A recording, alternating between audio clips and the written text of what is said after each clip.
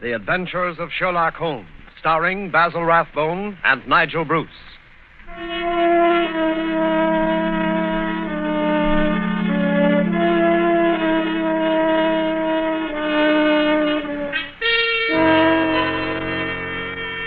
The makers of Grove's bromoquinine tablets bring you another adventure of Sherlock Holmes, with Basil Rathbone as Sherlock Holmes and Nigel Bruce as Dr. Watson. A cold is a miserable thing. A cold may become a dangerous thing. Even a so-called light cold can take a serious turn. Be prompt, be decisive in your treatment of a cold. At the very first sign of a cold, take Grove's bromoquinine tablets. Bromoquinine tablets quickly check the symptoms of a cold, quickly relieve the distress of a cold. They give you speedy results, which are very important. Don't monkey around when you can get such a dependable preparation as Grove's bromoquinine tablets. And now, here we are again on our usual visit to Dr. Watson. He's waiting for us in his study, a cheerful blaze crackling on the hearth. I'm very relieved to see you, Mr. Manning. Hasn't the weather been atrocious today? I was beginning to wonder if you'd be able to get here tonight through all this fog. Yes, it certainly is what you Londoners call a regular pea super. Yes, indeed. It reminds me of the adventure of the missing submarine plans. A case that was solved in the underground. Underground? What you Americans call a subway. Yes, but what has a solution in a subway got to do with a foggy night? Well, you see, the affair started in weather exactly like this. It was the third week in November, the year 1895, to be exact. On Monday, a dense yellow fog had settled down upon London. On Thursday, it was still there, thicker and murkier than ever. At first, Holmes had turned his nervous energy to cross-indexing his huge reference books. But when, after pushing our breakfast chairs back for the fourth morning, we saw the greasy brown swirl still drifting past the windows, Holmes's patience snapped.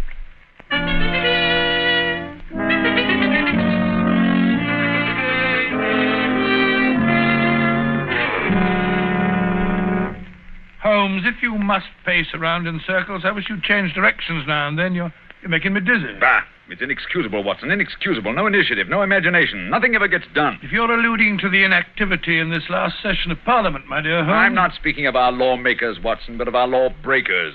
The London criminal is certainly a dull fellow. What makes you say that? Well, look out of the window. Ideal weather for committing a crime. The criminal advances on his intended victim practically unseen. He pounces and disappears into thin air. There have been numerous petty thefts, I believe. Petty thefts, pickpockets, ragamuffins. What's the country coming to? Now, if I were a criminal, Watson... Well, I, for one, would move to America. Oh, hello. Mrs. Hudson's knocking. Excited. What's up, I wonder? Yes, Mrs. Hudson, what is it?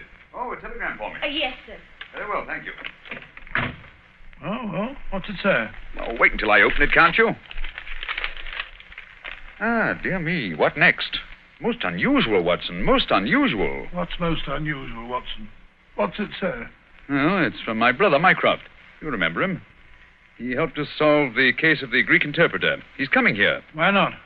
What's so phenomenal about Why this? not? Why not, indeed? It's as startling as it would be to meet a tram car coming down a country lane. Yes, now I come to think of it.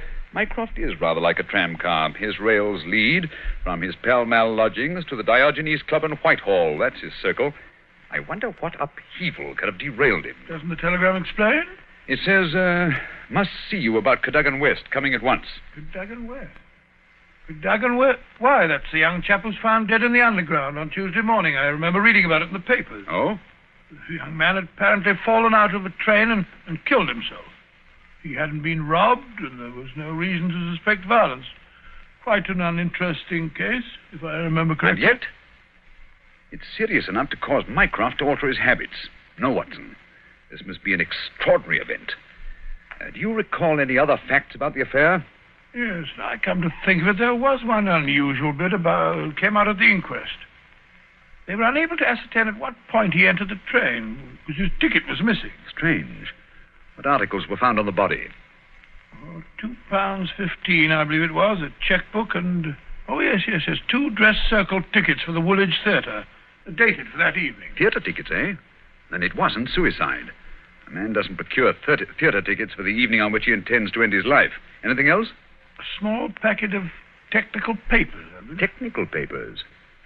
What kind of technical papers? The newspapers didn't say. As serious as that. What did the young man do? Where was he employed? He was a clerk at Woolwich Arsenal. Government employee. There we have it, Watson. British government, Woolwich Arsenal, technical papers. That's why Mycroft is involved in this affair. I don't understand. No, I suppose not. Watson, have I ever told you what Mycroft is? Your brother, of course. Oh, no, Watson. Do you have to be so dense?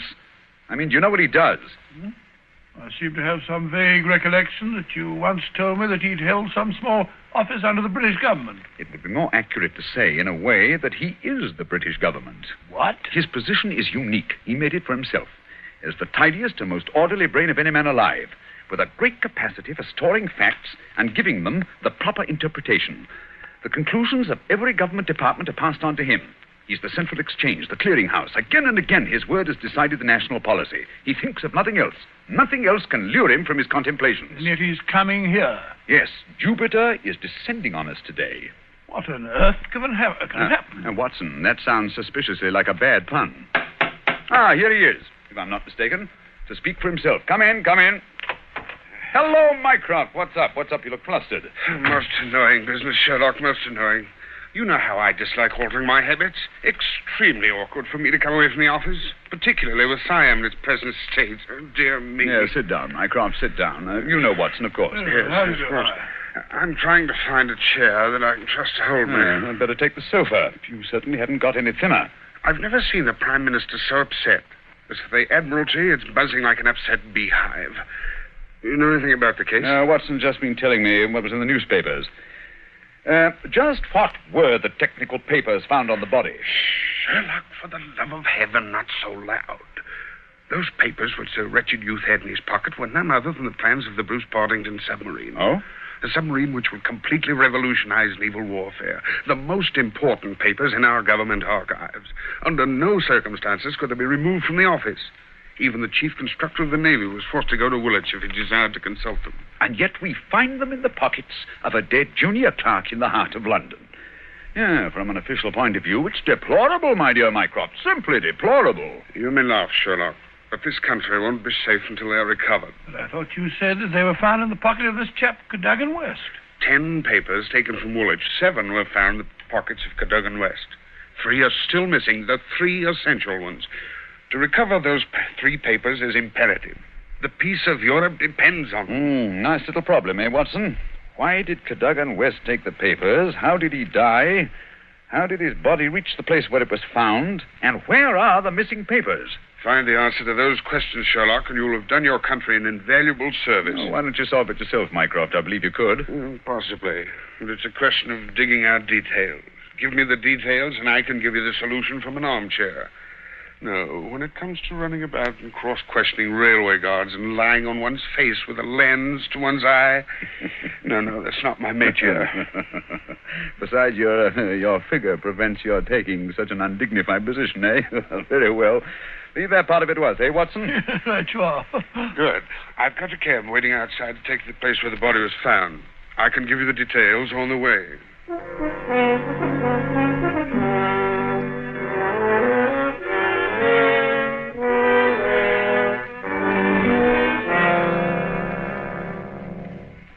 Now, Mycroft, who was the official guardian of these famous papers? No less a personage than Sir James Walter, a gentleman who's grown grey in the service. His patriotism is beyond suspicion. A bachelor, if I'm not mistaken. Lives with his brother. Yes. He was at the house of Admiral Sinclair at Berkeley Square during the whole of the evening when this accident occurred. The Admiral vouches for him.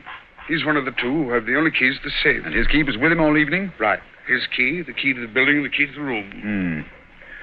Who was the man with the other key? The senior clerk, Mr. Sidney Johnson. Man of 40, married, silent, morose, with an excellent service record. Any alibi? He, too, had his key with him and seems to have spent the evening playing a game of draughts with the green grocer around the corner from his lodgings. Of course, he has only the word of this green grocer to back him up. Oh, come, my dear Mycroft. No class discriminations, please. The word of a greengrocer is often just as good as that of an admiral. What about Cadogan West? He had a good reputation. A bit hot-headed, but straight and honest. At least, everyone thought so. He was next to Sidney Johnson at the office. His duties brought him into daily personal contact with the plans. No one else ever had the handling of them. Oh, it's perfectly clear. He must have taken... Ah, not so fast, Watson, not so fast. Who locked them up that night? Mr. Sidney Johnson. Ah, they were of value, commercially, I mean. Oh, yes. There's no doubt that West could have got several thousands for them very easily. And yet, only a small amount of money was found on the body. Perhaps the buyer took it back after he'd murdered West. What puzzles me is, how did West obtain possession of those papers? To do so, he must have had a false key. Several false keys, Sherlock. He had to open the building and the room as well. Oh, well. Several false keys, then. Let me see. Suppose West did take the papers and went into town. And on the way back to Woolwich, where he is hoping to replace the papers, he's killed and thrown from the train. But the spot where the body was found is considerably past the station for London Bridge, which is the route to Woolwich. That's interesting. Also, if young West did make an appointment with some foreign agent to sell the papers that night, why didn't he keep the evening clear? Why buy 2 theater tickets? Exactly. Furthermore, he actually escorted his fiancée halfway there before he disappeared. A blind. That's what it looks like to me. Why did he take the papers at all? Why not copy them out in the office and sell the copies? He certainly had plenty of opportunity to do so. And why the absence of his underground ticket? Perhaps the ticket would have shown us which station was near the agent's house. So the murderer destroyed it. Good, Watson. Very good. And yet, I wonder. Well, here's the underground station. The railway authorities have sent a man round to show the exact place where the body was found. You won't change your mind and come with us? Well, crawling round that black hole on my hands and knees, not very likely. Well, I shall expect a report on your efforts this evening. Never expect too much, Mycroft. Never expect too much.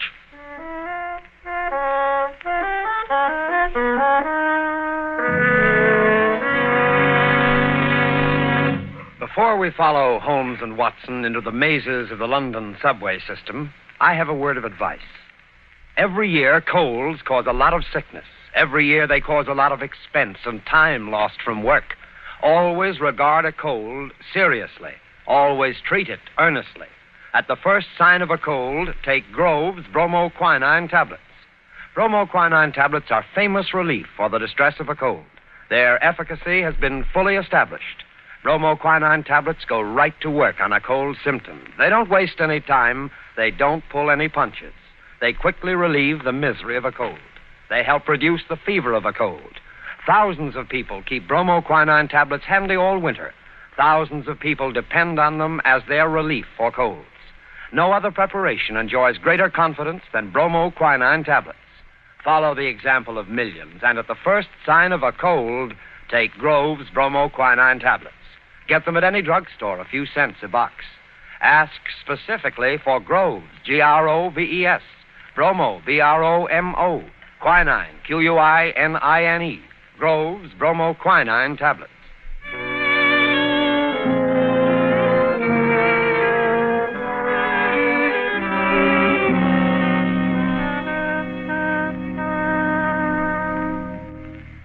This way, sir. Step right along the tracks. But it isn't safe. Supposing a train should come shooting round that curve. Oh, that's all right, sir. There won't be another for 5 minutes anyway. Here we are, sir. This is where they found the body. Right here alongside the rails. Lying on its face it was. Spooky old place, eh, Holmes? Like the catacombs, only without the skeletons. Yeah. Anything in his hands when they found him? No, sir. Were they clenched? Or spread out as if he were protecting himself? No, sir. They was what you might call relaxed. What time did all this happen? Well, sir, the train he was hoisted out of, as near as we can figure, passed along here about midnight on Monday. All the carriages have been examined for signs of violence, I suppose. They didn't find nothing, not even the missing ticket. There was a passenger to Aldgate on the ordinary train. About 11:40 it was. He said he'd heard a heavy thud, like something striking the line, just before the train reached this station.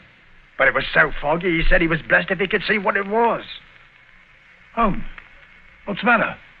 What are you staring at? The curve, Watson. What curve of it? of the rails. What of it? What do you mean? I suppose there aren't many curves as abrupt as this. No, sir, I can't say as there is. What have curves got to do with it? Oh, an indication, Watson. Merely an indication. Unique. Perfectly unique. And yet, why not? I don't see any indications of bleeding on the line. No, sir, there wasn't any to speak of. But I understand there was a considerable wound. The bone was crushed right enough. Holmes, You hear that? It's a train. It's coming this way. Run, sir. Run for your life. Yes, but where? Up ahead. There's a place where the train switches off. Run, Watson, run. It's just around the curve. We'll never make it. Yes, we will. Faster, faster. There's the switch up ahead. Come on. Here comes the train now. We'll make it. Justin, Watson, for the love of heaven, you're on the wrong track.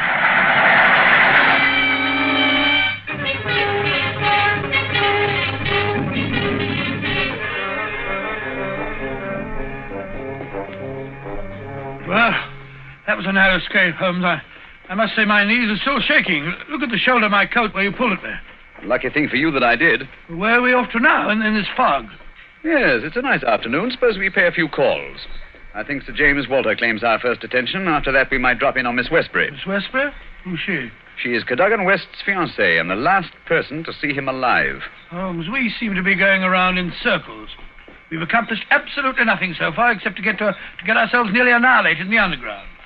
After all, it's perfectly obvious that the young man had a quarrel with someone, in all probability the agent, to whom he sold the papers, and got himself thrown out of the railway carriage for his pains. I disagree with you, my dear Watson. His body fell from the roof of the carriage where it had been placed.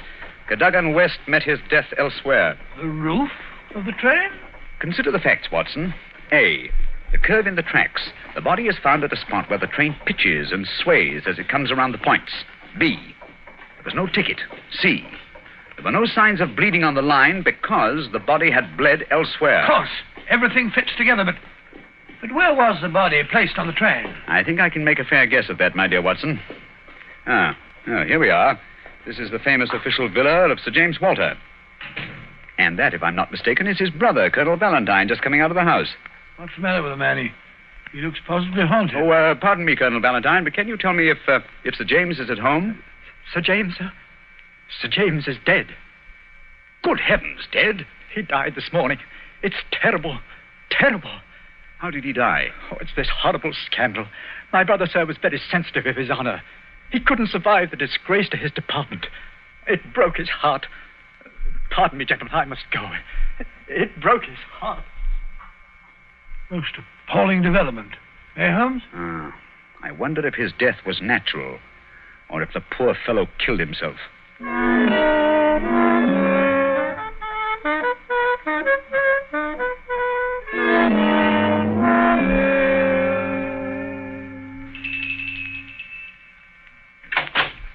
Yes? Will you tell Miss Westbury that Mr. Sherlock Holmes would like to see her? Oh, please come in, gentlemen. I'm Violet Westbury, Mr. Holmes. I've been expecting you ever since I heard you had taken the case. Please be seated. Well, thank you. Oh, Mr. Holmes, we must save his good name. He couldn't have done it. Cadogan was the most chivalrous, patriotic gentleman on earth. He couldn't have done it. He would have cut his right hand off rather than sell a state secret. But the facts, my dear Miss Westbury. I admit I can't explain them. Was he in need of money? No, Mr. Holmes. His need was simple and his salary very good. He'd saved several £100. We were to be married at the new year. I see. Had you noticed any signs of mental excitement? Why, well, that is... Come, Miss Westbury, be frank with us. Yes, Mr. Holmes. That night, I had a feeling that there was something on his mind. Mm-hmm. Tell us about it, will you? We were on the way to the theater. It was a foggy night, you remember? We were walking slowly. Our way took us close to his office. Cadogan seemed thoughtful and worried.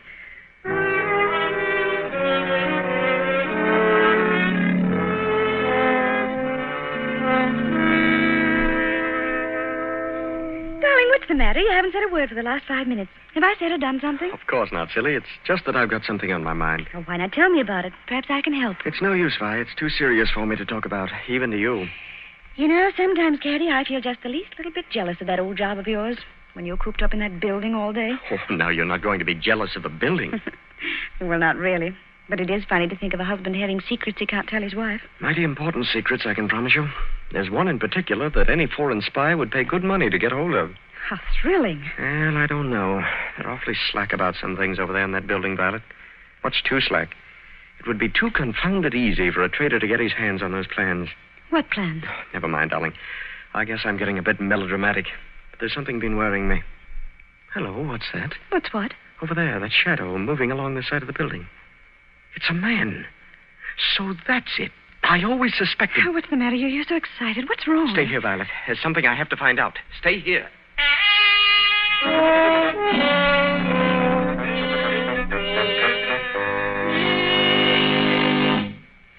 I waited and waited, but he never returned.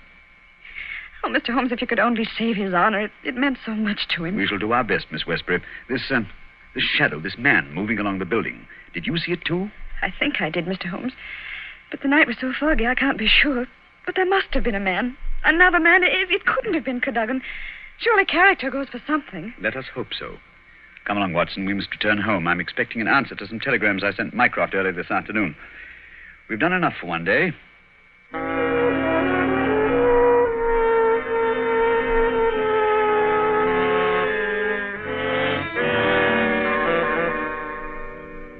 Holmes, where have you been all day? You left this morning before I was up. Now you've come home with your towel awry, your suit torn, and as ravenous as a wolf. Yes, I've had a bit of exercise, my dear Watson. Pass me the tongue, will you? It would have done you good to go along. Yes, well, what were you doing? Investigating the premises inhabited by foreign spies known to have been in London on last Monday. Mycroft sent me a list of them. Took a bit of doing, too. Climbing walls, breaking into cellars, prowling around rooftops. Well? I discovered there was only one residence which had the proper facilities for disposing of West's body after the murder. Well, whose residence was that? It belongs to a Hugo Oberstein. The address is 13 Caulfield Gardens, Kensington. The gentleman himself has departed for Europe. Gone, has he? And he took the plans with him. It's too late. Not necessarily, Watson. What can we do now? We're going to keep a rendezvous with the gentleman who stole and sold those plans. The assignation will take place at Mr. Oberstein's house this evening at 9. What the deuce are you talking about? These newspaper clippings. I found them in the drawer of Hugo Oberstein's desk. Read them. The Daily Telegraph agony column. The first one says, too complex for description, must have full report, terms agreed to, payable when goods delivered. Signed, Piero. Piero, indeed. Sounds like a Mardi Gras. Now, read on, Watson, read on. Second goes, matter presses, must withdraw offer unless contract completed. Piero again. And the last, dated Monday, the day the crime was committed. Monday night after 9, 2 taps, payment in hard cash. I say, do you think it was a submarine that the plans that he was buying? I'm almost positive. And Piero was Oberstein himself. But we'll find out for certain this evening. I've invited the gentleman who sold the papers to meet us. How? I don't understand. I inserted this advertisement in today's Daily Telegraph. Tonight, same hour, same place, 2 taps, vitally important. Your own safety at stake. Signed, Piero, as usual. By George, if he answers that, we've got him. Unless we're too late. Come along, Watson. There's no time to lose. You can take this package for a change. I've been carrying it around all day. What's in it? Oh, just a jemmy, a dark lantern, a chisel, and a revolver. Nice equipment for a respectable citizen to be carrying about the streets of London, I must say. Yeah, you know, Watson, there are times when I suspect we aren't quite respectable.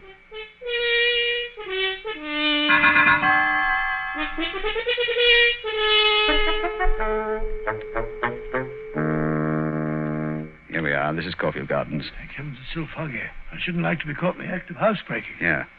Over this wall, Watson. There's a window we can easily pry open in the back. Scale that wall? Come on, hurry up. There's no time to lose. Here. I'll give you a boost. Come on, up you. That's it. Look out, here I come. I must say, Holmes, you're as agile as a cat. It's uncanny. This is the window. Light the lantern and give me the jemmy. 1, 2.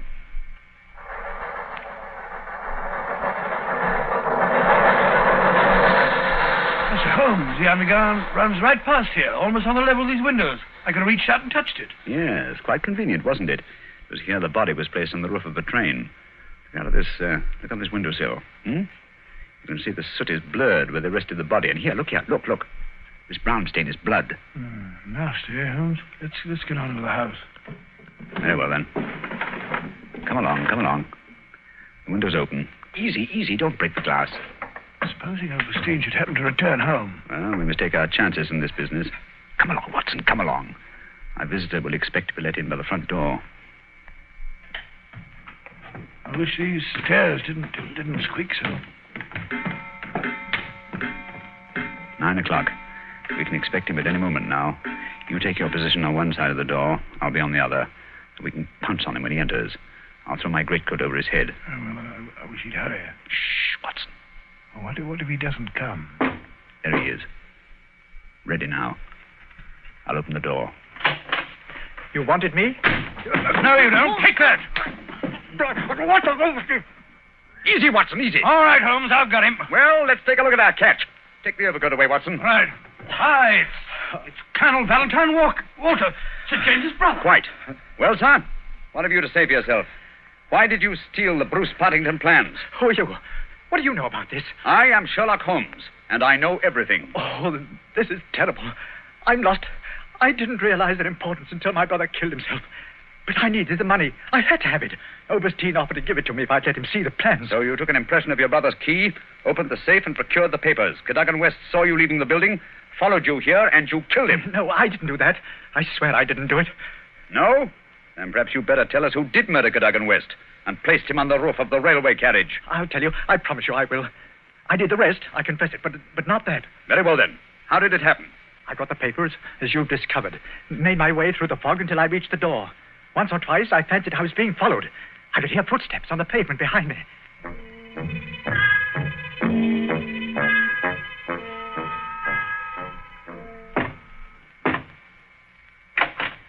Colonel Walter? Yes? You have the papers? Yes. Let me in, quick.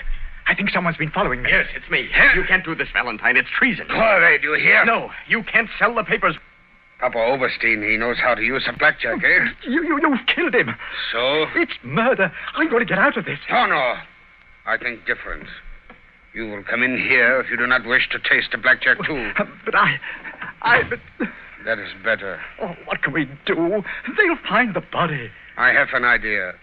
First, I look at those papers. I take the ones I want, and the rest we put in the pocket of this foolish young man. And then we give him a nice ride on top of the underground train, no? He will be the guilty one. Who will ever know?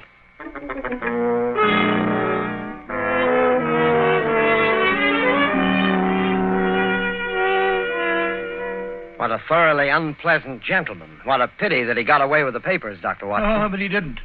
Oberstein had left a Paris forwarding address with Colonel Walters. That gentleman sent him a letter dictated by Holmes, saying that he had discovered that one essential detail in the plans was missing, and that he had procured a tracing which would make it complete for a price. And did Oberstein swallow the bait?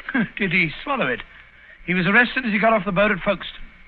Some weeks later, I learned, incidentally, that Holmes had spent a day at Windsor Castle and returned with a remarkably fine emerald tie-pin. When I asked him where he got it, he answered it was just a small present from a certain gracious little old lady for whom he'd been able to do a small favor. Yes, and I think I can guess the lady's august name. Elementary, my dear Mr. Manning, elementary. I see. Ladies and gentlemen, in just a moment, Dr. Watson will be back to tell us about next week's story. In the meantime, let us repeat. Watch out for colds. At the first sign of a cold, take Grove's bromoquinine tablets. Bromoquinine tablets are made especially for the relief of colds. In other words, they're specialized medication, and that's what you want. Yes, at the very first sneeze or sniffle, go right to your druggist and get a package of Grove's bromoquinine tablets. Now, Dr. Watson, next week? Next week, I think I'll tell you the story of the lion's mane. The lion's mane. What was that, Dr. Watson? Well, the answer to that question, Mr. Manning, almost stumped Sherlock Holmes himself. Suffice it to say that they were the last words gasped out by a dying man as he lay writhing in agony on the sands of the Sussex coast.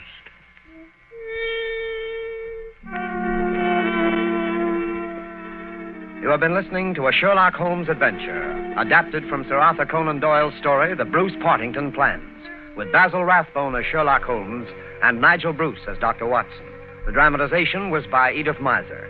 This program is presented from Hollywood every week at this same time by the makers of Grove's bromoquinine tablets.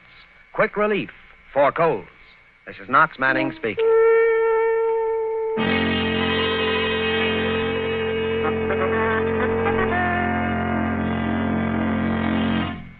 This is the National Broadcasting Company.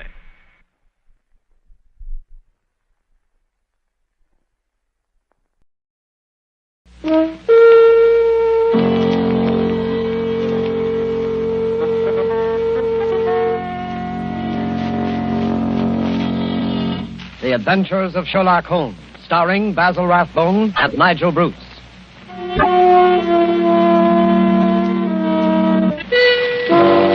The makers of bromoquinine cold tablets bring you another adventure of Sherlock Holmes with Basil Rathbone as Sherlock Holmes and Nigel Bruce as Dr. Watson. Watch out for colds, ladies and gentlemen. They're very prevalent now, and a little cold may be the start of a serious illness. What you want to do at the first sign of a cold is take famous bromoquinine tablets. Bromoquinine tablets are made for one purpose and one purpose only, and that is the relief of colds. They act fast, give you speedy results, and that's what you want when you have a cold. Bromoquinine tablets are known the world over for their efficacy. Trust your reputation when buying a medicine. Do this when you feel a cold coming on, and you'll ask for bromoquinine cold tablets. And now, as we make our way through the night to Dr. Watson's hospitable door, we notice a feeling of spring in the air. The buds are swollen on the trees, still black and dripping from the rain. And there's the smell of warm, damp earth. Delicious. Hey, Mr. Manning? Well, hello, Dr. Watson. I didn't see you in the dark. Yes, I've been out checking up to see if my magnolias survived the winter. Any casualties? No, they all seem to be fairly bursting with buds. There's nothing as delicious as that first faint whiff of spring. All is treacherous. Come along to the house before we both catch our death of cold. After you, sir. Not at all, my boy. None of that age before beauty nonsense. I'm not as decrepit as all that. Oh, what's this? The front hall littered with trunks and suitcases? Oh, yes. I'm afraid my annual wanderlust has broken out rather early this spring. I'm off on a little jaunt first thing tomorrow morning, but come along into the study. Does that mean that this is the last of our storytelling evening? For this winter, yes, I'm afraid it does. Well, I trust I'm not too forward if I hope to be invited back again in the fall. Oh, of course not. You know we'll be waiting for your return. Oh, thanks very much. It's very, very decent of you. To put up with the meanderings of an old fellow like myself, huh? I appreciate it, you know. But sit down, Mr. Manning. Sit down there, over there, in the usual chair. Let's get on with our story before I get all glittery and sentimental. You're going to tell us about Professor Moriarty tonight, aren't you? Well, I had intended to, but I've changed my mind. I'm going to tell you the adventure of the retired colorman instead. Retired colorman? Isn't that a military term? No, it isn't. Mr. Josiah P. Amberley had been the junior member of Brickfall and Amberley, manufacturers of artistic paint boxes. He made quite a tidy little fortune. Retired from business at the age of 61, bought a house at Lewisham and then settled down. Early next year, 1897, I think it was, the old fool married. Married? Yes, married. And the woman 30 years his junior. Yes, that's always a bit risky. Risky? Risky. Within 2 years, he was as miserable a creature as crawls beneath the sun. Oh, dear me, I'm jumping ahead in the story again. As I was saying, it was the 23rd of April, 1899, and a rainy and disagreeable April it had been.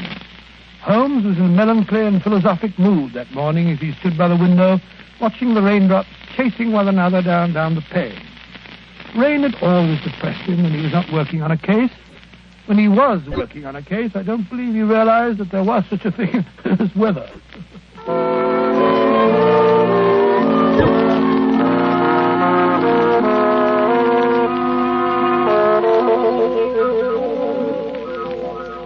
Look at that beastly rain. Hasn't stopped for 3 days. Might as well be another flood. Well, heaven only knows what transgressions could have brought it on. That's been a really first-class crime for months. Oh, cheer up, Holmes, cheer up. It's probably good for the crops or something. The shortage in crime? No. The rain, of course. Probably makes the little buds sprout and the little shoots shoot. Oh, don't be so blasted optimistic. More likely rotting all the seed that's already been planted. Rain, where the deuce does it all come from? This confounded English climate?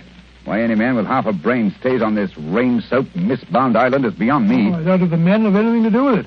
It's the ladies, God bless them. This climate gives them perfect complexions, and with so many lovely creatures about, what Englishman would think of quitting the country? So much beauty, such exquisite... Oh, rubbish, Watson, rubbish. The spring has given you a temporary softening of the brain.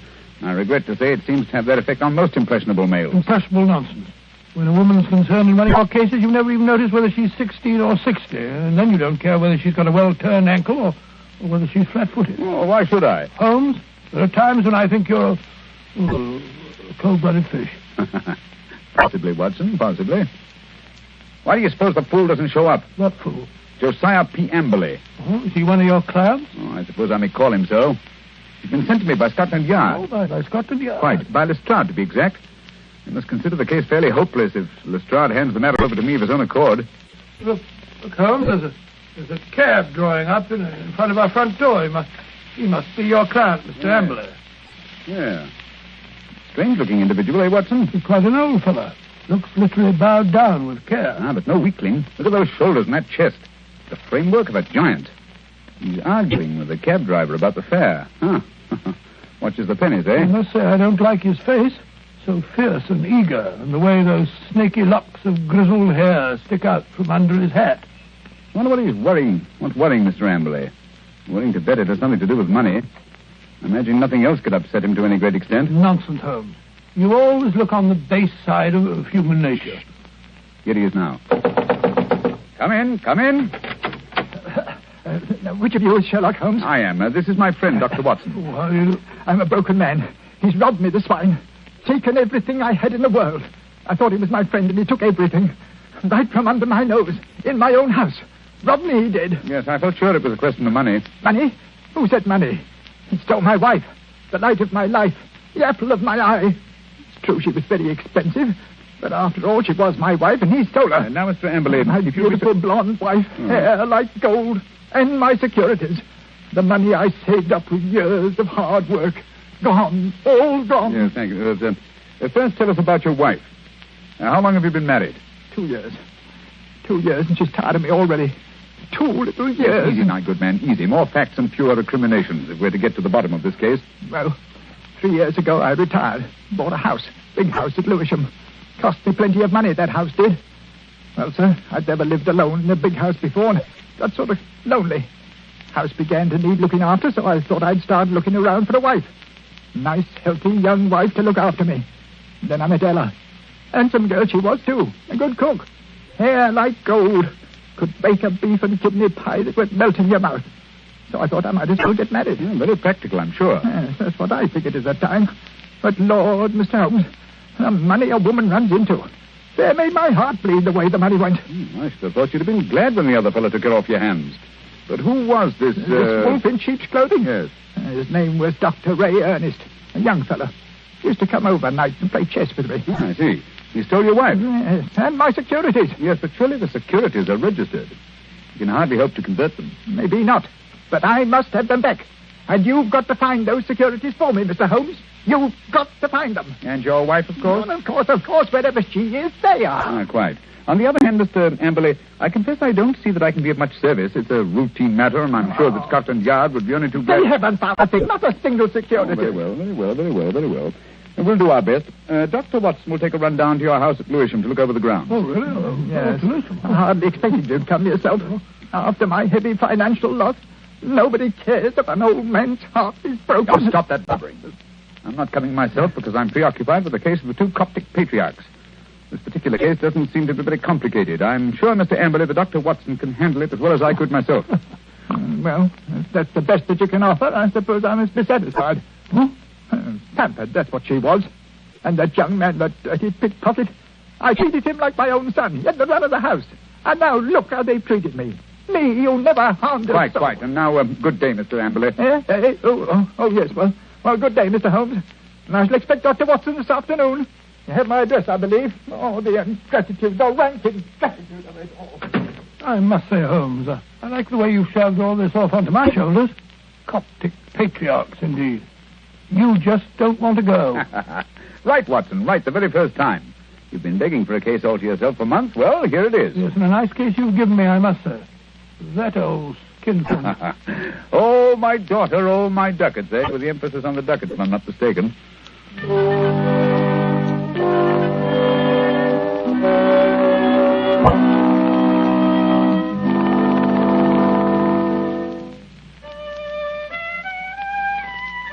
Oh, confound that passage. There. Ah, that's better. That's dash good. Hello. Steps on the stairs. Watson, if I'm not mistaken, and in a triumphant mood. Hello, Holmes. Well, I'm back. Hail the conquering hero. A successful afternoon, I take it, with the light of victory in your eye. Well, I did manage to dig up a kill. Good. How about Mr. Amberley's place of residence? What's it like? Well, he calls it the Haven. Oh, charming. Yes, isn't it? I think the place would interest you, Holmes. You know that particular quarter, the monotonous brick streets, the weary suburban highways. Well, right in the middle of them lies this beautiful old home, surrounded by a high sun-baked wall, mottled with lichens and topped with moss, the sort of wall... You may omit the poetry, Watson. I note that it was a high brick wall. What? I should have guessed it was the Haven even if I hadn't asked the lounger who was smoking outside in the street. A lounger? Yes, a tall, dark, heavily moustached man with a curious look in his eye. With great tinted glasses and a Masonic type-in? Good heavens. How'd you know? Oh, the fool. A child of 10 could have seen through that. Oh, Mr. Holmes, I don't see. Never mind. Continue with your story, Watson. Well, I'd hardly entered the gateway before I saw Mr. Amberley coming down the drive to meet me. He began at once, pouring out his grievances. We walked back to the house together. And, Well, once inside the wall, I must say, I've never seen a place worse kept. Garden lined to weeds and in a dreadful neglect. The house, too, was slatternly to the last degree. It just goes to show what happens to a place when there's no womanly hand about to keep it in order. Yes, but Mrs. Amberley's only been missing a few days. Hardly time for so much disintegration to take place. Must have set in before she left. Oh, possibly. At any rate, Mr. Amberley seemed to be ashamed of it. He was doing his best to remedy it, though I must admit that his efforts looked a trifle ineffectual.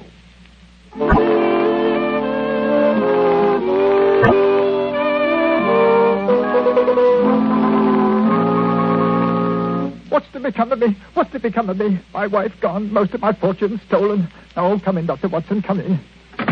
Here you see what remains of what used to be called my home. An Englishman's home is castle, so they say. But home is where the heart is. And my heart... Look out, Dr. Watson, look out. That wood waste just been... Oh, look at that. My best pair of trousers. Too bad. Careful. You almost stepped into that pot of paint. Oh, dash it all, Amber. This is absolute limit. Sorry, I shouldn't have left that pot of paint in the middle of the passage, I suppose. But when one's alone in the house, one forgets. Well, alone? So you've been doing this painting yourself? It must strike you as strange occupation under the circumstances. One must do something to ease an aching heart. And step in here, Dr. Watson. This is my study, my sanctum sanctorum. Oh, sanctum sanctorum. I see you've just finished painting woodwork in this room, too. What a smell of paint. Yes, it's not dry yet. That's why I have a fire in here. Now, let me see. Where did you keep your security? In the safe in that wall. This room is really a strong room, like a bank, with an iron shutter on the window and an iron door, burglar-proof. Ah, that's the irony of it. No thief from without could have taken my money, but my wife, my own wife. There's a picture, Dr. Watson, on the mantel, taken in a wedding dress. Nice-looking girl, Emily. It doesn't look the sort... the viper, the ingrate. Oh, really? Why, that very night, I bought 2 upper circle seats at the Haymarket Theatre. Wanted to give her a treat, I did. Oh, didn't she go? No. Last moment she said she felt sick. Said she had a headache, she did. I believed her, went alone. When I came back, she was gone. The safe was ransacked. Just a minute. What night was that, Mr. Emily? Last Thursday. Oh, Thursday, was it? Yes, an unused ticket. Money wasted. She was always wasting money. May I have that ticket, Mr. Emily? Hold on. You thrown it in the fire. Oh, why? I wanted to get rid of it. I want to get rid of everything that reminds me of her. Here, give me that picture. Well, I say... There, into the fire she goes, Cursor. May her soul burn in torment. That picture's burning now.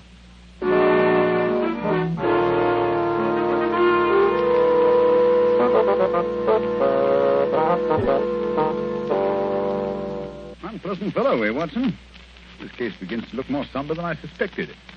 If you could only have brought me that ticket, Watson. Oh, I did my best, Holmes. I may not have the ticket itself, but I did notice the number of the seat. Oh, bravo, Watson. How did you happen to remember it? Well, as a matter of fact, it was my place in form at school, 31. See from the bottom. And so it stuck in my head. Splendid, old fellow. Then Amberley's seat must have been 30 or 32. Dear me now. Who can that be? Well, whoever it is, he dashed impatient. Oh, yes. Here he comes up the stairs, fairly running. Come in. Well, bless my soul if it isn't our old friend, our good friend, Mr. Amberley. What's up? A telegram, Mr. Holmes. I can't make anything of it. Here, see for yourself. Uh-huh. Come at once without fail. Yes. Can give you information as to your recent lost find, Elman, Yes, at the Elman. vicarage. Dispatched at 2:10 from Little Purlington.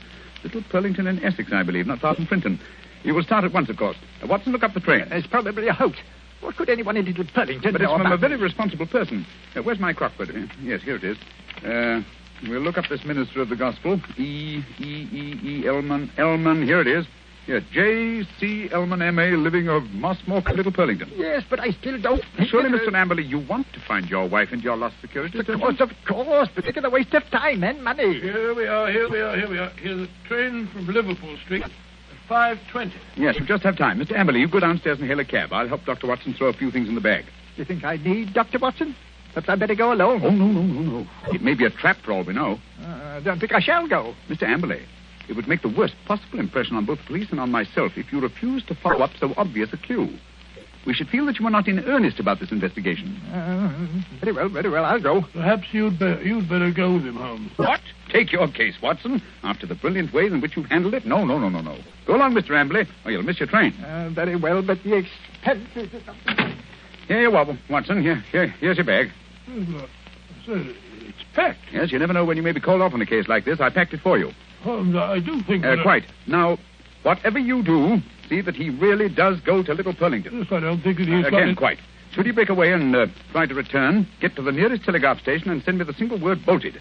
I will arrange to have it reach me wherever I am. What? You have something to look into at this end, then? I have, Watson. This case is beginning to take on a rather curious and sinister aspect.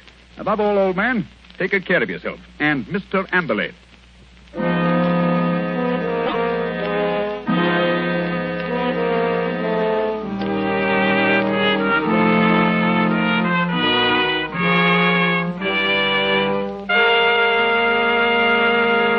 Before we find the outcome of Watson's curious mission, ladies and gentlemen, I have a few words to say.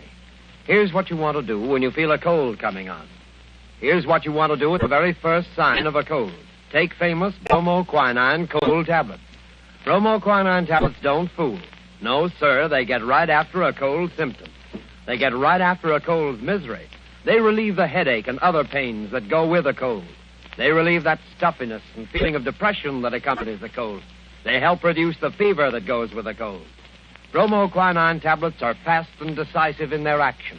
First, because they're made especially for the relief of the common cold. And secondly, because they act internally.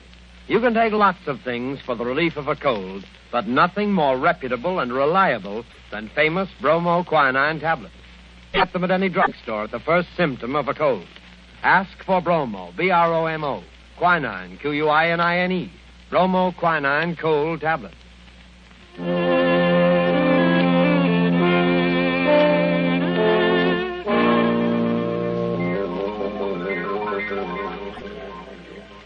Oh, confound this rain. Everything's as dark as a black hole of Calcutta. The haven. Shitty little haven this is. I can find a window unlatched. Not much chance on the first floor. The old boy's 2 quarters. Ooh. Second-story window, perhaps. Now, if I can manage to scale this porch pillar. This confounded rain. Just slippery as a greased pole. Come on. Hey, there we are. Yeah. Here's the window that's unlatched. Easy. Now. 1 foot over the sill. Now up with your hands. Up with them, I tell you. Thought I wouldn't see you prowling around down below, eh? Well, I've caught you red-handed.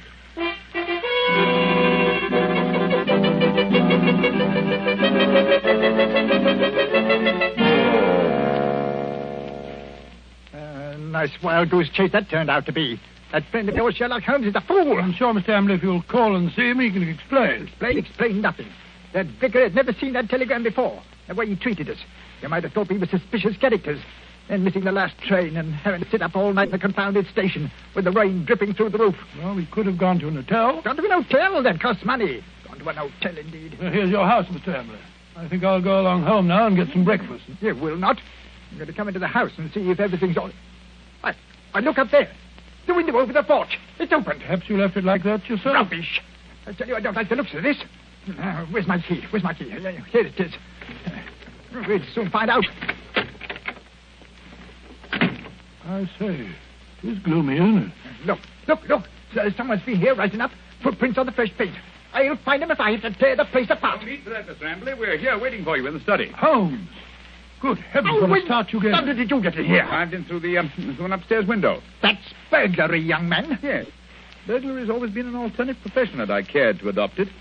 I'll admit I was glad I hadn't when I walked into Inspector Lestrade's gun last night. He thought I was a burglar, too. But come, we're keeping him waiting. He's in the library. Here they are, Lestrade. I told you we could expect them back before 10. No, but look here, that's not Lestrade. That's the man I saw loitering in front of the gate yesterday afternoon. The fellow with the black moustache and the glasses. Yes, that's right, Dr. Watson. Yes.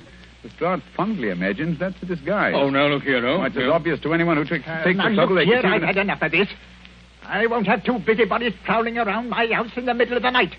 And what's more, Mr. Sherlock Holmes, I suspect you sent that telegram yourself. Very clever of you, Mr. Amberley, very clever. You look a trifle pale. I thought a night in the country might do you no, good. enough of that. What kind of a fool do you take me for?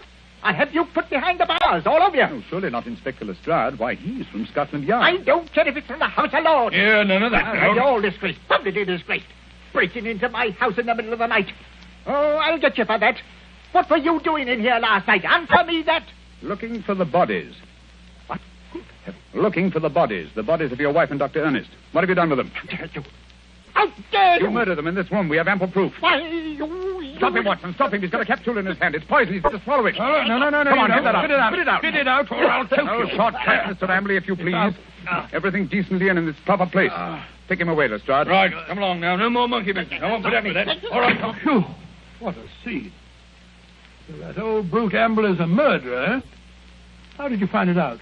Well, the first clue was the theater ticket, which he didn't use. We found that out. Oh, that destroyed his alibi. Yes, the theater people assured us that there had been 2 empty seats, not just one. The second clue was the smell of fresh paint. What was he trying to hide by that? Yes, what? Gas. He asphyxiated his wife and Dr. Ernst in this room. Good heavens. His strong room, which was as near airtight as anything could humanly possibly Yes, be. but how? Well, that's what I wanted to find out.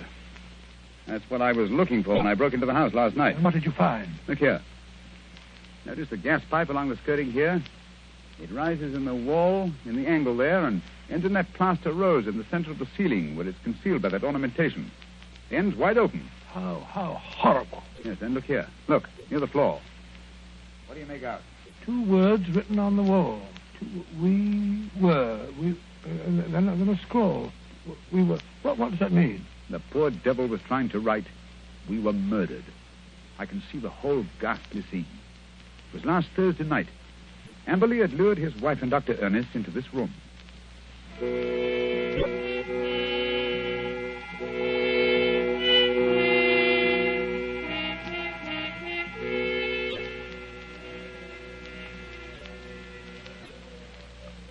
Oh, listen to that wind. I wish it would stop. It's not so bad in this room. Let's have a little game in here, eh, Dr. Ernest? Just you sit here, dear. Entertain the doctor while I go and look for the chessmen. Excuse me for a minute, Dr. Ernest. Certainly. And if you don't mind, I'll close the door. There's such a draught. It'll be much cozier in here with the door closed. Much cozier. If that wind only wouldn't howl. I feel so depressed. Is there something terrible we're going to happen? Oh, nonsense, my dear Mrs. Amberley. This house is getting on your nerves. Is it any wonder? He gets worse and worse. Oh, Dr. Ernest, I'm so frightened. You must go away. What? Now, don't be alarmed, Mrs. Amberley. I've had your husband under observation for some time. I'm afraid he isn't quite normal. It isn't safe for you to stay here any longer. But, Dr. Ernest, don't you understand? I can't leave my husband. Heaven knows what would happen if I left him alone. We could get a nurse to take care of him. You can't stay here with him. What was that? Josiah, he heard us. He was outside the door listening. Oh, Dr. Ernest, this is terrible. What can we do? Listen. You hear that? It's the gas. Someone's turned on the gas. I can smell it. Hurry. We've got to get out of here. What? Oh, the door's locked. He's locked the door. Amberley! I say, Amberley, open the door. Quick, the window. No, that's locked, too. The iron shutters. Amberley, let us out. You realize what this means? He's going to kill us. He must have gone mad, I'm afraid. Yes, it's what I was afraid of. He's a maniac. A homicidal maniac. Oh, this is horrible. We're trapped. What a fool I was. What can we do? I feel so faint. I can hardly breathe. Here. Lie down on the floor. Yeah, it's better down here. It's no use. I can't stay awake. I don't mind anymore. I'm right, all right. Really. Mrs. Amberley. Mrs. Amberley. Don't give up. I feel faint, too. I must warn people. It's dangerous. I can't think. God, I can't breathe. I can't think.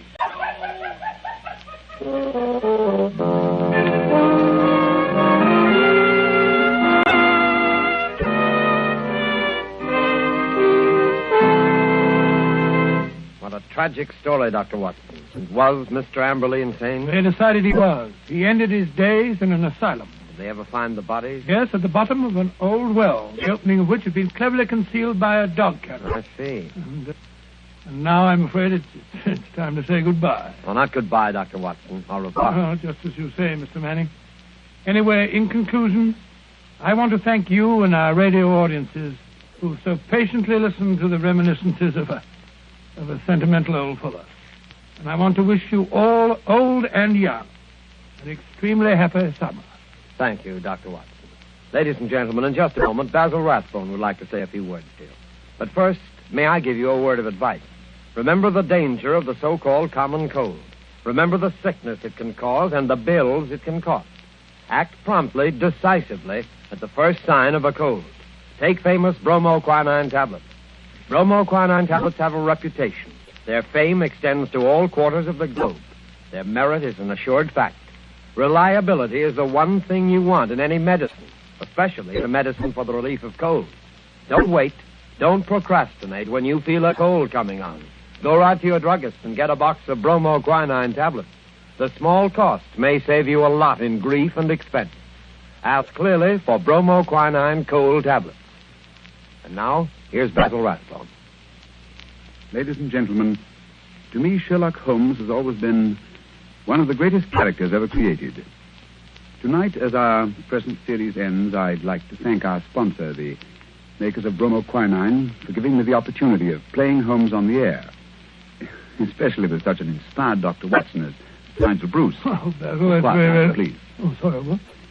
Speaking to myself and Mr. Bruce, may I express our gratitude to our radio audience for the many letters of interest and encouragement that we received. And finally, a word of appreciation to all the performers and others concerned with this program who have helped so immeasurably in making the Baker Street days live again. And now, until fall, it's time for me, too, to say au revoir and good luck.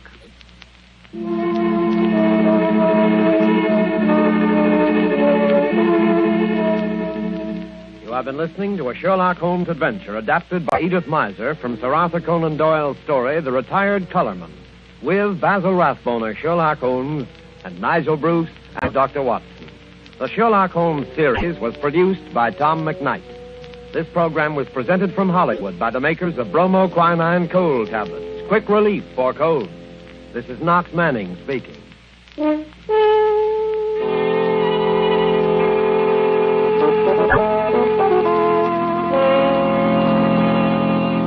This is the National Broadcasting Company. Sherlock Holmes, starring Basil Rathbone as Nigel Bruce. The makers of bromoquinine cold tablets bring you another adventure of Sherlock Holmes, with Basil Rathbone as Sherlock Holmes and Nigel Bruce as Dr. Watson. Friends, when you're the victim of a cold, remember this. Bromoquinine cold tablets are made exclusively to help relieve the usual distress of cold. They're not a cure-all. They're made for one purpose, and one purpose only, to help relieve the common miseries of a cold.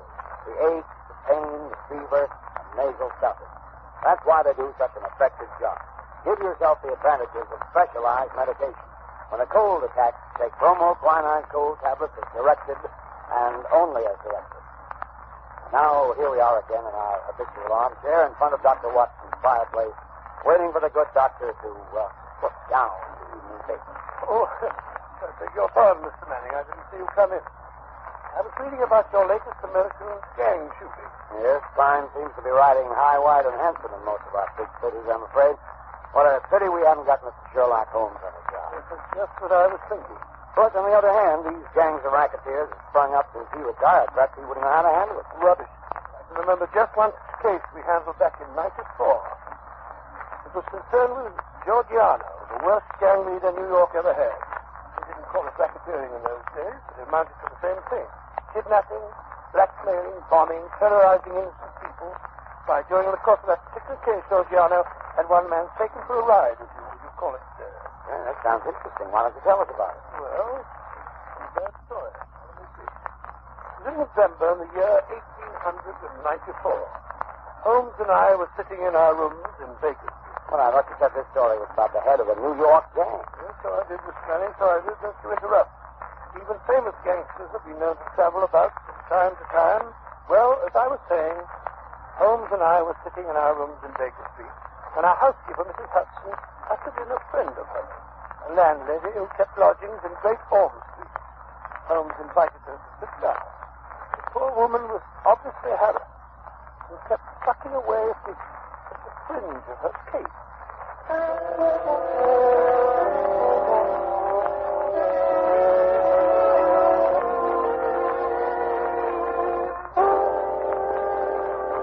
Mrs. Hudson tells me that you've been having some difficulty with the lodger, Mrs.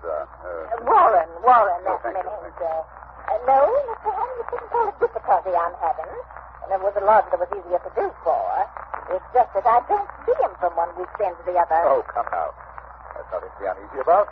My best to Mrs. Warren, if I were your lodger, there would be many occasions when you wouldn't see me for weeks at a time.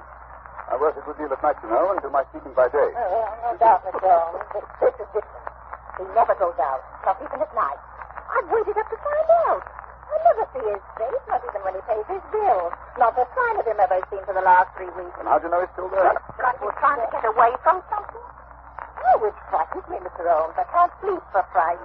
When did this lodger first come to you? 3 weeks back it was. He asked me to turn to my fee, 50 shillings a week.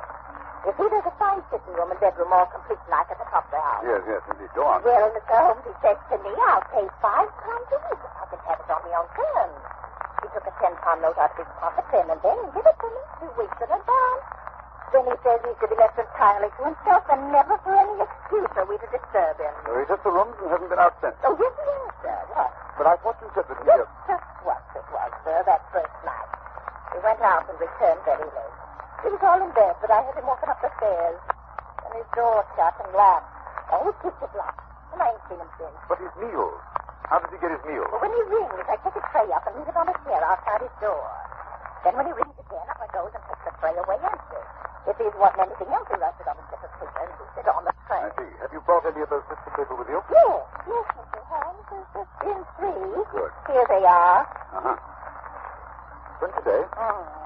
Most interesting. Written with a broad, pointed, violet-tipped pencil and printed. Well, what do they say, Holmes? The messages are quite laconic, my dear Watson. Soap, Daily Gazette, and match. They open up a very pleasing field of intelligent speculation. Suggestive, Watson, very suggestive. The gentleman... Anything very unusual about those papers? No. That's printed. The gentleman doesn't wish Mrs. Warren to obtain a sample of his handwriting. And here, look. On this lip, after the soap, a corner has been torn away. There is evidently some mark, perhaps a thumbprint. It might give a clue to the man's identity. Furthermore, the person is undoubtedly a foreigner. Oh, and how do you deduce that? When he writes match, not matches. You must look the word up in the dictionary, which gave only the singular, of course. Now, Mrs. Warren, what's your lodger look like when he came to take the rooms? Youngish he was, Mr. Holmes, not over 30. Middle size, dark, and he had a beard. Spoke English? Yes, sir, he spoke English well enough, but with an accent. He was a foreigner. Uh-huh. What I tell you, Watson, what I tell you. Did he give his name? No, sir. He had any letters or callers? No, sir. Where did he retire when you or the girl go in to do his in the morning? We don't go in, sir. He does for himself. Oh, I see, yes, interesting. And you say nothing has come out of that room? Absolutely nothing? Just 2 burnt matches and a cigarette end. They was on the tray this morning. You brought them with you? Oh, that I did, sir. Mrs. Hudson told me how you said nothing was too small to take notice of. Mrs. Hudson was right. Sir, here you be. These matches were used to light cigarettes. Very silly. How can you tell what the matches were used for? Quite obvious, my dear Watson, quite obvious. The shortness of the burnt end. At least half a match is consumed in lighting a pipe or a cigar. Hello. Well. This cigarette is certainly remarkable. Yes, Mrs. Warren. The gentleman who is now living in your rooms is not the gentleman who engaged them. No, Holmes, you can't tell us that. You can deduce that from the cigarette itself. Elementary, my dear Watson, elementary. Notice the size of the thing. I believe you said the first gentleman had a beard, Mrs. Warren. Yes, sir. A black beard it was, and a flowing moustache. Yes. Now, take the cigarette. Only a clean-shaven man could have smoked it down this far. Why, Watson, even that brittle you call a moustache would have been singed. That's not very funny. Perhaps he used a holder. Impossible, my dear fellow. Notice the way that it's matted at the end. No, it's a different person entirely. How could he have got in? Well, he went out the first night, Mrs. Warren tells us. But did the same man return? I think not. I think it was the second chap who came back. The one for whom the first man took the room. Perhaps they both returned. Possibly that there are two men in those rooms. Excellent, my dear Watson. Excellent. You're coming along. Now, tell me, Mrs. Warren, how much does the fellow eat? Would it be enough for two? Oh, no, sir. He eats so little I often wonder if he can keep life in one. Well, that settles that. Oh? Well, Mrs. Warren, there seems to be nothing more to be done for the moment. I hardly think the situation is dangerous, at least not for the present. But keep us informed of any further developments. Oh, thank you, Mr. Holmes. I feel easier in my mind already. Thank you, sir. Thank you. Not at all. Good day, gentlemen. Good day, Mrs. Warren. Look here, Holmes. You're not going to go bucking about in this affair. The man is probably just a harmless eccentric of some sort. You never know, Watson. You never know. Whoever he is, he's living in terror. Huh? Terror of what, I wonder? Oh, rubbish. Besides, who's going to foot the bill? What do you expect to get out of a case like this? Education? The pursuit of knowledge, Watson, is my great hobby. Pursuit of knowledge of the foot. Curiosity, that's what it is. Plain, unadulterated curiosity. Oh, possibly, Watson, possibly. Education, pursuit of knowledge, curiosity. Perhaps they all amount to the same thing. Where are you going to look for your education in this case, if I may ask? In the Daily Gazette, my dear fellow, in the Daily Gazette. A newspaper is often a very storehouse of knowledge.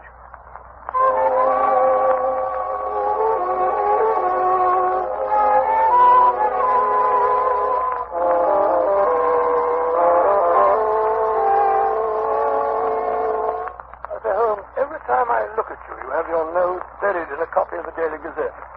Why the fondness for that yellow rag? Yeah. The Daily Gazette is the paper Mrs. Warren's mysterious lodger asked for, remember? Well, what of it? What can you discover from a common newspaper? The answer is nothing. Nothing at all. Here it is 4 days since we heard of that mysterious gentleman, Mrs. Warren. What have you unearthed? Nothing. Absolutely nothing. You're wrong as usual, my dear Watson. I don't know. We interrupt this program to bring you a special bulletin from the NBC newsroom in New York. President Roosevelt will address the joint session of Congress at noon tomorrow. We return you now to the adventures of Sherlock Holmes. My chief is enemies to the hiding place of the mysterious lodger. How would you go about keeping in touch with him? Just where now? Through the papers, my dear fellow, through the agony columns. And since Mrs. Warren's lodger received only one paper, the notices must appear in that. Yes, I see now, but how can you tell which notice is the one we're after?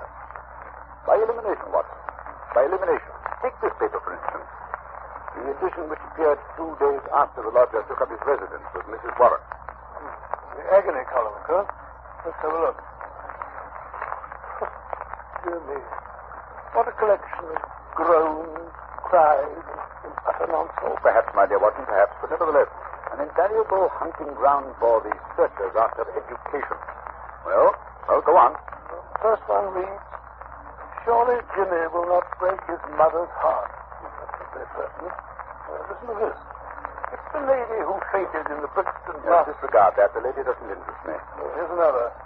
Every day, my heart longs. Oh, bleach, Watson. Unmitigated bleach. Go on, please. Well. Be patient. We'll find some means of communication. Meanwhile, watch this column. It's signed G. Sounds more plausible, eh? Are there any others? Yes. 3 days later, we picked up the trail again. Here it is. Now, that one. And making successful arrangements, patience and prudence, the clouds will pass. G again. Yes, nothing for 2 weeks after that. Then comes something more definite. Here. The path is clearing. If I find chance to signal, remember code. A1, B2, and so on. You'll hear soon. Oh, what's for G? Let go. Things are warming up. See who that is, will you, Watson? Sure. I'm sure he wanted his money. Thank you so much. Well. What is it? The afternoon copy of the Gazette. just arrived. Mrs. Hudson is trying to order it up. Good. See if there's anything in it. House of Parliament in heated session.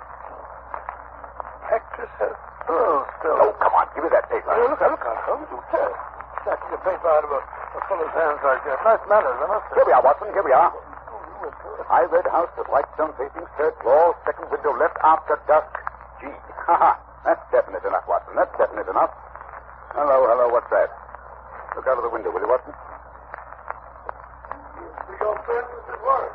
I tell you, she must be excited. Her hat's on the side of her head, and she's puffing like a steam engine. Ah, there's Mrs. Hudson. Just let her in. Yeah, something happened. We weren't there. Confound it, Watson. I hope you did it. Come in. Oh. Mrs. Warren, what's up? Oh, Mr. Holmes, sir, I come as best as I could. Well, here, take a chair and get your breath. Oh. No, wait a minute. Sit down. Oh. That's better. Now then, what's happened? It's a police matter, that's what it is. I'll have no more of it, and I won't. I'll pass him my bag of baggage. I'm at the end of my patience, I am. When it comes to knocking my old man about... Mr. Watson, well, cutting him rough anyway. Who did that? Well, that's what we want to know. It was around 11 this morning. There was a fog, you remember? Well, I sent Mr. Warren around to get me some money in for the school we was to have for lunch. Well, he says he got no more than 10 paces down the road when two men come up behind him, threw a coat over his head, and bundled it into a cab that was standing beside the curb. 12 o'clock, 1 o'clock, and he don't come back. And there am I and me stew left waiting for the onions. Well, at 2 o'clock, they come up a stew anyhow. And you know what a stew is like without onions. Yes, it's like tea without... Yes, without milk. I like mine. Well, tea without milk is about that. That's one of the most... Go on, Mrs. Warren. Go on, never mind. Yes, well, at 3 o'clock, my old man comes home, all black and blue, and his coat torn. At first, I think he's been in some pub. He's got a weakness for a drop now and then. Yes. And pretty soon, I see he's not drunk, just dazed, and he tells me he's been driving around for 2 hours with a couple of men threatening him. And finally, they opened the door and shoved him out. And when he comes to, we found he was on Hampstead Heath, so we took a bus home, and there he lies now on the sofa, moaning and groaning. Indeed, most interesting.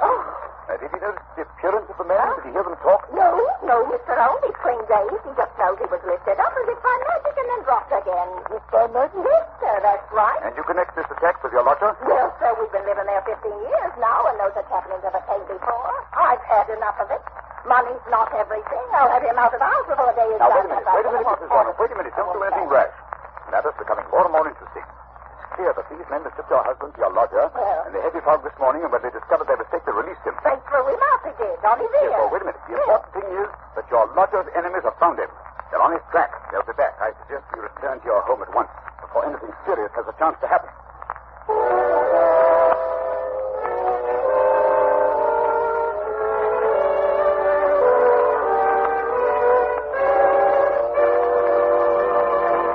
Just a moment, we'll rejoin Sherlock Holmes as he endeavors to solve the mystery of Mrs. Warren's lodger. Ladies and gentlemen, in every American city, town, or village, you'll find a group of people who are worthy of the highest praise. The American druggists, men and women who are always on the job to serve our needs day and night. This evening, we have a very welcome guest, a druggist from the city of the famous Mardi Gras, colorful New Orleans, Mr. Wally Schweikart of the Schaefer and Schweikart Pharmacy at Carrollton and Genesee. Now, here's what happened the other day when a friend of mine visited the Schaefer and Schweikart Pharmacy. Mr. Schweikart, you certainly have a fine modern drugstore. How long have you been serving this neighborhood? About 25 years. Well, sir, it's a long time. Say, what were those big buildings I just passed on the way out? Why, the famous Tulane and Loyola University. And we're proud to have some of the students among our best customers. And I suppose you have an occasional professor stopping in, too, huh? Yes, we do. College students and professors buy medicines just like anyone else. And that brings up a question I'd like to ask. What do most of your customers buy when they want to relieve the usual symptoms of colds? Bromoquinine cold tablets by a big margin. We recommend them, and both Mr. Schaefer and I have used them to help relieve the common miseries of our own colds. That's just the way it happened, isn't it, Mr. Schweikart? Yes, that's right. It's been a pleasure to have you with us, Mr. Schweikart, and your statement bears out the results of a coast-to-coast survey conducted by one of America's leading research organizations and taken among over 2,000 American druggists just like yourself. It was found that more than 87%, that's about 9 out of every 10 druggists, recommend bromoquinine cold tablets as an effective aid in the relief of the usual cold symptoms. And in addition, the majority of these druggists said that bromoquinine cold tablets were their largest selling tablets made exclusively for the common distress of cold. Friends, when you have the usual symptoms of a cold, get the preparation your druggist probably recommends. Time-proven bromoquinine cold tablets can take only as directed. Bromo, B-R-O-M-O. Quinine, Q-U-I-N-I-N-E. Bromoquinine cold tablets.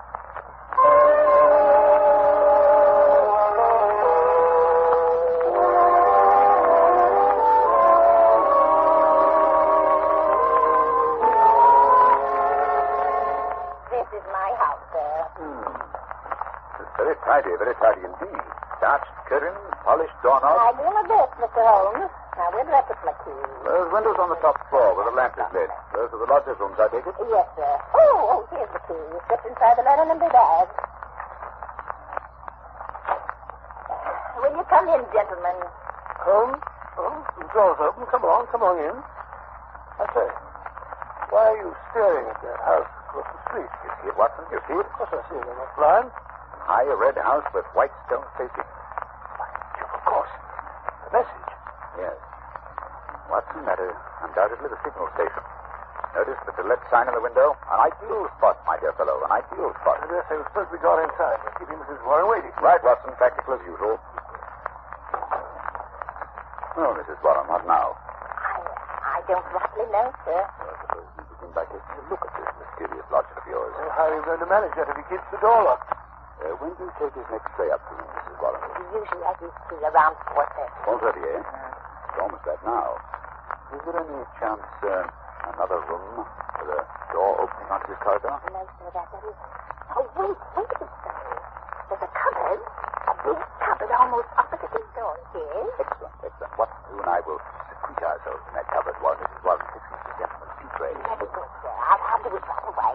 It's the top floor, Mr. Holmes. You can't miss it. The cupboard door is the first one to the right, at the head of the stairs. Good, thank you. Come on, Watson.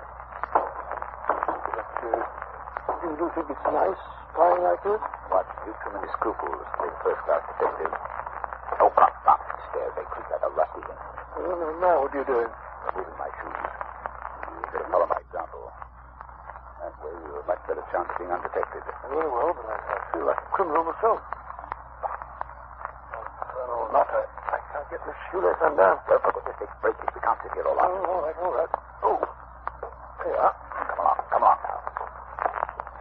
Quiet. Sound like the charge of the light brigade. I'm not making any more noise than you are. Easy now. Cupboard door. Yes, so. What? What you said was a large Poke of paint, please, will you? Close the door. Open the crack. There's enough to see through.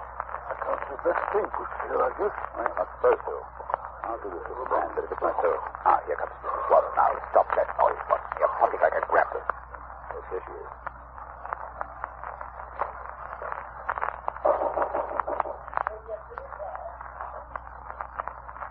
Slipped on chair. Going away. At the door now. Slowly. And a big by thunder. Well, I dashed. What is it, Holmes? What's happened? Something I did not foresee. Follow me downstairs quickly, Watson. My own excitement. Who was it? Who opened the door? Remember, I deduced the substitution of lodgers, Watson? Yes.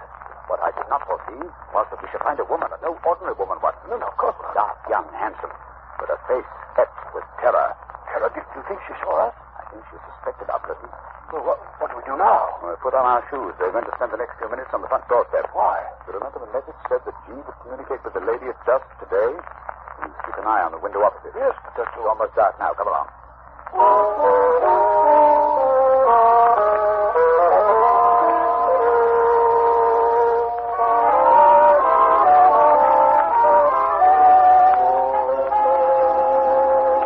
Holmes, we've been here for half an hour. My fingers are practically numb. Perhaps your friend has seen us and been scared off. No, this doorway's too dark. It's more likely that something has happened to prevent us coming. Hold on. There's a light over there now. Yes, I can see a shadow. Look, there he is. Pale face. He's got a candle peering across. Once they're sure she's there. Now we see this flash. A single flash. Stay. Take the message, Willie Watson, so we can check up on each other. Oh, I will.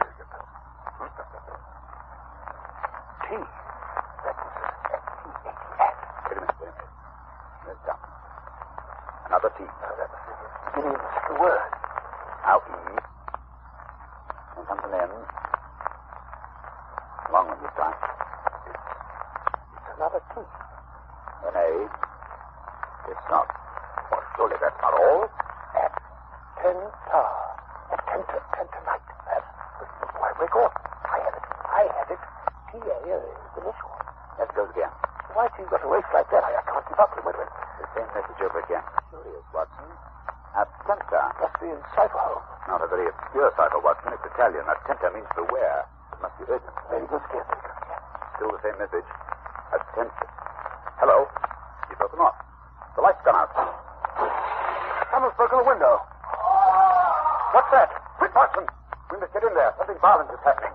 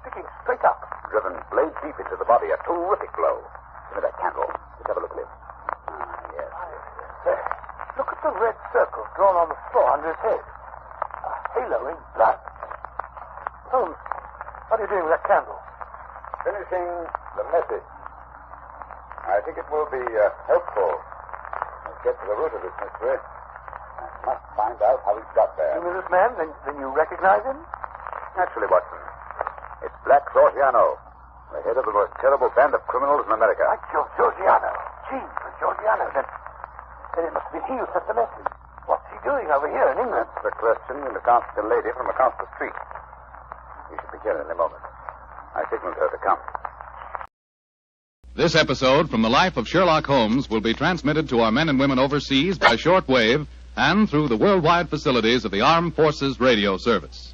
Petri Wine brings you Basil Rathbone and Nigel Bruce in the new adventures of Sherlock Holmes.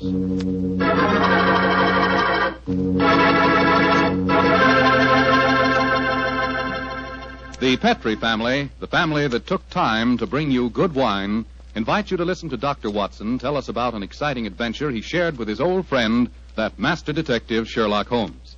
And so while you're getting comfortable, I'd like to tell you about an old American custom. The custom of serving a glass of sherry wine before dinner. Petri, California sherry.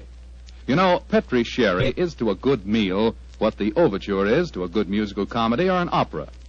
Before you sit down at the dinner table, just pour yourself a little glass of Petri sherry and sip it slowly. Look at that beautiful amber color. Smell the fragrance of those sun-ripened grapes. And taste that fine sherry flavor. You'll agree with me, I'm sure, that Petri sherry is the best beginning a good meal ever had. And say, if you happen to like your sherry dry, as I do, you'll really like Petri Pale Dry Sherry. Believe me, you can't go wrong with any wine that bears the name Petri, the proudest name in the history of American wines.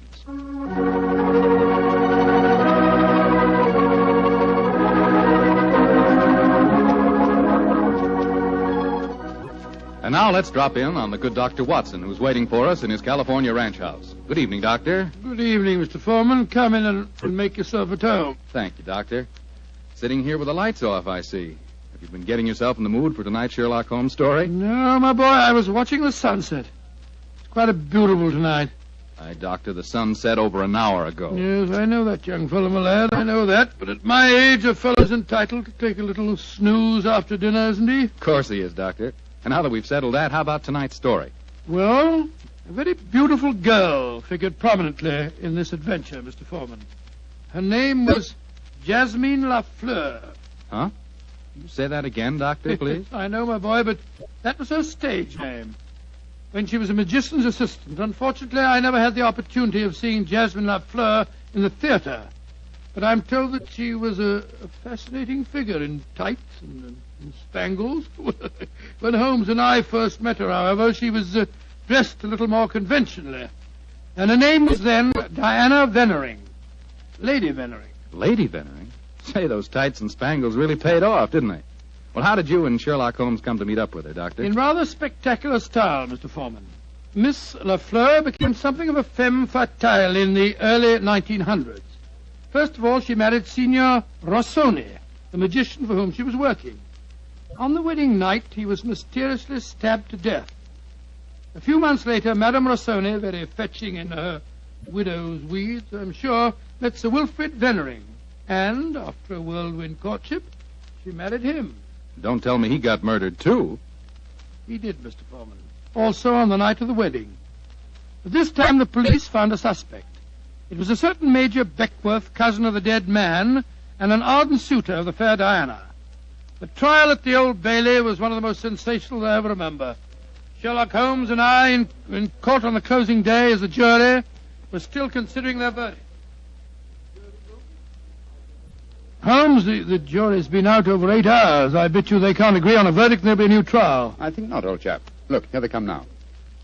You know, there's a strong moral probability of guilt, but I'm sure they'll agree that there's insufficient evidence to convict. Oh, perhaps you're right. Just look at Lady Vennering down there ahead of us. What a stunning woman. Yes, and a woman of great poise and courage.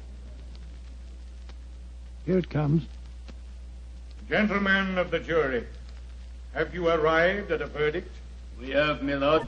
How say you? Do you find the defendant guilty or not guilty? Not guilty.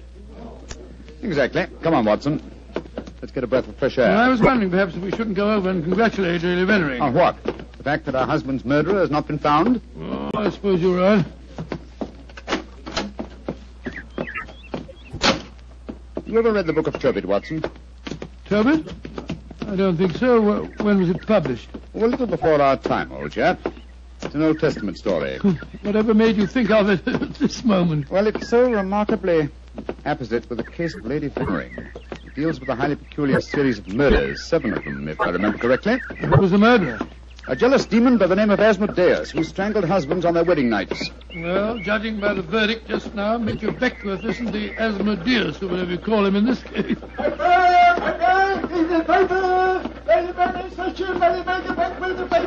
Here you are, boy. Here, give me a paper. Thank you, Governor. Thank you. Paper! Well, Holmes, what does it say? Oh, wait a minute. Here we are. Listen to this. Lady Vennering, widow of the murdered man, says that she will marry the suspect. Lady Vennering told newspaper reporters this afternoon that if Major Beckworth is acquitted, she will marry him before the year is out. Oh, upon my soul, Holmes, there's a positive sparkle in your eyes. You read about her. I must admit the lady fascinates me, old chap. I hope before she becomes involved in any further tragedies that we may have the opportunity of meeting her. And something tells me that we will.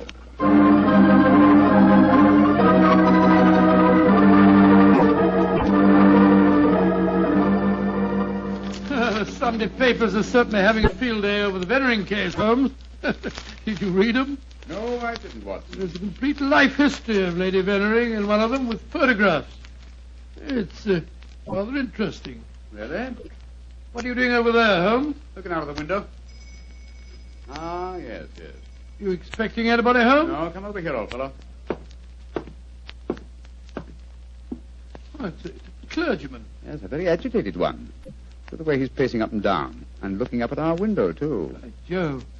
What eyes? Yes, there's a fanatical look about him, which suggests either the martyr at the stake or the inquisitor lighting the faggots. Mrs. Hudson's letting him in now. Well, I'll be interested to know what he's come to us about.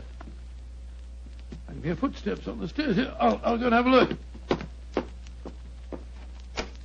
How do you do, sir?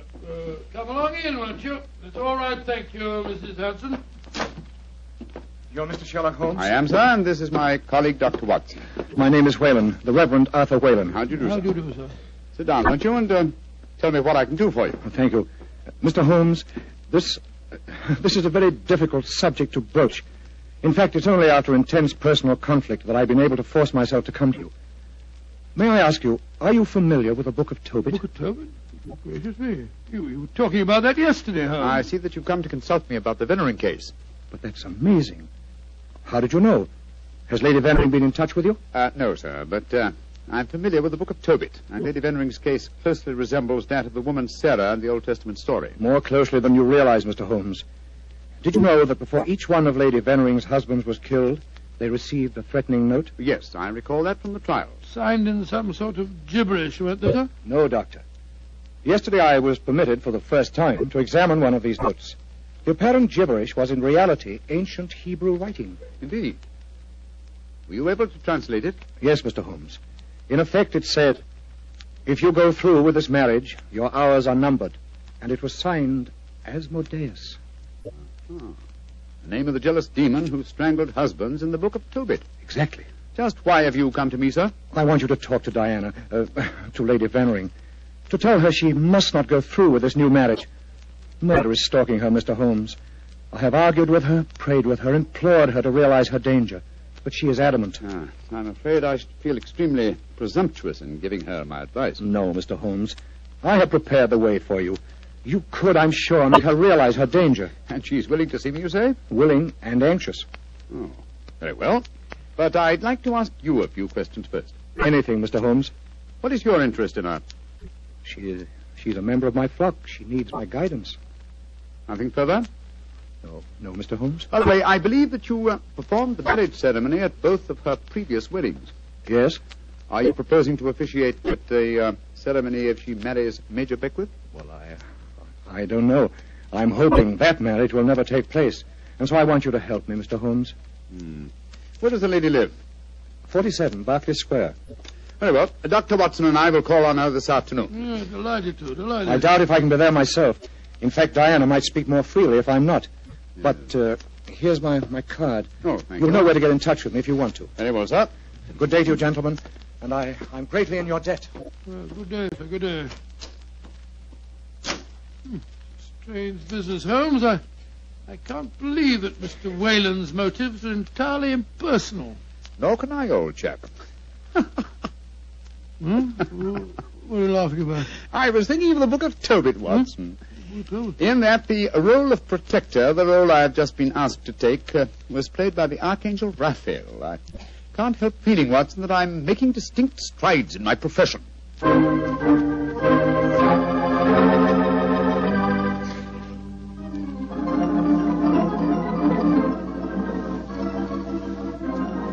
Mr. Sherlock Holmes, I'm so glad to meet you. How do you do, Lady Veneering? May I introduce my old friend, Dr. Watson? How are you, Dr. Watson? I'm awfully glad to meet you, Lady Veneering. Let's sit down, shall we? You're just in time for tea. Thank you. You know why we're here, of course. Oh, naturally. Mr. Whalen came round here as soon as he'd left you. You're to persuade me to look after my mortal affairs, while he takes care of my immortal ones. Isn't that it? Well, that's charmingly put, Lady Veneering. Charming. May I say, Mr. Holmes, that I'm flattered that a man of your eminence should be sufficiently interested to bother about me. You underestimate your own importance, Lady Veneering. Though I may mention that if your problem had been as simple as Mr. Whalen made it out to be, I might have been otherwise engaged. You're being very frank and a little mysterious. Are you suggesting that Mr. Whalen didn't tell you everything? I am. And I hope you will be more candid with me. Sherlock Holmes, I like you. You're most refreshing. Milk and sugar in your tea? Just milk, thank you. Here you are. How about you, Dr. Watson? Oh, just the same way, please. Hey, thank you, my dear. And now, Mr. Holmes, perhaps you'll tell me why you think that you haven't been told everything. Before I answer that, Lady Veneering, I wonder if I might ask you some questions. But of course. Anything. When your first husband, Signor Rossoni, was killed, did the police find any suspects? Yes, one. Ferdinand Gautier, a young man who had been an assistant in our Magician's Act. A stupid, good-looking boy who thought he was in love with me. But of course Inspector Lestrade had to release him. There was no evidence. Inspector Lestrade? Well, you can bet that if he arrested him, the boy was innocent. A warning note was found among your husband's effects, wasn't it? Yes, and it was signed in Hebrew with the name Asmodeus. But perhaps you're not familiar with the Book of Tobit. Oh, yes, sir, I am. I'm familiar with it, Lady Vennering. How did you know then that the Hebrew letters signified that name? Mr. Whalen translated them for me. Oh, I see. And also read me the Book of Tobit. He's always been particularly fond of that book.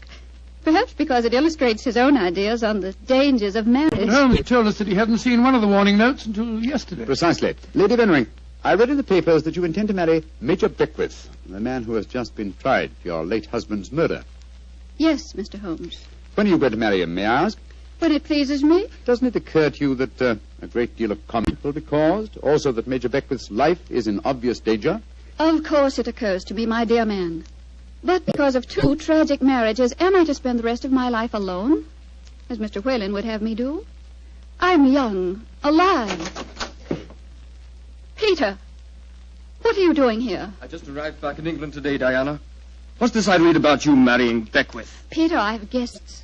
Mr. Sherlock Holmes and Dr. Watson. This is Peter McComas, one of our most promising young painters. Diana, tell me it isn't true. When I left England, you loved me, and I you. I come back, and what do I find? You're planning to marry Beckwith. Well, I won't stand for it. If you think you can throw me over like some silly boy, you're very much mistaken. I can tell things, you know. I can tell lots of things. Get out of here, Peter. Get out. Diana. And don't come back until you've learned manners and discretion. But Diana... Get out.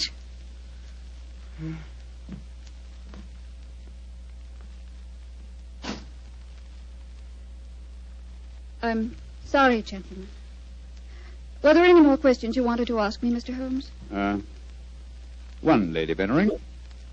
Where is your fiancé, Major Beckwith? He's upstairs. I'm letting him stay here until the scandal of the trial has died down. I must see him at once. At once? Why, Holmes? He's in no danger until the marriage takes place? The marriage has taken place, Watson, unless I'm very much mistaken. What makes you think so, Mr. Holmes? You're much too discreet and intelligent, Lady Vennering, to let him stay here in your house unless you were already married. We were married this morning. But we planned to keep the fact a secret for a few months until the scandal had died down. May I talk to him, please? Of course.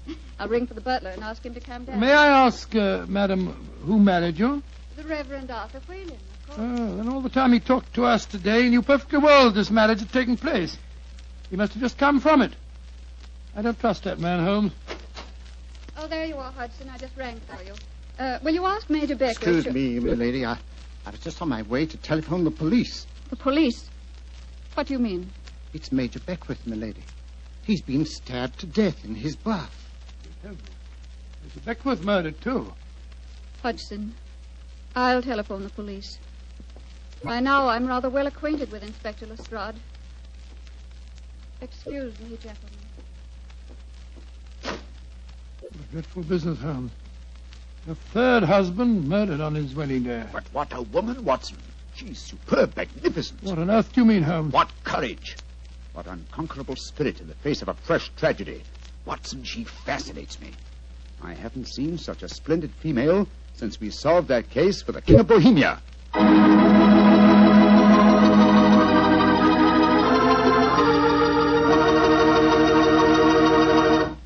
Dr. Watson's story will continue in just a few seconds. Time enough to remind you that the easiest way to make good food taste better is to serve that good food with a swell Petri wine. And there are 2 Petri wines in particular just made to go with food. Petri California Sauterne, a delicate white wine with a subtle flavor that's perfect with chicken and fish. And Petri California Burgundy, a hearty, rich red wine that's out of this world with any meat or meat dish. So if you want to know just how good a cook you are, serve your good food with Petri wine made to go with it. A Petri Burgundy or a Petri Sauterne. 2 swell Petri mealtime wines.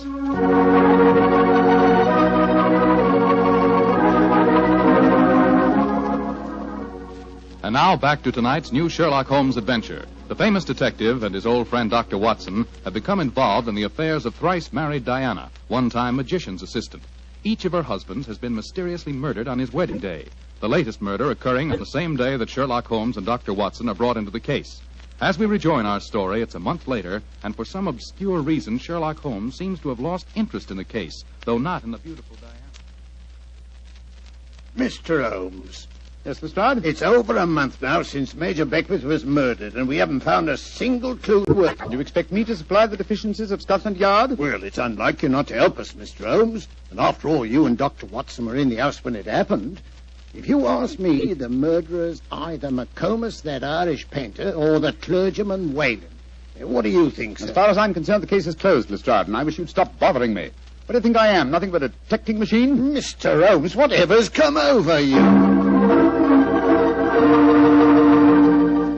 Holmes, you're not going out again this evening, are you? I'm afraid so, old chap. Well, this will be the fourth night in a row. I was hoping that we might have a nice, quiet evening in front of the fire. Oh, I'm sorry, Watson, but I promised to take Diana to the horse show at Olympia. I should be home by midnight.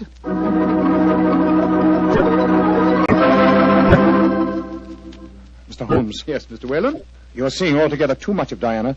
She seems to be completely under your spell. But you introduced me to her in the first place with the request that I keep an eye on her. I made a great mistake. As her spiritual protector, I'm afraid I must ask you to stop seeing her. I'm afraid I must ask you, sir, to mind your own business.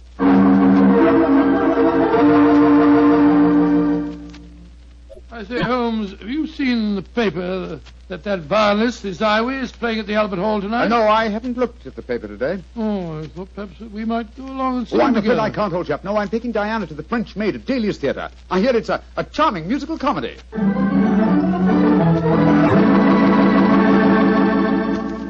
Look here, Holmes.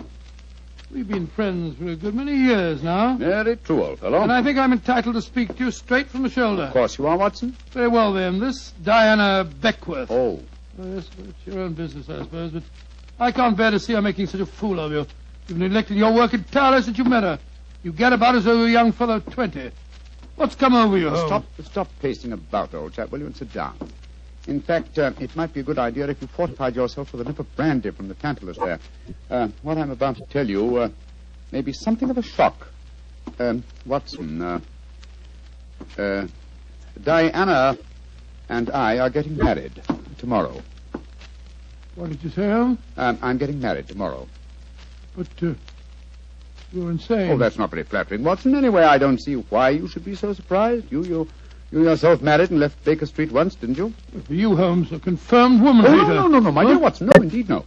You will remember in our adventure that you titled A Scandal in Bohemia, I met a lady that I have often referred to as, the woman. You mean Irene Adler, but she was a criminal. Exactly, and yet Diana has the same magnificent characteristics. Keen intelligence, courage, and unconquerable spirit. But, Holmes, 3 of her husbands murdered on their wedding nights. You're proposing to be the 4th. Oh, rubbish, my dear fellow, because tragedy has attended her previous marriages. Is she to go through life alone? Holmes, you really mean it, don't you? Of course I do. I think I will have a nip of brandy. Oh, don't take it so badly, old fellow. We'll continue to see a lot of each other. Diana's very fond of you, you know. Oh, well, I'm glad. Who's going to perform the ceremony? Not the Reverend Mr. Whalen? Oh, no. We decided, in view of Diana's previous marriages, that he might prove to be a trifle, unlucky. A clergyman named Vernet will officiate. Whalen, of course, insists on being present just the same. What time is the wedding tomorrow? 2 o'clock, old fellow. Oh, I should have mentioned this before. I hope your cutaway coat and top hat are in a good state of preservation. You'll be a pretty prominent figure at the ceremony, you know. You mean that... Well, I mean that if Sherlock Holmes gets married, who else could be his best man but his old friend, Dr. Watson? It's elementary, my dear fellow, elementary.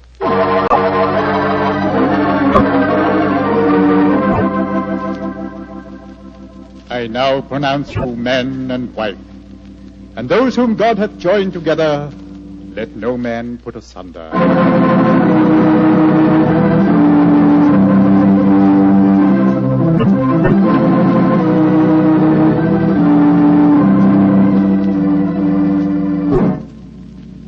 Diana, I'm going to claim the privilege of the best man and give you a kiss. Of course you shall, Doctor. It's you, Holmes. You're Miss Lucky Fuller. Of course I am, old chap. Sherlock, I'm going upstairs to change my dress now. Very well, Diana. I'll be up shortly. I'll see you later, Dr. Watson. Very well, Mrs. Holmes. Holmes, I never thought I'd live to say that. Watson, old fellow, I'm worried. Worried today? Oh, my dear fellow, what's the matter? Well, just before the ceremony, I received one of those warning notes signed by Asmodeus. Oh, you better be careful, Holmes. I think I'll slip out and have a pipe or two on the matter. Yes. Look after my guests for me, will you? And keep your eyes open. And your ears. Yes, I will indeed.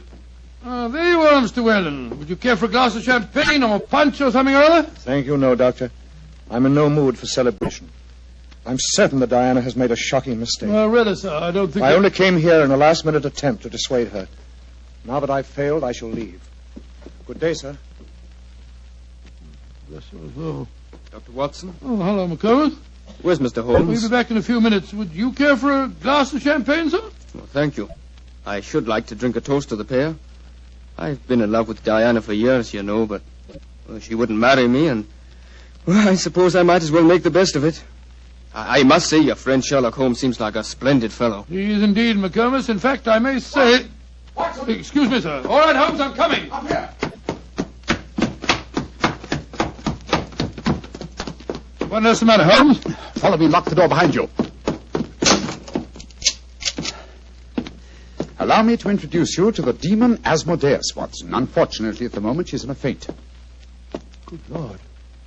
It's Diana. Exactly. Always an impetuous woman, she made the mistake of trying to stab me with that knife. So I bent over to strap up a suitcase. She didn't allow for the wall mirror in which I was watching her. You mean you suspected her all along? Of course I did, old fellow. The problem was to find the proof. I first suspected her when I knew that she had been a magician's assistant.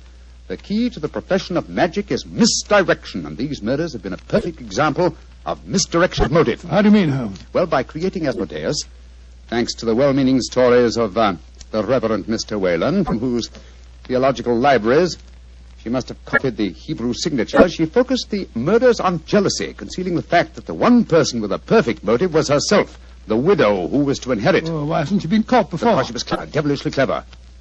She left no clues except an indirect one that I had once spotted, that the likeliest person to be able to approach a bridegroom unsuspected and stab him is his bride. And now I wish you'd see if you can revive her, old fellow. When the police get here, I should like Mrs. Holmes to be in full possession of all her faculties.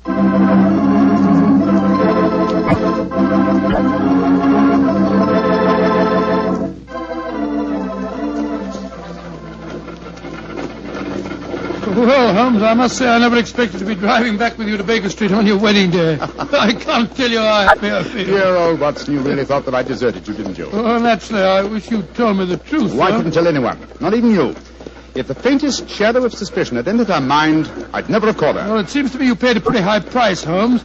You told me you made a will in her favor. Supposing something happens to you before her trial, she'd get the money, you know. Oh, the will? Oh, no, that was worthless. I told Diana that it was a holographic will and perfectly valid. Well, what on earth is a holographic will? A will drawn up in one's own handwriting on a piece of perfectly plain paper. Such a document is quite legal, but I drew mine up on a paper with a letterhead. That made it invalid. Oh, I see, but the fact remains that you are married, Holmes. I really fooled you completely, didn't I, Watson? Didn't the name of the clergyman who married us suggest anything to you? The Reverend Vernet? No, and why not should it? Well, Vernet was a French painter of some note. He also happens to have been a great uncle of mine and Mycroft's. You mean that your brother Mycroft was a clergyman? I mean that Mycroft was disguised as a clergyman. And a very convincing job he did, too. A more satisfactory clergyman than the Reverend Mr. Whalen, no doubt, whose possible complicity may compel him to answer some very awkward questions. Then you're not married. Well, upon my soul, Holmes, I don't know what to say. Then I suggest that you say nothing, my dear chap. Let's just sit back quietly, as two good friends can, and brood about the mutability of human affairs.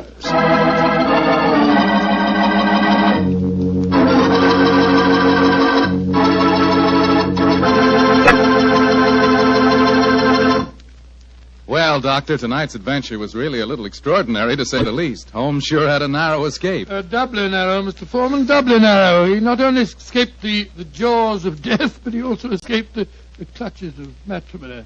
Actually, the story had a happy ending for everybody but Lady Vennering. Jasmine Lafleur. What about that artist fellow, McComas? How did he take it? Oh, very well indeed. In fact, in gratitude, he even painted Holmes's portrait. Not exactly a good likeness, though. One of those modern artists who paints as impressions of a person rather than a portrait. What do you mean? Well, now, let me see. If he were to paint his impression of you, you'd probably end up by looking like a bottle of Petri wine in a sports jacket. Go ahead, Doctor. You can tease me all you want to, but I'll still rave about Petri wine. And why not? The facts bear me out that Petri wine most certainly is good wine. After all, the Petri family knows all there is to know about the art of turning plump, sun-ripened grapes into fragrant, delicious wine. That's because they've been making wine for generations, ever since they started the Petri business way back in the 1800s. And because the making of Petri wine is a family affair, the family has been able to hand down from father to son, all their skill and knowledge and experience. And believe me, that adds up to plenty. So, no matter what type of wine you prefer, one to serve with meals or a wine for any special occasion, choose one of the fine Petri wines. You can't miss, because Petri took time to bring you good wine. And now, Dr. Watson, what story do you have lined up for us next week? Well, now, let me see, Mr. Foreman. I'm going to tell you about a strange adventure that began by my taking a wild cab ride through the moonlit streets of London and ended with Holmes and me being trapped in a luxuriously furnished cellar below a furniture warehouse down by the waterfront.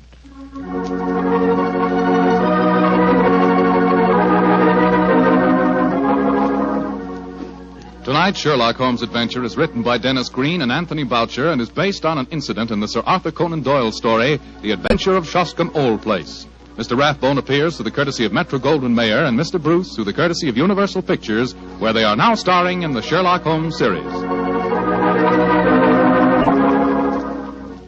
The Petri Wine Company of San Francisco, California, invites you to tune in again next week, same time, same station. Oh, the Petri family took the time to bring you such good wine. So when you eat and when you cook, remember Petri wine. To make good food taste better, remember... Petri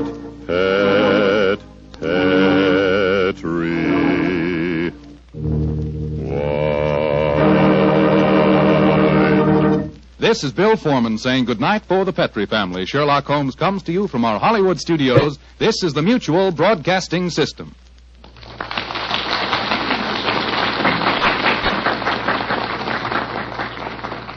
This episode from the life of Sherlock Holmes will be transmitted to our men and women overseas by shortwave and through the worldwide facilities of the Armed Forces Radio Service. Petri Wine brings you Basil Rathbone and Nigel Bruce in the new adventures of Sherlock Holmes.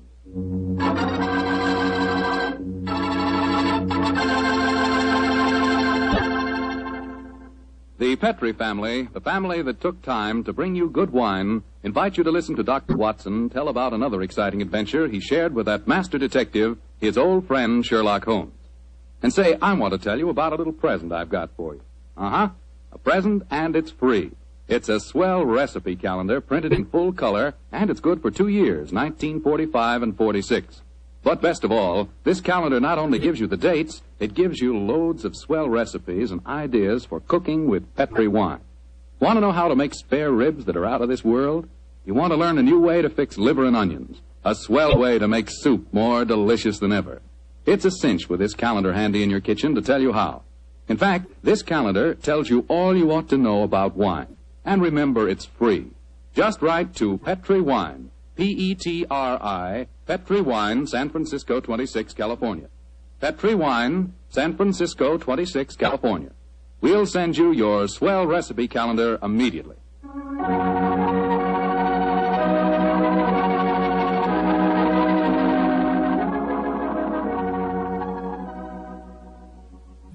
And now for our weekly visit with the genial Dr. Watson. Good evening, Doctor. Good evening, Mr. Foreman. Come in and settle yourself down. Thank you. You're looking particularly comfortable tonight, Doctor. Feet up on the sofa and the puppies asleep on your lap. Yes, my boy. The three of us went for a long walk on the beach this afternoon. Monty and Winnie had a running battle with the seagulls. In consequence, they've been fast asleep ever since we got home. Oh, I hope you're not too tired, Doctor. I'm counting on a new Sherlock Holmes story, you know. No. I'm all ready for you, Mr. Foreman. In fact, I was going through my notes on the case just before you arrived. Well, last week you told us it concerned a strange society who held their meetings in an underground vault of a furniture warehouse. Yeah, that's right, my boy. Now, down, Winnie. Get down, Monty. No. Down. The story really began one stormy November night in 1887. I was married at the time and living away from Baker Street. On this night in question, my wife had already gone to bed, and I was nodding in front of the fire over one of Clark Russell's fine sea stories. I'd had a very tiring day, I remember. It was about the hour that a man gives his first yawn and glances at the clock, when suddenly my front doorbell jangled discordantly. Our servant Edna had gone up to bed, so I crossed to the window and opened it.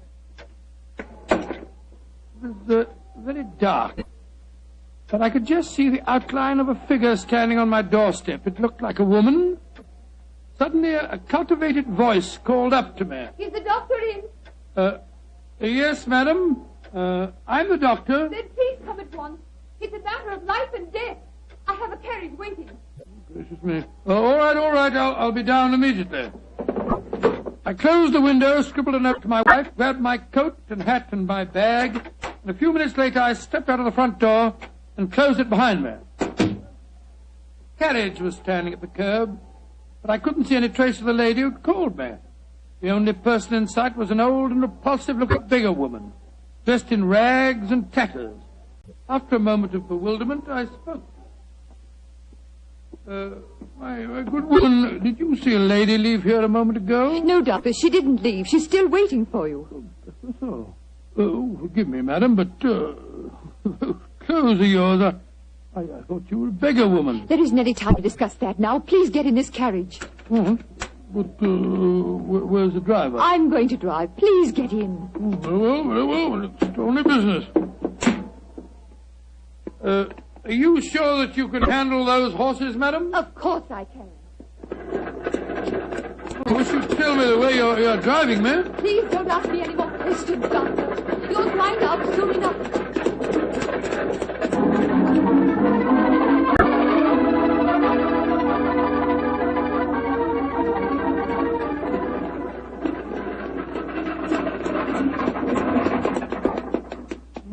Thank heavens we've finally reached our destination. Must have driven halfway across London. Oh, hello. Must be somewhere down near the river. No dwelling places here. Nothing but enormous warehouses. Why have we stopped here, madam? Oh, this is where we're going. Please follow me down these steps. I wish you'd tell me where you're taking me. We have a club here in the basement. You'll see for yourself in a moment. It's a very solid-looking door. How do you propose to get past it? I'll show you. Good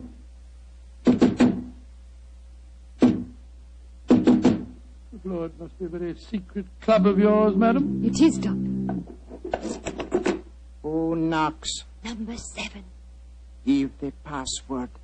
To the lanterns. You may enter.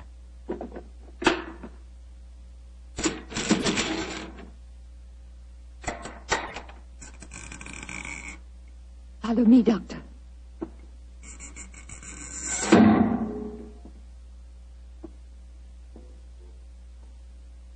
Madam, I do wish you'd tell me where you're taking me. This looks like the entrance to an opium den or a thieves' kitchen. Don't worry, Doctor. You're in no danger.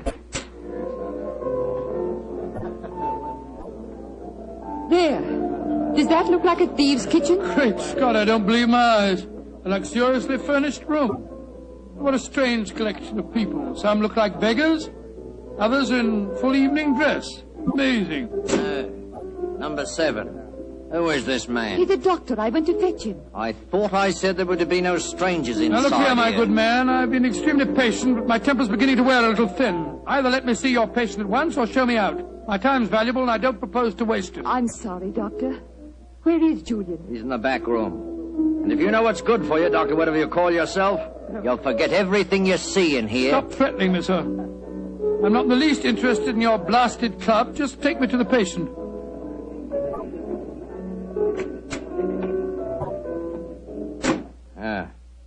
This is the man we want you to examine, Doctor. Huh? What happened? He fell down the stairs leading into the clubroom. Well, why'd you move him? We wanted him to be comfortable. It's the worst thing in the world you could have done. Never move a person with an injured skull. Is he going to be all right, Doctor? No, madam, I'm afraid he isn't. His neck's broken. He's dead. Huh? Julian, dead. Sure of that, Doctor? Of course I'm sure of it, my good man. I'm afraid you need an undertaker, not a doctor. We must tell the others. All right, quiet, everybody. Quiet. Quiet. Julian is dead. Julian dead? Oh, this is terrible. Who is this man? He's a doctor. Oh, better get him out of here at once. We don't want any strangers nosing about. That's right, though. Shouldn't have brought him here anyway. Now, just a minute. I assure you, ladies and gentlemen, I haven't the slightest desire to stay here one moment longer. If you'll direct me to the door again, madam, I'll try to find a cab myself in this godforsaken district and go home. Show him out and give him his money. Follow me, please. I'm delighted to. Do you mind if I don't drive you home, Doctor? Well, no, I should prefer it. My nerves aren't in the best of shape. You mustn't be angry with me, Doctor, please. Leaving again, number 7. No, but this gentleman is. Will you see if you can find a cab for him? Right. To whom shall I send in my bill, madam? Oh, here's a £5 note. That should cover your time and trouble, shouldn't it? No. It's far too much, madam. No, Doctor, it's late at night and it hasn't been a very pleasant case for you. Please take it. Oh, it's very kind of you, very generous indeed. But by the way, how did you happen to come to me in the first place? I was driving about looking for a doctor, and a policeman directed me to your house. Oh, I see. I have found a cab for you. Thank you, my man, thank you. Oh, Doctor, may I come round in the morning for a death certificate? Of course. You remember my address? Yes, but I don't know your name. Watson. Dr. Watson. Dr. Watson? Not the Dr. Watson who's associated with Sherlock Holmes. Right, madam, I'm flattered that you know of me. Good night, Doctor. And please forget about everything you've seen here tonight.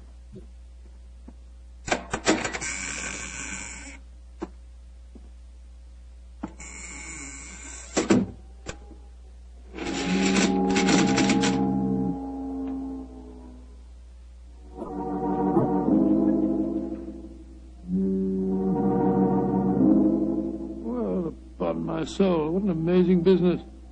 Holmes will be interested to hear about this.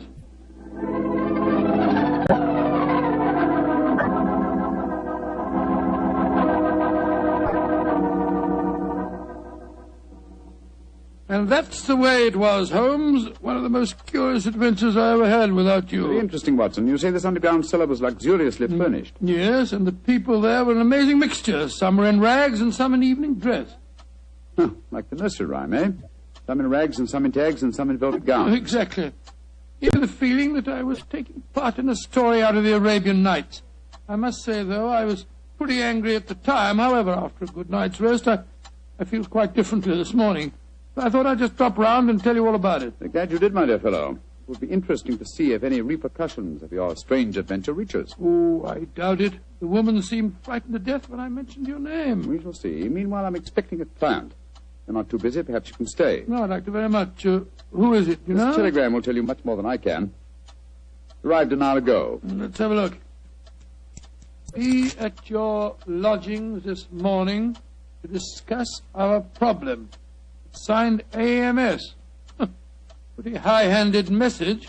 Be at your lodgings. Oh, please. What do you suppose AMS stands for? I was just toying with that problem when you arrived. Could it be the American Medical School? No, there's no such body.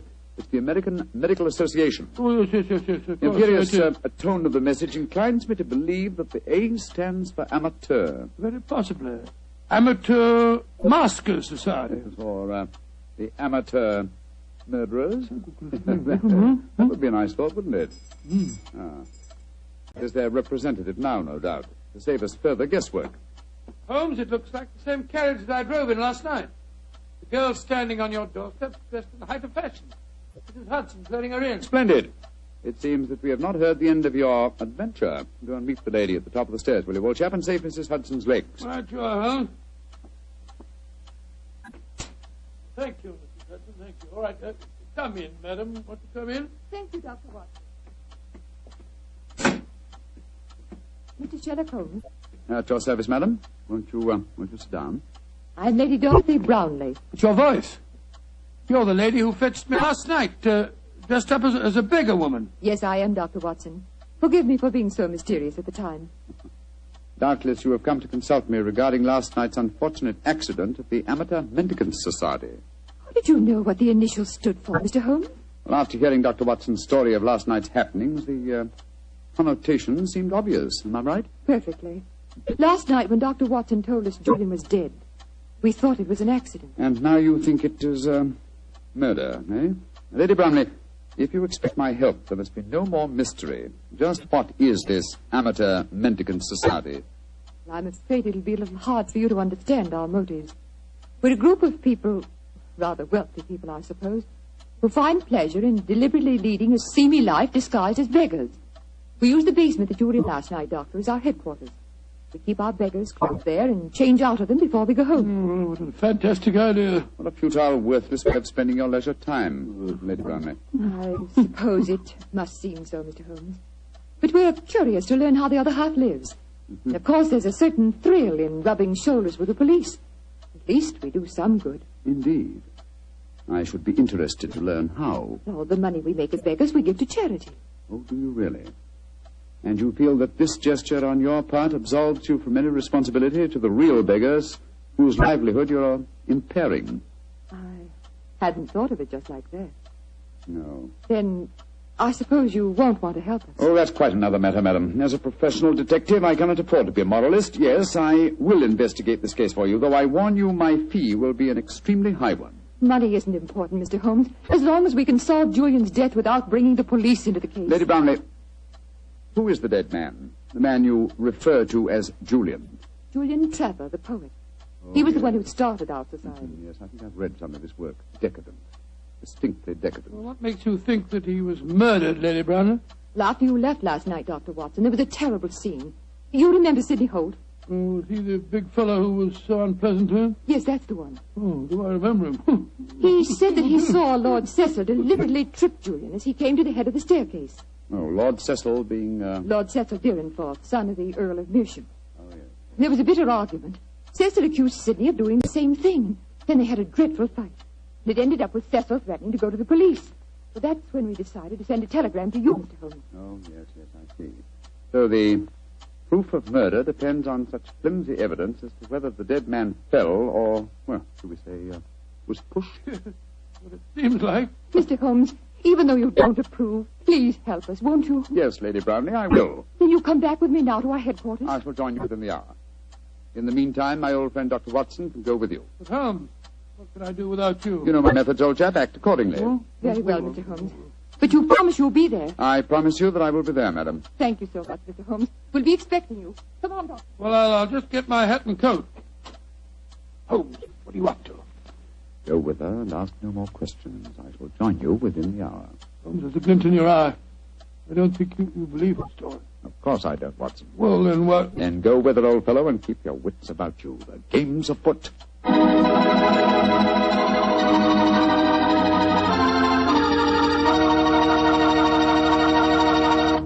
The story of the Amateur Mendicant Society will continue in just a few seconds. Time I'd like to use to remind you that you're really missing something until you try having wine with your dinner. And I mean a Petri wine. Let's say a Petri California Burgundy or a Petri California Sauterne. Both wines are just made to make good food taste better. If you like a red wine, try Petri Burgundy. Try it with hamburger, with stew, with any meat or meat dish. And if you like a delicious white wine, a wine that'll make chicken taste better than ever, try a well-chilled Petri Sauterne. With food, nothing can take the place of a good Petri wine.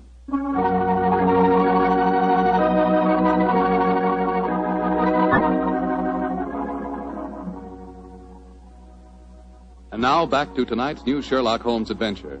The Amateur Mendicant Society, a group of wealthy eccentrics who pose as beggars, have come to Sherlock Holmes and Dr. Watson with a problem. One of their members has apparently been murdered, and the famous pair have been asked to investigate the killing. As we rejoin our story, Dr. Watson, still awaiting the arrival of the great detective, is cross-questioning three of the members at the headquarters of this unusual society. I'm afraid that I don't find your stories very convincing. Oh, don't you now? Well, then suppose you stop asking questions until Sherlock Holmes gets here. He's the man we've engaged to settle this business, not you. We're paying for his services, not those of his assistant. Mr. Holmes asked me to conduct this preliminary investigation, my good man. I'm perfectly familiar with his methods. So keep a civil tongue in your head if you want us to continue with this case. Well, I'm not answering any more questions till he gets here. Insufferable fellow. Lord Cecil, You say that you saw Holt deliberately trip the dead man as he came down the stairs last night. Yes, I did. Well, where were you standing, sir? At the head of the staircase. Holt was beside me, and as Julian came by, he deliberately... Excuse me, number 11, excuse me. What is it? There is a strange man just come in. He is dressed as you when you work, but I do not remember to have seen him here before. He speaks very rough. Did he give the correct signal? Yes, and the password. He must be a new member. I suppose we better see him. Bring him in. Oh, bad time for him to come here, confound it. This way, please. Tommy, what a nice place you got here. Yeah, what a nice place. Certainly do yourselves proud, don't you? Who are you, and how did you get in here? I'll give you a signal on the password, just like Julian told me to. Are you a friend of Julian? Of course I am. You're coming to meet him here today. Who are you, really? Are we all friends here? Yes, you can talk freely. And permit me to introduce myself. I am Don Luis Jose Fernando de las Torres at your service. Why? Why do you want to join us? When Julian tell me about it, it tickled my, how you say, my funny bone. It is a so charming idea to see others of mendicancy. I suppose he's all right. Of course I'm all right. Now, where is Julian, please? He will vouch for me. He's in the other room. He had an accident. An accident? Not a bad one, I hope? A very bad one. Dr. Watson, you better take him in there and break the news to him. Very well. Follow me, sir. This is terrible. Please, tell me what happened, Doctor. I'm afraid you must prepare yourself for a shock, sir. Your friend is dead.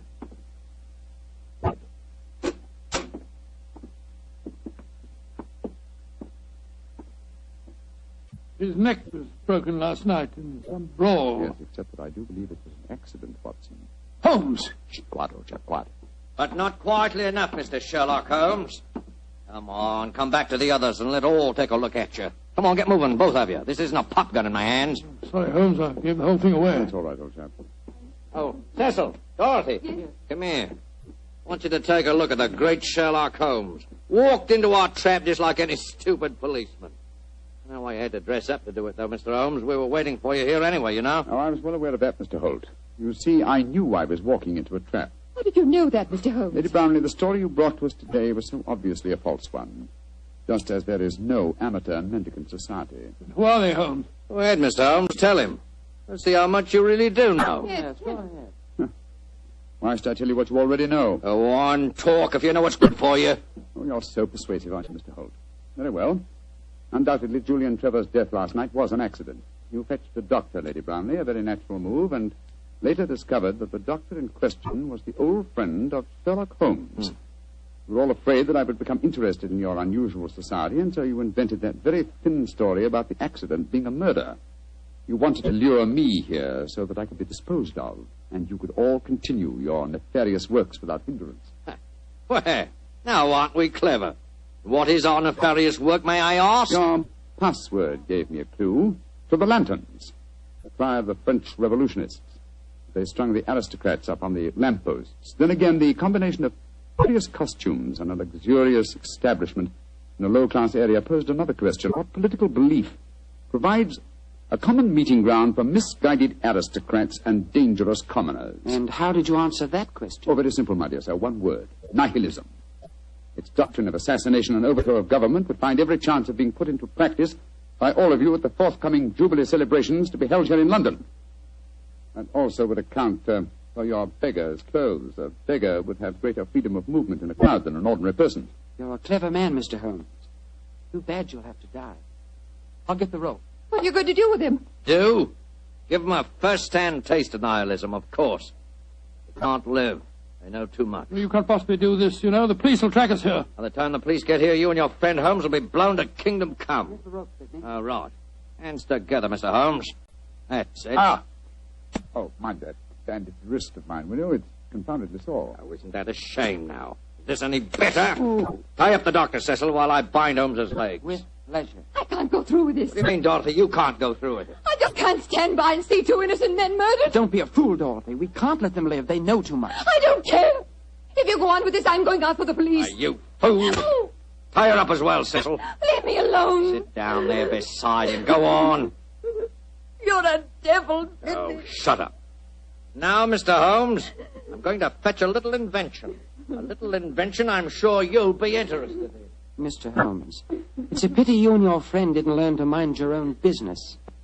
I'm afraid it's too late to teach an old dog new tricks. It's too late now, at any rate. Quite comfortable, Dr. Watson? Don't you speak to me, sir. You're a filthy traitor to your country. Rubbish. Here we are. Example of Mikhail Petrov's mechanical genius. This bomb will blow the entire building sky high, and the three of you with it. Now, I wind the time clock so, and we'll set the fuse to go off in 5 minutes. It'll give us plenty of time to get away. So.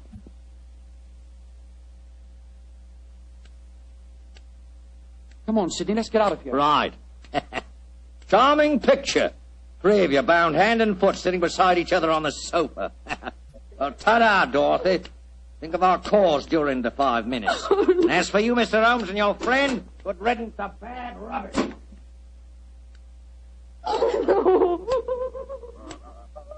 Well, Holmes, this looks like the end. Afraid so, old chap. I blame myself. If I hadn't been so infernally noisy when I recognized you, we wouldn't be in this mess. Wasn't your fault, old fellow. I think they suspected me anyway. Well, I must say it seemed to me that you told them a great deal more than was necessary about your suspicions. Surely you could pretended ignorance. Oh, I suppose I could have done. I can't die yet. I'm not ready to Courage, die. Lady Brownlee, courage. And by the way, was I right in assuming that your associates are nihilists? Of course they are.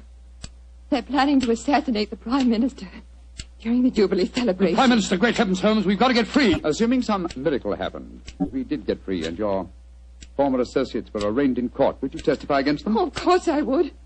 But what chance is there of that? That devilish clock, why doesn't it stop ticking? If it bothers you that much, Lady Brownlee, I'll stop it for you.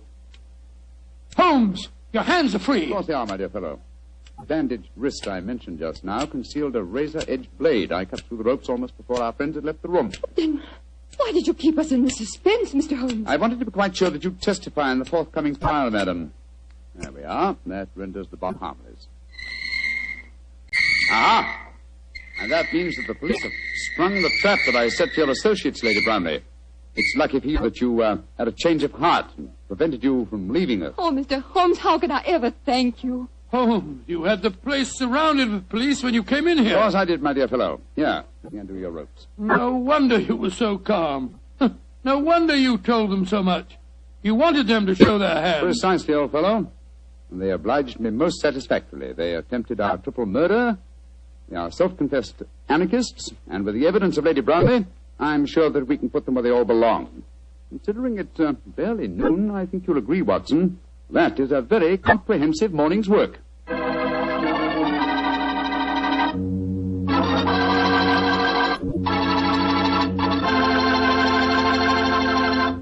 Doctor, tell the truth. Were you scared waiting for that time bomb to go off? Scared, my boy? I was so scared that to this day I can't stand being in the same room with a loud ticking clock. Each tick of the clock seems to speak to me. Seems to say, tick-tock, this is the end. Tick-tock, this is the end. The clock ever speak to you like that? Well, yes, Doctor. How did you know? Well, what's the clock say to you? Tick-tock. Petri took time to bring you good wine. Petri took time to bring you good wine. Gracious me, Mr. Foreman. Well, you listen to your clock and I'll listen to mine. Gosh, Doctor, can I help it if I like to hear about Petri wine? After all, that Petri family really knows how to make good wine. And it's no wonder. They've been making wine ever since they started the Petri business generations ago, way back in the 1800s. And because the making of Petri wine is a family affair, well, they've been able to hand on down from father to son, the skill and experience of each preceding generation. So naturally, when it comes to turning luscious, sun-ripened grapes into fragrant, delicious wine, well, you just can't beat the Petri family, because Petri took time to bring you good wine. And say, don't forget to take time to send for your Petri recipe calendar. It's free. Just write to Petri Wine, Petri, Petri Wine, San Francisco 26, California. San Francisco 26, California. This offer is intended to apply only in those states and other localities where its acceptance is permissible by law and regulation. And now, Dr. Watson, what adventure are you planning to tell us next week? Well, next week, Mr. Foreman, I'm going to tell you a story of old Vienna.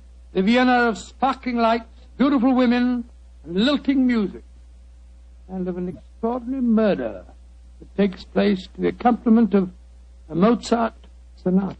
Boy, that sounds like a thriller. I'll see you for sure next week. Just a minute. Before I go, Mr. Foreman, I want to urge every registered nurse listening in to get all the facts about the Army Nurse Corps. The Army needs you, nurses, needs you desperately. They'll make you an officer at once and give you every chance to further your post-war careers. So if you're a registered nurse under 45, call at your local Red Cross chapter and get all the details, or wire collect to the Surgeon General, U.S. Army, Washington, D.C. And if you can't qualify for the Nurses Corps, see if you can't get into essential civilian nursing so that you can release a nurse who does qualify. But do something about it first thing tomorrow, won't you?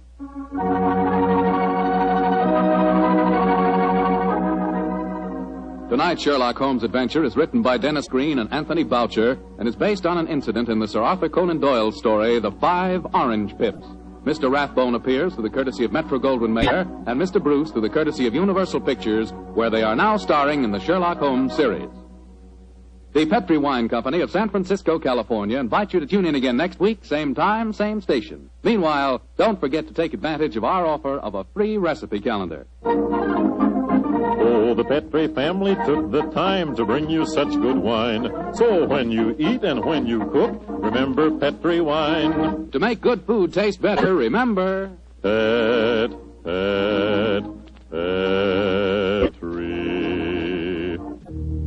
wine. This is Bill Foreman saying goodnight for the Petri family. Sherlock Holmes comes to you from our Hollywood studios. This is the Mutual Broadcasting System.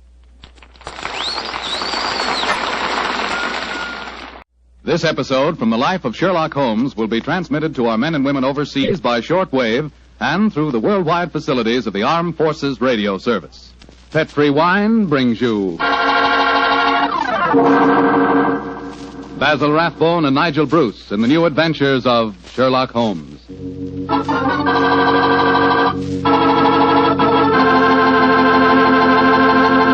The Petri family, the family that took time to bring you good wine, invite you to listen to Dr. Watson tell about another exciting adventure he shared with his old friend, that master detective Sherlock Holmes.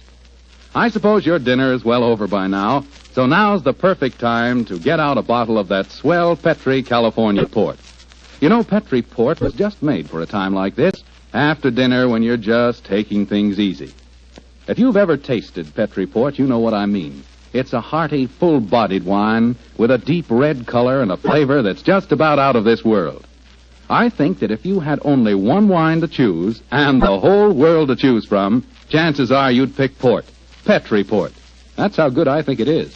That's saying plenty, I know, but I think Petri port will easily live up to all I say about it. Try it and see, and share it with your friends. You can serve Petri port proudly because the name Petri is the proudest name in the history of American wines.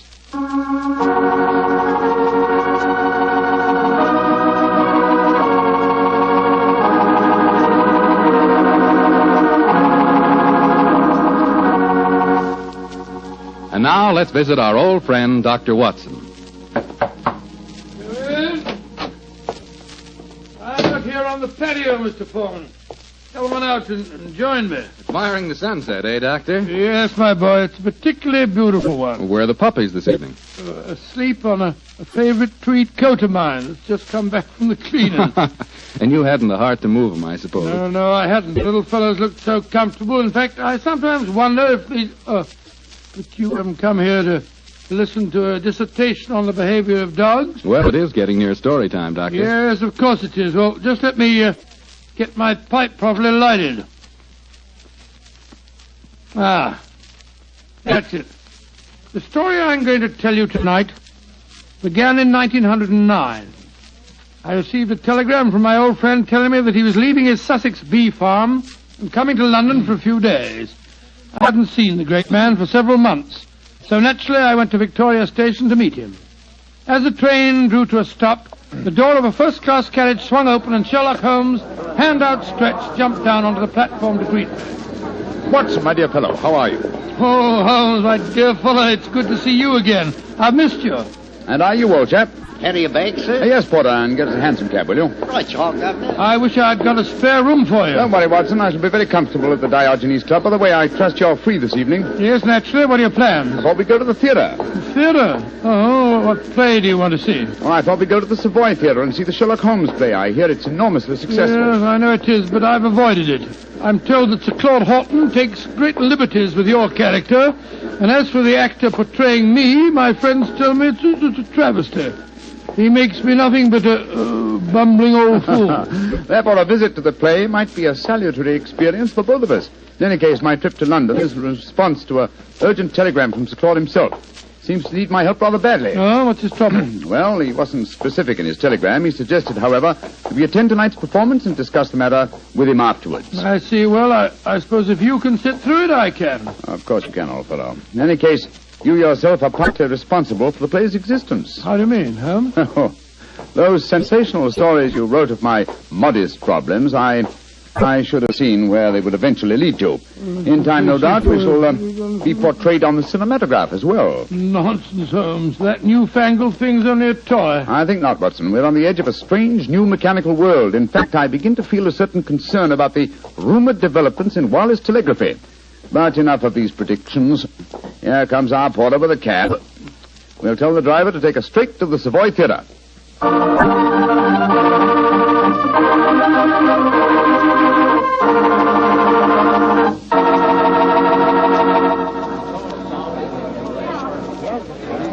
Just look at that line of people at the box office, Holmes. Very flattering, old chap. Possibly, but I hope it doesn't mean that we've got to wait our turn and...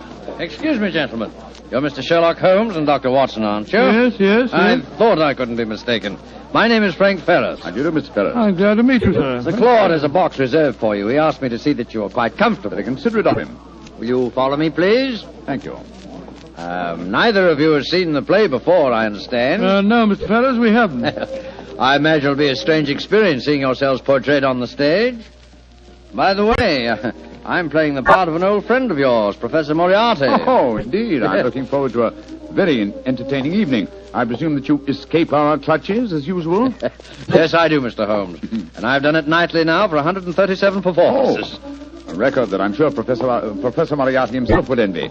Had it not been for his memorable demise at the Reichenbach Falls. Ah, here we are, gentlemen.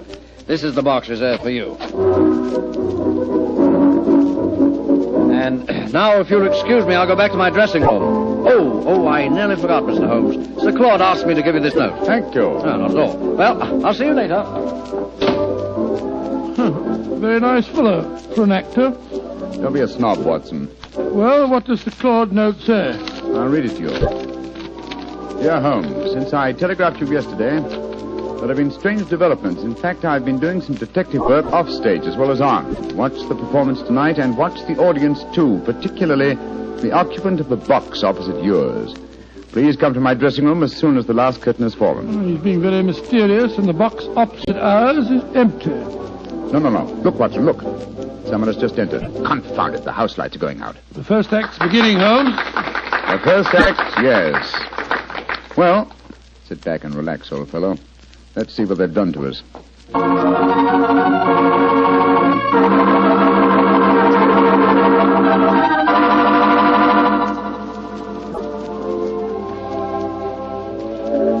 Well, what did you think of the first act, Holmes? Huh? Oh, the first act, yes. I was examining the occupant of the box opposite ours. An attractive young lady, alone and unusually preoccupied in her program. In fact, one might assume that she was trying to hide her face. Yes, but the play, don't you think it's ridiculous? Just imagine a crown jewel being stolen from the Tower of London. Why not? It's been attempted many times. Anyhow, you must admit that the actor who's portraying me behaves like a blithering idiot. And Sir Claude's interpretation of you is pretty far-fetched. Far-fetched, but flattering, Watson. What poise, what suavity, and what a voice. I find myself thoroughly entertained. You're a strange chap, Holmes. No accounting for your tastes. Look, Watson, look. The back of the box over there. Good Lord, I could have sworn a man dodged behind the curtains. I don't think the girl saw him, though. Looked like a foreigner. I think as the young lady's alone, we'll take the liberty of joining her. Oh, dash it, there go the lights again. The second act starting now. And sit down, old fellow. We don't want to attract attention. We'll join her during the next intermission.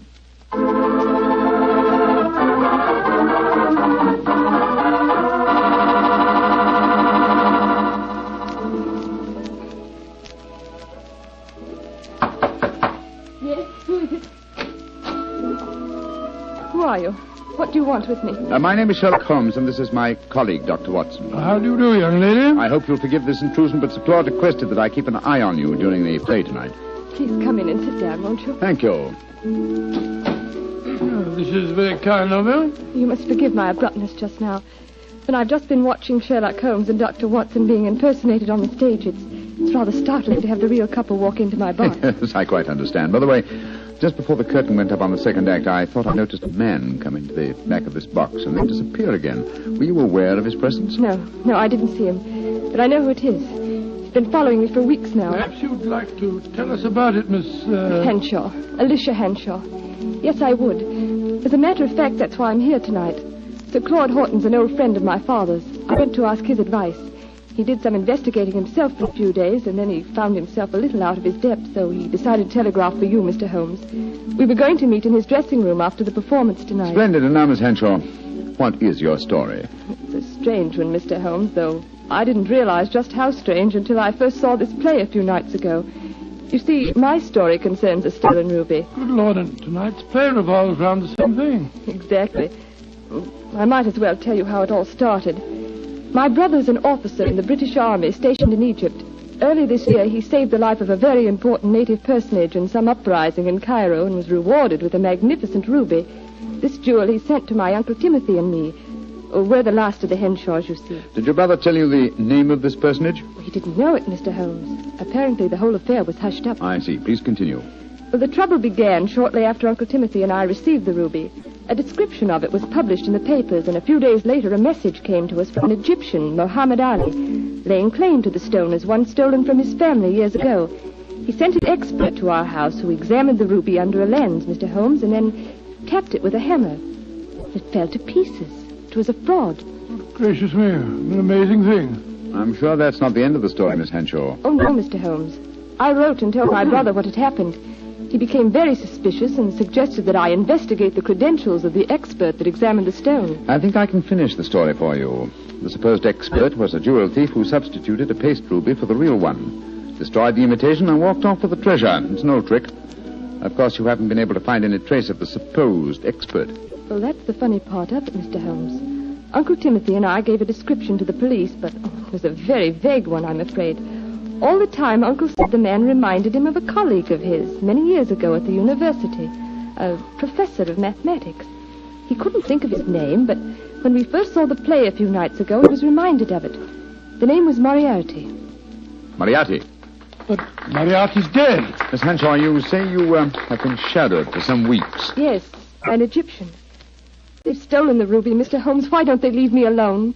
That, Miss Henshaw, represents a very fascinating problem, and one that I shall be most happy to help you solve. Oh, thank you so much, Mr. Oh, Holmes. there go the lights again. The last act. Yes, the last act of this little play, but not, I fear, of Miss Henshaw's problems. Let's meet after the act in Sir Claude's dressing room, shall we?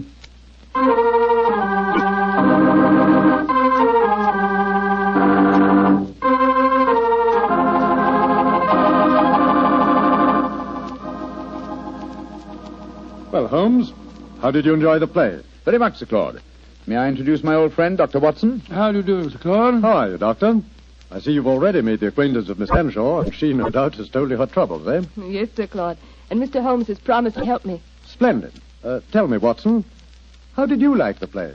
It was very interesting, Sir Claude. Not quite accurate, of course. Well, you have to allow us a little dramatic license, you know. What did you think of Rodney, the man who was portraying you, Doctor? Well, since you mention it, I think the fellow needs to study diction. He mumbles so much I couldn't understand a word he said. Oh, come now, old fellow. I think there are times when you're a little hard to understand yourself. Oh, rubbish. Sir Claude, I hope you'll meet us at the Diogenes Club, and then we can go out and have some supper. Excellent idea. I'll join you there after I've taken off my makeup. Splendid. I think I should be going home now, Sir Claude. I gave my address to Mr. Holmes so he knows where to get in touch with me. Very well, Miss Henshaw, and don't worry. I shall give your problem my undivided attention. I'll take you to your cab, my dear. Oh, there's no need to, Sir Claude. Nonsense, I insist. Goodbye. I'll be back in a moment. Right, Miss Henshaw? Good night, good night. Strange business, Holmes. What do you make of it all? Very little as yet, but it's a fascinating problem. Sir Claude really seems to have identified himself with the character of Sherlock Holmes. He gave me the impression that he feels quite capable of solving the case by himself. Oh, hello.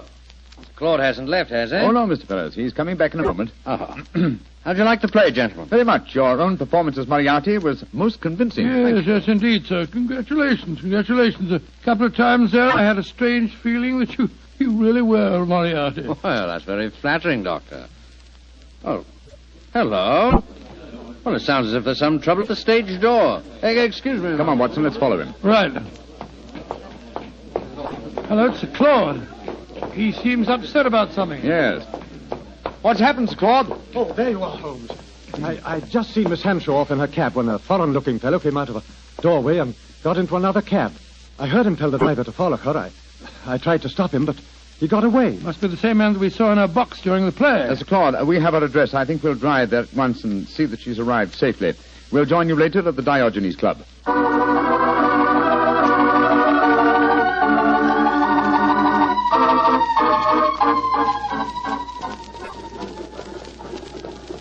Well, Holmes, here we go.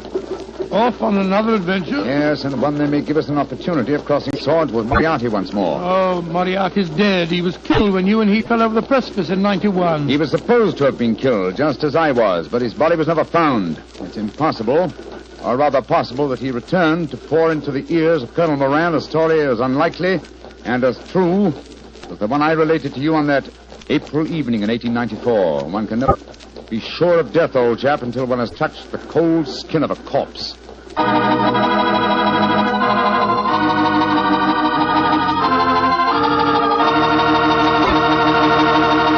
Dr. Watson's story will continue in just a few seconds. Hardly time for me to tell you about a really great Petri wine. Petri California Muscatel. Did you ever walk through a vineyard early in the morning and pick a big, juicy muscat grape right off the vine? If you've ever done that, then you know what to expect when you taste Petri Muscatel. Petri Muscatel is the color of golden sunshine with a flavor to match. Serve Petri Muscatel after dinner some evening, or serve it any time friends drop in. It's a wonderful way to express your hospitality with a wonderful wine, a Petri wine.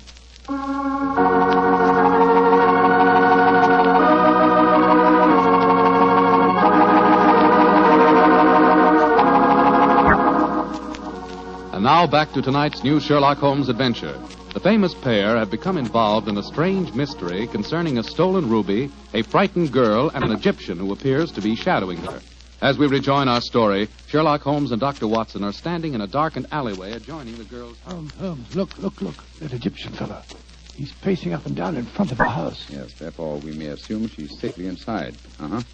Seems to be giving up. He's coming this way. Flatten yourself against the wall. Good evening, sir. Good evening. Who are you, please? We are friends of Miss Henshaw, and we're very curious to know why you've been following her. I'm sorry that I cannot answer your question, sir. Now, look here, my man. You're talking to Mr. Sherlock Holmes. You are Mr. Sherlock Holmes? I'm greatly honored to meet you, sir. All my life I have known of you. All my life I have admired you. Then in that case, perhaps you'll answer my questions. Why have you been following Miss Henshaw? Because it is my duty. What do you mean, your duty? Perhaps I should have said my destiny, Mr. Holmes. For 2 generations now, the family of Arabi, of which I am a humble member, have dedicated their lives to finding the stolen treasure of Asyut. What on earth's all that got to do with Miss Henshaw? The treasure of Asyut is a giant ruby. It was stolen many years ago from the family of Muhammad Ali. A few months ago, Miss Henshaw received a mysterious ruby. I have found out many things, Mr. Holmes. I have many sources of information. Then I must regard you in the light of a rival detective in this case. I hardly call myself a detective, Mr. Holmes. My life is dedicated to only one problem. Miss Henshaw now says the jewel was stolen from her. I do not believe it. That is why I watch her. If I am wrong this time, and I do not think I am wrong, then my quest must go on. Always it will go on. Permit me to wish you the best of luck, sir. Thank you, Mr. Holmes. Good night, gentlemen. Good night, good night. Sure we shall meet again. Oh, why did you let him go, Holmes? Why not? He's frightening Miss Henshaw. But not molesting her, old chap. In fact, it might be a good thing if someone is keeping an eye on her. In the meanwhile, Watson, let's see if we can find a cab and get back to the Diogenes Club. I don't want to keep Sir Claude waiting.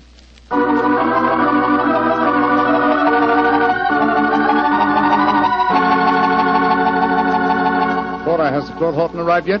Yes, Mr. Holmes. He and another gentleman came in about 5 minutes ago. They went up to the library. The other gentleman has just left. I see. Thank you. This way, Watson.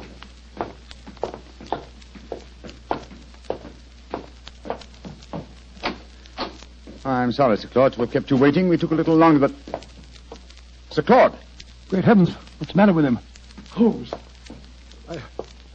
I found the answer. Too late. It's... No, sir. Don't try and stand up. You're ill. What are you trying to tell me? The ruby. Moriarty. The answer's in the book. In the book. Sir Claude! Holmes! He's been stabbed. He's dead. Just as he was trying to give me a message. He was muttering something about the ruby and Moriarty. And twice he said, it's in the book. Yes, there's a book still in his hand. It's a copy of the Tales of Edgar Allan Poe. His thumb's marking the page. It's the story of the purloined letter. Thank you, Sir Claude. You delivered your message. Come on, Watson. If we want to catch a murderer and a thief, we must go back to the Savoy Theatre as quickly as we can.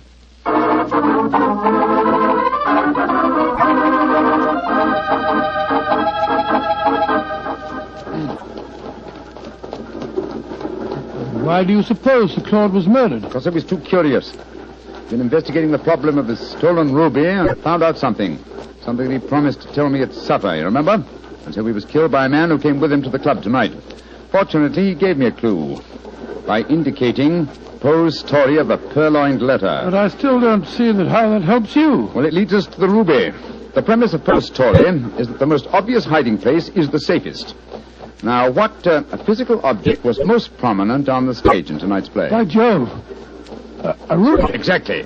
How better can you hide a stolen ruby than by exhibiting it night after night as a stolen ruby before the eyes of thousands? Well, you mean you expect to find it in the property room backstage? Precisely. That and a murderer. Wait for us, Terry. Come on, Watson. You have your revolver, old chap? Yes, I do. Well, keep it handy. Our visit may not be unexpected. Unlocked. That's good. Come on. Look, Holmes, look. The doorkeeper. He's slumped over his desk. He's been given chloroform. We'll take the liberty of borrowing his lantern. It's an eerie atmosphere about a dark and empty theatre, isn't there, Holmes? Now, where would the stage properties be kept, I wonder? Hold the lantern a little higher, will you, old fellow? Yeah. That's it. Aha, look over there. A large cabinet. It's marked Property Department. And it's unlocked. Oh, this is frighteningly easy. Let's look out for a trap. Now, let's see. Look. There's the ruby, lying on that tray. Hold it up under the lantern, Watson. Exactly. It's as I thought. This is no paste stage property. It's a genuine ruby. In the light of this lantern, it's very hard to... Down, Watson, quick! He nearly got us. Smashed our lantern. Yes, he's got an air rifle, a powerful one, too, confound it. There's no flash to indicate where he's firing from. Of course, he's baited his trap so neatly that he knows exactly where we are. I'm going to take a shot at him. I can't see anything, but at least it'll let him know we're armed. Now, move your position quickly, Watson. Just missed me, Holmes. This is hopeless shooting in the dark. Yes. I've got to switch the stage lights on. Keep him occupied, old fellow, will you? While I try to find the light switches. I've got him. But he can still shoot, confound it. Yes, well, I found the light switch. Keep your eyes skinned, Watson. I'm turning it on. There he is, Holmes. Up in that box. Getting away. After him, Watson. We can jump over the footlights into the box.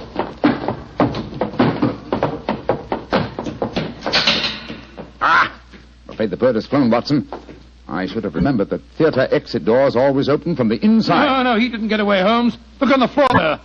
It's that Egyptian fellow. I hope you haven't wounded him too badly, No, old I don't chap. care if I have. He was trying to kill us. No, it's only a shoulder wound. He's fainted, infernal scoundrel. No, he's a very gallant man. Undoubtedly, he was trying to save us as you shot him just now. Holmes, what on earth are you talking about? Obviously, he's Moriarty. No, Watson, Moriarty just escaped through the door you heard clang a few moments ago. And what's this man doing here? As a fellow detective, undoubtedly he followed us. Perhaps he preceded us. When Moriarty started shooting, this man tried to capture him and got wounded by you for his pains. Then who is Moriarty? He must be someone connected with this theater. It's obvious. Moriarty is Moriarty. What? You mean Frank Ferrers, the fellow that played the part on the stage? Again, remember Poe's story of the purloined letter. But why didn't you recognize him? Oh, remember, I haven't seen him for 20 years, and you haven't forgotten his genius for disguise, have you? What incredible audacity. How better could Moriarty conceal himself than by announcing nightly to the theater-going public that he was Professor Moriarty? Then he killed Sir Claude. Of course he did. Sir Claude must have persuaded Moriarty to go to the club with him. Probably he hoped to expose him in front of me, but Moriarty found out that Sir Claude knew too much. Yes. So he stabbed him. Rushed back here to bait his trap for us. Yes. But how did he know that we'd walk into it? Well, he knew that if Sir Claude had guessed his secret, then I certainly would, and so he was waiting for us. Hello. He's coming too. How are you feeling, my man? The ruby. The ruby. Did you find the ruby? Yes. Here it is, sir.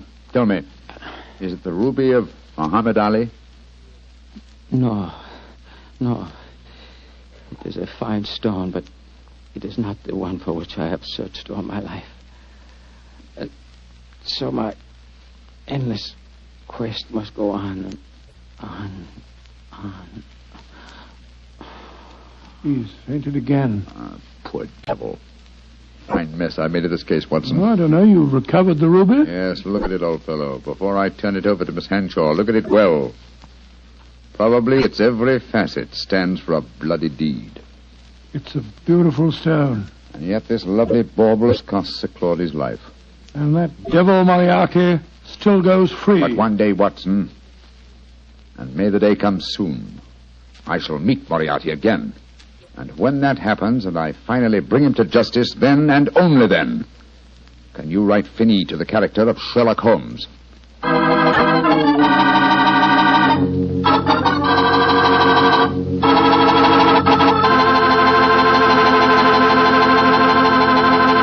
Well, Doctor, that was kind of an exciting story. Tell me, did the Egyptian recover from his bullet wound? Yes, indeed he did, and rather quickly, too, Mr. Foreman. I felt very badly about shooting him, but of course I couldn't help it. Of course not. But, you know, if I had to shoot someone accidentally, I wish it could have been the actor who portrayed me on the stage. Wretched fellow mumbled all over the place. Oh, don't worry about that. After all, you did recover the ruby. Yes, and a beautiful stone it was. The color of, the color of a fine glass of port when the light shines through it. By a fine port, I take it you're talking about a Petri port? Is there any other kind? Well, all kidding aside, Doctor, Petri port, like all Petri wines, is good wine. And I can tell you why very simply. Petri took time to bring you good wine.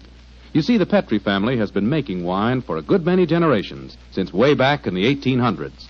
And because the Petri business has always been family-owned, everything the family has ever learned about the art of making wine, they've been able to hand down from father to son.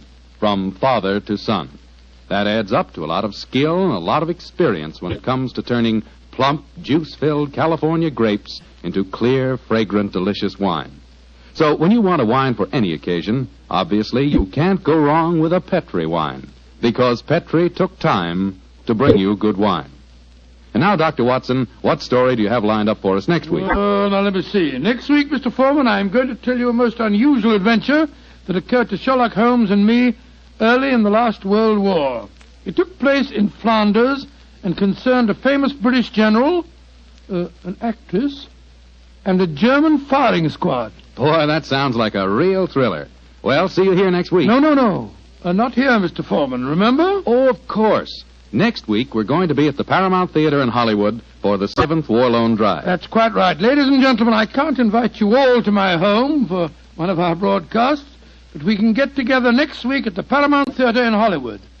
You can get a free ticket for our broadcast by buying a war bond. And I sincerely hope that you will do this, so that we can see you next week at this time.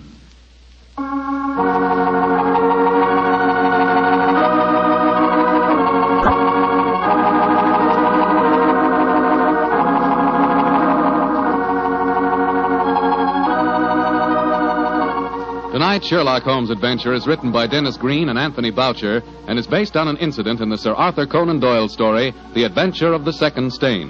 Mr. Rathbone appears to the courtesy of Metro-Goldwyn-Mayer and Mr. Bruce to the courtesy of Universal Pictures, where they are now starring in the Sherlock Holmes series.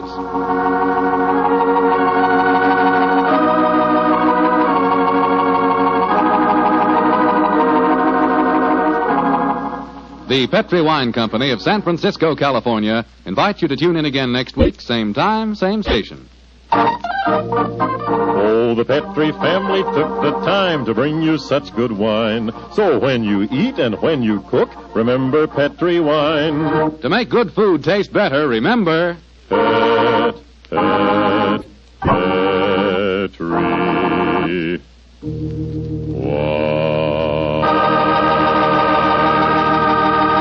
Bill Foreman saying goodnight for the Petri family. Sherlock Holmes comes to you from our Hollywood studios. This is the Mutual Broadcasting System.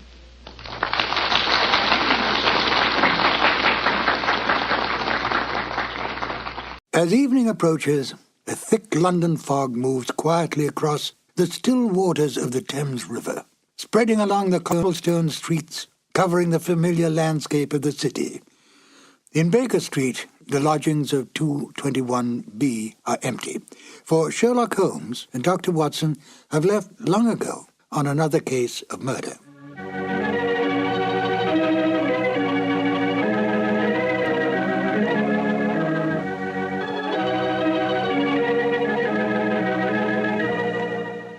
Hello, my name is Ben Wright.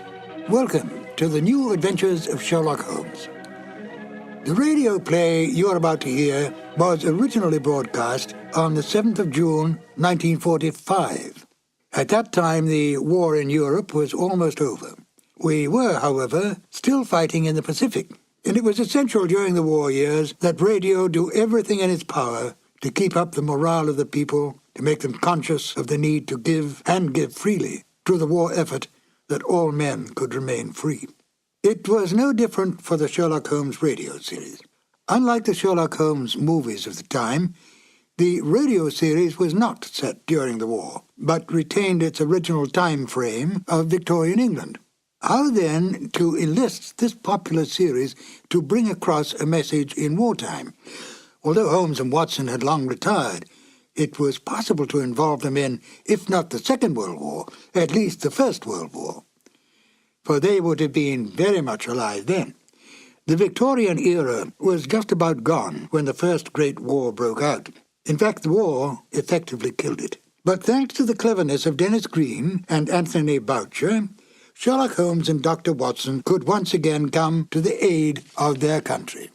The broadcast of In Flanders Fields was made part of a war bond rally in order to raise money to continue the fight against the enemy in the Pacific.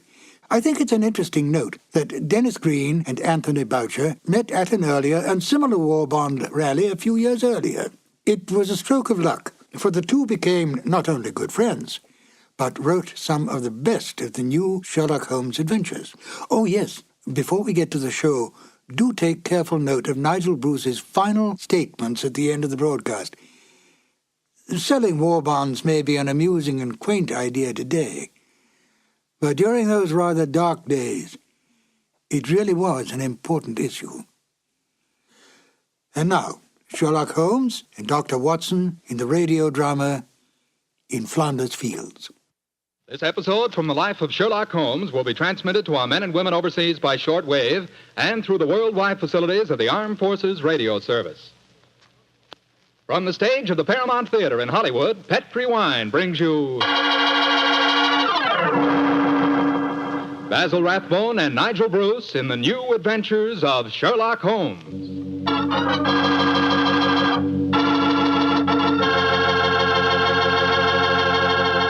The Petrie family, the family that took time to bring you good wine, invite you to listen to Dr. Watson tell us about another exciting adventure he shared with his old friend, that master detective, Sherlock Holmes. You know something? If right now it were possible for me to ask every one of you what you had for dinner this evening, I'll bet a good many of you would say chicken. Chicken is an all-American favorite. But boy, you just haven't tasted chicken till you've tried it together with a glass of well-chilled Petrie California Sauterne. Petrie Sauterne is a perfect mealtime wine, just made to go with chicken. That Petrie Sauterne is a white wine, delicate in color, and what a flavor. A flavor that comes right from the heart of luscious, sun-ripened grapes. You can just taste those wonderful grapes. And I'll tell you something, that Petrie Sauterne is pretty much on the terrific side when served with fish or any kind of seafood, too, and that's a fact. But say, whenever you serve that Petrie Sauterne, remember you can serve it proudly, because the name Petrie is the proudest name in the history of American wines.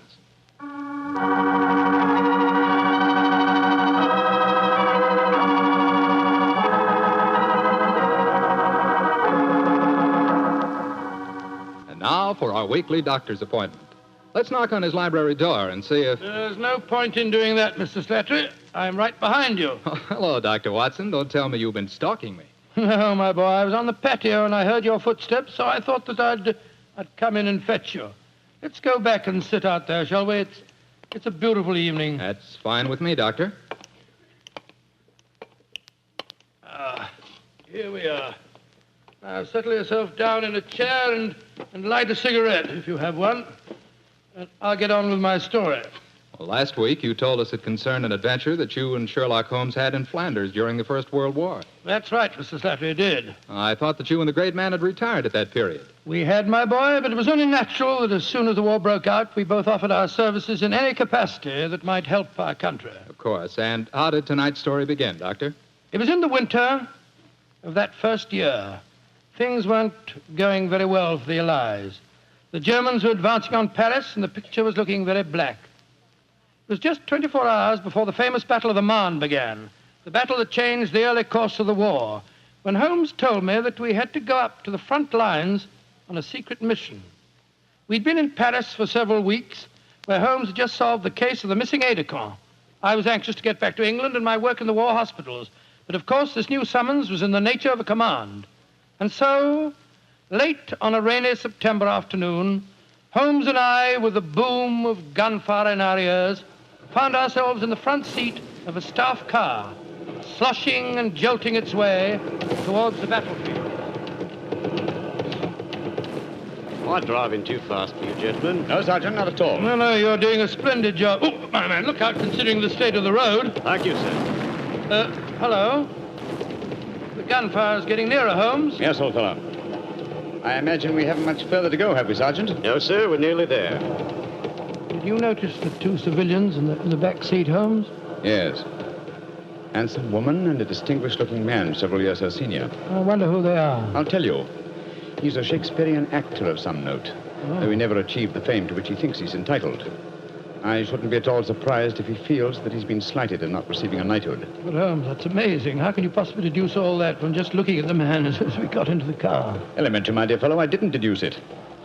We saw him twice last year in the London Theatre, if you remember. What? His name is Maitland Morris.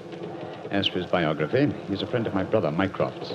He told me about him. Well, what do you suppose he's doing up here near the front line? His brother is General Sir Stanley Morris, who's in command of this particular front, and it would seem reasonable to presume that his brother has come up here to give a performance for the front-line troops.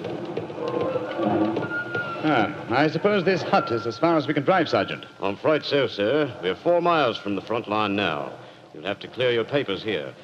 See that ruined farmhouse there, sir? Yes, Sergeant. Is that the General's headquarters? Yes, sir. Come on, Watson. Good Lord, it's pelting with rain. Yeah, let's make a dash for it.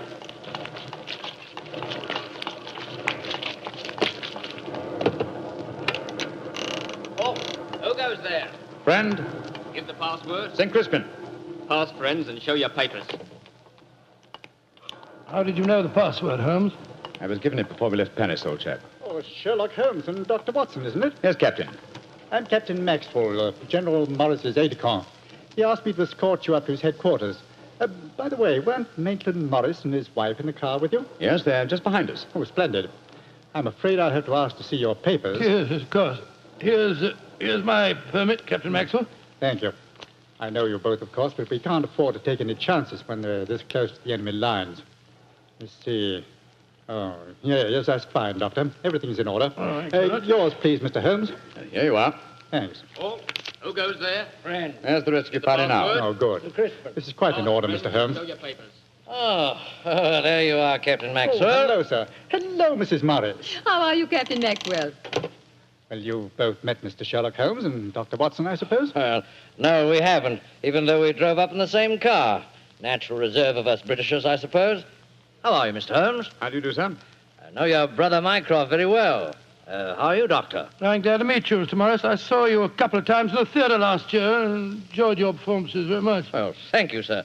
Well, then you must know my wife, my leading lady. How do you do, gentlemen? How do you do, Mr. Morris? Can I see your papers, Mr. Morris? Just a matter of form. You understand. Yes, of course. Mrs. Morris, I presume you and your husband are going to give a performance tonight for the men going up the front line. Yes, Doctor. We're very flattered. They've asked us to do some Shakespearean scenes. Oh, yes. Although I should have thought something a little lighter would have been more appropriate. The General, he's Maitland's brother, you know, seemed to think differently. Well, my dear, show Captain Maxwell your papers.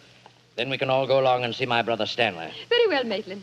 Mr. Morris, I shall look forward to hearing your reading of Shakespeare's St. Crispin's speech from Henry V tonight. Well, bless my soul, Holmes. How did you know I was planning to do it? Well, the setting is so perfect and the time so appropriate, I can't conceive an English actor who could resist the temptation. Oh, right. I noticed that your brother appreciated the fact in naming today's password. Yes, it's amazingly appropriate. You know, it's almost 500 years ago to the day that the Battle of Agincourt took place. Well, let's hope that the results of the forthcoming battle will be equally successful for England. Yes, indeed. Oh, by the way, Holmes, this will probably seem rather silly to you, but I'm an inveterate autograph collector, and I have my book here with me. I wonder if you'd mind signing. I'd be very glad to, Mr. Morris. Give me a pen, will you, Watson? Here we are, Holmes. You'll find yourself among quite distinguished company in that book, sir. So I see. Adelina Patty, Crown Prince of Norway. Hello. Field Marshal von Tauchnitz. Oh, yes. He was one of my admirers when I played in Munich before the war.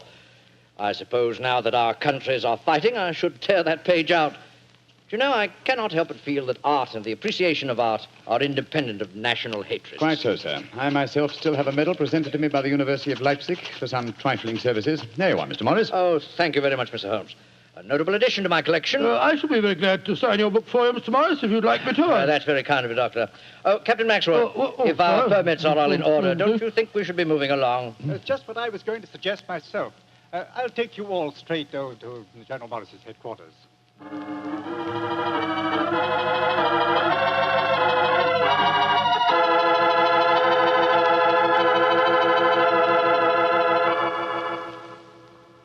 General Morris, may I introduce Mr. Sherlock Holmes and Dr. Watson? How do you do, sir? How are you, General? How do you do? Know a lot about you. Long way from Baker Street, isn't it? Yes, indeed, sir. Where's that brother of mine? There you are, Maitland. Cynthia, how nice to see you both. Oh, it's good to see you again, Stanley. Hello there, Stanley. The men will be glad you arrived. They're looking forward to your show tonight. We're very flattered that they want to hear us do some Shakespeare. Oh, rubbish, old boy. With you and Cynthia up there on the platform, you could read the telephone book and they'd love you. Oh, very kind. By the way, you'll find the stage very primitive, just a few trestles and a large tent and a curtain made of army blankets. And your dressing room will be even worse. Oh, don't worry about our comfort, Stanley. As long as we cheer the boys up, that's the important thing. Yes, of course. By the way, what program do you have mapped out for us? Well, I thought we'd have two shows. The tent's not large enough to hold everybody at once. Anyway, we have to keep up an alert all the time. Think you can manage two separate shows? Oh, of course I can, Stanley. I may look old, but I don't feel it. You don't even look it, you scoundrel. Thank you. Perhaps we could take a look at the stage and equipment, eh? Oh, certainly. Captain Maxwell, take them over to the tent and show them what the facilities are, will you? Right, sir. Will you follow me? Oh, yes, of course. See you later, Stanley. Come along, my dear. All right. I'm glad you're here, Holmes. I'm sure I can speak quite freely in front of Dr. Watson. Oh, yes, with perfect freedom, sir. He's my colleague, He's an old army man himself. Really? What regiment, Doctor? 5th Northumberland Fusiliers, sir. Later attached to the Berkshires in Afghanistan and wounded in the Battle of Mainwan. Really? Then I'm sure I can speak freely in front of you. Holmes, you know why you're up here so near the front line, don't you? I have a very shrewd suspicion, sir. Yeah, I thought you had. That's why I asked for you to be sent here. You asked for me to be sent here, General. Yes, I think I understand. Well, I wish I did. You will, Doctor, in due time. In the meanwhile, gentlemen, I'll have an orderly show you to your quarters. Thank you, sir. And, Holmes, take a look around, will you, and keep your ears open. We're comparatively a little distance from the German front lines, and yet there's a very puzzling silence just now. Yes, I noticed that, sir. And half an hour ago, on our way up, there's quite a lot of shelling. Exactly. It's unnatural and rather frightening at a time like this. You see, we're attacking at dawn. The enemy might be trying to infiltrate spies, and the whole success of this battle depends on a surprise attack. I quite understand, sir. Come on, Watson.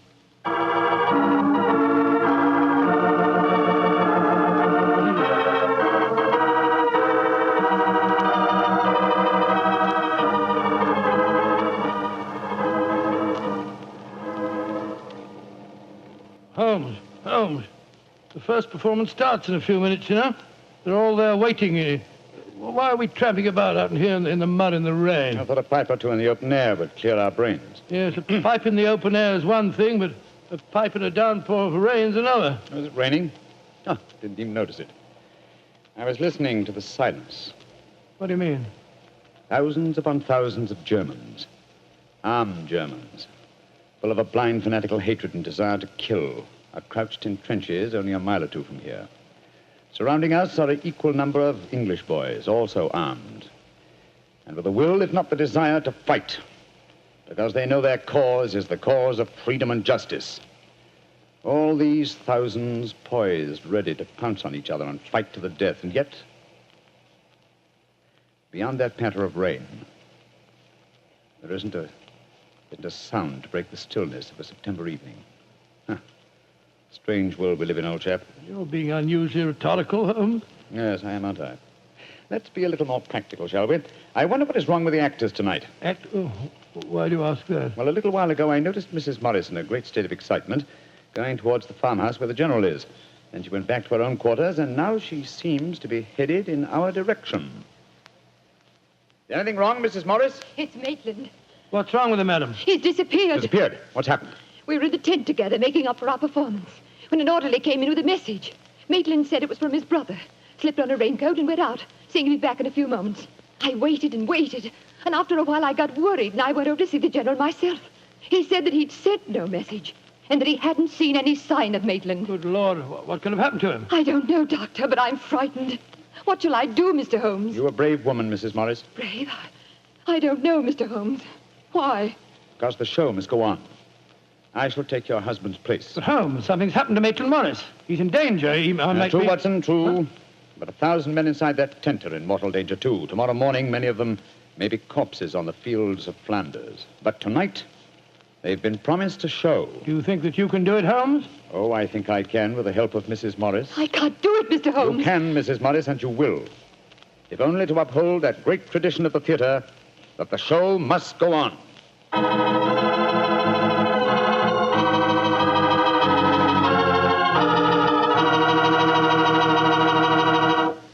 We'll hear the rest of Dr. Watson's story in just a few seconds. Time I'd like to take to tell you that if you've got a butcher who has meat and you've got the points to get that meat, don't forget to bring home a bottle of Petri California Burgundy. Tell you why. That Petri Burgundy is a rich red mealtime wine that's wonderful with any meat or meat dish. That's a fact. Petri Burgundy can make a banquet out of a hamburger. And boy, Petri Burgundy and old-fashioned Irish stew are bosom companions. Just get yourself some Petri Burgundy and share it with your family. Petri Burgundy is the best friend a good meal ever had.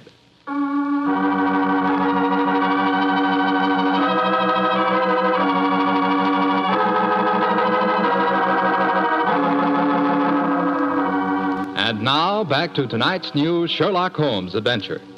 It is just before the Battle of the Marne in the First World War, and Sherlock Holmes and Dr. Watson are at headquarters a few miles behind the front line trenches. A famous Shakespearean actor who was to give a performance for the troops has mysteriously disappeared, and the great detective has taken his place at the last minute. As we rejoin our story, Sherlock Holmes, alone on the improvised stage, is delivering a Shakespearean speech before a spellbound audience. Happy breed of men, this little world, this precious stone set in a silver sea, which serves it in the office of a wall or as a moat defensive to a house against the envy of less happier lands. This blessed plot, this earth, this realm, this England.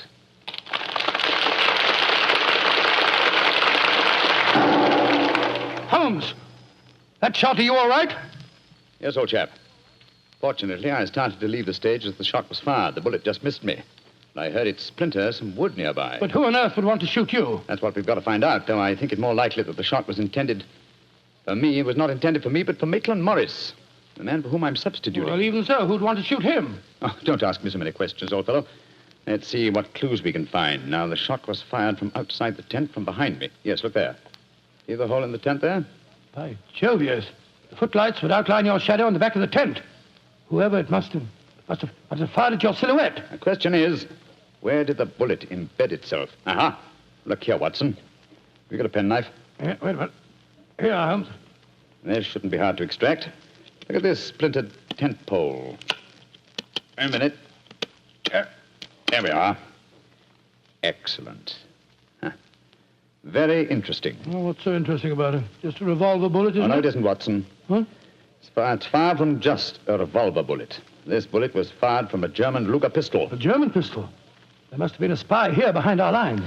That's a reasonable enough assumption. Yes, we may be sure that no English soldier would carry such a weapon and face inspection. Come on, I want to talk to Mrs. Morris.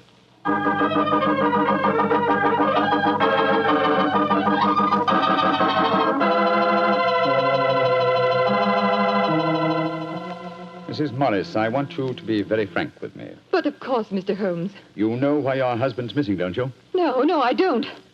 Have you found out anything? Come, madam. Why keep up this pretense any longer? I know that your husband is a spy, or at least a great sympathizer with the German cause. The General's brother a spy? Good Lord. How dare you say that? Because it's true. Foreign Office have been suspicious of his sympathies for some time. His own brother knew it. That's why he asked to have me sent up here to keep an eye on him during his visit. It is true. Why should I keep up the pretense any longer? You see, Maitland was a disciple of Stuart Houston Chamberlain. Oh, who was this Stuart Houston Chamberlain? An Englishman who married one of Richard Wagner's daughters and became a German citizen, and an arch-enemy of England. I tried to dissuade Maitland. I implored him to consider his British heritage, his brother's name and mine. But Maitland was a strange man. His life was one of frustration and envy. Envy of his brother, I suppose? Yes. When Stanley was knighted, it hurt Maitland terribly. He said it was typical if the English would knight a soldier and yet leave a great artist like himself unrecognized. That in Berlin, they really understood and rewarded the artist. Well, if the authorities knew that, it's amazing they allowed him to come so close to the front lines at a time like this. Oh, it was at the General's request. He wanted to plead with my husband to warn him that his secret was known. And now Maitland's gone over to the German lines. Oh, it's terrible. It's worse than that. It's disastrous. He can give them information as to the strength of our troops here. He knows the password. He might even know the hour the attack is timed to start. How did your husband expect to enter the German lines in safety, Mrs. Morris? He speaks fluent German, Mr. Holmes. I fancy the autograph book he was carrying containing the signature of Field Marshal von Tauchnitz was in reality his pass through the German lines. You've told the General that his brother was gone, of course. I haven't been able to. He moved up to the front line position immediately after the first performance, though I had warned him what I thought Maitland was planning to do. I think he intended to give his performance first, then cross the lines immediately afterwards. But something must have made him change his mind. Perhaps he suspected I'd warned the General. Anyhow, as you know, when I got back to our quarters, he'd gone. Did he leave any note, madam? Yes, he did. Here it is. Thank you. I have gone, my dear. Try and understand and forgive if you can. You wouldn't come with me, and so I'm taking what is left of my heart and my hopes where they belong, among the friends that understand and appreciate me. It is something stronger than love and blood and country that makes me do this. It is something dearer to me than life itself. Dearer to me than life itself. Oh, how could he? How could he? The shame of this will kill poor Stanley. Mr. Holmes, will you break the news to him? I know it's cowardly of me, but I just can't tell him myself. Don't worry, Mrs. Morris. I'll tell him. Dr. Watson and I will ask Captain Maxwell to escort us to the General's frontline headquarters. In the meantime, try and keep calm. We'll tell him.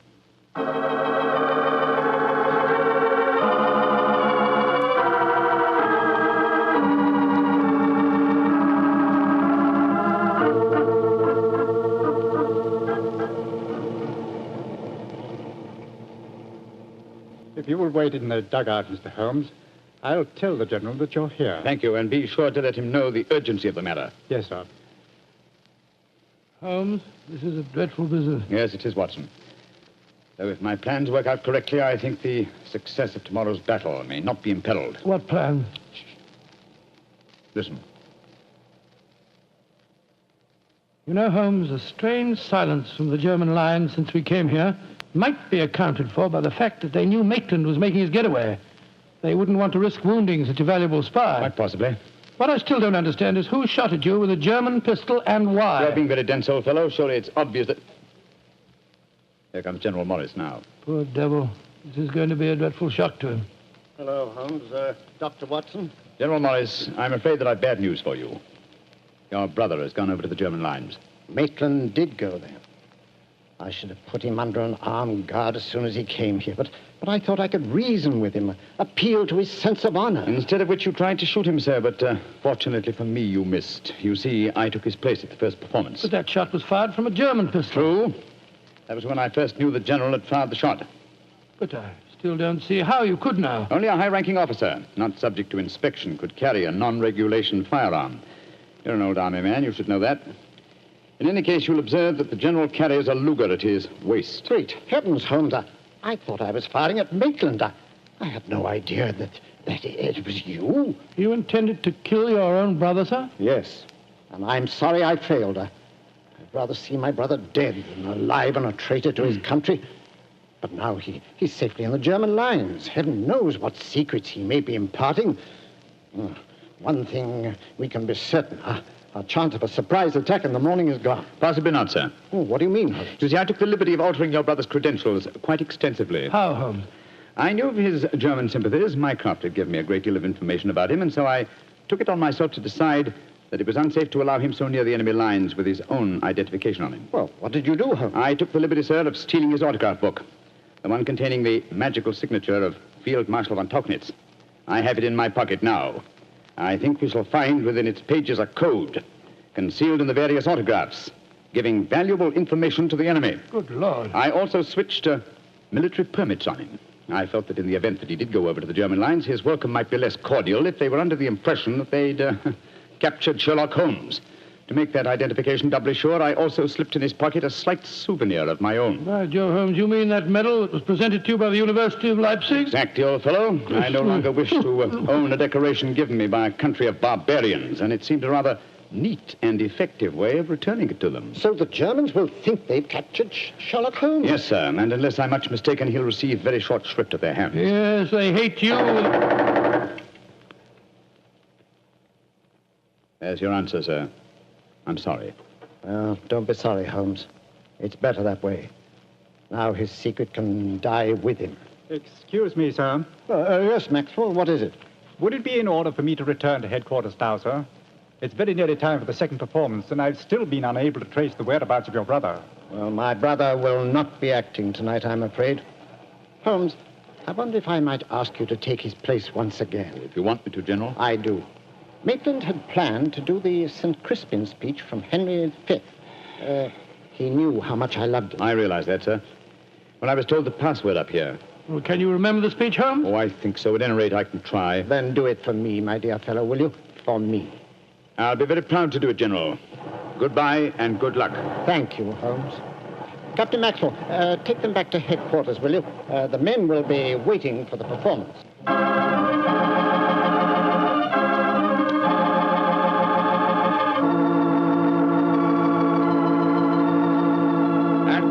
Crispian shall ne'er go by from this day to the ending of the world, but we in it shall be remembered. We few, we happy few, we band of brothers. For he today that sheds his blood with me shall be my brother, Be he ne'er so vile, this day shall gentle his condition. And gentlemen in England now abed shall think themselves accursed they were not here, and hold their manhoods cheap, while any speaks that fought with us upon St. Crispian's Day.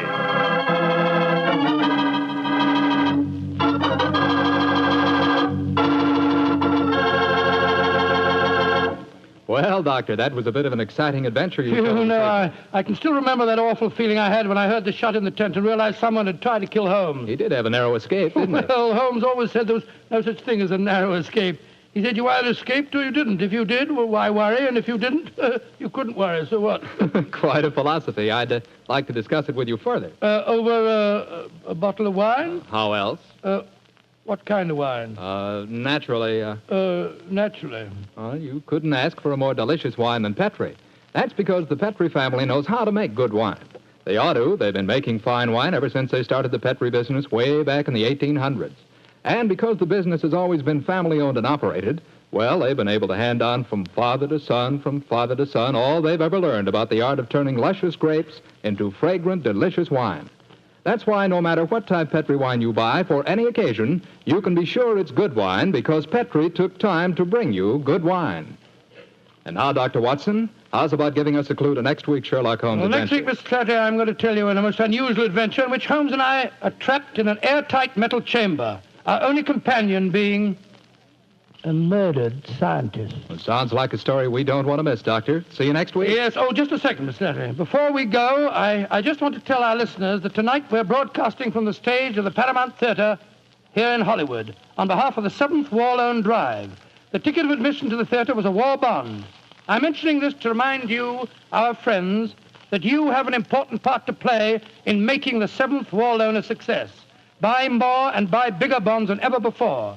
They're needed to pay for new super forts, new jet-propelled fighters, newer and bigger weapons to lick Japan. Remember, in spite of the magnificent achievements of our forces in the Pacific, the Japanese war has just begun. So let's go all out for the mighty 7th War Loan.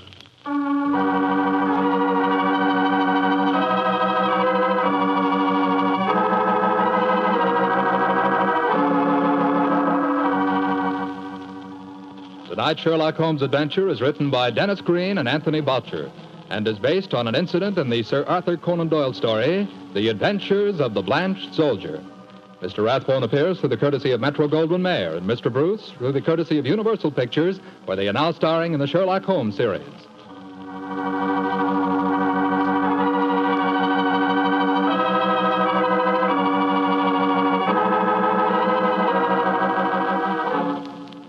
The Petri Wine Company of San Francisco, California, invites you to tune in again next week, same time, same station. Oh, the Petri family took the time to bring you such good wine. So when you eat and when you cook, remember Petri wine. To make good food taste better, remember... Petri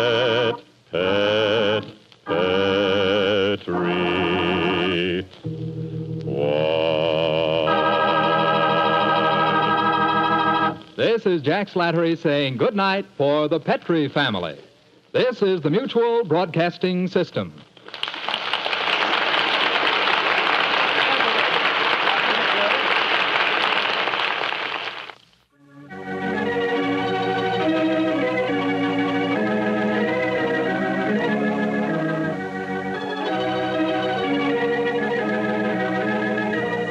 It was only a short time later that calls for the sale of war bonds would come to a complete halt. The reason? The dropping of the A-bomb on Japan. Not only did this bring the Second World War to an abrupt end, but it changed the entire life and rhythm of the world. I often feel that life might be richer if we could have grown into this atomic age at a slower pace. Still, we can go back in our imagination to an easier, slower time, a less violent time, a time of Sherlock Holmes and the good doctor. This is Ben Wright, and I'll join you again shortly with another new adventure of Sherlock Holmes.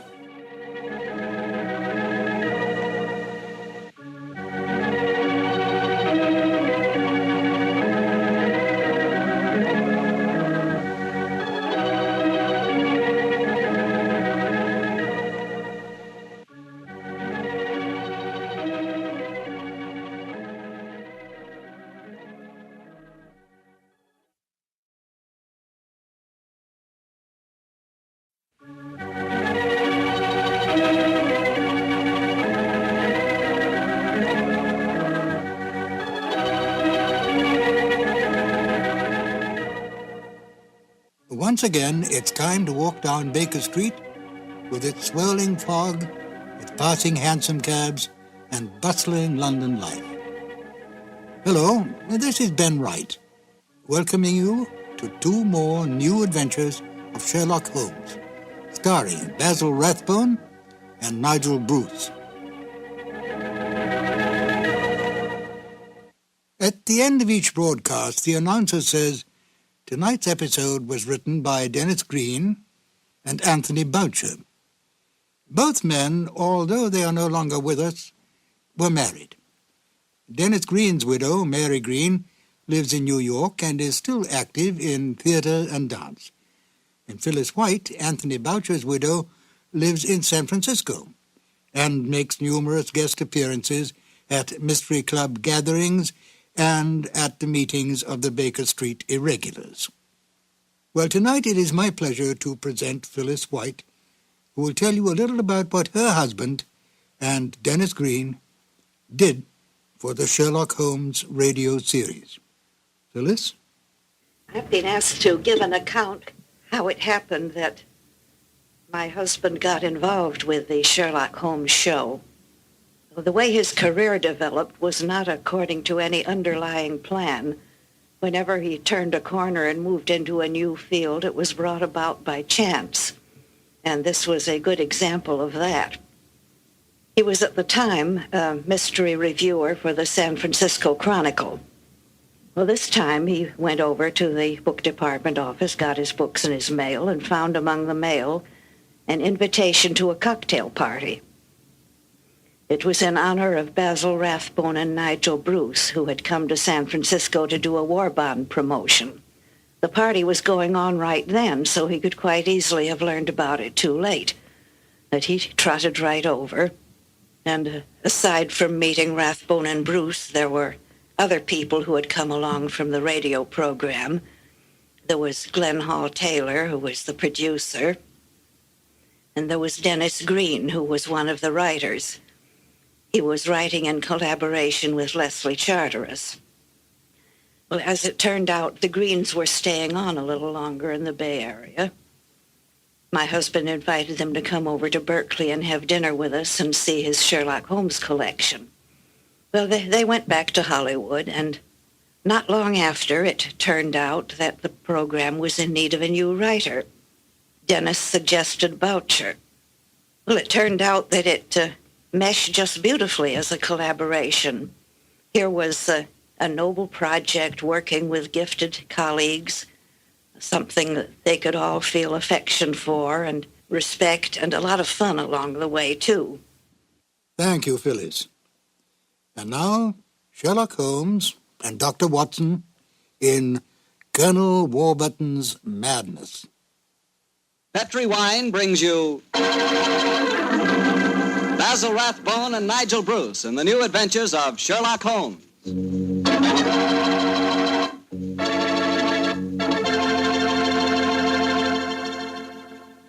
The Petri family, the family that took time to bring you good wine, invites you to listen to Dr. Watson as he tells us about another exciting adventure he shared with his old friend, that master detective, Sherlock Holmes.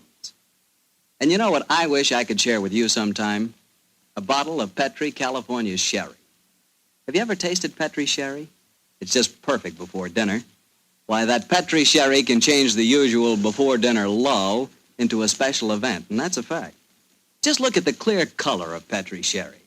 It's a deep, rich amber, clear and cheerful-looking. And wait till you taste it. That's when you find out for sure just how good a wine can be. That's when you find out just what I mean when I say that the flavor of Petri sherry comes right from the heart of the grape. Try Petri sherry by itself, or with hors d'oeuvres or canopies or whatever you call those little cocktail sandwiches, and say, if you like your sherry dry, well then Petri California Pale Dry Sherry is the sherry for you. Just be sure the label says Petri, the proudest name in the history of American wines.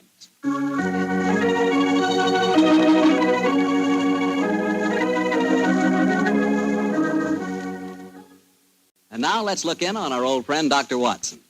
Doctor? I'm out here on the patio, Mr. Bartell. Come out and join me. Of Quiet, Winnie. Quiet. Down, Monty. Good fellow. I see the welcoming committee's here. Yes, little scoundrels. They begin to think they own this patio. Scoop them off the chair, Mr. Bartell, and settle yourself down. All right, off you go, boy. Off you go. Go on, off you go. That's it, my boy. As a matter of fact, it's rather appropriate that the puppies should be here tonight. As in the story that I'm going to tell you, a dog played a most prominent part. A dog? What kind of a dog, Doctor? No, my boy, don't get me anticipating my story. For once, I'm going to start at the beginning. Which was? On a summer morning in 1890, not long after my marriage. I'd gone back to my private practice, you know, and Sherlock Holmes was living alone in our old Baker Street rooms. You still saw him, I suppose. Indeed I did, Mr. Bartell. In fact, occasionally I even persuaded him to forego his bohemian habits so far as to visit my wife and me. But to get back to my story, I'd been exceptionally busy that summer, in consequence was feeling rather, shall we say, nervy and run down. So much so that Mary, Mrs. Watson, persuaded me to take a fortnight's holiday. We went down to the charming little village of Taplow on the lower reaches of the River Thames. But, as so often happens, the best laid schemes of mice and men gang after glade. I guess the holiday backfired on you, Doctor, and you found yourself involved in a mystery? Maybe a mystery calling for the aid of your old friend Sherlock Holmes? Quite correct, Mr. Bartell. We'd only been down there a couple of days when the trouble began. In fact, the whole thing became so involved that I thought the best thing to do was to put the whole strange story in a letter to Sherlock Holmes. This I did. And I can imagine how he chuckled when he read my news. Dear old Watson. Seems to be a little out of his depth. My dear Holmes, I need your help. Or at least your advice.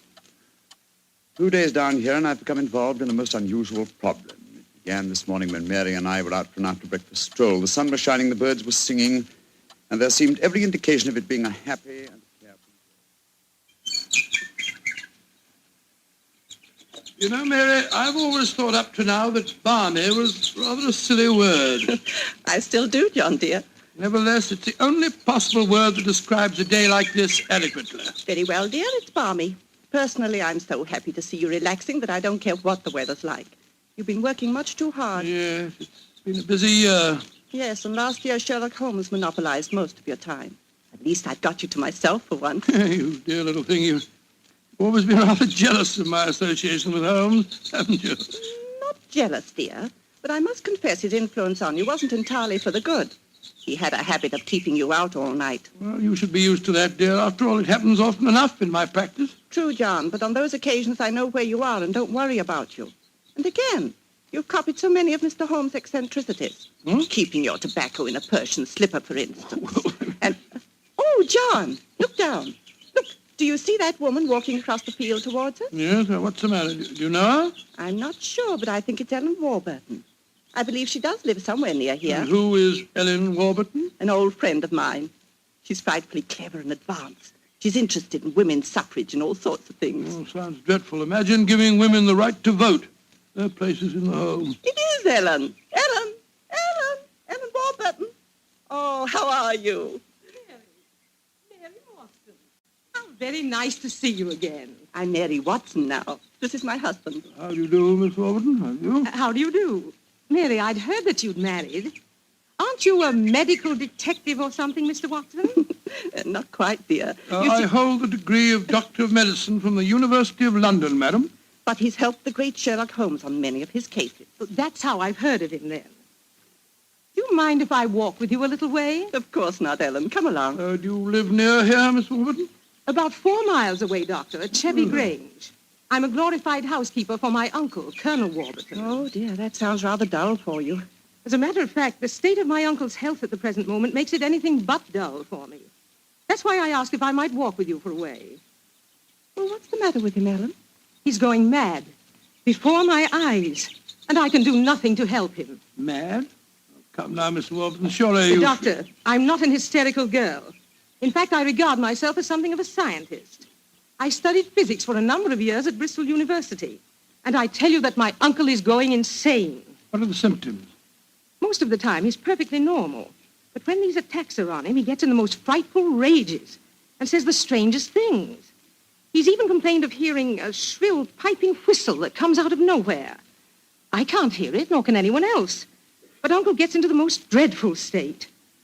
I wonder, would you have a look at him for me, Dr. Watson? Well, I don't Of hardly course, feel... John will do everything he can. Thank you so much. Then supposing you both come over for... So, my dear Holmes, at 7 o'clock this evening, we found ourselves approaching Chevy Grange. It was rather a forbidding-looking place, covering a little more than an acre, I should say. As we stood waiting for admittance, I must confess that I was not entirely... Gloomy-looking place, isn't it, Mary? It is a little forbidding, John, dear. Oh, dear. What's that? Sounds like a tom-tom. Someone singing a weird chant. Seems to be coming from the direction of that barn over there. It doesn't seem quite appropriate, dear, does it? I mean, not in the heart of Buckinghamshire. Why not knock on the door again, John? Yes, all right, I will. Perhaps they didn't hear us. Oh, they did. Who is it? Oh, it's guests. It's Dr. and Mrs. Watson, my good man. Acker's the name, sir. Come in, please. The Colonel's expecting you, sir. He's in the study.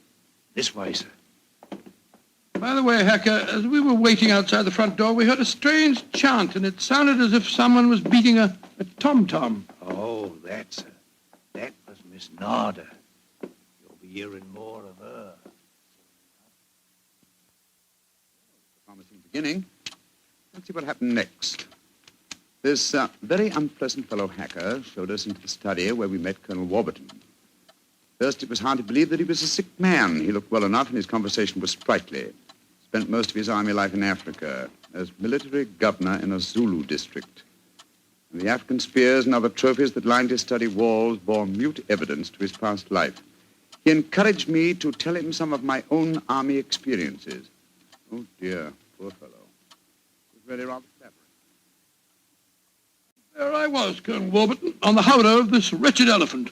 The river was a raging torrent, and I couldn't get the confounded animal to budge. Well, I'm a pretty strong swimmer, you know. Won several cups of swimming, as a matter of fact. Of course, I was a much younger man then. and John, dear. Yes, ma'am? You interrupted Colonel Warburton's story, Oh, dear. sorry. I thought this little incident would be interesting. Do go on, Colonel. Yes, Your please story don't. was All so right, interesting. all right. You were telling us that you were intercepted by an African drum code message. Oh, yes. Well, I don't want to sound conceited, but I doubt if there was another Englishman in the world who could have told you what those particular drum beats meant. Oh, I don't doubt that, Colonel Warburton. Well, I'd spent a good number of years studying the native customs. I spotted the code right away. It meant that an uprising was planned to start throughout the whole province at noon the next day. Of course, there it is again. The devilish whistle. Can you hear it, Dr. Watson? Mrs. Watson? I can hear nothing, sir. Nor can I. Of course not. No one can hear it but me. Now, Colonel Warburton, don't get so excited, It's sir. black magic, that's what it is. Oh, really, sir, black you magic. must realize that the powers of jungle witchcraft are completely unknown in this country, Dr. Watson. But I know of them, and I can think of many people who might wish to employ them against me. Come in. Oh, it's you, Nada. Great Scott, she's very beautiful. Nada, I want you to meet some friends of Ellen's, Dr. and Mrs. Watson. I am very pleased to meet both of you. How do you do? How do you do, Miss Nada? Nada's father was a Chagajula, one of the greatest Zulu chieftains I ever had the privilege of knowing. He did me the rare honor to swear blood brotherhood. So when the missionary sent Nada to England to complete her education, I insisted that she spend her first few months here under my wing. Listen. What is it, Colonel? That whistle again. For heaven's sake, say that you heard it this time. Please say that you did. I didn't hear a thing, sir. Well, I did, and I know where that sound came from. Now, put down that spear at once, will you, Colonel Warburton? The devils are trying to kill me. I'll kill them first. No, don't throw it, sir, don't throw it. Someone's opening the door. Uncle! It's Ellen. Great Scott, the spear missed her by an inch. Uncle, what is it? Whistle. I heard it again, Ellen. And I'm going to find where it came from. Poor Uncle. Of course, you heard no sound. Nothing, Ellen. What can we do to help him, Dr. Watson? Well, it's hard to say, Miss Warburton. I'm not sure that medical help's what she needs. He seems perfectly sane and lucid, except for these strange outbursts. But we must do something. Propose to, madam. As soon as I get back to the inn, I think I'll write to my old friend Sherlock Holmes and ask his advice. There's the problem. I can't feel that the man should be committed to an asylum, and yet obviously when these attacks are on him, he's as mad as a hatter. Well, fascinating problem, and one that calls for speedy action. I think a telegram to my friend Watson might help to clarify some aspects of the case. Yes. You see, Dr. John H. Watson, Red Lion Inn, Taplow, Bucks. I suggest that you ascertain one important fact. Does the Warburton household have a dog? Crispy. Telegraph reply. Holmes. Upon my soul, Mary, that's a cryptic answer to my letter. Yes, dear, it is. I'm afraid Ellen will be disappointed. He's coming over to join us for lunch to see if you have any news. What on earth can dogs have to do with the case? I can't possibly... Here's Helen now. Good morning, Ellen. Hello, Mary. Good morning, Doctor. Good morning, good morning. I suppose it's too early to have received any reply from Mr. Holmes. Well, as a matter of fact, I just got this telegram from him. You can read it if you like. I can't see it makes much sense, myself. But that's extraordinary. I did have a little dog. He was killed a week ago. But it didn't occur to me to tell you about it yesterday. Oh, that's amazing. How could Mr. Holmes have known about it? It's very little that Holmes doesn't know, my dear. How was your dog killed, Miss Warburton? I found him in the grounds with his head smashed in by a stone. Oh, how dreadful. Who do you think did it? It might have been a poacher. And then again, it might have been... Your uncle? It's possible. When he's in those rages, I don't think he knows what he's doing. That's very important. I think I shall go and send Holmes a telegram at once. But don't wait lunch for me.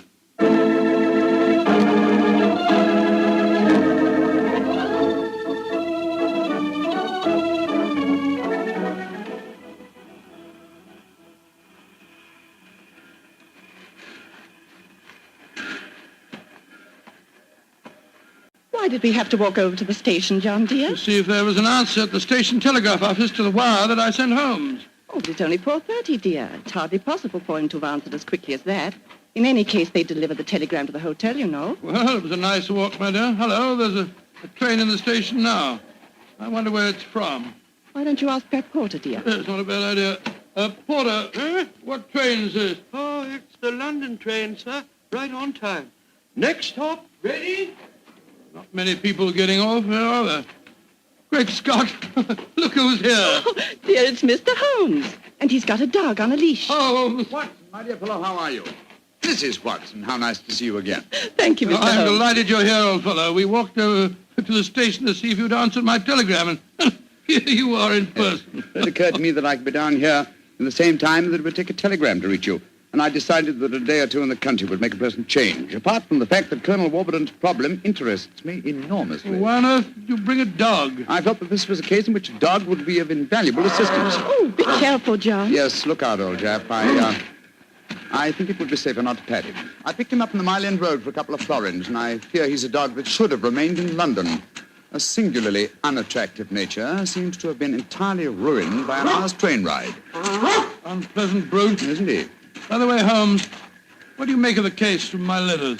Well, I should prefer to reserve my judgment until I've met the Colonel. However, I will vouchsafe one opinion. Oh, what's that? To paraphrase a proverb, don't disbelieve all you don't hear.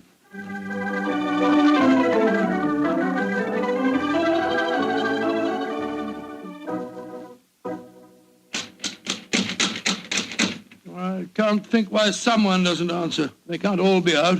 Well, while we're waiting, I think I'll tie the dog up to this tree here. I don't want my arrival to cause too much commotion. Quiet! Quiet! Don't you think perhaps we could try the door, John? Yes, certainly. It's a good idea. Hello, hello. It's unlocked. Then let's go in, old fellow. Let's go in. Colonel Warburton? Colonel Warburton? Ellen? Ellen? What was the name of that butler fella? Hacker. Yes, of course, that's it, Hacker. Hacker! Hacker! We appear to be in an empty house. The dog! Oh, fool that I am, I shouldn't have left him here. Come on!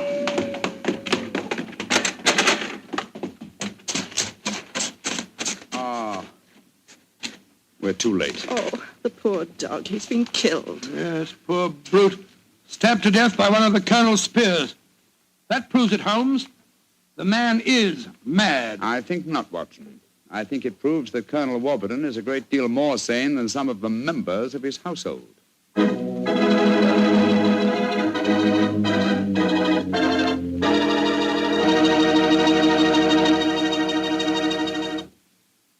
the rest of Dr. Watson's story in just a few seconds. Time for me to remind you that there's one secret every smart woman knows. Simply, good wine makes good food taste better. And by good wine, naturally, I mean Petri wine. Try a Petri wine with your dinner. If you want a wonderful red wine, try Petri California Burgundy. If you want a perfect white wine, try Petri California Sauterne. In fact, try them both. You'll agree, I'm sure, that next to your good cooking, nothing can do more for a meal than a glass of good wine. A glass of Petri wine.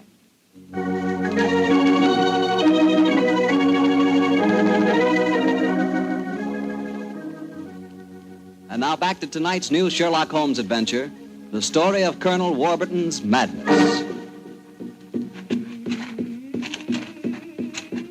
Holmes, why are we heading for this barn?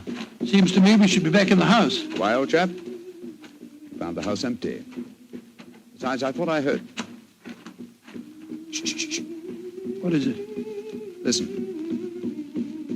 It's the same sound that Mary and I heard yesterday. Oh, once more, it's coming from the barn. Come on, Watson, but quietly.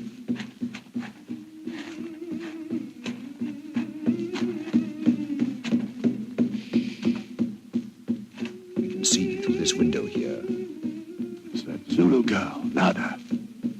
She's beating a drum and chanting. Who's the man with her? It's Colonel Warburton. No, it isn't.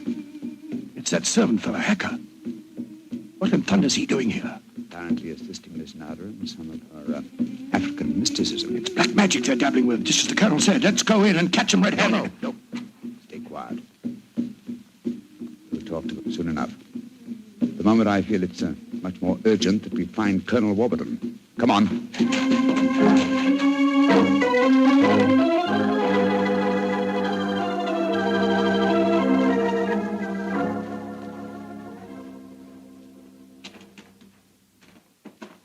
There's the Colonel pacing up and down in front of the house with Mary and his niece, Miss Warburton. We shouldn't have left the women alone with him, you know. The man's dangerous. I don't think the women have been in any danger, Watson. John, dear, where have you been? Oh, well, Holmes and I decided we'd take a little walk. It proved very interesting.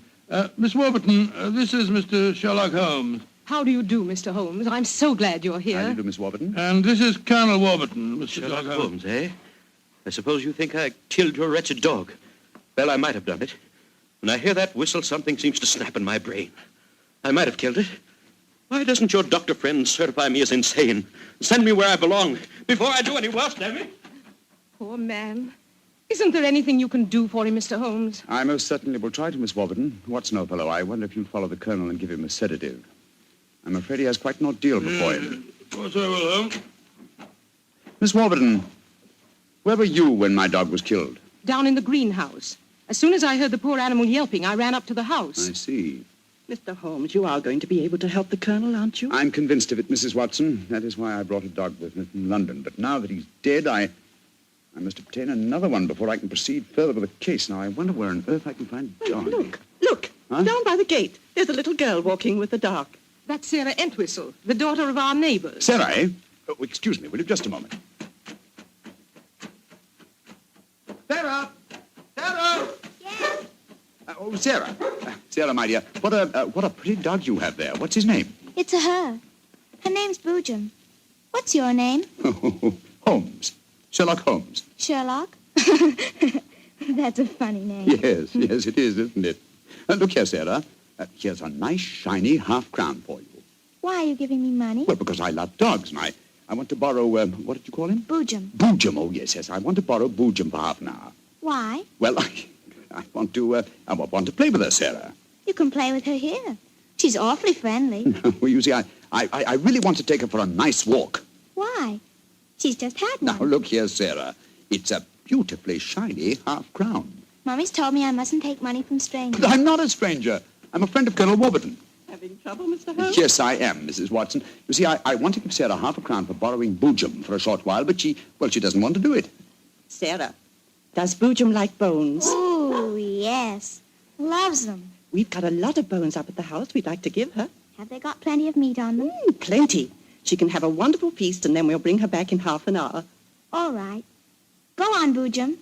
Now, promise you'll bring her back in half an hour. We promise. Yes, Sarah. And Sarah, what about the half-crown? Well, I'll take it home and ask Mummy if I may keep it. Good. Goodbye. Goodbye. And take care of Boojum. Oh, she's a sweet little girl. Mr. Holmes, you're not going to expose Boojum to any danger, are you? None, Mrs. Watson, otherwise I shouldn't have borrowed her. I'm convinced that Boojum will give us the clue to what appears to be Colonel Warburton's madness.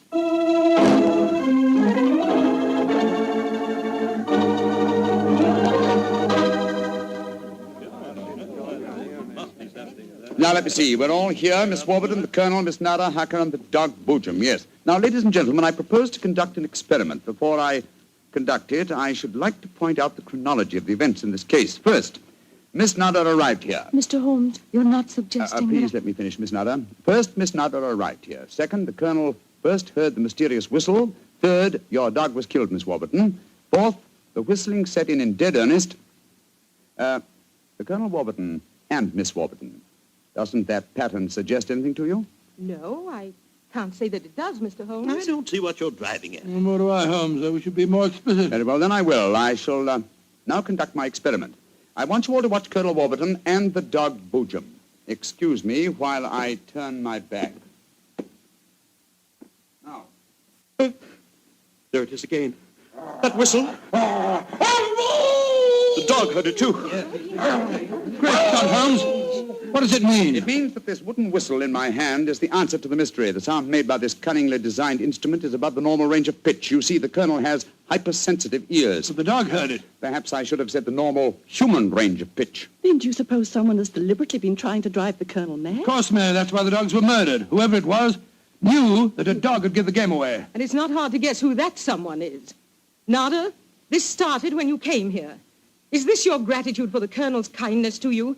Endangering his sanity with your evil black magic? That is not true. One moment, please, Miss Warburton. Miss Nada.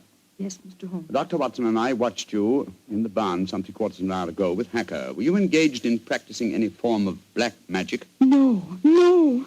I was praying to my old gods to save the Colonel's sanity. What were you doing there, Hacker? Don't tell me you were praying to old gods, too. Well, I used to be a chapel-going man, sir, but I don't know.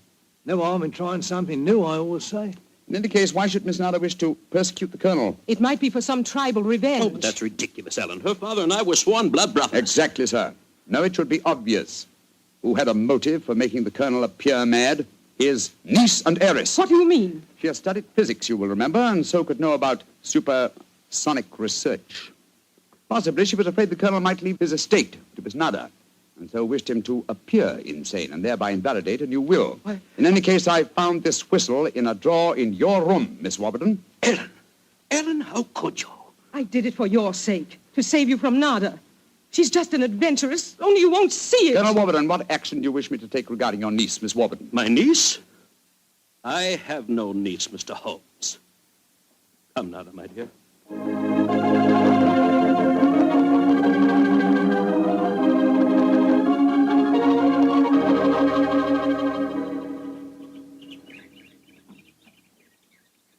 Oh, what an amazing case, Holmes. Mary, wasn't it clever the way Holmes solved it? It was very interesting, dear. I was quite enthralled. Oh, now I think I shall return to London and let you two finish your holiday in peace. Before you do that, Mr. Holmes, there's one thing we should do. What, Mary? Boojum. We promised, you know. Oh, yes, of course. I think the three of us might walk her home. But before we do that, I suggest we rummage through the kitchen. The kitchen? What on earth for? Bones, dear. Exactly. And bones with plenty of meat on them.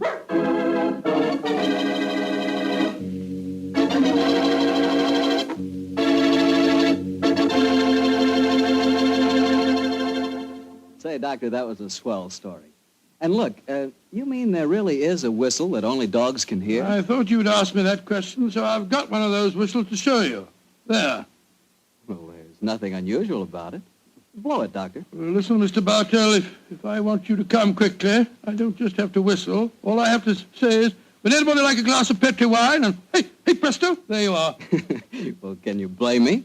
I know a good wine when I hear it. And Petri wine sure is good wine. It ought to be. The Petri family's been making wine for generations. As you know, ever since they started the Petri business way back in the 1800s, that business has always been family-owned and operated. So just think of all the experience the Petrie family's gained. They've been able to hand on down from father to son, all they've ever learned about the art of turning luscious California grapes into fragrant, delicious wine. So whenever you're choosing a wine to serve before dinner, with dinner, or at any time, you can't go wrong with a Petrie wine. Because Petrie took time to bring you good wine.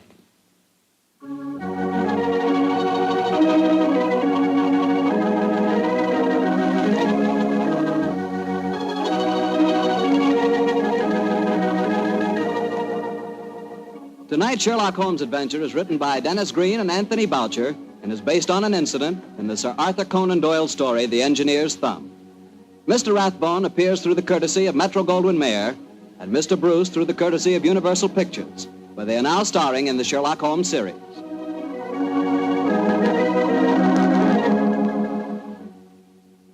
The Petrie Wine Company of San Francisco, California, invites you to tune in again next week, same time, same station. Oh, the Petrie family took the time to bring you such good wine. So when you eat and when you cook, remember Petrie wine. To make good food taste better, remember... Petrie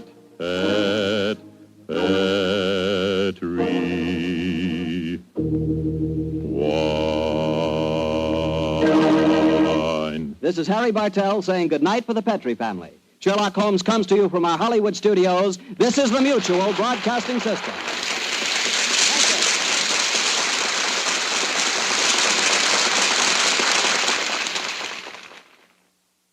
I remember one instance when the culprit was not Willie. It was really Dennis's fault. He'd been naughty about putting an in-joke in the script. Holmes and Watson had to meet someone at a hotel, and he gave the hotel a name which was recognized by all the former denizens of London as that of a house of ill repute. Well, there were various comments about that, and Edna said, "Oh, but it's a very high-class one." Order was restored, and the rehearsal continued.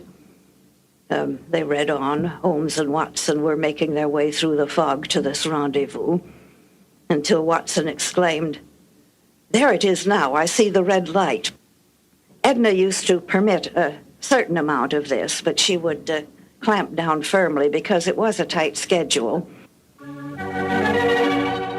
This is Ben Wright. Phyllis White and I will return shortly with another new adventure of Sherlock Holmes.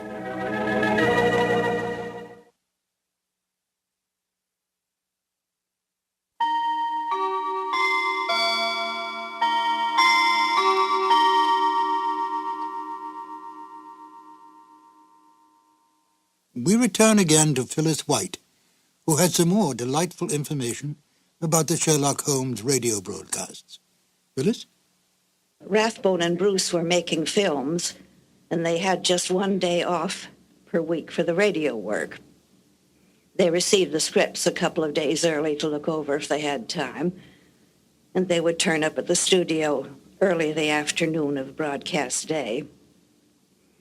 And the first reading would be rather slow and broken up as there was discussion and maybe a few changes. Then there would be a reading for timing to fit to the exact number of minutes available. It was more likely to be too long than too short. Edna would flip over a few pages and knock out a couple of words here and a couple on another page, and it would miraculously come out exact to the minute. And so they went through the rest of the afternoon as the tempo and pressure increased and the show sharpened up. At the end of the afternoon, they went on the air for the eastern United States. Then there was a couple of hours break, and everybody would go out to dinner. Then they would come back and do it all over again for the West Coast. I feel very thankful now that these live and ephemeral shows were captured on disc and that they could now reach a new audience. Now, please join Phyllis and I as we listen to The Iron Box. This episode from the life of Sherlock Holmes will be transmitted to our men and women overseas by short wave and through the worldwide facilities of the Armed Forces Radio Service. Petri Wine brings you Basil Rathbone and Nigel Bruce in the new adventures of Sherlock Holmes.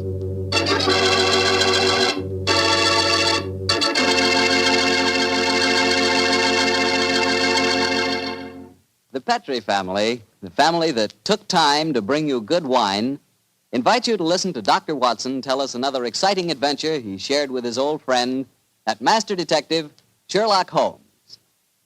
Well, this is it, New Year's Eve. And I wish you could be here with us this evening so we could toast each other with a glass of Petri California port. As you know, port wine has long been a favorite wine for celebrating a happy occasion. That's because port is a wine rich in tradition. And you couldn't ask for a more delicious port than Petri port. Petri port is a deep, glowing red color, beautiful to look at and wonderful to taste, with a hearty, full flavor that's right from the heart of the grape. And when you serve Petri port to your friends tonight or any time, remember you can serve it proudly because the name Petri is the proudest name in the history of American wine.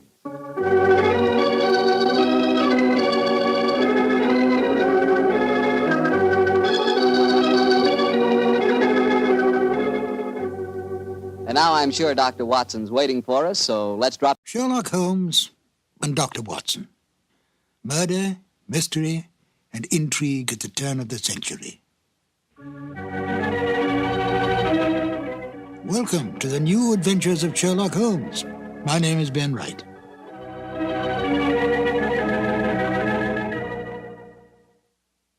Sherlock Holmes, the most brilliant mind in crime detection, is without peer.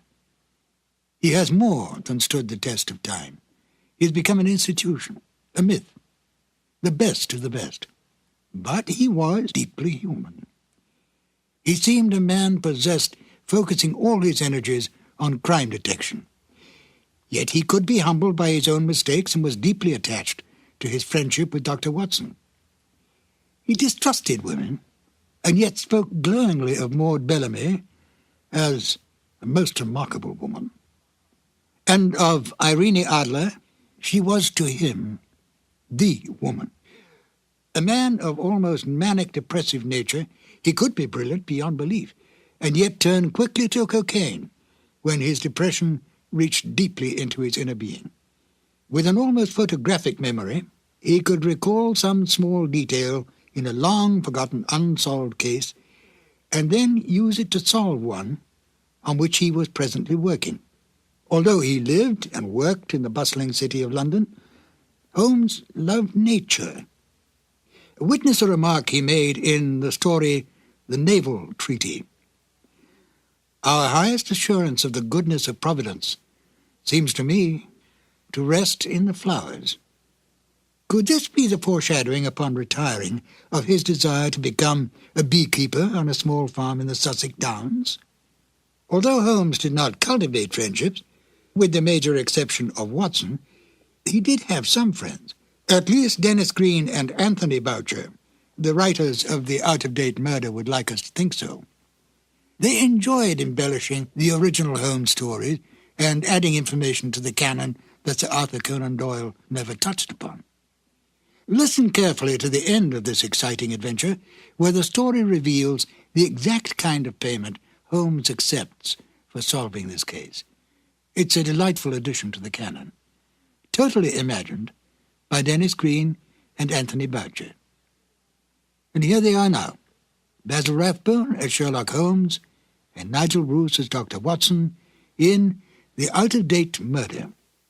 This episode from the life of Sherlock Holmes will be transmitted to our men and women overseas by shortwave and through the worldwide facilities of the Armed Forces Radio Service. Petri Wine brings you Basil Rathbone and Nigel Bruce in the new adventures of Sherlock Holmes.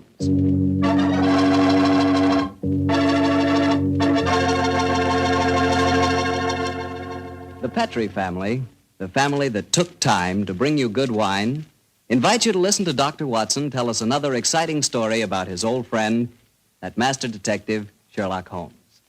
And we'd also like to tell you something you really ought to know. The fact that the one sure way to make good food taste better is to try that good food together with a glass of good Petri wine.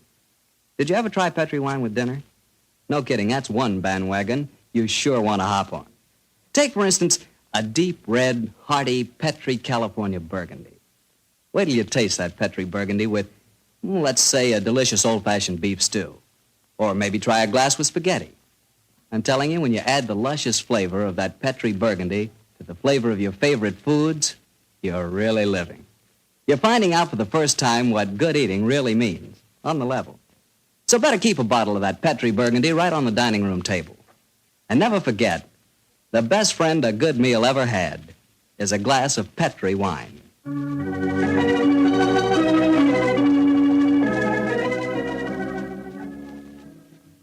And now for our weekly visit with the good Dr. Watson. May I come in, Doctor? No, Mr. Bartell. You know me better than that. Of course you can come in. I'm expecting you. I always look forward to these Monday evenings together, you know. Me too, Doctor. In fact, I always say this is the one doctor's appointment that never scares me. Oh, that's very nice of you, my boy. Draw up your chair and make yourself comfortable. Thanks. And what prescription do you have in mind for us tonight, Doctor? Well, now, let me see. Take one measure of subterranean peril, one of aristocratic lady in distress, a sprinkling of assorted villains, a corpse or two, and a little more than a dash of Sherlock Holmes and Dr. Watson. Shake the mixture well, and you have the case of the out-of-date murder. Well, how did the adventure begin, Doctor? Exactly enough. It was in September of 1900. I remember that Holmes and I went to Eastbourne for a much-needed rest. First couple of days we spent in soothing idleness. On the morning of the third day, Holmes, a dash of color back in his cheek and a hint of the old sparkle in his eye, suggested that we should go and call on his good friend Evan Whitnell, curator of a nearby museum. And so, just after lunch on that September day, found the two of us talking to Professor Evan Whitnell in his private office at the museum. It only seems yesterday that Holmes was saying... Professor Whitnell, your recent discoveries in this part of England have made you world famous instead of just nationally famous. My congratulations. Professor, I do wish you'd tell me about your discoveries. Well, with pleasure, Dr. Watson. Less than 2 months ago, I was excavating on the downlands in this neighborhood when I was fortunate enough to discover a number of underground caves. Caves saturated with a heavy deposit of lime that gave clear evidence of having the property of rapidly mummifying any flesh, human or animal, deposited in them. Good gracious me, it's interesting. And what treasures have you unearthed, Professor? Well, a number of mummified specimens of animals clearly belonging to bygone eras. My prize specimen is the body of a large wolfhound. The inscription on its collar identified the animal as having belonged to some local squire in the year 1748. Amazing. I didn't know that limestone had such qualities of preservation. Come in. Yes, Alan? What is it? It's Lady Clavering, Professor. She asked me to tell you that she was in the museum. Oh, yes. Show her up here, will you, Alan? Very good, sir. Yes, I'm most anxious for you both to meet her. And she, in turn, is even more anxious to meet you. Now, I dined with her last night, and when I told her that you were coming here today, she insisted on meeting you. Whitnell, you scoundrel, there's a twinkle in your eye. I suspect that Lady Clavering is here to consult me in my professional capacity, and that you engineered the meeting. Well, perhaps I might have dropped a hint. No, I warn you, Professor, Holmes can't become involved with another case. He's completely run down. Well, don't worry, Doctor. All that Lady Clavering requires is a little advice. Advice? Oh, that's a different matter altogether. Yes, sir. I knew you wouldn't mind, Holmes. Helena, my dear, there you are. Come along in. Thank you, Alan.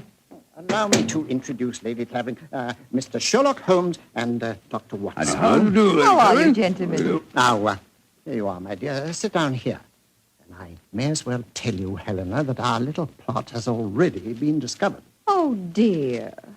And I was just getting ready to exert all my feminine wiles in an attempt to persuade you to help me, Mr. Holmes. Oh, I'm certain that he found you utterly irresistible, my dear Lady Clavering. You flatter me, Doctor. No, I mean it. The professor tells me that you're in need of a little advice, Lady Clavering. Yes, Mr. Holmes. I'll put my question simply. 5 years ago, my husband, Sir George Clavering, left me. Left you? Gracious me, how stupid of him. I haven't seen or heard tell of him since. I now wish to remarry, but of course I couldn't do that without having my husband declared legally dead. My dear Lady Clavering, I Can't help feeling that a lawyer is the proper man to consult, not a detective. Perhaps you're suggesting that there was foul play in connection with your husband's disappearance. Oh, no, Dr. Watson. The Claverings are a strange family, self-willed and headstrong. George and I were not happy together. I think he disappeared deliberately. You reported his disappearance to the police, of course. Oh, yes, Mr. Holmes. But they've never been able to trace him. This kind of thing has happened in the family before, Holmes. Tell them about Sir Nigel, Helena. Well, he was one of my husband's ancestors. He walked out one day in 1777 and was never seen again. Extraordinary family, always disappearing. George knew of the legend. And he often threatened to do the same thing himself. But your problem, Lady Clavering, is not that of your husband's fate, but rather of your own freedom. Yes, Mr. Holmes. Well, I'm afraid my advice can be of little consolation to you. The law has specified a number of years that must elapse before anyone disappearing can be declared legally dead. I would suggest that you possess your soul in patience until that period has elapsed. Oh, dear.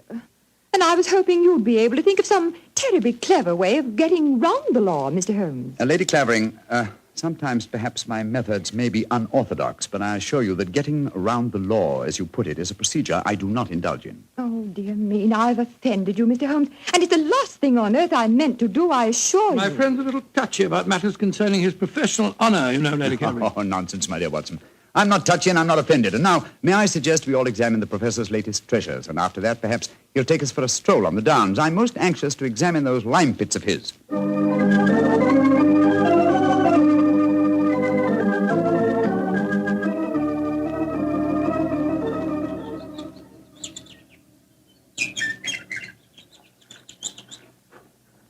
The lime pits are about a mile from here. It's a nice walk across the cliff tops. I'm sorry Lady Clavering didn't want to come with us. A charming woman, even though she did rub you up the wrong way. A beautiful woman, Watson, but I must confess her charm eludes me. Her lack of concern about her husband's fate seemed completely unnatural. Yeah, not if you'd known her husband, Sir George Clavering. He was a tyrant and a bully, both in his home life and in the village. Hello? Who's this coming towards us? It's Timmy. Daft Timmy, they call him in these parts. He isn't quite right in the head, poor fellow, but he's perfectly harmless. Has two passions in life, birds and bonfires. Hello, Timmy. I've got something beautiful to show you. Oh, it's so beautiful. Well, what is it, Timmy? Look, it's in my cap. See? Oh, isn't it lovely? It's a robin's egg. I found it when I was bird nesting. Did you ever see such a blue egg? It's a beauty, Timmy. Where did you find it, my boy? Down by the lime pits. Oh, I'm going to build a lovely fire on the downs tonight. I'll let you come and watch it if you give me a shilling. Now, you be careful, Timmy, or you'll be in trouble again. Timmy doesn't get in trouble anymore now. Not since he had Sir George carried away. Sir George Clavering used to whip Timmy when he found him on the land. Timmy, tell me, how did you have Sir George, as you put it, carried away? I told my birds about him. I told them how he used to beat poor Timmy, and they said they'd carry him off and drop him over the cliffs. and that's what they did, because he never came back again. Oh, Lord, here comes Harry, Sir George's brother. Now there'll be trouble. Timmy, you'd better run. Oh, no, Timmy can't run. He'll break his pretty blue egg. Timmy, get off my land. If I catch you here again, I'll take my riding crop to you. Timmy hasn't done anything. Go on, be off with you, do you hear? I'll tell my birds about you. That's what I'll do. Oh, don't forget my bonfire. Infernal scoundrel. Hello, Whitnell. Hello, Harry. Have you met Sherlock Holmes and Dr. Watson? Oh, Sherlock Holmes, the professional nosy Parker, eh? Yes, Helena was just telling me about you. I'm very angry with her for talking to you about my brother. It's a private affair, and I intend it shall remain one. You understand, Holmes? Well, upon my soul. The devil with your brother, sir. And with you. I'd advise you to remember that you're not addressing a half-witted villager who can't defend himself. If you know what's good for you, you'll do what I say. Here, Chris. Impertinent brute. He spoke to you as if you were a stable boy, Holmes. Oh, really? He was quite refreshing. I'm reminded of an apposite quotation of my young friend James Elroy Flecker. Thine impudence hath a monstrous beauty, like unto the hindquarters of an elephant. Yeah, he's almost as much disliked as his brother before him. Tell me, does he succeed to the title when his brother is declared legally dead? Oh, yes, and what's more, he's Helena's unofficial fiancé, worse luck. I see. Personally, I'm beginning to get a trifle bored with the affairs of the Clavering family. Let's go on to the lime cave, shall we?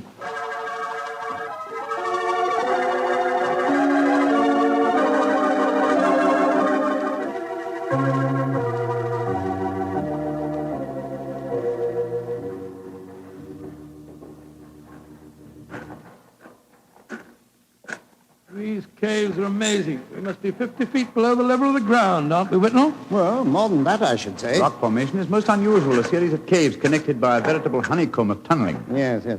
I think I'll light the lantern now. It's getting darker in here, and I haven't explored this particular cave before. Since I've had a wall cave in on me a couple of times, so you'd better watch where you're walking. There. Now we can see better. Let's go deeper, shall we? But do watch your step. It's eerie down here, isn't it? Hello. Oh, what's this in the crevice here? Looks like a mummified bird of some kind. It is a beautiful specimen. Judging by its markings, a black streak here and bars of white in the tail, I'd say it was a peregrine. That's exactly what it is, a falcon. Dating back a couple of 100 years, I should say. And in a perfect state of preservation. Oh, this is a treasure. Come on, let's explore deeper. Seems to be another cave over here. If you'll hold the lantern up a little, I'll... Oh, I say.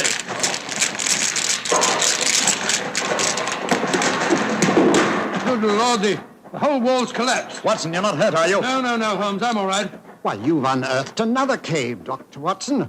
Let's go in. I think we can just manage to crawl through. Great Scott, I don't believe my eyes. Magnificent. Whitnell, this is a treasure indeed. A perfectly preserved body dressed in 18th century costume, powdered wig and all. Yes, and there's no mistaking who it is. Look at that typical beak profile. It's a Clavering, and it isn't hard to identify which one. By George, you mean the one that Lady Helena told us about this afternoon? Exactly.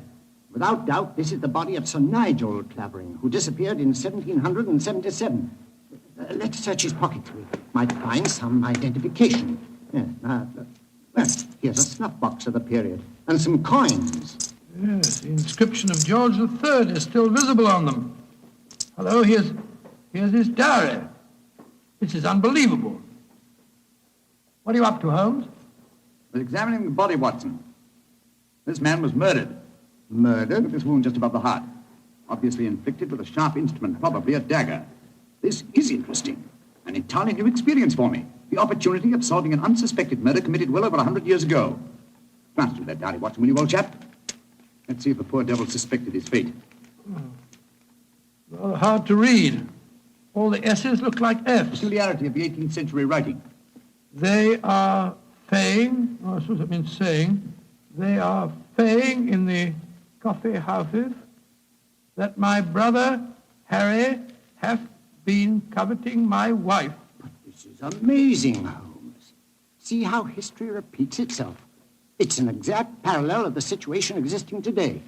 Harry is coveting his brother's wife, Helena, and Sir George has not been seen for 5 years. What an extraordinary coincidence. If it were one. As it is, it's one of the most ingenious frauds I've ever seen. The clothing appears authentic, so do the coins and the faded ink, the paper of the diary, and due to the peculiar mummification of the body, it would be almost impossible to say how long it's been here. Nevertheless, I am convinced that this is a recent corpse, and undoubtedly that of Sir George Clavering. Well, what makes you so sure, Holmes? Writing in the diary. 18th century used an S that looked like an F, it is true, but never at the end of a word. You will recall, Watson, that you were reading H-A-F, have, for H-A-S, has. That's perfectly true, I was. Well, that would be incorrect in genuine 18th century writing. No, obviously, this is an extremely clever attempt to disguise the comparatively recent murder of Sir George Clavering. It's incredible, Holmes. And yet I believe you're right. I'm sure of it. Well, what are you going to do about it? You and I, old chap, will mount guard over the body. You, my dear Whitnell, if you don't mind, will be good enough to go and fetch the police.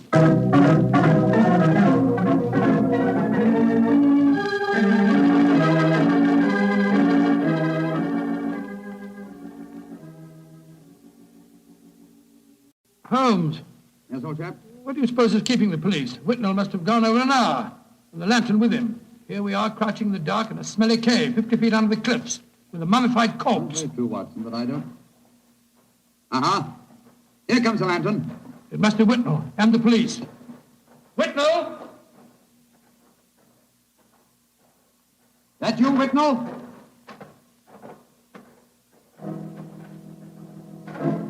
That lantern's blinding me. Is that you, Whitnall? Answer, can't you? Look out, Watson!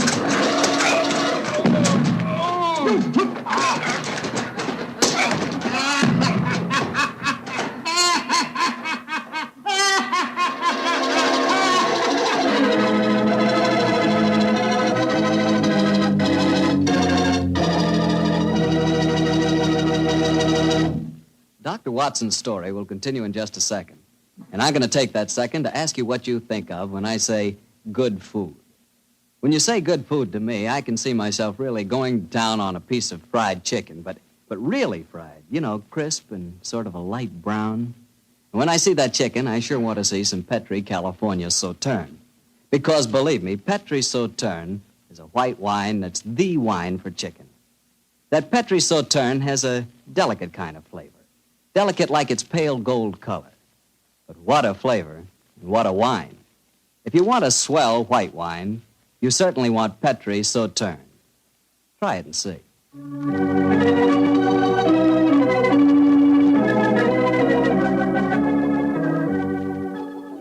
And now back to Dr. Watson and tonight's story, The Case of the Out-of-Date Murder.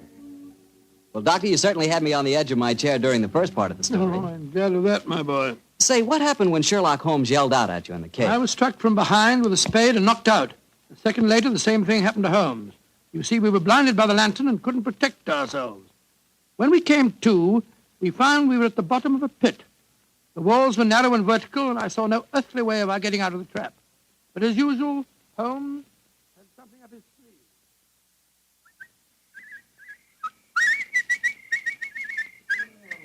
Oh, Lord, my head's throbbing. Never mind that for the moment, old chap. Get the coat off in your shirt.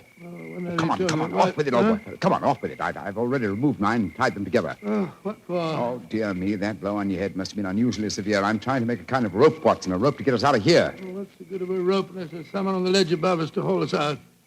If you think you're performing the Indian rope trick. My dear Watson, this is no time for your rather heavy-handed humor. Why do you keep whistling like that? You've been doing it for the past 20 minutes. I'm whistling for help. Well, why not shout? Whistle carries further. Oh, dear. Who's going to hear that? Daft Timmy, I hope. Remember, he was having a bonfire on the cliff-tops tonight. My whistle is that of a nightingale, a song unheard in Sussex at this time of the year. If it does answer it, I'm sure it'll bring him down here. Oh, dear. Well, I hope you're right. Seems to me that Whitnall and the police will never find us here. We shall mummify, just as the filthy murderer intended us to. Courage, Watson, I'm sure... It's worked! It's Timmy! Cutting a burning log. Go down here, Timmy! Nightingale, pretty birdie, what are you doing down there? Timmy! I've tied these clothes together to make a rope. I'm going to throw them up. You ready? Catch. Hey. Good. He's caught it. Now, Timmy, lower it to us. Oh, I shouldn't do this. They'll whip me. No. Nobody will whip you, Timmy. And we both want to give you a shilling to come up and see your bonfire. Oh, that's different. 2 shiny shillings. I'll lower the rope. Here it comes. That's it. All right, now then. You first. All right, Timmy, pull away. Here we go.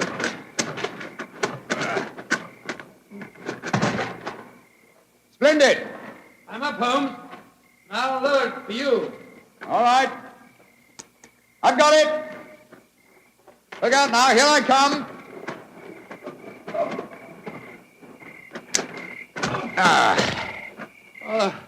Thank goodness we got out of that place all right. I don't see the nightingale. Oh, you must have him inside your coat. Well, never mind. We'll all go up to my bonfire and get warm. It's such a pretty bonfire.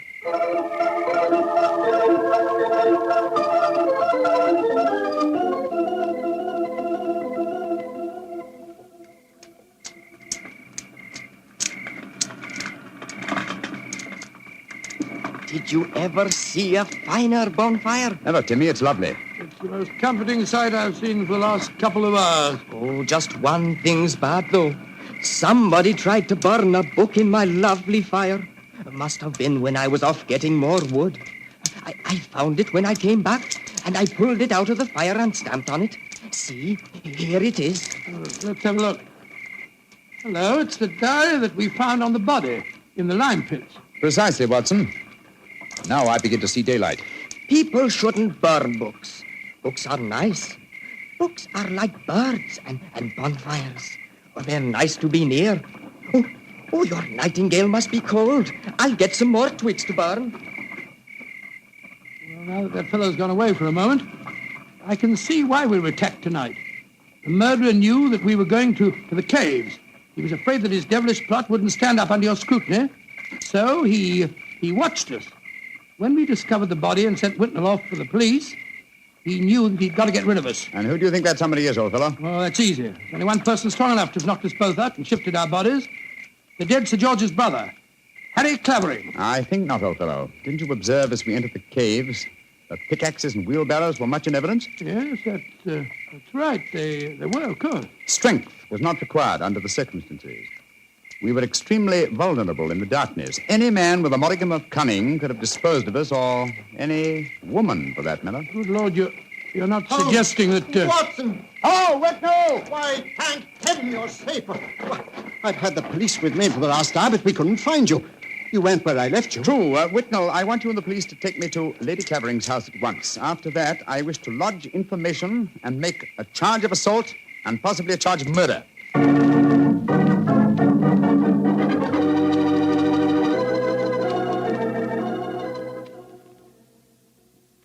And that, Lady Clavering, is the story of how we found your husband's body. Horrible, Mr. Holmes. Horrible. But who in thunder could have planned such a devilish plot? Why did the murderer attack you and Watson? There, my dear Whitnell, you have the key to the murderer's identity. The man who so cunningly conceived and executed the murder of Sir George could never have bungled the job of disposing of Watson and myself unless he had meant to bungle it. You mean he didn't mean to kill us? Exactly. He merely wished us out of the way while the incriminating evidence was removed. You mean the diary? Of course I do. You will recall we found it partially burnt in Timmy's bonfire. Then it was Timmy who... No, my dear fellow. Surely it's obvious one person and only one knew that the diary was the key to the murderer's identity. The man who was present when we discovered it and detected the fraud. Great Scott, Professor Whitnell. Whitnell, you murdered my brother. Evan. Evan, you? Oh, no. I did it because I love you, Helena. All these years has been nothing in my life that meant anything but you. How could you? I thought that if George were out of the way, I could make you care for me. Then when I realized that you loved Harry, I was mad with jealousy. And so I planned to conceal George's body forever. It was a clever plan. You said so yourself, Holmes. If it hadn't been for you, it would have worked. Yes, it was diabolically clever, Whitnell, but I'm afraid that no amount of cleverness now can prevent you from paying for your crime. Sir George, I suggest that you instruct the police to come in. Our work is done.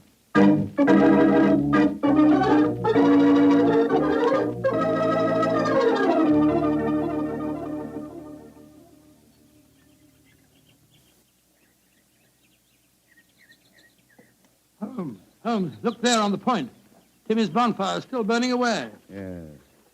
Timmy's a simple fellow with simple tastes. Why are you so gloomy? You solved the case brilliantly. My dear fellow, my faith in human nature has been sadly shaken, old chap. Evan Whitnell was a good friend and an old one. Hard to be instrumental in sending him to the gallows. Well, he richly deserved it. Yes, I know he did. That's quite true, but it's depressing just the same. Come on. Let's continue our walk home across the downs. I heard Sir Harry offering you a fee. Did you take it? No, I didn't, but I did accept his offer of an acre of land on the downs over there near the Abbey ruins. You can see them silhouetted against the sky. An acre of land? What on earth would you do with that? Well, when I retire, and I shall retire soon, I've often thought of bee farming. This would be a heavenly spot for such a venture. Well, I can't imagine you as a beekeeper. Oh, why not? After a life spent unraveling the tangled affairs of human beings, it would be soothing in the twilight of one's days to study the exact and predictable behavior of bees. Singing masons, building roofs of gold. Ah, well. One day, perhaps. One day.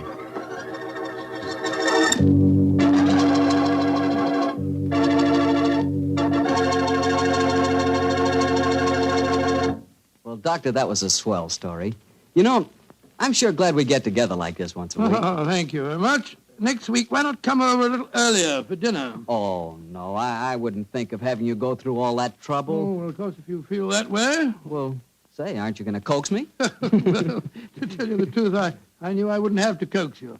Mr. Bartell, I was just going to show you the 2 thick steaks that I've got frozen in my refrigerator. Oh, no. Oh, yes.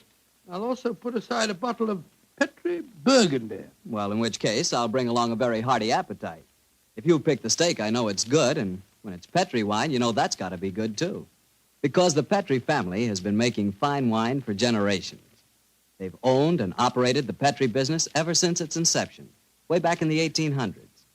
During all that time, they've sure learned plenty about the fine art of turning luscious grapes into clear, fragrant, delicious wine. And they've been able to take this experience and hand it on down from father to son, from father to son.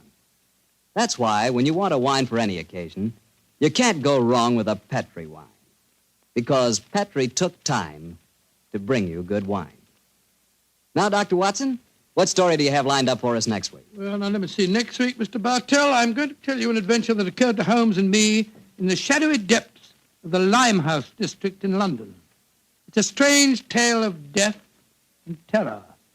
I call the story The Eyes of Mr. Layton. Well, Doctor, we'll be sure not to miss it. And meanwhile, don't you forget you promised to contribute to the National War Fund. National War Fund, of course, Mr. Bartell. It's a must. The money you give to your war fund not only helps the men and women in our armed forces, and it not only helps our allies, but that money goes to work right in your own community, helping make possible many relief and welfare agencies in your own hometown. So let's all be generous in victory. Give to your community war fund. Tonight's Sherlock Holmes adventure is written by Dennis Green and Anthony Boucher and is based on an incident in the Sir Arthur Conan Doyle story, The Adventure of Wisteria Lodge. Mr. Rathbone appears through the courtesy of Metro-Goldwyn-Mayer and Mr. Bruce through the courtesy of Universal Pictures, where they are now starring in the Sherlock Holmes series. The Petri Wine Company of San Francisco, California, invites you to tune in again next week, same time, same station. Oh, the Petri family took the time to bring you such good wine. So when you eat and when you cook, remember Petri wine. To make good food taste better, remember... Petri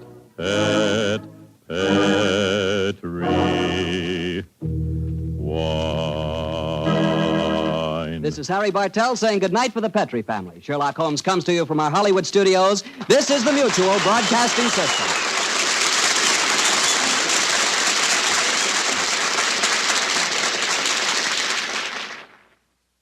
Sir Arthur Conan Doyle never revealed how Holmes came to own his bee farm on the Sussex Downs. This wonderful touch at the end of the case adds a little extra to the original stories and seemed to please the Sherlock Holmes aficionados when it was broadcast.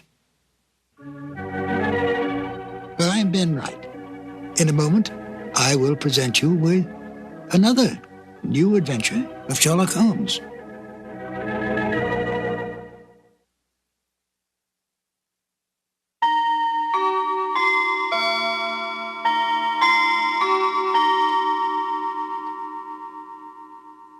In The Eyes of Mr. Layton, the story fairly drips with atmosphere, especially with Dr. Watson's vivid descriptions of the foul alleyways and dark and dangerous smoke-filled opium dens of Limehouse. It is some of the best of dramatic radio's way with the listener's imagination. Basil Rathbone has always been underestimated as a fine character actor.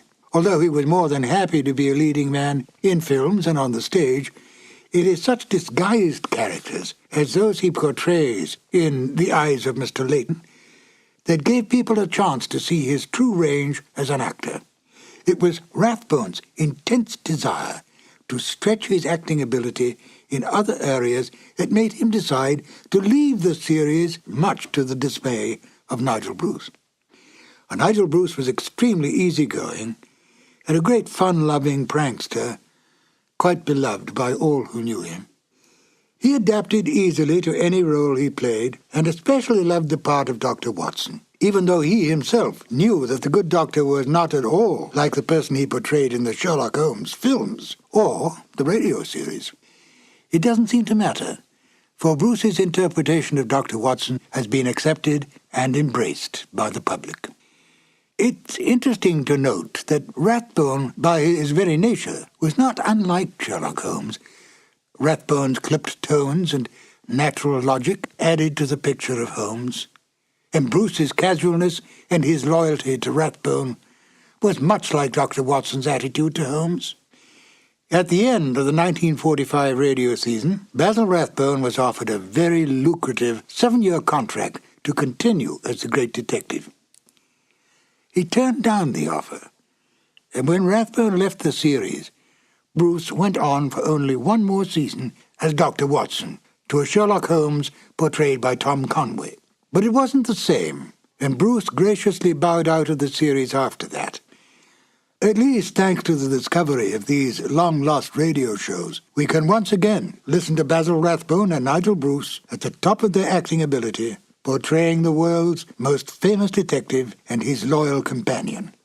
Now, if you will, join me as we listen to The Eyes of Mr. Layton. This episode from the life of Sherlock Holmes will be transmitted to our men and women overseas by shortwave and through the worldwide facilities of the Armed Forces Radio Service. Petri Wine brings you Basil Rathbone and Nigel Bruce in the new adventures of Sherlock Holmes.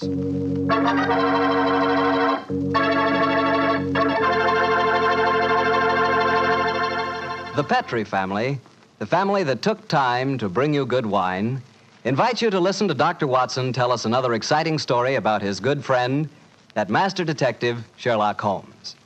And I'd like to tell you something that maybe you already know. The fact that America's favorite wine is port wine. Did you know that? If you didn't, you'll know why port is the way out front favorite if you'll just sample some Petri California port. You just look at that Petri port and you know it's good. That wonderful, deep, rich red color. And Petri port is so clear. Just hold it to the light and you can sort of see right through the glass. But what you want to know really about a wine is how does it taste? And I'll tell you something. I've never yet been able to find the adjective that'll do Petri port justice. It's wonderful, honest. You've just got to taste it for yourself and find out for yourself. You'll love that Petri port in the evening after dinner when you're sitting around listening to the radio. And it's perfect to serve your friends when they come over. You can show them that Petri label, too. In fact, you can show it proudly, because the name Petri is the proudest name in the history of American wines.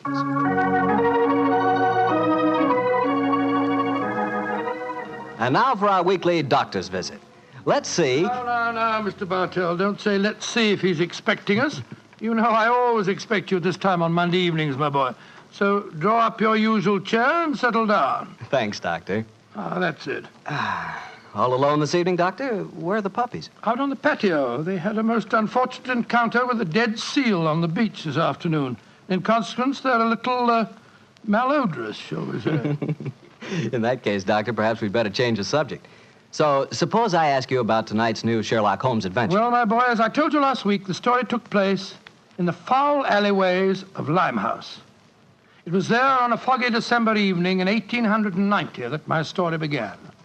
An old friend and patient of mine, Isa Whitney, had disappeared, and his distraught wife had come to me for help. Knowing the man to be the victim of the shocking habit of taking opium, I suspected that I might find him in one of the vile dens inhabited by the dregs of the waterfront. And so, Mr. Bartell, about 5 o'clock on that December evening, I began my search. After an hour of fruitless wanderings, I found myself in a vile alley called Upper Swandam Lane. I could hear the distant moans of the riverboats as I walked, eyes alert, and hand on the revolver in my coat pocket.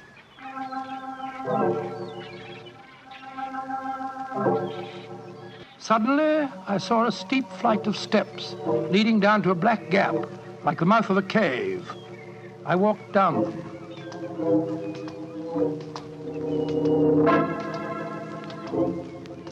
The steps were worn hollow in the center by the ceaseless tread of stumbling feet. I reached the bottom. A door faced me, and above it, a flickering oil lamp winked warnings at me. I found the latch and lifted it. The door squeaked open protestingly. and I entered.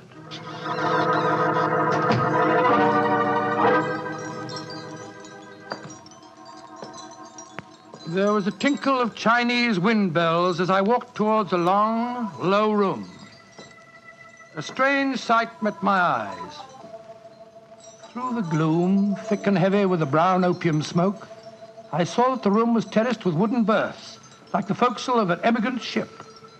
Out of the shadows, there glimmered little red circles of light, now bright, now faint, as a burning poison waxed or waned in the metal pipes. Bodies lay in strange, fantastic poses. Bowed shoulders, bent knees, heads thrown back. The attendant came up to me with a pipe and beckoned me to an empty berth. I haven't come here to smoke your filthy drug. I'm looking for a friend, Mr. Isa Whitney. No, Mr. Whitney here. Well, I'm going to search the place. You must not disturb the priest. I'm carrying a revolver, so you'd better not argue with me, my good man. Out of the way. I searched that filthy den, but found no trace of my missing friend. As I was leaving in despair, a long, shaking hand reached out and plucked at my sleeve. I turned, and there, sprawled in a berth, was the wreckage of a man, his gaunt face yellow and twitching, his clothes filthy and ragged, and the pupil of his eyes like pinpoints. He spoke to me in a thin, quavering voice. For heaven's sake, get me out of here. Now, look here, my man. Don't say you won't help me, Governor. Ain't you got an heart? Please help me, Governor. Take me out of here. Strike me pink, I'm going to bomb me, I tell you. Oh, what must you expect if you indulge in this filthy habit? Take me out of here, Governor. I'll go straight this time. Cross me out, I will. Oh, very well. Come along with me. I suppose it's my duty to help you. Ah, bless you, Governor. Here you are. Here, now, give me your arm. You cannot take him away. He owe me money. That's a bleeding lie. I paid him when I come in, I did. He cannot go with you, Mr. You remember what I said about my revolver, you blackguard? If I have any more trouble with you, I'll fetch the police. Come along. He owe me money. He owe me money. Infernal scoundrel, owe me money. Tell him all proper, Governor. I'd hope you didn't.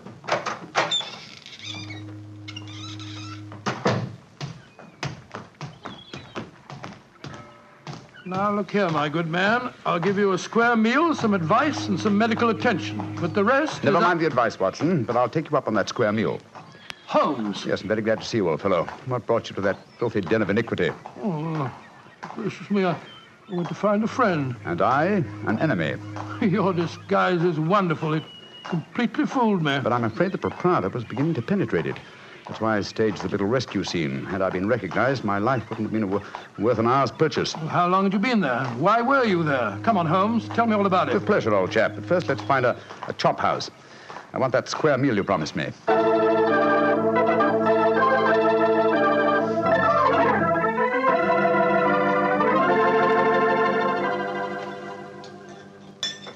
An excellent meal, Watson. Yes, they're surprisingly good for such a shoddy-looking place. Well, Holmes, now perhaps you'll tell me what you were doing in that opium den. I've already told you my story. I'm shadowing a most unusual criminal. A man who haunts the opium dens. Yet I know that he himself is not an addict. Well, I don't see anything very criminal about that. He might be looking for a thrill, or perhaps he's one of those writer fellows or something. But this man pretends to be an addict. I watched him closely. He fakes his smoking, and grease paint has enabled him to simulate the characteristic pallor of a drug victim. He even affects the typical mannerism of nose scratching, but it's his eyes that give him away. The pupils are wide open, I suppose. Exactly, old fellow. Whereas, if he were really addicted to the drug, they would, as you know, be contracted. I myself always treat my eyes with a special kind of drop on the occasion when, I have to enter these dens. Why does a man haunt an opium den in order not to smoke? That, my dear Watson, is the problem that I intend to solve. Well, perhaps the fellow's a policeman or a private detective like yourself, Holmes. I've already checked on those possibilities. No, Watson, I believe there is only one answer. I believe the man is planning a murder. A murder? It's a tempting setting for a murder. Your victim is an addict, drugged and helpless. Your witnesses are in an equal state of befuddlement. The proprietor is anxious to cover up the crime because of the police. But you... Yes, Holmes. Now, the question is, who is the intended victim? That, my dear Watson, is why I've been shadowing this man. Unfortunately, he was not present in the den we just left, but I intend to continue my search. Holmes, can I help you? My wife's away, you know. You know, it's a long time since we were on a case together. I shall be delighted, my dear chap. I've missed you sadly during the past few months. And are you, Holmes? What's the next move? Back to Baker Street, old fellow. My disguise is wearing thin, and I must contrive a new one.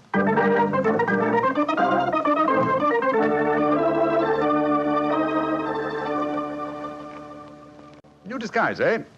Well, which one shall it be, Watson? Well, how about the old flower cellar? I love that one. Well, it's pretty fresh, Yes, Barnett. that's Oh, no, my dear fellow, no. Hardly appropriate for an opium dinner. In any case, the clothes are so wretchedly uncomfortable. Well, how about the music hall singer? Oh, that chap, yes. Oh, I don't want to be beside the seaside. Oh, I don't want to be beside the sea. I don't want to stroll along the prom, where the brass band plays tiddly-um. Oh, confound it. Who can that be? You weren't expecting anyone, were you? No. So this is just like the old days. The doorbell ringing, Mrs. Hudson toddling off and bringing up some poor devil in trouble and... You say that rather wistfully, old fellow. Don't tell me that you repent of marriage. No, of course not, Holmes. Mary's a perfect darling, and I couldn't be happier. Just the same. It is rather fun to be back here again. Come in. Yes, Mrs. Hudson? It's a gentleman, sir. He gave me this card. Says he's very anxious to see you. Wayne J. Layton, President, Layton Corporation, Chicago, United States. Ask him to come up, will you, Mrs. Hudson? Aye, sir. Well, it's quite like old times to see you back here, Dr. Watson. Just what I was saying myself, Mrs. Hudson. Mr. Layton has scribbled a message on the back of this card. If £1,000 for a week's work interests you, you'll see me. £1,000? Big fish, Watson. Very big fish. This way, sir. Thank you. Oh. How do you do, Mr. Layton? I guess you're Sherlock Holmes. You guessed correctly, sir. Excuse me. Oh, Mrs. Hudson, just a moment, Mrs. Hudson. Aye, Mr. Holmes. Sit down, won't you, Slayton? My name's Watson, Dr. Watson. I'm Sherlock Holmes's colleague. Yes, I've heard about you, too. Like a cigar, Doctor? It's a good one. Set me back 3 shillings. Oh, 3 shillings? Oh, thank you. That's very nice. It is a good one. Oh, No, I see you introduced yourself. Splendid. And now, Mr. Layton, may I ask what brings you here? I'll talk fast and to the point. I'm a businessman. I like to do things in a business way. I have a chance to control the guano deposits of the Republic of San Pedro. Their minister will be in London tomorrow, and if it weren't for one thing, I know that I could swing the deal and get the concession. And what is that one thing, Mr. Layton? The deal is secrecy. I thought no one knew about it, but when I got here, I found out that my biggest business rival has gotten wind of what's going on. He's an Englishman. I've never met him, but he's right here in London. Now, I'm not going to tell you his name, not until you give me your word that you'll work for me. Just what you wish me to do, Mr. Layton. Get this rival of mine and keep him out of circulation for a week. I don't care how you do it, and I won't ask. In a week's time, I'll give you the other half of this 500 pounds I brought with me. Oh, good Scott. What kind of Watson, detective give do Mr. Layton his hat and gloves. That's it. Thanks, old fellow. Goodbye, sir. What are you doing, throwing me out? I can't think where you gathered the impression that I indulged in kidnapping. Once again, goodbye, sir. And here, sir, you can take back your cigar. Well, if you don't want some easy money, I'll soon find someone else that does. This is the last you'll see of me, Mr. Holmes. Life is full of little consolations. Some people seem to think that money can Watson, the game's afoot. Mr. Layton is the man I've been seeking. The man who pretends to be an opium smoker. Why in blazes did you let him get away? Here, I'll go after him. No. Don't worry.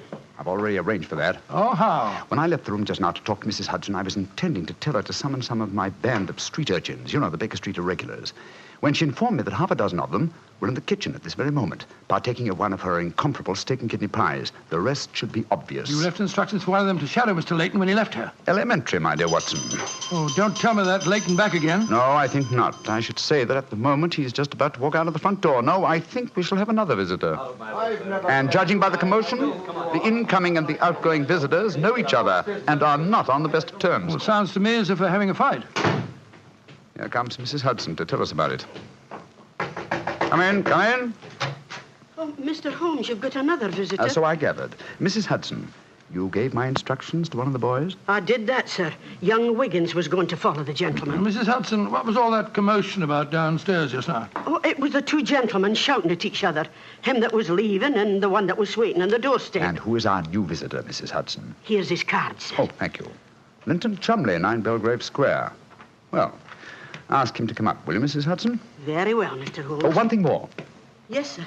Please instruct another of the Baker Street irregulars to follow this Linton Chumley when he leaves here and report to me. All right, sir. You're taking no chances, Holmes, eh? You're having this fellow shadowed, too. Layton is a potential murderer. Of that I'm convinced. This Mr. Chumley might possibly be his intended victim. While we're talking to him, Watson, old fellow, I want you to be sure to look at the condition of his eyes. Yeah, I certainly will. Come in. Oh, good evening, Mr. Chumley. Are you Mr. Sherlock Holmes? I am. This is my colleague, Dr. Watson. How do you do, sir? That was Wayne Layton that was just left here, wasn't it? Won't you sit down, sir? Thank you. I don't want to sit down. All right, you needn't answer my question, but I know it was Layton. I've never met him, but I've seen his picture in the newspapers. Oh, very well then, sir. It was Wayne Layton. I know why he came to you. He's trying to have me put out of the way while he closes that deal on the San Pedro and Guana concession. Now, look here, Holmes. You've got to be on my side. Whatever fee he offered you to dispose of me, I'll double it if you'll take care of him for a few days. Oh, dear me, this is becoming monotonous. Watson? The hat and gloves? Thank you, old chap. That's right. Good night, Mr. Chumley. Look here, Holmes. I'll treble his fee. I'll quadruple it. My dear Mr. Chumley, I have accepted no fee from Mr. Layton. I don't propose to accept one from you. Your hat and gloves, sir? That man is out to kill me, Holmes. Well, if you won't help me, I'll go to the police. That's an excellent idea, Mr. Chumley. Again, good night. Did you notice his eyes, Watson? Yes, the pupils were contracted. He's obviously an opium addict. And also a potential corpse. What do we do now? Wait for the irregulars to report? No, you return home for your medical bag. I have a feeling that you'll need it before the night is out. Then come back here. If I've gone before you return, I'll send one of the irregulars to bring you to wherever I may be. Wait until you receive a message from me. On your way, old chap. There's work ahead of us.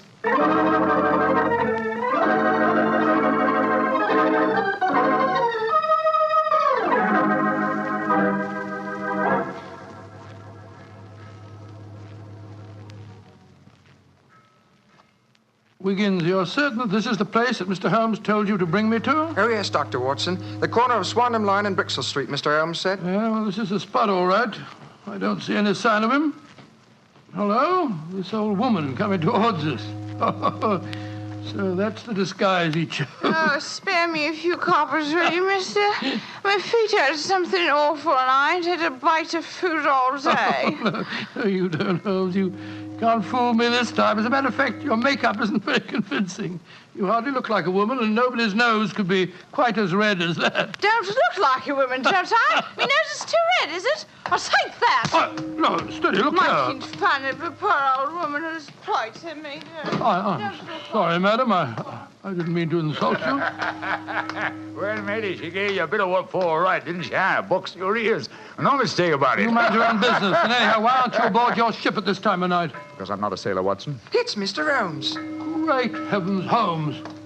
I wish you wouldn't confuse me like this. I'd never have recognized you. My dear Watson, when you're able to recognize me, it will indeed be the beginning of the end. When your eagle eye penetrates my disguise, I shall realize that my retirement is imminent. But enough of this.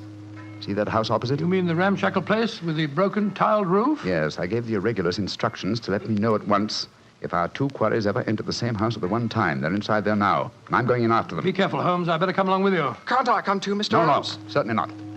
Both keep watch outside. If I need any help, I'll smash one of the windows, and then you can come in after me. Wait here for me. I don't expect I'll be very long. I'll be here, Holmes. Don't worry about me. Just take good care of yourself.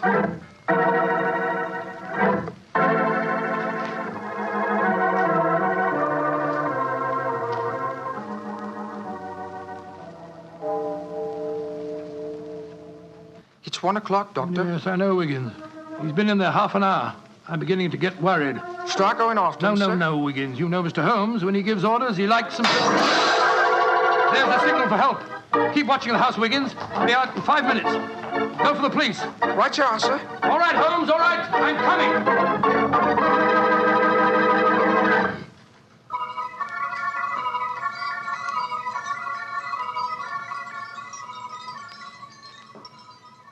You have searched my house from basement to attic. Why do you not give up?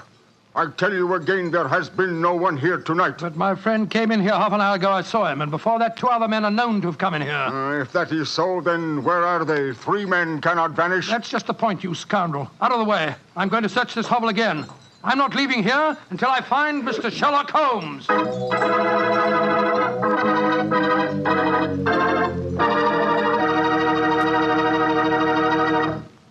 You'll hear the rest of Dr. Watson's story in just a second. And if you don't mind, I'll take that second to say just one word to the ladies. And that word is muscatel. Petri California muscatel. I want you women to know about it because Petri muscatel is one wine that practically every woman likes. Maybe because it's such a beautiful color, like pale gold. But I guess really because Petri Muscatel brings you the wonderful flavor of luscious, sun-ripened Muscat grapes. And that's a flavor. Try Petri Muscatel after dinner, or any time as a change from Petri Port.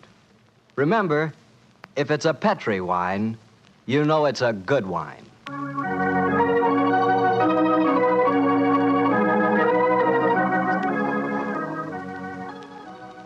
And now back to Dr. Watson and tonight's story, The Eyes of Mr. Layton. Well, what happened next, Doctor? When you searched the house for the second time, did you find any trace of Sherlock Holmes or the two rival businessmen? No, Mr. Bartell, I'm afraid I didn't. What did you do? I told Wiggins to report the matter to the nearest police station and then rattle back to Baker Street in a hansom cab as fast as I could. When I arrived at the old familiar doorstep, I wrenched at the bell in a frenzy of anxiety. Finally, the door opened, and there stood Mrs. Hudson. Dr. Watson, what is it, sir? Why, you're as white as a ghost. Mr. Holmes, is he here? Aye, sir, came in half an hour ago. He was dressed as a sailor and was half carrying some drunken friend of his. Oh, thank heavens he's safe. I'll go up. All right, sir.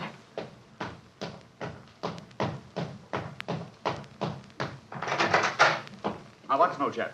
There you are. Holmes, I can't tell you how glad I am to see you. Who's that lying on the sofa? Well, up with your bag, Watson. Though I'm afraid the poor devil's done for. Great Scott, it's Wayne Layton, the American fella. With a knife wound between his ribs. See what you can do for him, will you? Right. This is extraordinary, Holmes. You said that Layton was a potential murderer, and now he's a victim himself. The biter bit, eh, old chap? Yes, he's still breathing, but he hasn't a chance. I'll try him with an injection of strychnine. Holmes, how did you get his body out of the house? I searched the place from top to bottom.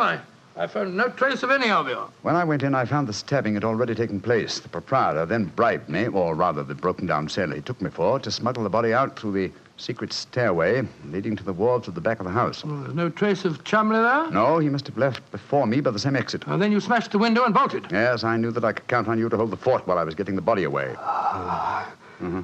Just tried to say something, Watson. Yes, the injection's beginning to take effect. Yes, Mr. Layton? What are you trying to say? Tell us, who stabbed you, sir? Shh. Lips are moving.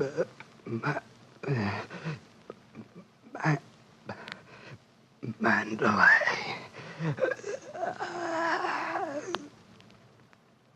He's dead, Holmes. Yes, but he gave us the clue to the murderer's identity. How? And the word he mumbled just before he died. Sounded to me as if he said Mandalay. Precisely, old fellow. Never did a corpse give us a clearer instruction as to our next and final move. And that is? Back to Limehouse, Watson. Back to Limehouse.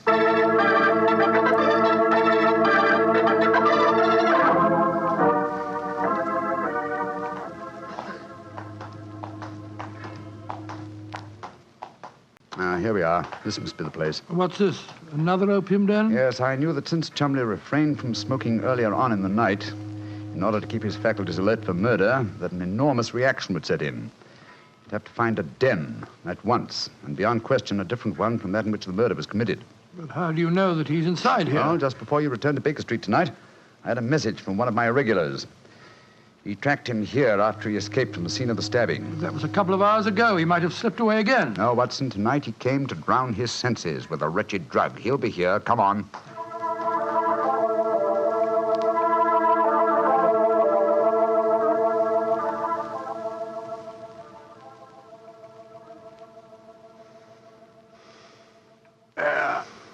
That second injection of caffeine should bring him round. He's heavily drugged, but I think it'll work. Surprising what a £5 note will do, isn't it? Yes, the proprietor let us bring Chumley into this private room, and Look, he's coming to. Who are you? What do you want? You remember me, sir? I'm Sherlock Holmes. Oh, yes, I remember you. You're in serious trouble, Mr. Chumley. Very serious trouble. Trouble? What trouble? Wayne Layton didn't die. Oh. He's badly wounded, but he's going to live. He's at Baker Street now. He wants to go to the police and give evidence. You've got to get me out of this, Holmes. I'll pay you anything. 10,000, 20,000. Why did you stab Layton? He was in my way. I wanted the San Pedro concession. I meant to kill him. But we can fix it up now, can't we, Holmes? We can fix it up now. Yes, we can fix it beautifully, sir. As neat a murder confession as ever I listened to, Holmes. Exactly. Come along, Mr. Chumley. I think some night air will be good for you. We'll take you for a nice drive to Scotland Yard.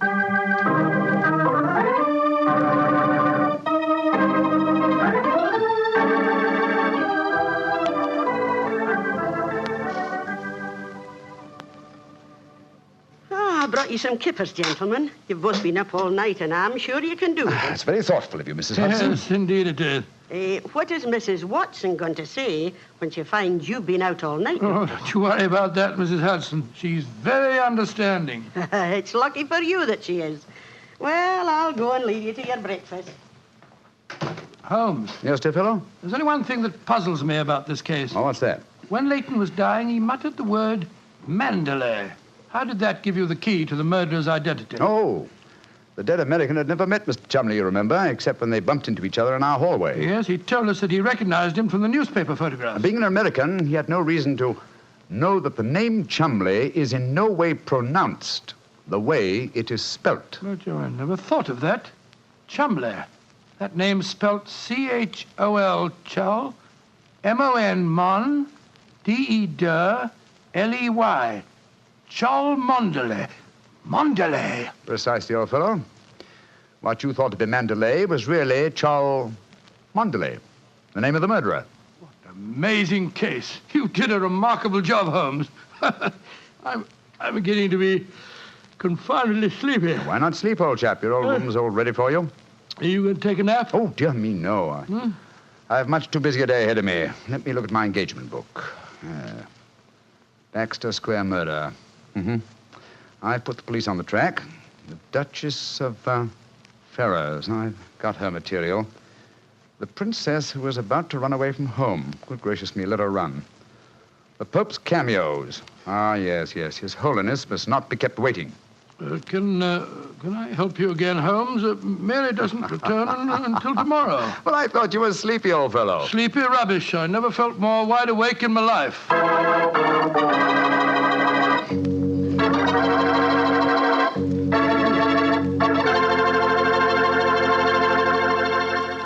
That was a swell story, Doctor. I'm glad you enjoyed it. And it was really funny when you mistook that old lady for Holmes and she slapped your face. It wasn't very funny at all. Sure it was. Come on, admit it, Doctor. Well, she did look like Holmes in disguise, you know, and you'd have made the same mistake that I did. Okay. Her nose was ridiculously red, and she did look like a man. Look, Doctor, forget I ever said anything. Huh? I won't say another word. I'll keep my mouth closed forever. Oh, come on, I wouldn't do that. Mr. Bartell? Mr. Bartell? Won't you even open your mouth to finish your wine? Your Petri wine? Okay, you win.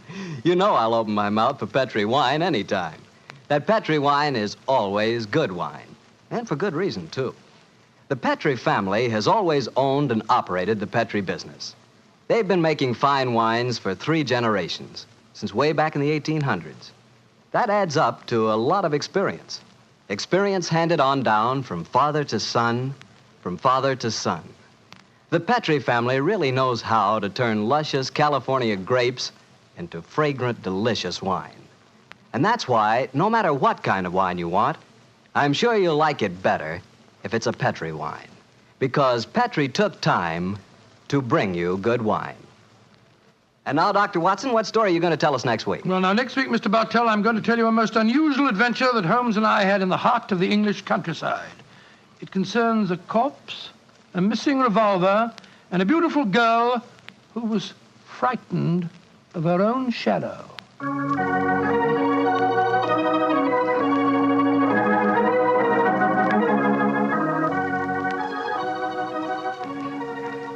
Tonight's Sherlock Holmes adventure is written by Dennis Green and Anthony Boucher and is based on an incident in the Sir Arthur Conan Doyle story, The Man with the Twisted Lip. Mr. Rathbone appears through the courtesy of Metro-Goldwyn-Mayer, and Mr. Bruce through the courtesy of Universal Pictures, where they are now starring in the Sherlock Holmes series. The Petri Wine Company of San Francisco, California, invites you to tune in again next week, same time, same station. Oh, the Petri family took the time to bring you such good wine. So when you eat and when you cook, remember Petri wine. To make good food taste better, remember... Petri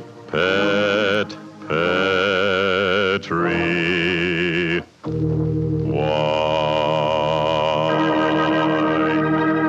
This is Harry Bartell saying goodnight for the Petri family.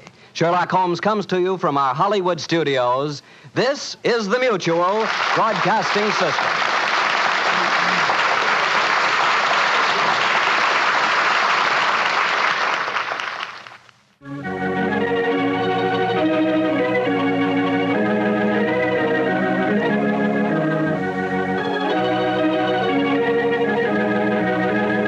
The two episodes you have just heard, In Flanders Fields and The Eyes of Mr. Layton, are part of the New Adventures of Sherlock Holmes, starring Basil Rathbone and Nigel Bruce, and are a 1988 copyrighted production of 221A Baker Street Associates.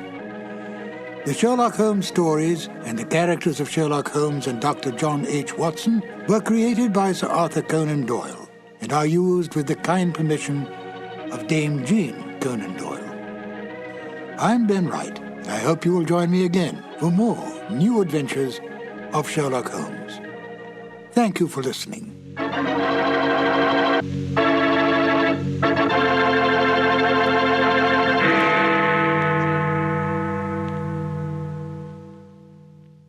On a cold and foggy day in May of 1886, a young doctor named Arthur Conan Doyle set aside his medical practice for the afternoon, took pen in hand, and began to write a mystery novel.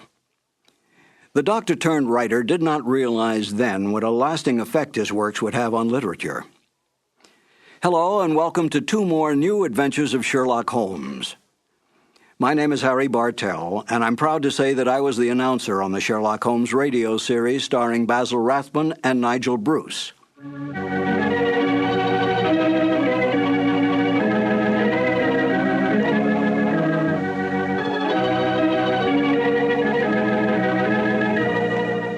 There are more true facts available about the real life of Sir Arthur Conan Doyle than all the fictitious conjectures on the written life of Sherlock Holmes.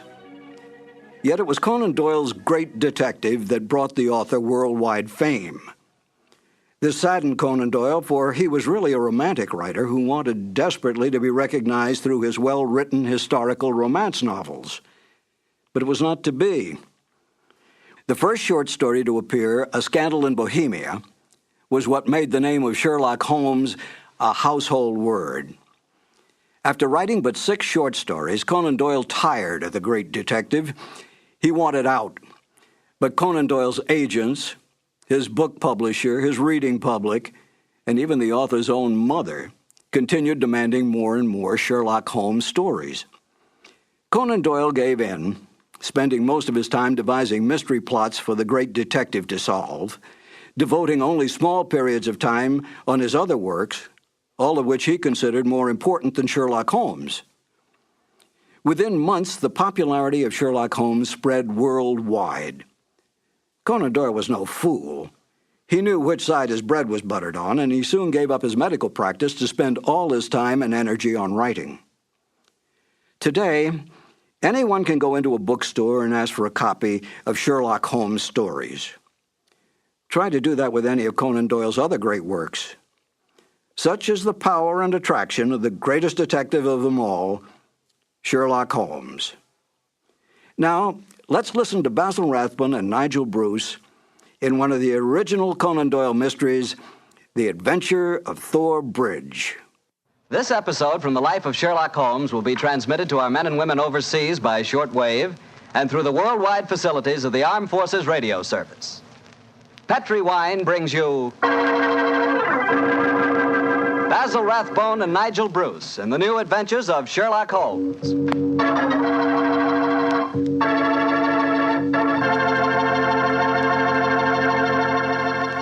The Petri family, the family that took time to bring you good wine, invites you to listen to Dr. Watson tell us another exciting adventure he shared with his old friend, that master detective, Sherlock Holmes. And while you're settling back comfortably in your chair, Mind if I tell you about something I'd like you to share with me? It's a glass of Petri California Sherry. Of course, most people think of Petri California Sherry as the one wine that's really swell any time, but personally, I like a glass of that Petri Sherry just before dinner. You know, that's the time you're a little on edge, you've just finished your day's work, and you're waiting for your dinner, and, well, that's when you want to lean back and take it easy. And boy, that's the time a glass of Petri Sherry tastes like something just too good to be true. Try it. Petri Sherry is the perfect before-dinner wine. And incidentally, if you like your sherry dry, you know, not sweet, then you'll find that Petri Pale Dry Sherry is just made for you. The important thing is the Petri label, because when it says Petri, it always means good wine.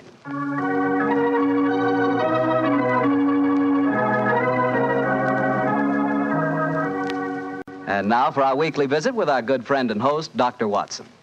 Good evening, Doctor. Good evening, Mr. Bartell. You're a bit late. I've been keeping some dinner hot for you. Here, pull up your chair and join me. That's very nice of you. Thanks, Doctor. Are you all set with tonight's story? Yes, my boy, I'm all set, as you call it. As a matter of fact, I was going over my notes on the case just before you arrived. Last week, you hinted that a beautiful girl figured prominently in your adventure. That's quite right, Mr. Bartell. An extremely beautiful girl. In fact, I often used to say to Sherlock Holmes that if I'd been a little younger at the time, I might... Oh, well, you haven't come here to listen to my personal reminiscences. You want to hear the story that I called The Problem of Tor Bridge. That's what you promised us, Doctor. How did it begin? On a windy morning in October... In the 1890s it was. As I was dressing, I observed how the last remaining leaves were being whirled away from the solitary plane tree which graced the yard behind our Baker Street house. I descended to breakfast, prepared to find my companion in depressed spirits, for, like all great artists, he was easily impressed by his surroundings. But, to my surprise, he was in an unusually gay mood. As I entered the room, he looked up at me and, with a smile, My dear fellow, hope you slept well. Splendidly, thank you, Tom. I'm so glad. Well, you're very solicitous this morning. I think you must have got a new case. Am I right? The faculty of deduction is certainly contagious. Yes, I have a new case. After a month of trivialities and stagnation, the wheels revolve once more. Good. Tell me all about it. Well, as yet, there isn't much to tell. Have you ever heard of Neil Gibson? Neil Gibson? Oh, yes, yes, something to do with gold mining, isn't he? A great deal to do with it, my dear fellow. In fact, he's considered the greatest mining magnate in the world. About 5 years ago, he bought a large estate in Hampshire. Perhaps you've read of the tragic death of his wife. Oh, yes, of course, I remember the case now. She was murdered by a jealous governess who was in her employ, wasn't she? That point will be decided when the lady in question, Grace Dunbar, I believe her name is, comes up for trial at the forthcoming Winchester Assizes. In any case, it's hard for me to see what I can do for my client at this late date. Your client? Oh, yes, I forgot I hadn't told you. I'm getting into your involved habit of telling a story backwards. Better read this letter. Came this morning. Oh, let's have a look. Dear Mr. Sherlock Holmes, Miss Dunbar is innocent. I can't see the finest woman in the world go to her death without doing everything possible to save her. I shall call on you at 10:30 tomorrow morning to discuss the matter. Yours faithfully, Neil Gibson. Good gracious me. There you have it, Watson. That is the gentleman I await. Do you know anything about his dead wife? Only what I've been reading in the papers. Apparently she was past her prime, which was the more unfortunate as this Miss Dunbar, who superintended the education of the two young children, is reputed to be a very attractive young lady. The eternal triangle, eh? Well, where did the murder take place? On Gibson's estate in Hampshire. His wife was found in the grounds nearly half a mile from the manor house, late at night, clad in her dinner dress, with a shawl over her shoulders, and a revolver bullet through her brain. Any weapon found near her? No, there were no clues found at the scene of the crime. What made them suspect the governess? Well, in the first place, there was some very incriminating evidence. A revolver with one discharged chamber, the caliber corresponding with a bullet in the dead woman's head, was found on the floor in Miss Dunbar's wardrobe. Oh, was it? Pretty damaging evidence, Holmes. So the coroner thought. And to make the case even blacker against Miss Dunbar, the dead woman had a note on her making an appointment at that very spot. And the note was signed by the governess. It seems obvious that the girl's guilty, and the motive's clear. Mr. Gibson would be a great catch for a young girl. Love, fortune, power, all dependent on one life. Possibly, Watson, but circumstantial evidence can be very misleading at times. There's the gentleman in question, unless I'm very much mistaken, considerably before his time. I can see him from the window here. Formidable-looking fellow. Must be well over 6 foot tall. Judging by the way he's wrenching at that doorbell, he's a man with a violent temper. Mrs. Hudson's opening the door to him now. Meet him on the stairs, will you, old chap? It'll save Mrs. Hudson a journey. Sure, Holmes. Up here, sir. Thank you, Mrs. Hudson. All right. Are you Mr. Sherlock Holmes? No, indeed. I'm his colleague, Dr. Watson. Come along in, won't you? Mr. Neil Gibson, I presume? That's right. So you're the great Sherlock Holmes, huh? The adjective is your own, Mr. Gibson. Sit down, won't you? By the way, you may speak quite freely in front of Dr. Watson. Well, I may as well begin by telling you that money means nothing to me in this case. You can burn it if it's any use to you in lighting the truth. Miss Dunbar is innocent, and it's up to you to prove it. Just name your fee. Mr. Gibson, my professional charges are on a fixed scale. I don't vary them except when I omit them altogether. Very well. I imagine that you've read the newspaper reports of the coroner's inquest. Yes, very thoroughly. I don't see that I can add anything that'll help you. But if there are any questions you'd like to ask, I'll answer them. Oh, thank you. First, what were the exact relations between you and Miss Dunbar? I suppose you're within your rights in asking such a question, Mr. Holmes? We will agree to suppose so, shall we? Then I can assure you that my relations with Miss Dunbar were always those of an employer towards a young lady with whom he never conversed or even saw, except in the company of his children. Oh. Rather a busy man, Mr. Gibson, and I've no time or taste for aimless conversation. I wish you good morning. What the devil do you mean by this, Mr. Holmes? My dear sir, the case is difficult enough without your giving me false information. Meaning that I lie, sir? I was trying to express it as delicately as possible, but if you insist on the word, I won't contradict you. Why, you confounded... Don't be noisy, Mr. Gibson. Please don't be noisy. I find that after breakfast, even the smallest argument is unsettling. I suggest that a stroll in the morning air and a little quiet thought will be greatly to your advantage. I suppose I can't make you take the case, but you've done yourself no good this morning, Mr. Holmes. I've broken stronger men than you. No man ever crossed me and was the better for it. Good morning, Mr. Gibson. You've a great deal yet to learn. On my soul, Holmes, you run usually severe with him. I dislike liars, Watson, and I cannot tolerate arrogance, particularly when it's coupled with great wealth. Well, how did you know about his relations with the governor? I didn't. It was pure bluff. Bluff? Well, it certainly worked. Think he'll come back? Oh, of course he will. He needs my help too badly. He'll probably change his mind before he's halfway down the stairs. Come in. Mr. Gibson. Just saying to Dr. Watson that I was certain you'd be back. I've been thinking it over, Mr. Holmes, and I feel that perhaps I was hasty in taking your remarks amiss. Just the same, I can assure you that the relations between Miss Dunbar and me really don't affect this case. Surely that is for me to decide, Mr. Gibson. You see, Mr. Gibson, my friend is like a doctor. He wants every symptom before he can give his diagnosis. Fire away, Mr. Holmes. What is it you want to know? The truth. I can give it to you in very few words. To begin with, I met my wife when I was gold mining in Brazil. Your wife was Brazilian by birth, wasn't she, sir? Yes, doctor, and very beautiful. Well, to make a long story short, I fell in love and married her and brought her to England. After a few years, I realized that we had nothing, absolutely nothing in common. And then I suppose this young governess, Miss Dunbar, arrived on the scene. That's right, Mr. Holmes. Well, the story should be obvious to you from there. You fell in love with this girl, I suppose, sir? Who could help it? Did you suggest marriage to her? Yes. Though I knew that my wife would never divorce me. I see. Then you made an utterly insincere proposition to her. Now, look here, Mr. Holmes. I came to you on a question of evidence, not of morals. I'm not asking for your criticism. It's only the young lady's sake that forces me to touch your case at all. Now, tell me, sir, what is your own opinion as to Miss Dunbar's guilt? It's very black against her. I can't deny that. One explanation of the tragedy did come into my head, Mr. Holmes. I give it to you for what it's worth. Pray continue, Mr. Gibson. My wife was bitterly jealous. She was half crazy with hatred. She might have planned to murder Miss Dunbar, or we'll say to threaten the girl with a revolver and so frighten her into leaving us. There might have been a struggle in which the gun exploded and gone off and shot my wife, who was holding it. Well, that possibility has already occurred to me. It's the only obvious alternative to deliberate murder. The revolver, Holmes, was found on the floor of the governess's wardrobe. Now, Mr. Gibson, I should like to examine your house and the scene of the murder as soon as possible. Certainly, Mr. Holmes. Sergeant Coventry of the local police is still down there. He'll give you any help you may need. Excellent. Watson, old fellow, out with the timetable. We're catching the next fast train to Winchester.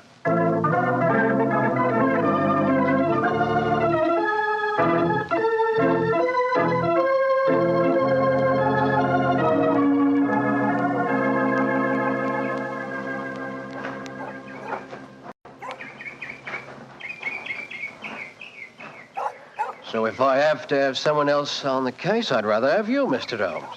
The yard gets called in, then we local police loses all credit for success.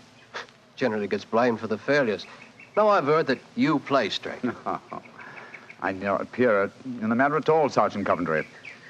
If I can clear it up, I don't ask to even have my name mentioned. Well, that's handsome of you, I'm sure, and I know your friend Dr. Watson can be trusted, too. Oh, don't worry, my dear fellow. We won't steal any of your thunder. Well, that's nice and friendly of you, Doctor. Well, come on, gentlemen. I'll walk you down to the bridge. That's where we found Mrs. Gibson's body. It's not far from the house here.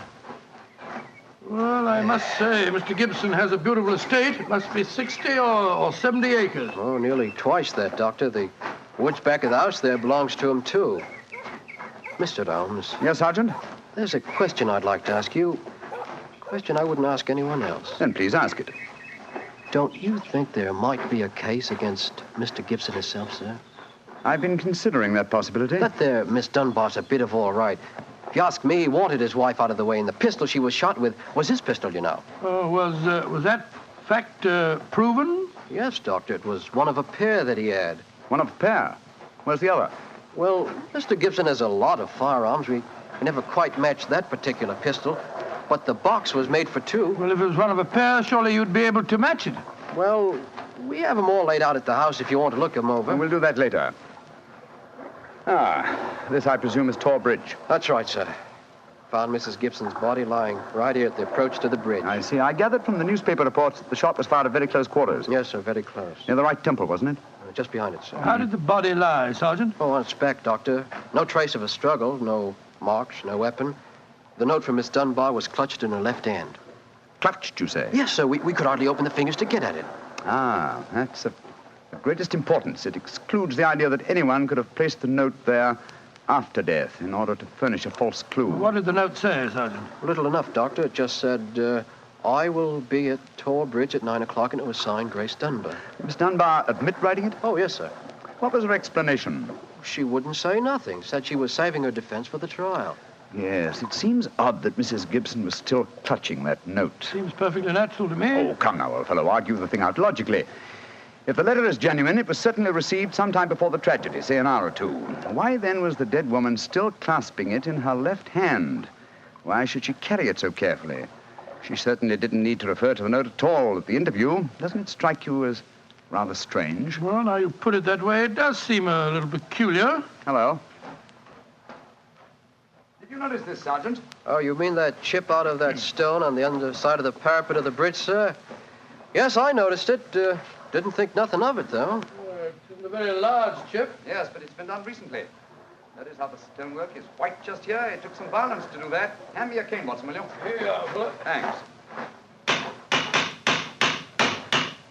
Yes. It's a hard knock. And in a curious place, too. But it's 15 feet from where we found the body, Mr. Dow. Yes, Holmes, I don't see how it could have any connection with Mrs. Gibson's murder. Possibly it hasn't. But it's a point worth noting. There were no footprints, you say, Sergeant? None, Mr. Holmes. The ground was as hard as iron. It's been a very dry summer, and we haven't had any rain to speak Yes, of this pity. year. Well, Sergeant, I'm much obliged to you, and now I think we'll get back to the house. Right. Cesar will show you where the firearms are, sir. Oh, who is Cesar? Oh, funny kind of a bloke. Brazilian he is. Brazilian, eh? Like Mrs. Gibson? Yes, Mr. Holmes. Comes from the same town that she does, as a matter of fact. Something very fishy about him, if you ask me. Now, if you'll excuse me, gentlemen, I'm going to take a little stroll around the grounds. You started me on a new train of thought in this case, Mr. Holmes. Oh, I'm delighted, Sergeant. I'll get back to the house.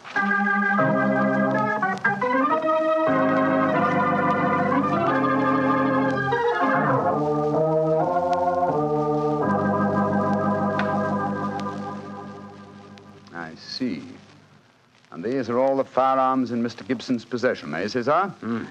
Except for the revolver that is missing from the case. Yes, so I say I've seen him. I've never seen such a collection of guns and revolvers in my life. Mr. Gibson had many enemies, senor. He always sleep with a loaded pistol beside his bed. He's a man of great violence. There have been times when all of us were afraid of him. Did you ever witness physical violence towards Mrs. Gibson? No, senor. I cannot say that I have. But I have heard him say many terrible things to her. He would taunt her in front of we servants. I have heard him do it many times. Thank you, Cesar. That will be all. Muito bem, senor. You know, Holmes, I still think the case against Miss Dunbar looks very black. I should agree with you if it were not for one fact.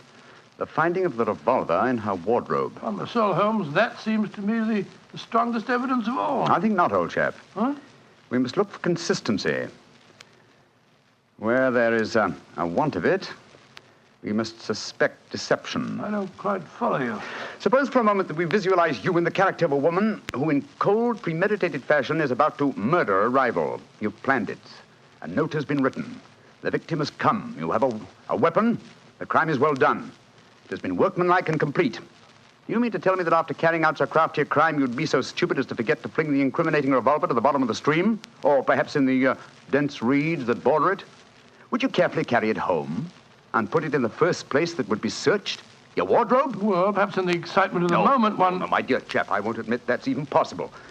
When a crime is coolly premeditated, then the means of covering it are coolly premeditated also. Well, then if Miss Dunbar didn't shoot Mrs. Gibson, who the devil did? I hope I can give you the answer to that question, Watson, when we've made one further visit. Oh, Lord. Where are we going now? To prison, old chap. Prison? Yes, we're going to Winchester Prison to call on Miss Dunbar. I'm certain that the key to this strange mystery lies in her hands.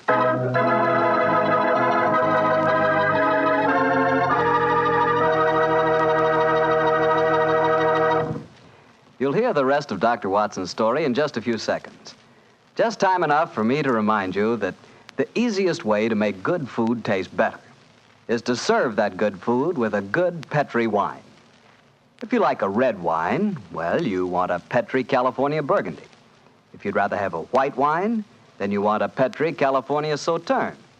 But red or white, Petri Burgundy or Petri Sauterne, you're choosing a dinner wine that's sure to turn a simple meal into a feast. Your whole family and all your friends will love Petri, the wine that makes good food taste better.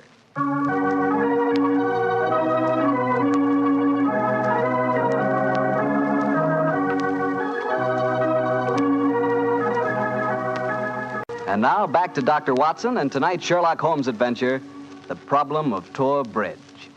Well, Doctor, did you go to Winchester Prison and see Miss Dunbar? We did, Mr. Bartell. An hour later, found the two of us sitting in a dank and gloomy cell, talking to one of the most beautiful girls that I've ever seen.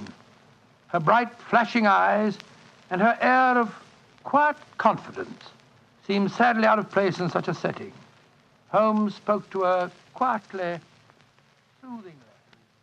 Dunbar, tell us of your true relations with the dead woman. She hated me, Mr. Holmes.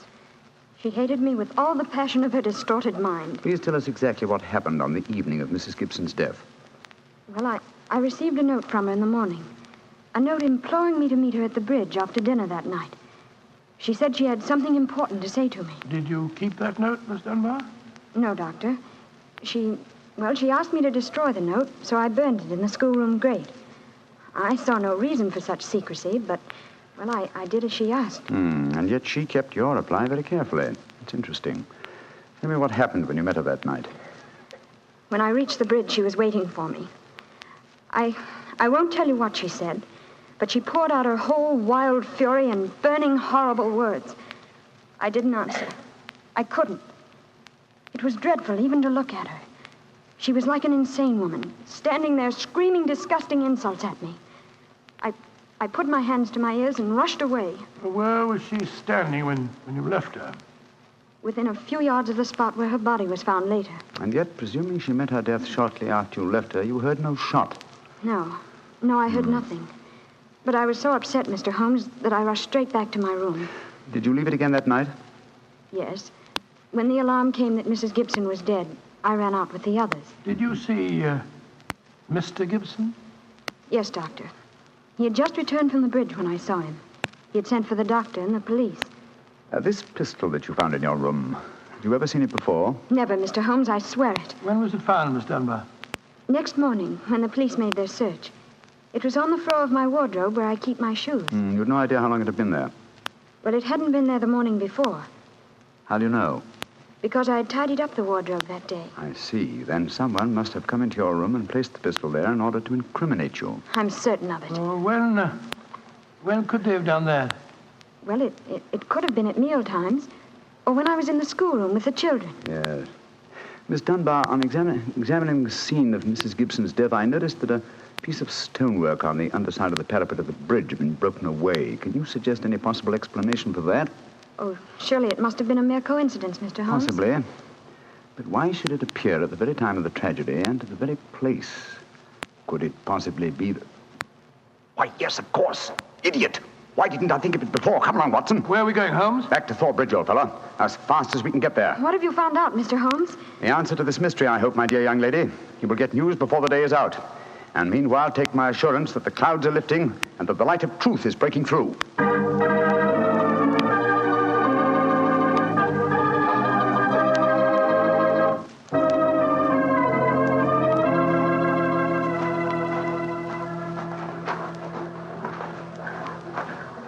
Well, Mr. Holmes, you're soon back here. What have you found out? Sit down in a few moments. You got my message? Oh, yes, sir. Here you are. Ball of twine. What you wanted for, I can't imagine.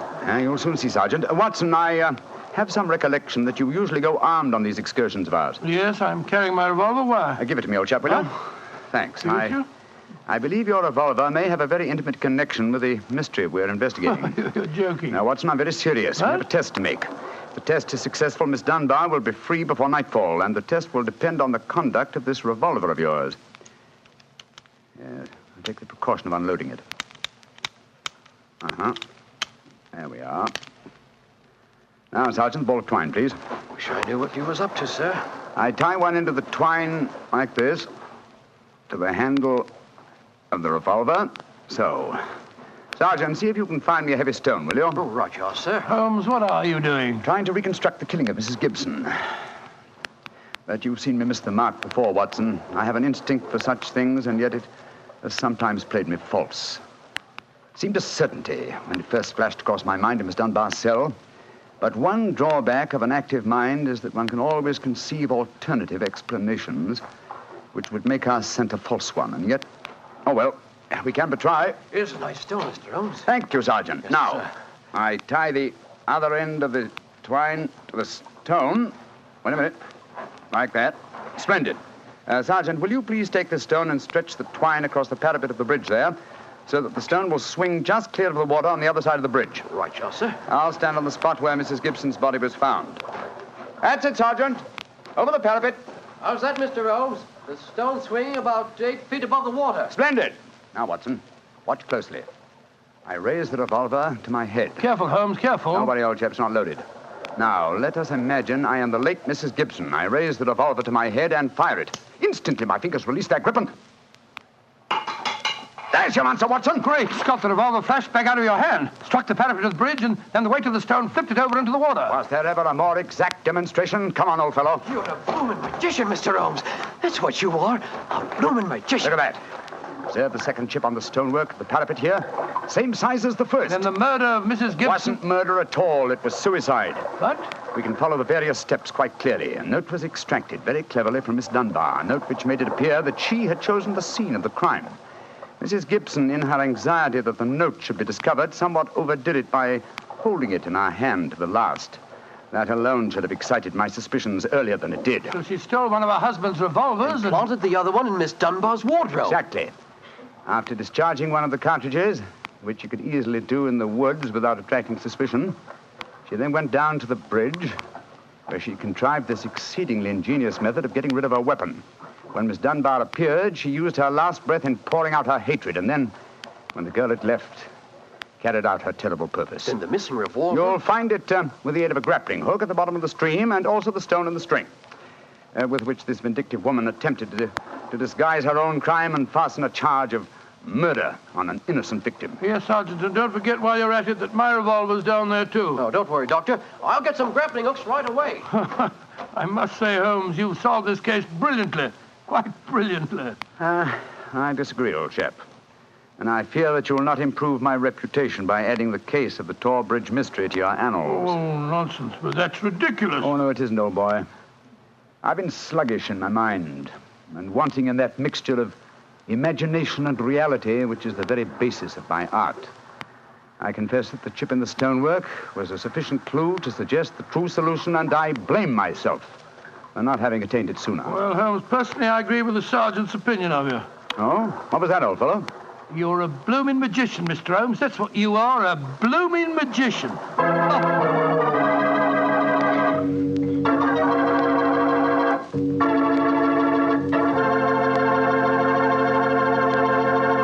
Well, Doctor, Holmes really was a magician. That is, if you did find Mrs. Gibson's revolver and your own in the stream. We found them all right. You don't think I'll tell you the story otherwise, do you? What do you take me for, anyway? Well, now that you ask, I'll tell you. I take you for a very charming gentleman, a wonderful storyteller, and a fine host. Oh, that's very nice. Really, Well, you are a gentleman of the old school. And you do tell a fine story.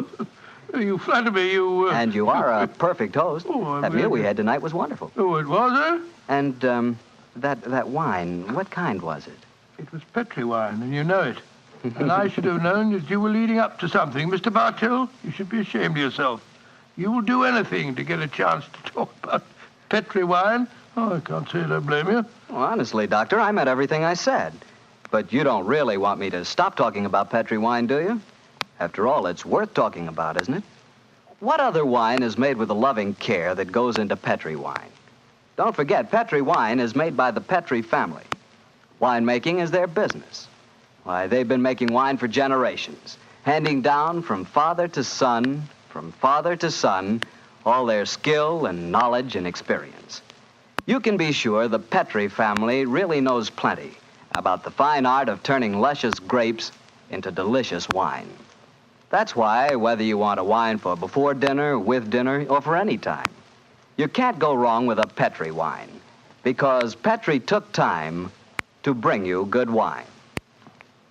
And now, Dr. Watson, what new story are you planning to tell us next week? Well, next week, Mr. Bartell, I'm going to tell an adventure that Holmes and I had amid the oriental magnificence of a Maharaja's palace in India. India? Sounds intriguing.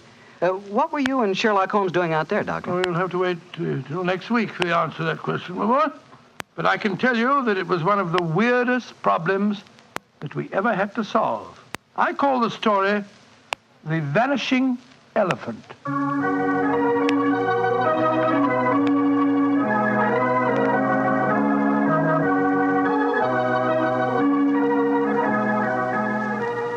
Tonight's Sherlock Holmes adventure is written by Dennis Green and Anthony Boucher and is adapted from the Sir Arthur Conan Doyle story, The Problem of Tor Bridge. Mr. Rathbone appears through the courtesy of Metro-Goldwyn-Mayer and Mr. Bruce through the courtesy of Universal Pictures, where they are now starring in the Sherlock Holmes series. The Petri Wine Company of San Francisco, California, invites you to tune in again next week, same time, same station. Oh, the Petri family took the time to bring you such good wine. So when you eat and when you cook, remember Petri wine. To make good food taste better, remember... Petri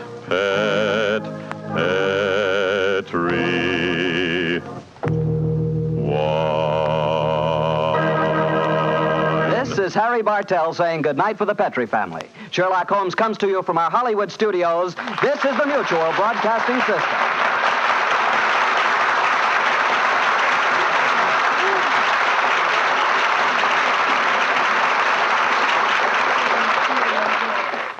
Of course, many of you are already familiar with this intriguing mystery story, but this is the first time in over 40 years that Basil Rathbone and Nigel Bruce have had the pleasure of once again entertaining you with Sir Arthur Conan Doyle's original story, The Adventure of Tor Bridge. This is Harry Bartell. I'll be right back with more notes on Sir Arthur Conan Doyle and another new adventure of Sherlock Holmes. This episode from the life of Sherlock Holmes will be transmitted to our men and women overseas by shortwave and through the worldwide facilities of the Armed Forces Radio Service. Petri Wine brings you Basil Rathbone and Nigel Bruce in the new adventures of Sherlock Holmes.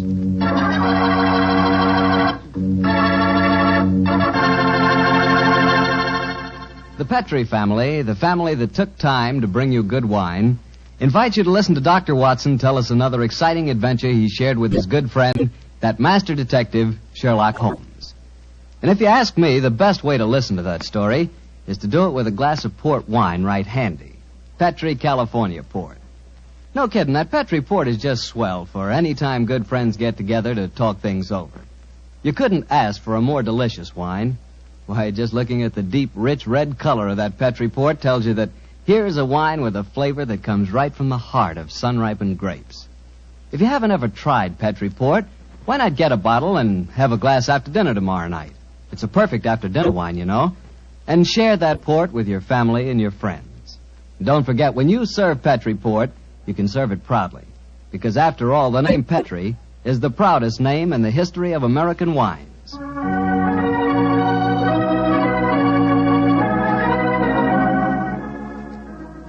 And now let's keep our weekly appointment. Good evening, Dr. Watson. Good evening, Mr. Bartell. Draw up a chair. Thank you. That's it. By the way, do you know what date it is? November 5th, isn't it? That's right. In England, it's known as Guy Fawkes Day. Have you ever heard of it? It's something to do with a gunpowder plot, isn't it? Yes, Mr. Bartell, it is. And as Sherlock Holmes and I had a very unusual adventure on the 5th of November many years ago, it seems appropriate that I should tell you about it tonight. But before I begin, I think it might help you to appreciate the true flavor of the story if I tell you a little about the origin and the customs of Guy Fawkes Day. It's a swell idea, Dr. Watson. Well, my boy, on November the 5th, 1605, exactly 340 years ago today, King James I was about to attend the opening of Parliament when a plot was discovered to blow up the House of Lords during the ceremony. And the chief conspirator was Guy Fawkes, I suppose? Yes, he was. He was captured in a vault immediately below the House of Lords, a vault full of barrels of gunpowder. Of course, he and his fellow conspirators were executed. And ever since then, November the 5th has been known as Guy Fawkes Day. Well, how's it celebrated, Doctor? Well, it's a great time for the youngsters, Mr. Bartell. They black their faces, throng the streets, begging for pennies, and build bonfires in which to burn effigies of Guy Fawkes. These effigies are life-size dummies, stuffed with straw and dressed in old clothes. The children parade them in the streets chanting rhymes. Well, now, let me see. Pleased to remember the 5th of November. Guy Fawkes Guy, hit him in the eye. The kids must have quite a time. Sort of like Halloween, huh, Doctor? Yes, not unlike it, my boy. Well, now that I've told you something about the customs of Guy Fawkes Day, I'll get on with my story. It began just before lunch, I remember, on November the 5th, 1899. The day was foggy and cold, and Holmes and I were seated each side of a blazing fire in our Baker Street rooms. From outside, we could hear the sound of voices laughing and singing. Suddenly, Holmes rose and crossed to the window, opened it, and looked out.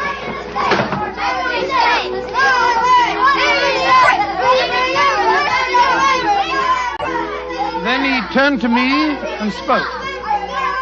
Children are having a great time, Watson, aren't they? Yes, it cost me a shilling worth of pennies to walk here this morning. Has it occurred to you, Watson, that the gunpowder plot offers very promising material to the speculative mind? In what way, Holmes? I say it's confoundedly chilly in here. Don't you think you might shut that window? Sorry, old chap. As I was saying, the gunpowder plot offers very promising material to the speculative mind. I've made something of a study of the historical records of the case. There is more than a little evidence to suggest that King James was never in any real danger. Never in any danger? Well, what makes you say that? Knowledge of the proposed dastardly scheme came to light early. But James Stuart, King of England, the possessor of a shrewd and diabolical mind, used the spectacular discovery of the plot to try and bolster his waning popularity, as well as to justify increased religious persecutions. Well, that's the first I've heard of it, Holmes. I dare say, old fellow, but it's true just the same. I'm afraid James Stuart, King of England, was an unscrupulous tyrant. Come in.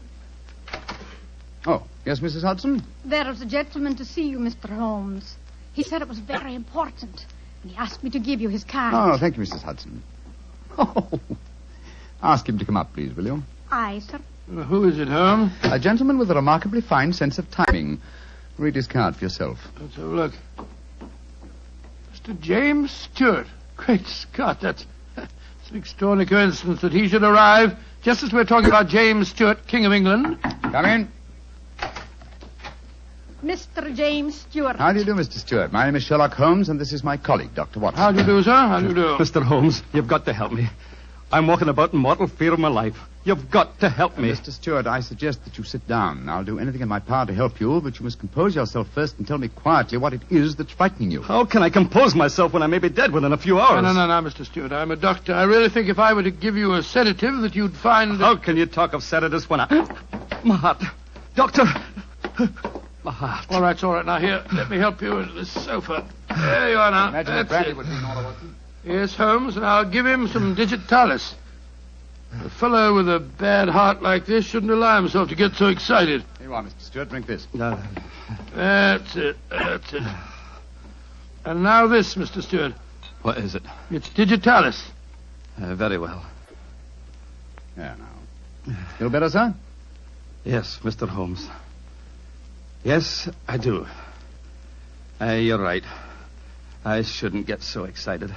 My heart can't stand it, you know. Watson, is he well enough to talk, do you think? Yes, if he doesn't excite himself again. I'll be careful, Doctor.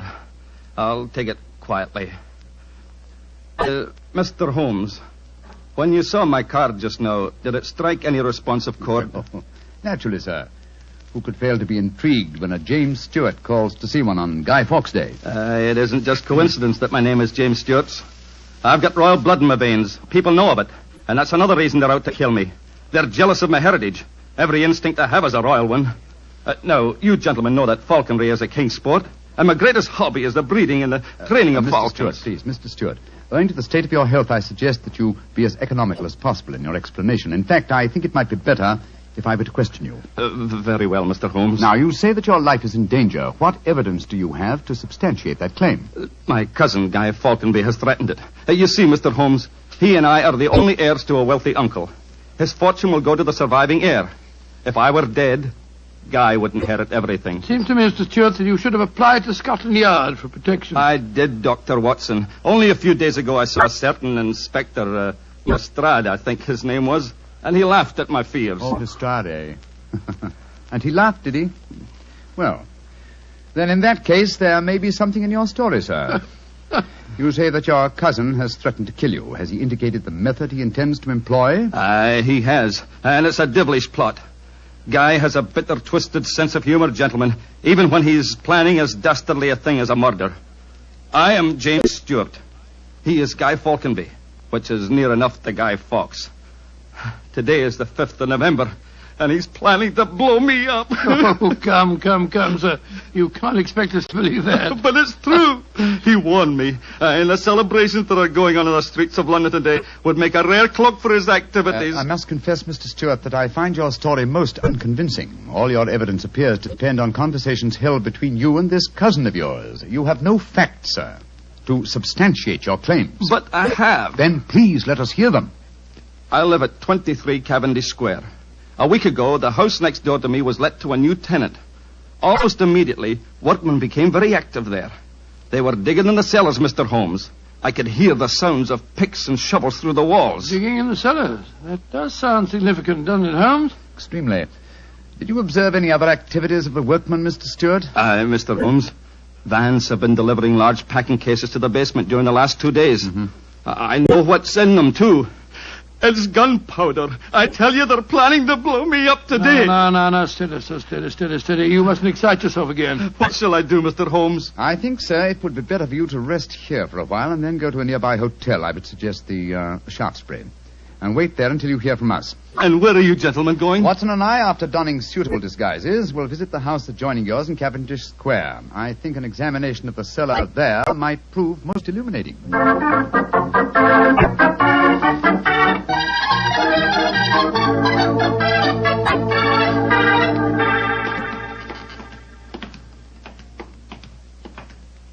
This must be the house, all right, Holmes. The empty packing cases are still by the foot of the basement steps. Come on, Watson. Let's go down and explore. Pardon my soul, I feel a little self-conscious in these clothes. No need to, my dear chap. You look a most authentic inspector of plumbing. Well, if anyone challenges us, you'd better let me do the talking, though. I think my accent might be a little more convincing. Shh. Listen. I can't hear anything. Exactly. Then we may reasonably assume that either the workmen are observing the Guy Fawkes holiday or that their work is done. Come on, let's try this door. It's unlocked. Yes. Oh, this is too easy, Watson. We must be prepared for a trap. Come on. I've got my revolver handy if there's any trouble. I don't use it until I tell you to. Remember, we're supposed to be plumbing inspectors. It's pitch black in here. I can't see a thing. Strike a match. See if you can find a gas jet. Strike a match when the cellar may be full of gunpowder? Can't take the risk, old chap. Oh, Here's a gas jet. I'll light it. That's better. Now we can see a little. Uh-huh. I think the workmen have completed their job. See that new wood forming a crude door in the corner over there? Where does it lead to, do you suppose? Let's find out.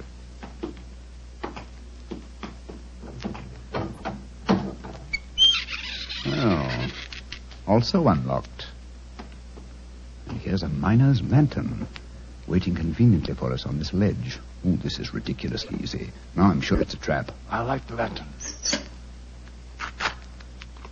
Great Scott, it's a tunnel. Yes, it's a tunnel leading into Mr. Stewart's house next door. Let's explore it.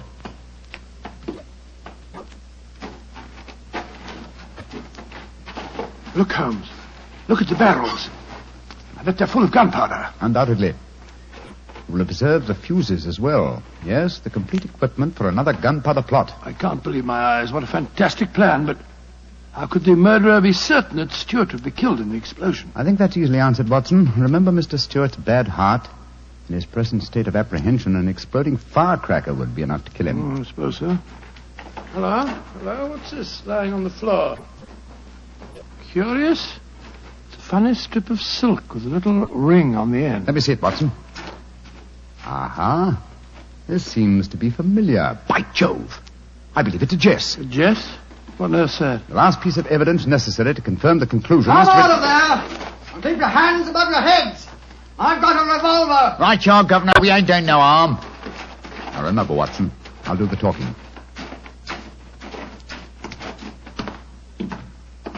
Come on! Out you come! Well, you're a comical-looking pair. What are you doing in there? Me and my mate got a message to come over here and see to the plumbing, mister. Plumbers, eh? Do you have any identification? Yes, sir. Here's my badge. We're inspectors for the London County Council. Oh, that's all right, my man. I saw the basement door open and I thought burglars might be here. You're the owner of this house, sir? Yes, but my agent let it recently to some tenants who've been behaving rather queerly, I'm told. So I came round here to see what was happening. If you're the owner, sir, perhaps you can give me some facts for me records. I want to film me records, you know. What do you want to know? Well, your name, please, sir. Falconby. Guy Falconby. Look here. Alfie, hold your nose. What did he say? Nothing, sir, nothing. He's got bad hiccups. Had him for months now. Can't stop him. Alfie, here, give me a pencil, will you? Thank you, Alf. Now, sir, your name is Guy Falconby. What's the name of the tenant this house is let to? There are three of them. Oh, do you know their names, sir? Got to have them for me records, you see. Yes, the names are Winter, Rokewood, and Keynes. Oh, yes. Winter, Rokewood, and Keynes. That's right, sir. Sounds as if they might be a firm of solicitors, don't they, sir? Well, perhaps they are. I haven't met them. Just one more question, sir, and then I needn't bother you no more. Well, what is it? My religion or my grandmother's maiden name? No, sir. No, nothing like that. I just wondered who lived in the house next door on that side. We've had a complaint from there, too. Their pipes is bunged up. My cousin lives there. His name's James Stewart. Mr. James Stewart, eh? Not much obliged, sir. Me and my mate will be going next door then. Come on, Alfie. I'm not surprised his pipes are bunged up, as you so graphically put it. He's a great one for practical jokes about the house. As a matter of fact, he's planning one of them tonight. Well, that's no concern of yours. By the way, my man, what's your name? Nivitt, sir. Tom Nivitt. Come on, Alfie. We got work to do.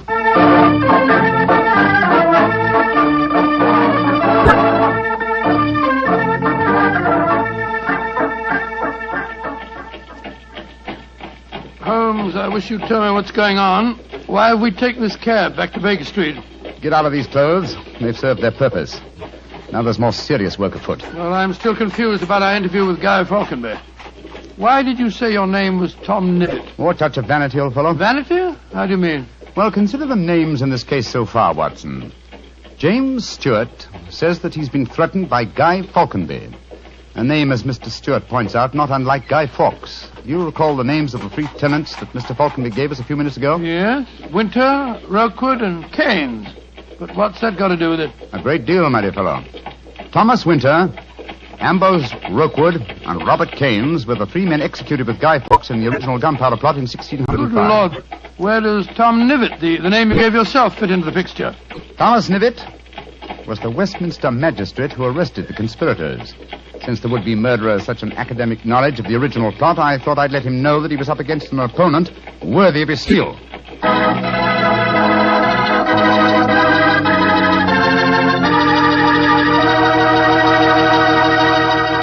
We'll hear the rest of Dr. Watson's story in just a few seconds. Just about time for me to remind you that if you want a wine that's sure to please the ladies, you can't mix with Petri California Muscatel. That's because Petri Muscatel is a golden wine with one of the most luscious flavors you ever tasted. Did you ever taste a big, plump Muscat grape that's ripened in the sun? If you have, then you know what to expect when you taste Petri Muscatel. It's a wonderful wine. Perfect after dinner and swell when company comes. Just remember that, won't you? Petri Muscatel. Well, Doctor, you and Mr. Holmes were certainly having yourselves quite a Guy Fawkes day. What happened when you got back to Baker Street? We quickly changed out of our disguises and back into our ordinary clothes. I was still pretty much in the dark, as usual. And I kept questioning Holmes as to our next move. He was in a state of suppressed excitement. And it was obvious as he spoke to me that he was anxious to be off. What's the dawdle? There's so much work ahead of us. What do you mean, don't dawdle? I'm not dawdling. I'm pressing as fast as I can. What's our next move, anyway? Well, we must split our forces. Let's get hold of my band of street urchins, the Baker Street Irregulars. I'm going to surround Mr. Stewart's house in Cavendish Square, and they'll be invaluable for that purpose. So what do you want me to do? Go to the Shaftesbury Hotel and collect Mr. Stewart, then return with him to his house and wait me there. I shall join you as soon as I've rounded up the irregulars, but I must warn you. Don't leave Mr. Stewart for a moment. Don't let him out of your sight until you see me again. Of course I won't, Holmes, but, I must say, the idea of all that gunpowder in the cellar doesn't make me feel any too have happy. Faith in me, old chap. Have faith in me. You know, I wouldn't expose you to any danger if I could avoid it. And I assure you that I shall join you and Mr. Stewart very shortly. You have your revolver? Yes, of course. Good. And, give Mr. Stewart this revolver, will you? Tell him that I insist that he carries it. I fear that his own has probably been tampered with. Right you are, Holmes. I'll see that he has it. This is a strange business, I must say. That Guy Falconberry seemed such a decent sort of fellow. Yes, he appeared to be a most amiable fellow, didn't he? This is indeed an unusual case, Watson. We're up against one of the most sinister and twisted antagonists that we've ever met. Well, old chap, I'm leaving now. I'll join you soon. And don't forget, stay close to Mr. Stewart. Stay very close to him.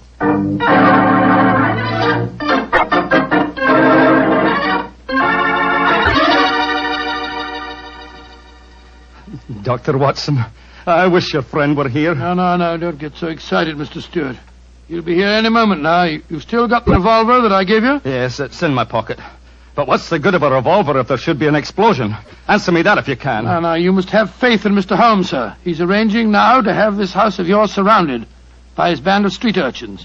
They'll see that no one gets to the cellar next door to light the fuses. A bunch of children. How can they do anything? You don't know the Baker Street Irregulars, Mr. Stewart. And it's a perfect day for them to operate. As black-faced boys begging for pennies, they'd pass unnoticed anywhere. I hope you're right. But I have a premonition, Doctor. There's going to be a tragedy. I know it. Now, take it easy, sir. Remember your heart. You're in splendid hands when Sherlock Holmes is on the case. Here he is now. Holmes, I say, I'm glad to see you. You received your visitor yet? Visitor? We've seen no one. Then be on the alert. I've just been questioning the boys surrounding this house. A few moments ago, some children pulled a small cart up to the back door. A cart containing a life-size dummy. My irregulars thought that it was an effigy on its way to a bonfire. Oh, why shouldn't it be, Holmes? I have reason to believe that it's someone visiting you in disguise, Mr. Stewart. A visitor who is mounting the back stairs at this very moment. You've got to stand by me, Holmes. You've got to protect me. Don't worry, sir. Come in. Look at that apparition. Great Scott, Guy Fawkes' dummy. A dark lantern in his hand, and it's walking. And also talking, I trust. Keep away from me. I got a revolver. Take for a stake, for Victoria's sake. If you won't give me one, I'll take two. The better for me and the worse for you. It's Guy Falconberry. Keep away from me, do you hear? The better for me and the worse for you. All right, then. I'm going to fire. Dear me, Mr. Stewart, the revolver I've provided for you seems to be unloaded. How very odd. Well, what in thunder is all this about? You've just witnessed an attempted murder, Watson. Murder? What are you talking about? This is a game. James and I had it arranged, the whole thing. You may have thought it was a game, Mr. Falconberry, but I assure you that your... Grab Mr. Stewart, Watson. He seems to be leaving us. Leave me alone. Take your hands off me. My heart. Help me put him on the sofa. That's it. I'll get him some digitalis. Look, I don't want to appear unnecessarily stupid, but will someone tell me what this is all about? With pleasure, Mr. Falconby. Your cousin had planned one of the most fantastic murder plots that I've ever encountered. He came to us with the story that you had threatened his life. But that's ridiculous. I'm very fond of him. Of course it's ridiculous. The whole plot was ridiculous. He leased the house next door, had a tunnel dug, and gunpowder and fuses planted there. Even entered the name of the tenants as Winter, Rokewood, and Keynes to give the apparent plot a further authenticity. You mean my cousin was the real tenant? Certainly he was. However, he was clumsy enough to drop that piece of silk with the wire ring on the end that you found in the cellar, Watson. The thing you called a jess. And what's a jess? It's a strap that goes round a falcon's leg to which its leash is fastened. You will remember that Mr. Stewart informed us that falconry is his hobby, and it therefore indicated that he had been in the cellar and consequently must have known about the whole plot. And all he was trying to do was to build up in our minds the belief that his cousin was trying to kill him. Exactly, my dear fellow. Had we believed him, of course he could have shot you just now, Mr. Falconby, in apparent self-defense. Good Lord, what a fantastic plot. I still can't quite believe Mr. it. Falconby, why are you dressed as a Guy Fawkes dummy? Well, it was James's idea. He said that he was going to dress up too, and that we were to go round the bonfires tonight and frighten people by appearing as live dummies. But the last message he sent told me to come up here, that we'd play a practical joke on a couple of friends of his. Did he provide you with the costume that you're wearing? Yes, as a matter of fact, he did. Have you searched the pockets for any weapons? No, but I will. All right, and while you're doing that, I'll examine this dark lantern. How's your patient, Watson? Well, I've given him some digitalis, and now I'll get him some brandy. I can't find anything in the pockets. Here's the answer, my friends. Look here. Inside the lantern is a dagger. Your cousin planted it there to substantiate the claim that you were trying to kill him. Had his plans worked, you would have been dead, Mr. Falconby, before you could have told us the truth. Here, come back here, Mr. Stewart. James! He slipped out of the door. Confound it! He's faking the heart attack. Come on, Watson, after him.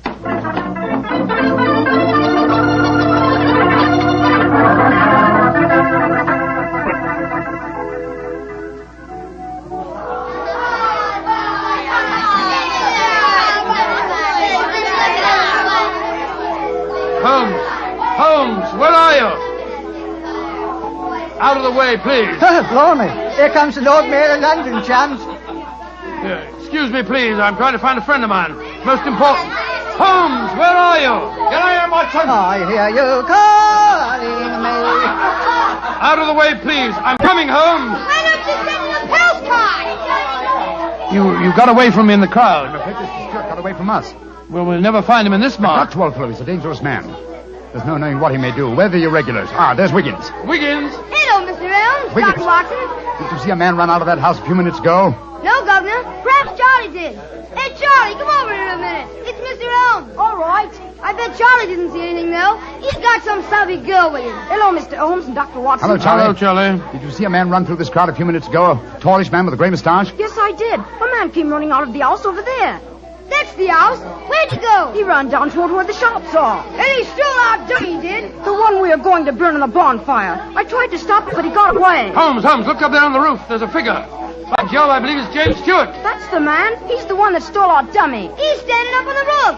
He's going to jump. If he does, he's going to land in the bonfire. There he goes. He is jumping. Right into the middle of the fire. It's awful. He'll be burned to death. Don't worry, Wiggins. There wasn't a man who fell into the bonfire. What do you mean? From the gyrations that the figure performed as it fell, my dear Watson, I'm convinced that Mr. Stewart threw the stolen dummy to try and put us off the track. Then Stewart's still up there. He is, Watson. Come along, old boy. It's up on the rooftops for us. Up on the rooftops.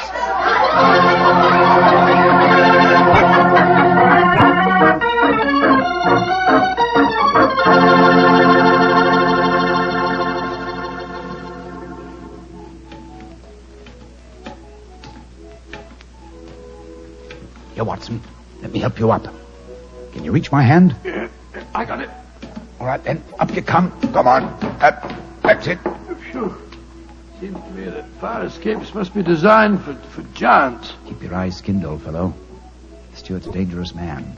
Might be hiding behind those chimney stacks. Come on. Upon my soul, this is a strange place to be on Guy Fawkes night. Yes, a comprehensive case, Watson. Starts in a cellar and ends on a rooftop. Look, Holmes. By the parapet there.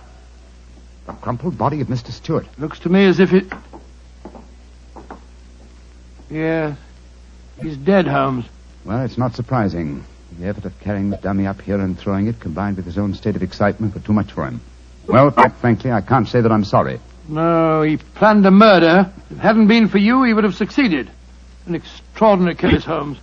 Yes, old chap, and one that should long make us remember the 5th of November. By Jove, yes. Please to remember the 5th of November. Gunpowder treason and plot.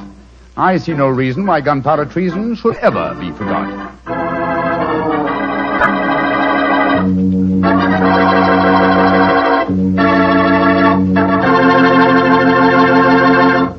Well, Doctor, as you boys would say, that story was a bit of exciting, what? Yes, and even now I sort of lose my breath when I remember climbing that fire escape. You know, Doctor, those two fellas certainly went out of their way to celebrate Guy Fawkes Day. Now, take me. When I got a little celebrating to do, I like to do it quietly. Some friends, a glass of port. Yeah, Petri port, of course. What else? Leave it to you. No matter what the occasion is, you can somehow make it a perfect occasion for Petri wine. How do you do it, old fella? Don't ask me how I do it. You mean, how does the Petri family do it? How can they make such swell wine? Well, the answer is experience.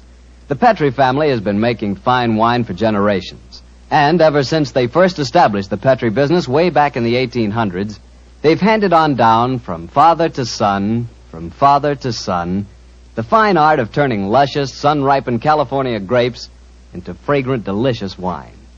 That's why when you want a wine for any occasion, before dinner, with your meals, or after dinner, you can't go wrong with a Petri wine, because Petri took time to bring you good wine. And now, Dr. Watson, what Sherlock Holmes adventure are you going to tell us next week? An old favorite, Mr. Bartell, a story that concerns strange music that was heard in a lonely house in the English countryside, and of the living death that stalked there. I call it The Adventure of the Speckled Band.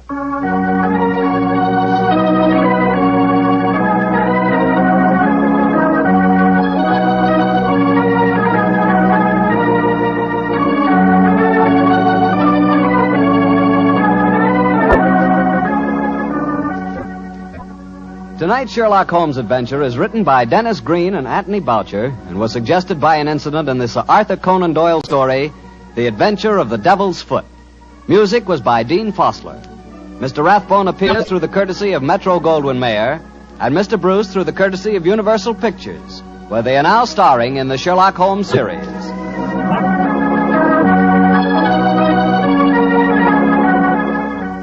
The Petri Wine Company of San Francisco, California, invites you to tune in again next week, same time, same station. This is Harry Bartell saying goodnight for the Petri family. Sherlock Holmes comes to you from our Hollywood studio. This is the Mutual Broadcasting System.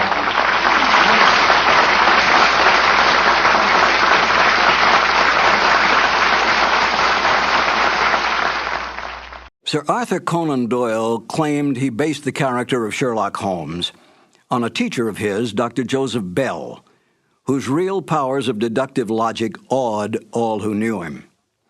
Yet Dr. Bell, in a letter to Conan Doyle, stated quite bluntly, "You are yourself Sherlock Holmes, and well you know it." Conan Doyle did not dispute this statement, for in fact Sherlock Holmes had the best characteristics of his creator. So did Dr. Watson. Highly educated, honest to the core, and one of the best writers of the Victorian age, the British public and then the world took him to their hearts. It was not long before the doctor-turned-writer found himself a well-established man of letters and friend to such countrymen as Oscar Wilde, Rudyard Kipling, and H.G. Wells. Not bad company to be with. In real life, Conan Doyle solved more than 2 actual murder mysteries, saving the lives of innocent men by his careful research, gathering of facts, and deductive reasoning. Few men in history can claim such feats. When he died in 1930, a time not so long ago, Sir Arthur Conan Doyle had this epitaph engraved on his tombstone: "Steel true, blade straight, Arthur Conan Doyle, knight, patriot, physician, and man of letters." Fitting words for such a giant of a man. And now, Basil Rathbone and Nigel Bruce in The Adventure of the 00.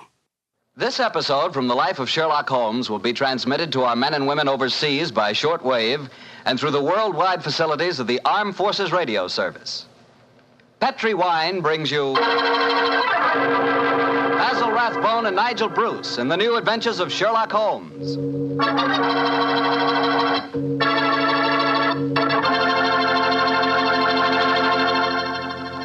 The Petri family, the family that took time to bring you good wine, invites you to spend the next half hour listening to Dr. Watson tell us another exciting adventure he shared with his old friend, that master detective, Sherlock Holmes. And say, let me tell you something I found out just the other day. Steaks are really back again. Good, thick, juicy porterhouse steaks. That's for me. A thick, tender steak on the rare side, together with a glass of Petri California Burgundy. You know, Petri Burgundy is a perfect mealtime wine. And with meat or any meat dish, it's the very last word in good eating. Honestly, when you taste the wonderful flavor of that rich red Petri Burgundy, you're tasting one swell example of the art of winemaking. It's full-flavored and just about the most delicious wine that ever poured from a bottle. Try it the next time you have steak or chops, or the next time you have hamburger or pot roast. Believe me, Petri Burgundy is the best friend a good meal ever had.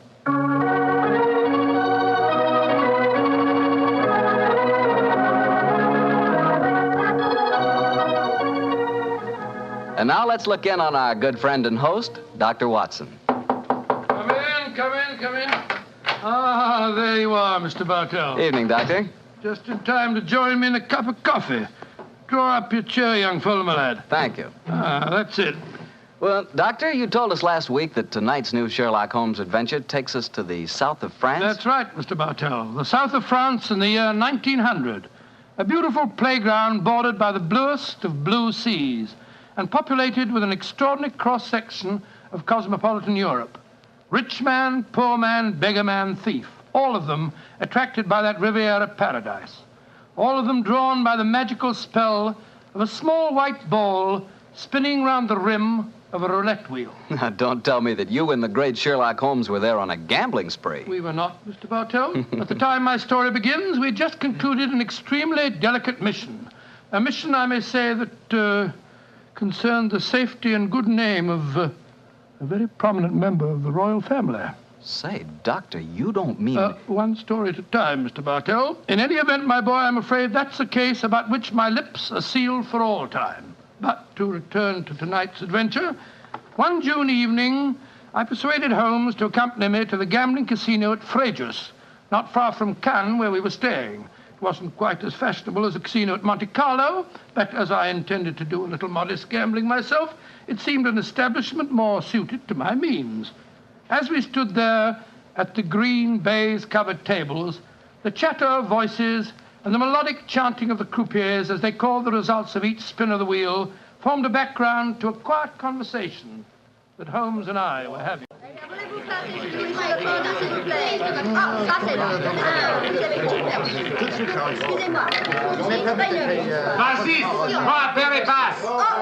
Lost again, Watson? Oh, confounded. That number 10 must come up soon. Oh, why not cut your losses, old fellow, and come for a stroll with me on the waterfront? Well, just let me make a couple more bets, Holmes. I have a feeling that 10 is bound to come up in a minute. Watson, I believe the blood of a gambler courses through your veins. Oh, there's no harm in taking a little flutter once in a while. Why don't you risk a few francs, Holmes? Oh, thanks you, my dear chap. The law of averages convinces me that my money is safer in my pocket. In any case, I'm a little dubious as to the integrity of this particular casino. Well, what makes you say that? Well, you will observe that this roulette wheel has a double zero. Most continental wheels have only a single one. It would indicate that this house is extremely concerned with its percentage. Mesdames et messieurs, faites vos jeux. Oh, just 2 more turns of the wheel, Holmes, and I'll take that walk with you. Oh, you müssen Sie hier spielen. Why do you not play from the other side of the table? Why must you always stand next to me? Hello. What's the trouble up there? I've placed my bet, so let's go and see. I ask you, sir, why do you play here beside me? I'm afraid I don't see any reason why I can't play wherever I... Swish, you've broken my luck. Ever since you come to the table, I've done nothing but lose. Please to move away.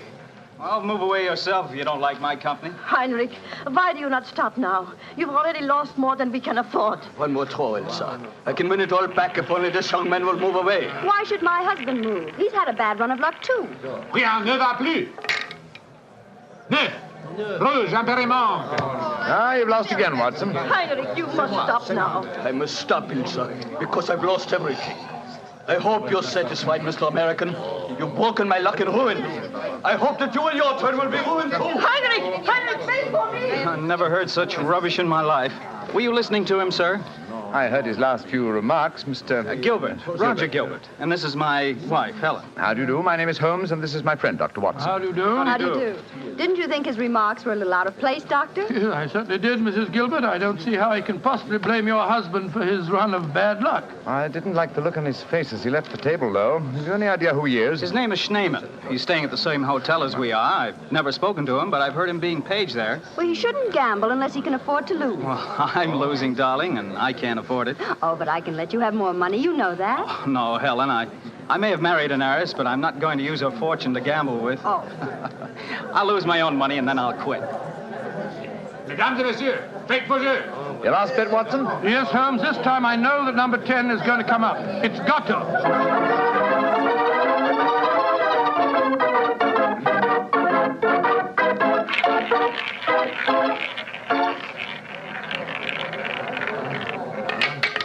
Numéro 10. 10 at last. I've lost again, darn it. Helen, this is my bad night. Well, why don't you stop now, dear? Holmes, I've made 350 francs. On this throw of the wheel, old fellow, but as you've lost some 500 francs doing it, I can't say that your profits stagger me. Oh, Mr. Holmes, I can see that you're no gambler. I'm afraid not, Mrs. I Gilbert. wouldn't say that, Holmes. You may not like roulette. You've taken a good many chances in your life with long odds against you, too. Well, nevertheless, old chap, in the sense Mrs. Gilbert means it, I'm not a gambler. Say, what's the commotion over there? Oh, that German woman with a crowd forming around her. Yes, the wife of that man that said I ruined him. Attention! Attention! Est-ce qu'il y a un docteur dans la salle? There must be trouble. He's asking for a doctor. Doctor, come along, then. Will you excuse me, please? Thank you. Excuse me, madame. Mon ami est docteur. Monsieur, cette dame a besoin d'un docteur. What happened, madame? It is my husband. Is he ill? I just found him lying out in the garden. Please come with me at once, gentlemen. Of course we will, madam. What seems to be the matter with him? Herr Doctor, I think he is dead.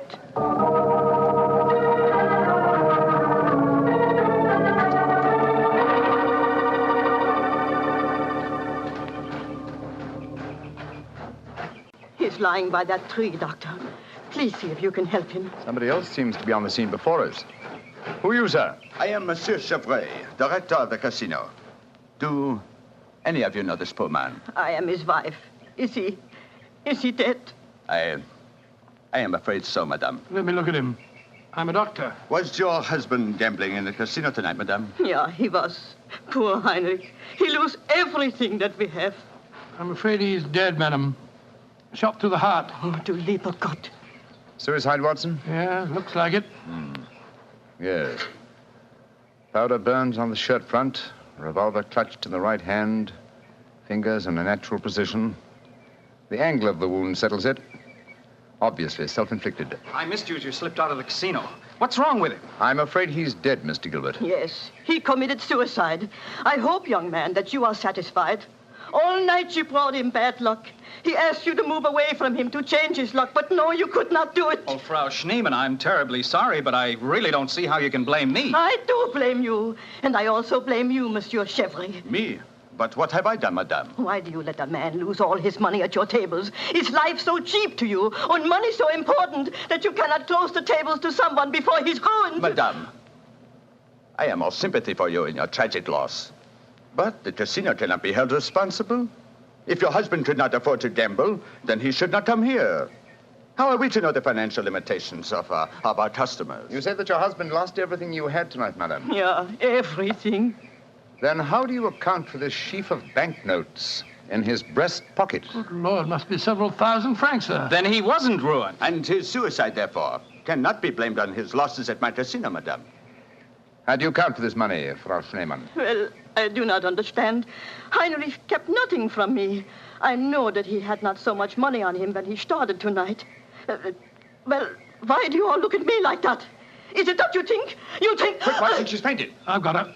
Let's get her to her room. You can take her to my suite in the casino. No, let's take her to the hotel. My wife will look after her. Poor woman, she's had a dreadful shock. She can probably do with another woman's company. That's very considerate of you, Mr. Gilbert. Where are you staying? At the Hotel Crillon. It's quite near here. I'll get a cab, and while I'm doing that, Watson, see if you can revive her, will you? Yes, Then we'll take her to the Hotel Crillon.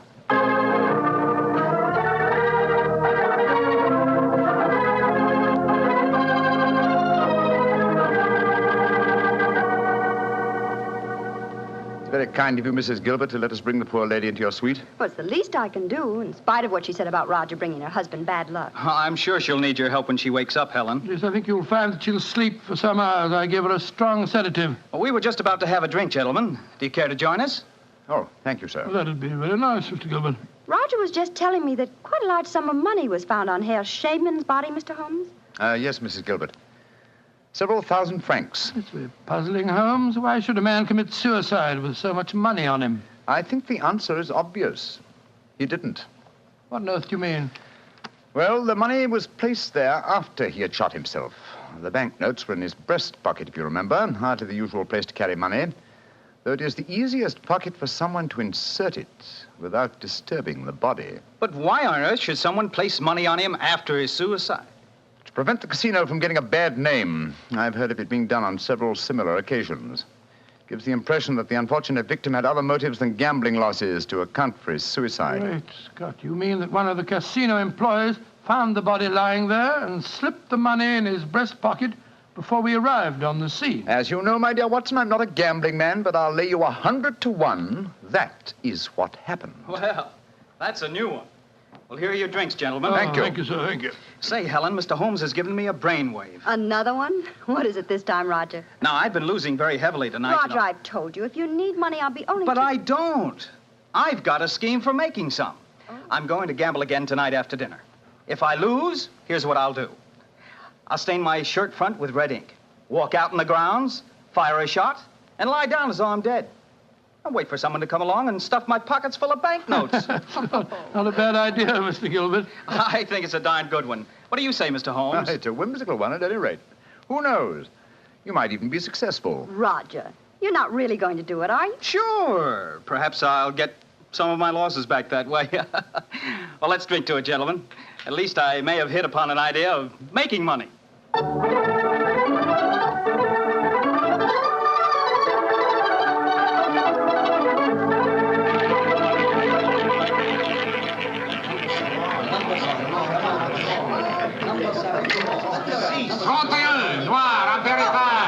My dear Watson, you'll have to work hard at your practice when you get back to England. Your infallible system appears to be extremely fallible. And yet the fellow who told me about it said it couldn't miss. It's just a matter of doubling the stakes each time you lose, and then... Oh, my dear fellow, I've been studying your system, but I can tell you a really infallible way of making money at roulette. You can? What is it? Well, own the gambling house and operate the tables yourself. The odds would be all in your favor. Oh, what a brilliant suggestion. Own the gambling house and operate Enough gambling for tonight, Watson? It's nearly 11 o'clock. Yeah, I think so. Let's take a stroll round the other table, shall we? By the way, old fellow, the young American, Mr. Gilbert, was losing heavily again tonight. He was? I wonder if he'll try that trick that he threatened, the one with the red ink and the shot in the night. I shouldn't be at all surprised. As a matter of interest, I saw him leave the tables about half an hour ago. Here comes his wife, on the arm of Monsieur Chevry, the director of the casino. Good evening, Mrs. Gilbert. Monsieur? Bonsoir, monsieur. Hello, Mr. Holmes, Dr. Watson. Monsieur Chevry is giving me a personally conducted tour of the casino. It's quite fascinating. And it is quite fascinating for me to have so beautiful a woman on my arm, mademoiselle. I know that I am the envy of all the men in the room. Oh, stop flattering me so much. I'm not used to it. Mrs. Gilbert, how is Frau Schneemann? She seems much better. She wakened an hour ago and insisted on going back to her own room. I wanted her to spend the night with us in our suite, but she wouldn't hear of it. I think I should drop in and see her before I go to bed. Oh, you have finished the gambling for tonight, perhaps, Doctor? No, perhaps about it, Monsieur Chevry. I've had a bad run at the tables. Oh, I am so sorry. Has anyone seen Roger? He left the tables about half an hour ago, Mrs. Gilbert. After doing as I did and losing quite heavily. So he lost again, did he? I wonder if he'll try that new system he was talking about. We were just discussing that possibility ourselves, Mrs. Gilbert. Mrs. Gilbert! Mrs. Gilbert! Frau Schneemann, you shouldn't have left your hotel, you know. It is too late to worry for me, Herr Doctor. It is for Mrs. Gilbert now that you should worry. What do you mean, madame? Well, I went back just now to where poor Heinrich died. And there, lying in the grass, I saw another body. I was too shocked to go too close. But I am quite sure that I recognize your husband, Mrs. Gilbert. Oh, Dr. Watson, she's ruined Roger's trick. And he'll have taken fright and bolted by the time we get there. Possibly. Let's go at once and find out, shall we?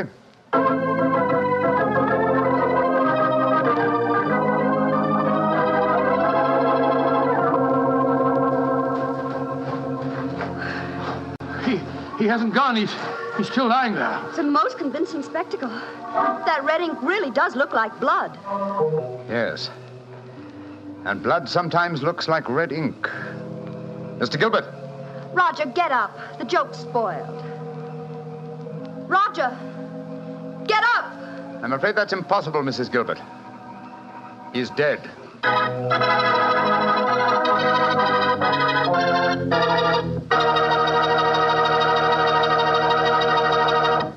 Dr. Watson's story will be continued in just a second, which is all the time I need to tell you that the easiest way I know to transform a simple meal into a feast is to serve that meal together with Petri California Sauterne. Petri Sauterne is a delicate white wine that's the perfect companion for chicken or turkey. Turkey, yes. Turkey and Petri Sauterne. That's the heart of any Thanksgiving dinner. Look, why not make this Thanksgiving dinner the best one you ever had? Give it the air of a banquet. Serve it with Petri Sauterne. And when you buy that Sauterne or any wine for your Thanksgiving dinner, whatever you do, look for the letters P-E-T-R-I, because a Petri wine is always a good wine.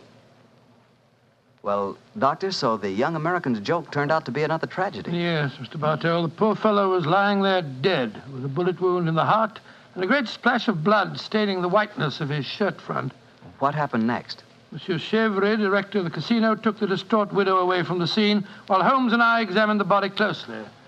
Within a few minutes, we were joined by Inspector Ganivet of the French police. As we stood there in the moonlight, the sounds of music could be heard from the casino. It was hard to believe that two men had died in that lovely garden since the moon had risen.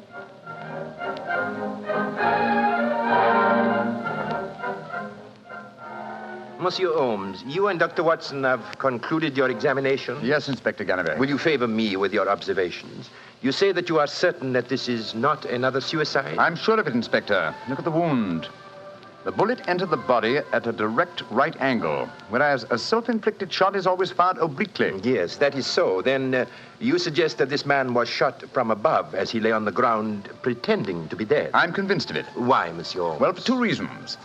Though it's impossible to be sure without a laboratory test, I'm certain that beneath those blood stains are stains of red ink.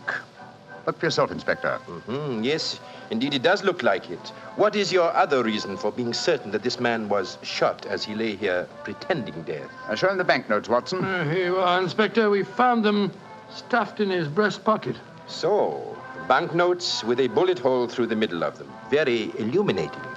Tell me, gentlemen, how many people knew of this little plot you have told me about, this plan of the dead man's to pretend to be shot? Just 3 people, Inspector. Dr. Watson, myself, and Mrs. Gilbert. Alors, then the answer is obvious. You and your friend are innocent. It must be the wife who killed him. No one else knew of the plot. I'm not so sure of that. Frau Schneemann, the dead German's widow, was in the next room when Gilbert told us about his plan. She might have heard, though I could swear that she was asleep. I gave her a very strong sleeping draught. From what you have told me of her husband's suicide, she might easily have had a motive for murdering this man. Come, gentlemen. Surely it's obvious who murdered Mr. Gilbert? Who, Monsieur Holmes? Well, it's certainly one of the 2 widows. Since there seems to be some doubt in your minds, I suggest we return to the casino. I can promise you the answer to your question within a very few minutes.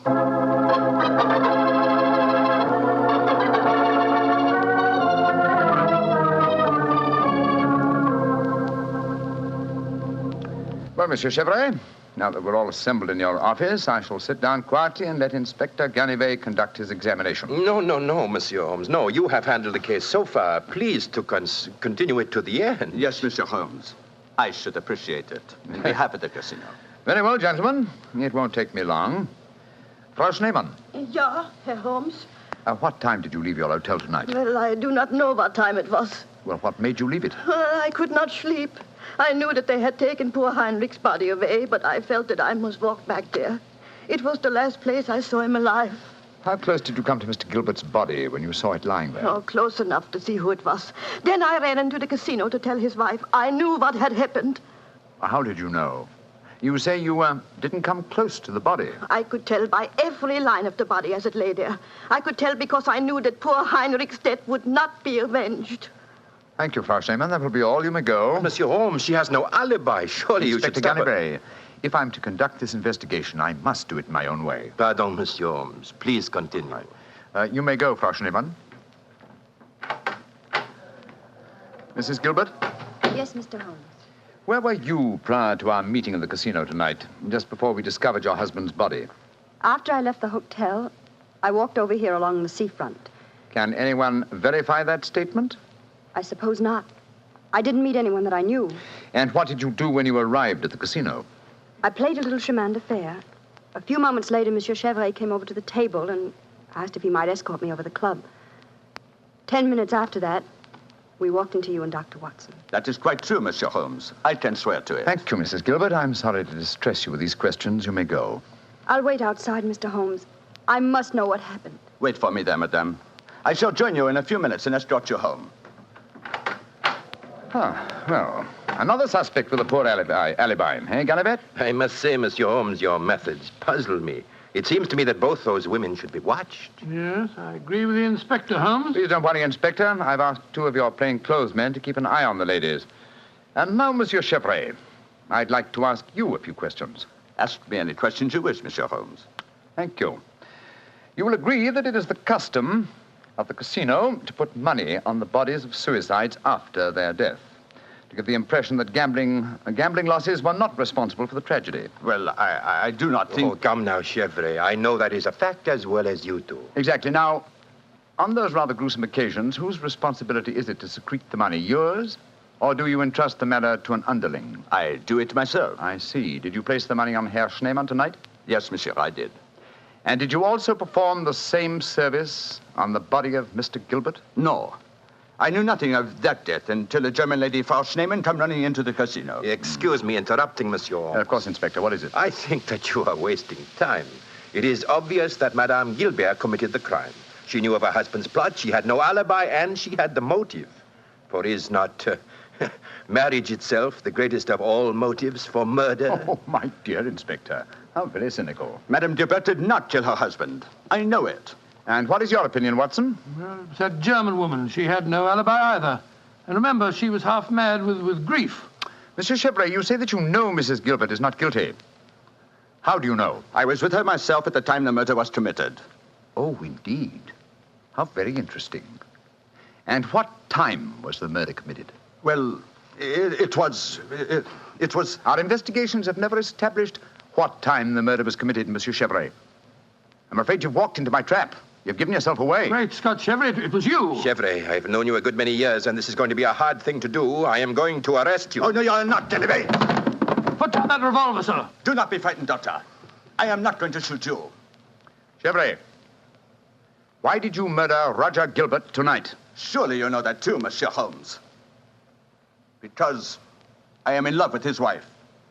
She's young, beautiful, and rich. It did not occur to me until I saw the young fool lying there tonight pretending to be dead. In my profession, it is natural that I should carry a revolver. What was simpler? Mr. Gilbert gave me the perfect opportunity. I could not resist it. Put down that revolver, Chevrolet. Why are you all so frightened? Surely you know how I am going to use it this time. I think so, monsieur. But it's a coward's way out. What an unperceptive remark for such a perceptive man. No. No, all my life I have been a gambler. I gambled tonight for the highest stakes of all, and I lost. No. No, I'm not afraid to pay for my losses. Au revoir, monsieur.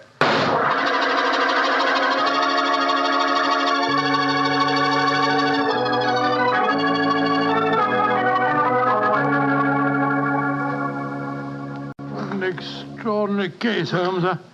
I never suspected Chevrolet. And I, old chap, suspected him from the beginning. Well, I wasn't the only one who was stupid anyway. Inspector Ganivet thought it was the wife. True.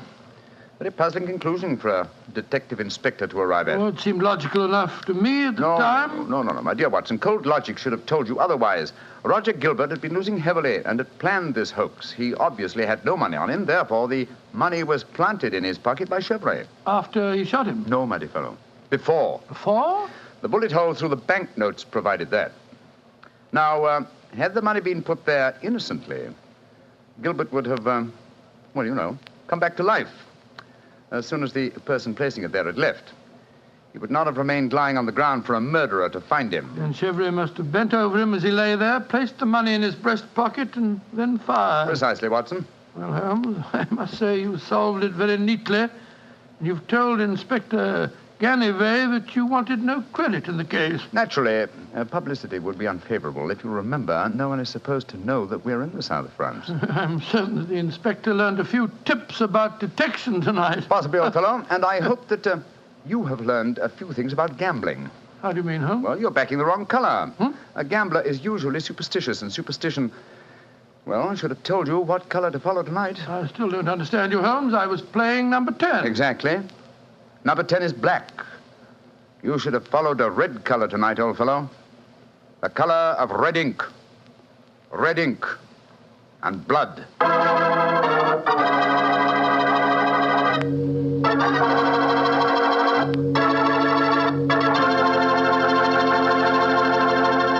Say, Doctor, that was a swell story.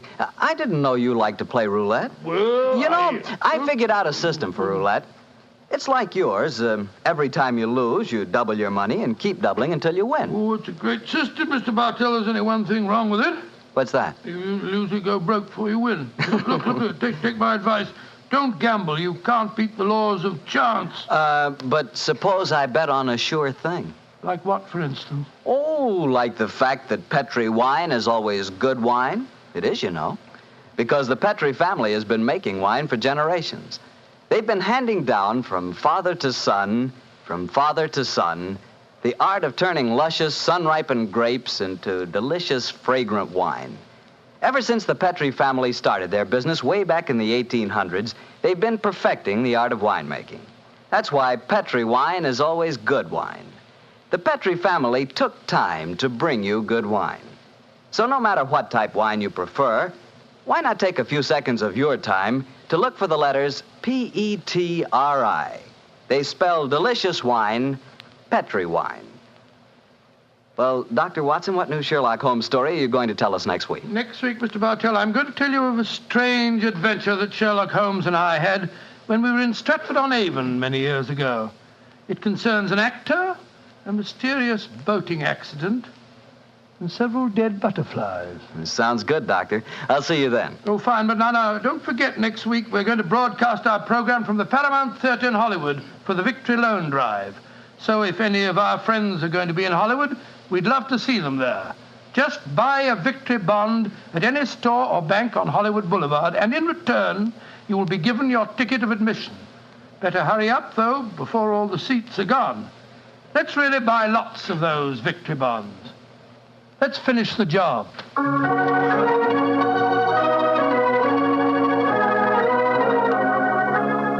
Tonight's Sherlock Holmes adventure is written by Dennis Green and Anthony Boucher and was suggested by an incident in the Sir Arthur Conan Doyle story, A Study in Scarlet. Music is by Dean Fossler. Mr. Rathbone appears through the courtesy of Metro-Goldwyn-Mayer and Mr. Bruce through the courtesy of Universal Pictures, where they are now starring in the Sherlock Holmes series.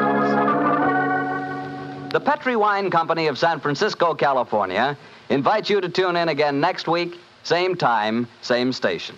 This is Harry Bartell saying goodnight for the Petri family.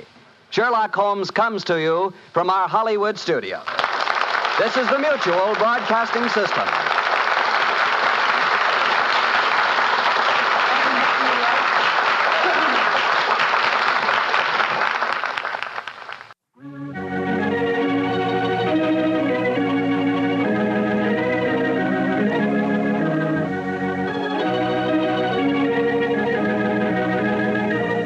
two episodes you've just heard, the original The Adventure of Thor Bridge and The Double Zero, are part of the New Adventures of Sherlock Holmes starring Basil Rathbone and Nigel Bruce, and are a 1989 copyrighted production of 221A Baker Street Associates. The Sherlock Holmes stories and the characters of Sherlock Holmes and Dr. John H. Watson were created by Sir Arthur Conan Doyle and are used with the kind permission of Dame Jean Conan Doyle. This is Harry Bartell. Won't you join me again on another cassette when I present Murder in Wax and The Man with the Twisted Lip? Thank you for listening.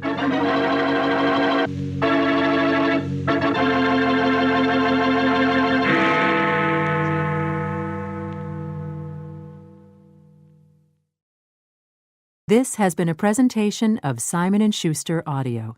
I only caught a glimpse of her at the moment, but she was a lovely woman with a face that a man might die for. So says Sherlock Holmes in one of the most popular of the Conan Doyle adventures, A Scandal in Bohemia.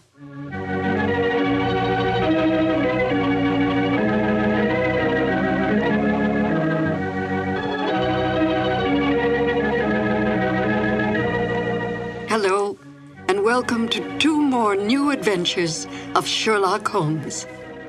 My name is Peggy Weber, and I had, as a young actress, the good fortune to perform with Basil Rathbone and Nigel Bruce on some of their Sherlock Holmes radio broadcasts.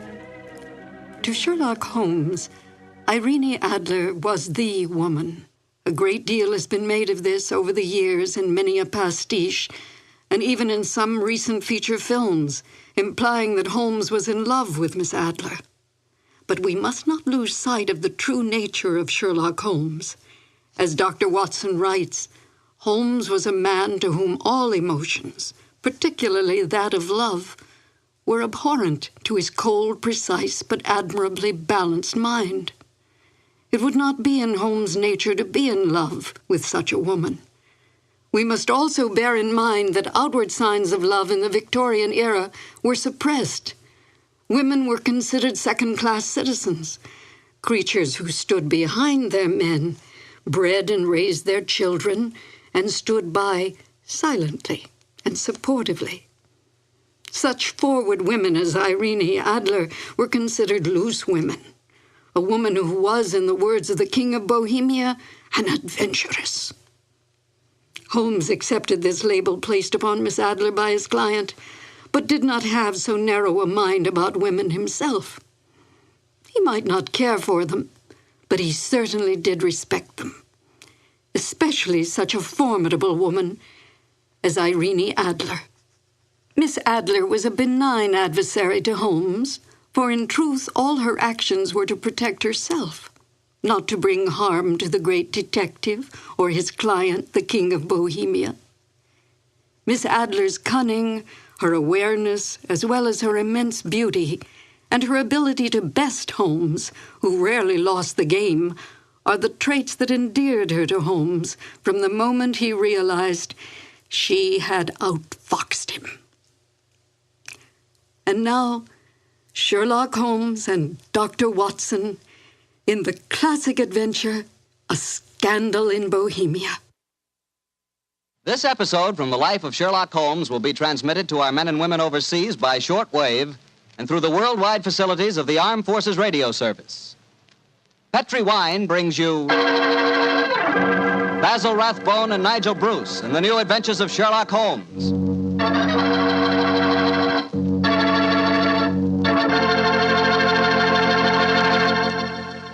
The Petri family, the family that took time to bring you good wine, invites you to listen to Dr. Watson tell us another exciting adventure he shared with his old friend, that master detective, Sherlock Holmes.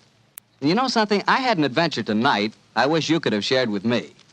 I had a steak about, an inch and a half thick, tender, juicy, and with it I had a glass of Petri California Burgundy.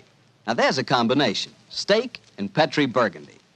That Petri Burgundy's a perfect mealtime wine.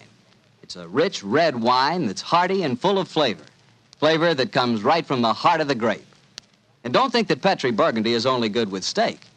It'll make a hamburger sandwich taste like a feast, too. Try Petri Burgundy with any meat or meat dish. It's just wonderful. And serve it proudly, too, because after all, the name Petri is the proudest name in the history of American wines.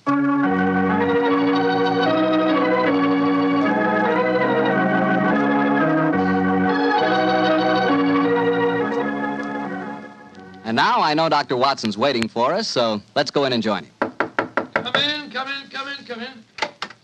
Good evening, Dr. Watson. Good evening, Mr. Bartell.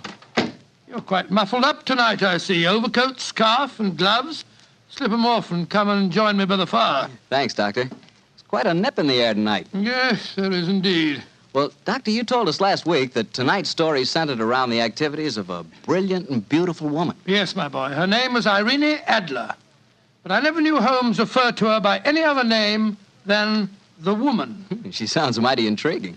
How did you happen to meet up with her? Well, I'll tell you the story from the beginning.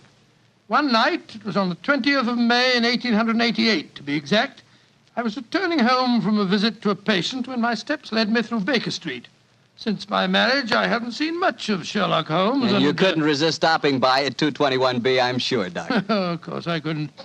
As I stood outside the well-remembered door, I looked up at the lighted windows and saw the tall, spare figure of my old friend, pass twice in dark silhouette against the blind. He was pacing the room swiftly, eagerly, with his head sunk on his chest and his hands clasped behind him. To me, who knew every mood of his and habit of his attitude and manner told their own story. He was hot on the scent of some new problem. I rang the bell, and a few moments later, found myself standing before him.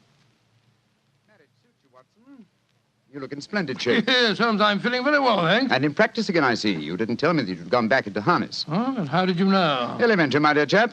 If a gentleman walks into my rooms smelling of iodoform with a black mark of nitrate of silver on his right forefinger and a bulge on the left side of his hat to show where he's secreted his stethoscope, I should be dull indeed if I didn't pronounce him to be an active member of the medical profession. Just the same as ever, Holmes. By the way, I'm not interrupting you. Well, you are, old fellow, but it's a most welcome interruption. You're working on a new case? It looks like it.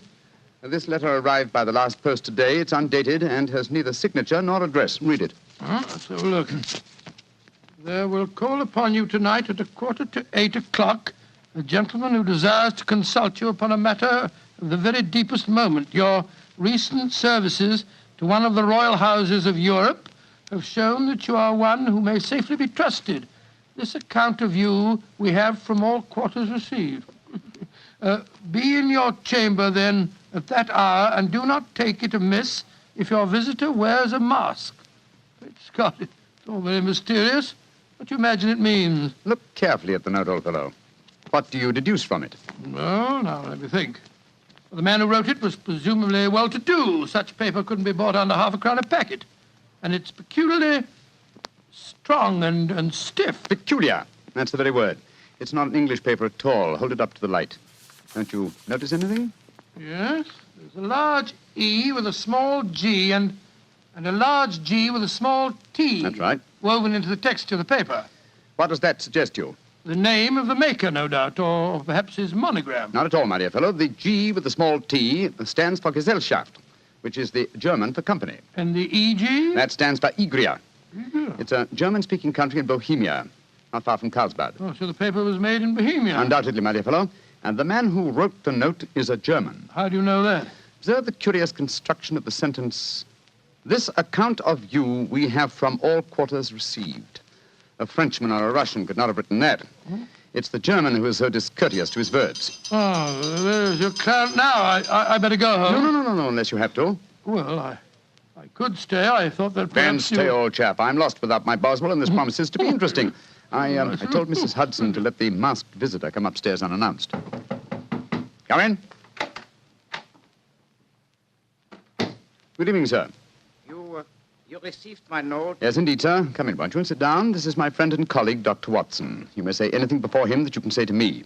Whom have I the honor to address? You may address me as Count von Kram. How do you do, sir? You must excuse this mask that I wear. The august person who employs me wishes his agent to be unknown to you, and I may confess at once that the title by which I have just called myself is not exactly my own. I'm well aware of that fact, sir. You see, Mr. Holmes, the matter I am about to discuss implicates the great house of Ormstein, hereditary kings of Bohemia. That has not escaped me either, sir. In fact, if you will state your case, I shall be the better able to advise you. Your Majesty. How did you... Yes.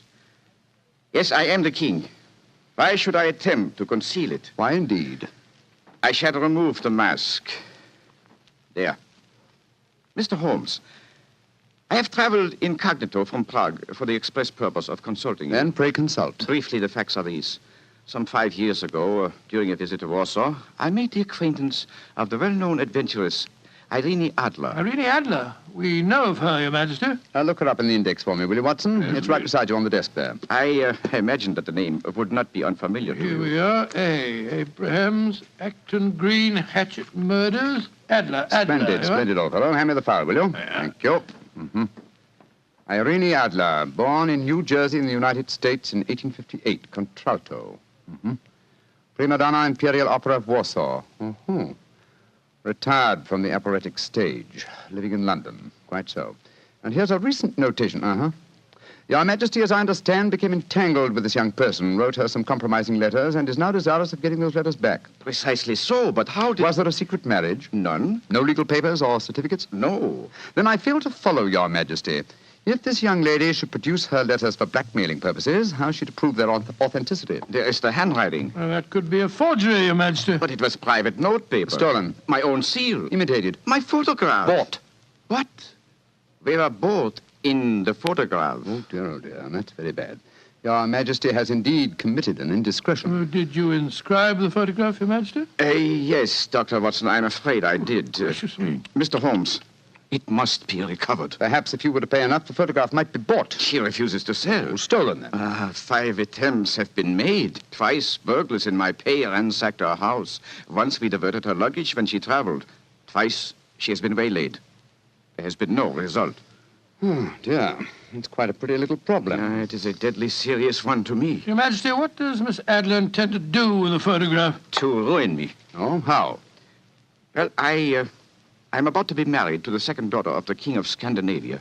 She is the soul of delicacy. A shadow of a doubt as to my conduct would bring the matter to an end. And Irene Adler threatens to send the photograph to your fiancée, I suppose. Yes, and she will do it. Rather than let me marry another woman, there are no lengths to which she would not go. None. Are you sure that she's not already sent it, Your Majesty? I am sure. Now, why, Your Majesty? She said that she would send it on the day my betrothal is publicly announced. That day will be next Monday. Splendid. Then we have still 3 days yet. Your Majesty will, of course, stay in London for the present. Certainly. You will find me at the Langham Hotel, registered as Count von Kram. Just 2 questions before you leave, sir. What are they?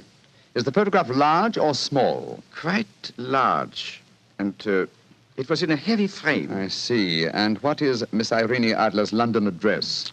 Briony Lodge, Serpentine Avenue, St. John's Wood. Thank you, Your Majesty. Good night, and I trust we shall soon have some good news for you. I am placing all my hopes in you, Mr. Holmes. Good night.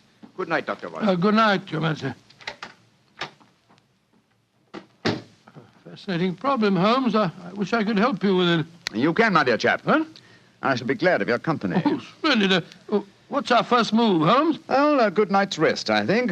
We'll meet here at 10 o'clock tomorrow morning. And then? Then, my dear fellow, we will see what we can find out about Miss Irene Adler, late of the Warsaw Imperial Opera Company and at present residing at Briony Lodge, Serpentine Avenue, St. John's Wood.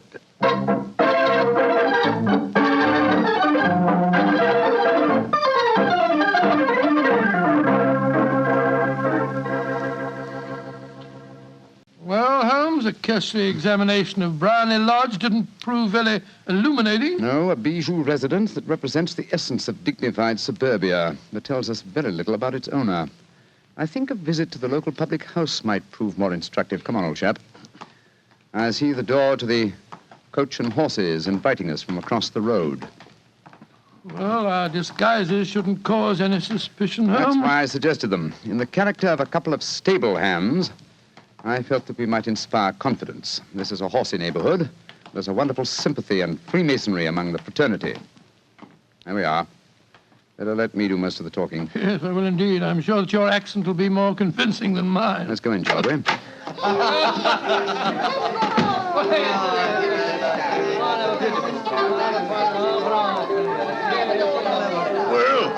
what'll it be, mateys? Half of Oldham Mile, please. How about you, Charlie? All ever say? Yeah, 2 halves of Oldham Mile.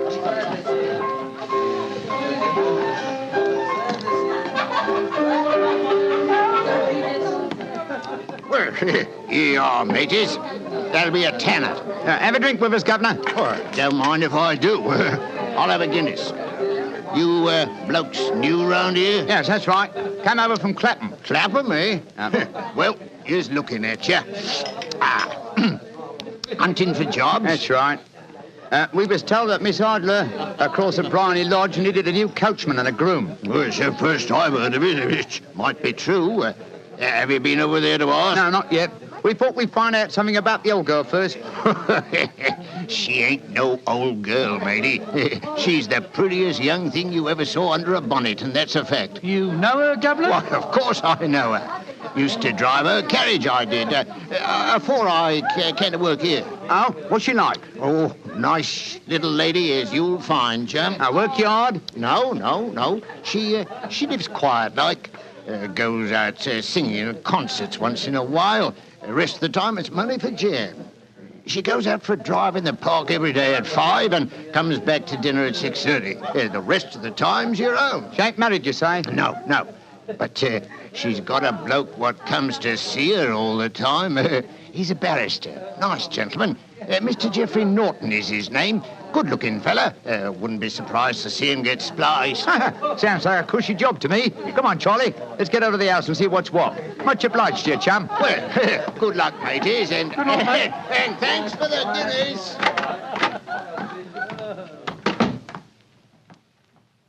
What's our next move, Holmes? Let's stroll back to Bryony Lodge. I'm undecided whether to continue my investigation there or to try and find out something about Mr. Geoffrey Norton, the barrister. If he's just her lawyer and nothing else, it's more than likely that she's entrusted the photograph to his safekeeping. Hello. There's a cab waiting outside Miss Adler's house. Hurry, Watson. Maybe Mr. Norton's.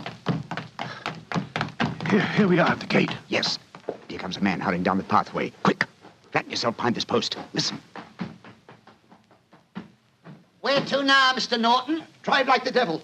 First to Gross and Hankey's in Regent Street, and then to the Church of St. Monica in the Edgware Road. Half a sovereign if you do it in 20 minutes. Right, y'all, Mr. Norton. Up in. Try and signal the cab, Watson. We must follow him. Well, here comes one. Oh, no, it isn't. It's a private carriage. Miss Adler's, no doubt. Here she comes down the pathway. Back behind the post again, Watson. Where to, Miss Adler? The Church of St. Monica's, John. And half a sovereign if you reach it in 20 minutes. The game's afoot, Watson. Quick. We must get a cab and follow them. Here comes a hansom. Hi, cabby! Here! You blokes got enough money to take a cab? Here's a half sovereign for you, my man. Right you are. Where to, Governor? The Church of St. Monica in the Edgware Road, and another half sovereign for you if you get us there in 20 minutes.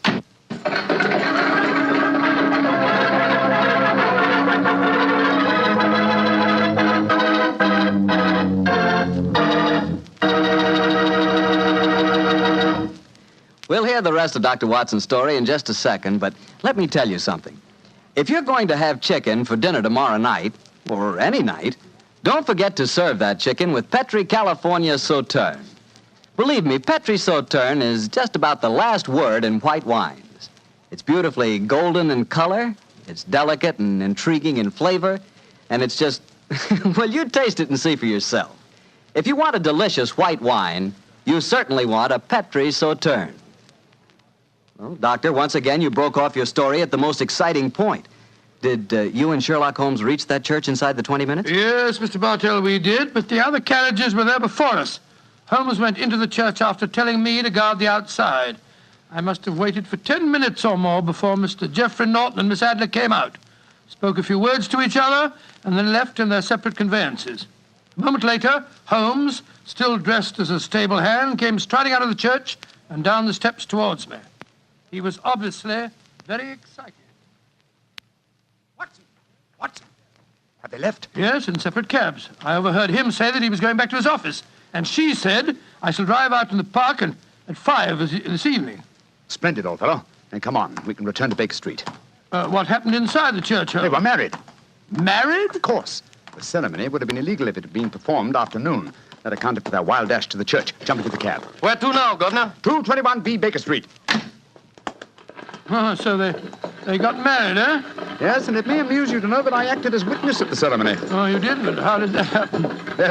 Their own witness had failed to appear, and I was dragged into the breach. The bride gave me this sovereign as a memento. I think I'll wear it on my watch chain in memory of the occasion. What an amazing situation. Things begin to look better for the king, don't they? Yes. Now that she's Mrs. Norton, the chances are that she won't want to expose His Majesty after all. I hope so, Watson, I hope so. But we can't afford to take any chances. I think the time is ripe for us to come to closer grips with the lady.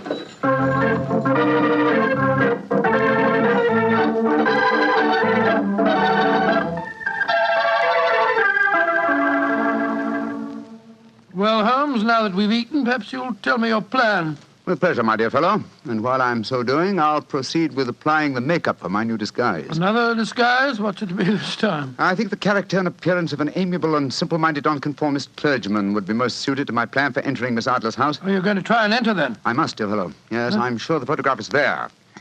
Miss Adler, or rather Mrs. Norton, will return from her drive in the park at 6:30. We must be at Bryony Lodge to meet her. And what then? You must leave that to me.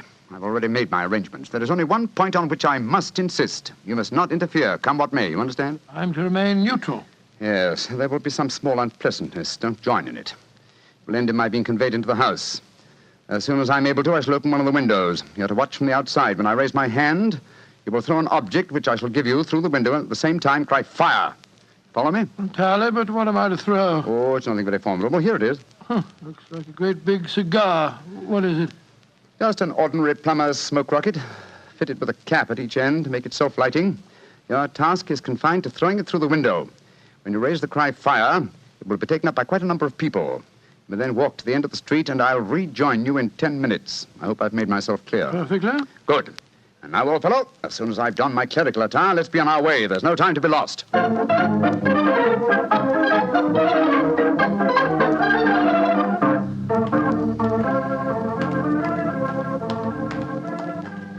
It's nearly 6:30, Holmes. We've been pacing up and down in front of her house for half an hour now. I hope she does come back. I'm sure she will. There seem to be a lot of loafers hanging round her gate. All part of my conspiracy, old chap. You'll see them play their parts in a few minutes. You still think the photograph is inside the house? Yes, I'm sure of it.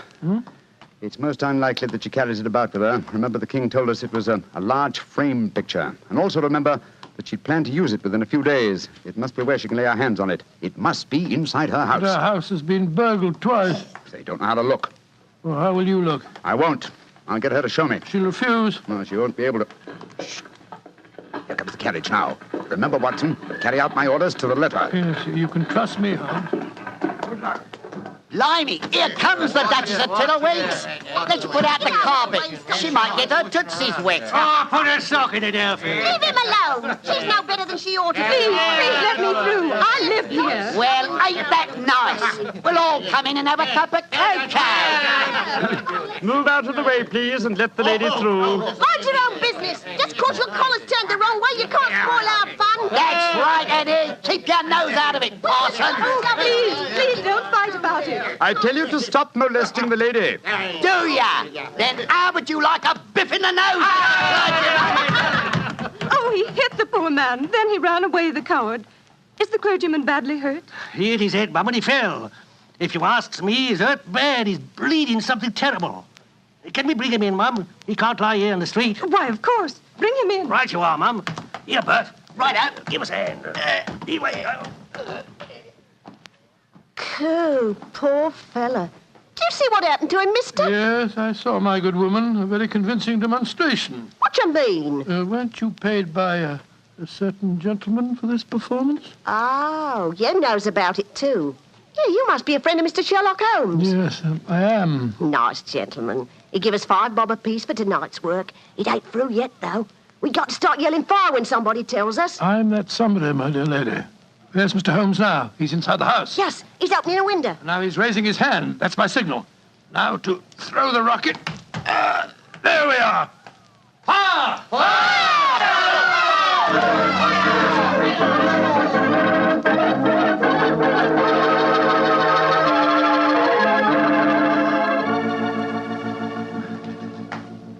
Holmes, there you are. You have the photograph? No, but I know where it is. She showed me, as I told you she would. I'm still in the dark. There's no mystery, old chap. When my accomplices started the round the street, I had a little moist red paint in my hand. As my good friend Alfie pretended to strike me, I clapped my hand to my head and fell down. It's an old trick. Yes, I understand that, but how did my throwing the rocket help you? It was all important, my dear fellow. When a woman thinks her home is on fire, her instinct is at once to rush to the thing she values most. A married woman grabs her baby. An unmarried reaches for her jewel box. In this case, of course, it was the photograph. Where was it? In a recess in the living room, just above the right-hand bell pull. I caught a glimpse of it as she half drew it out. When I made it known that the fire was a false alarm, she replaced the photograph. As soon as I was able, I assured her that I was feeling well enough to leave. You didn't take the photograph, then? No, I felt that over-precipitance at this stage might ruin everything. And what do we do now? Drive to the Langham Hotel and inform His Majesty of what has happened, then return with him here. After that, my dear chap, the case will be ended.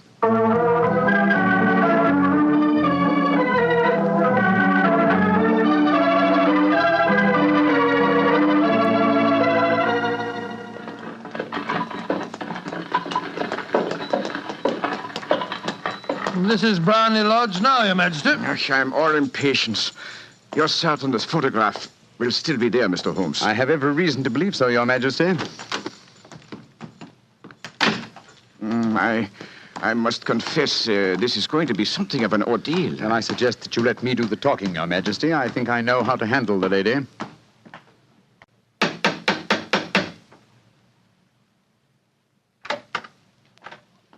Mr. Sherlock Holmes, I believe. Yes. I am Mr. Holmes. How did you know? My mistress told me that you would be likely to call. She has left for the continent with her husband. You mean she's left England? Never to return. Then the papers, the photograph. All is lost, Mr. Holmes. We'll soon see. Follow me. She said you'd been looking for something. I hope you find it. This was the bell pull. There's a sliding panel behind it somewhere. Ah, here it is.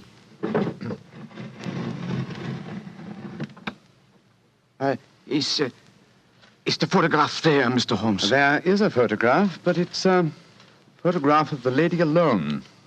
Here's a letter, and it's addressed to me. Well, what's it say, Holmes?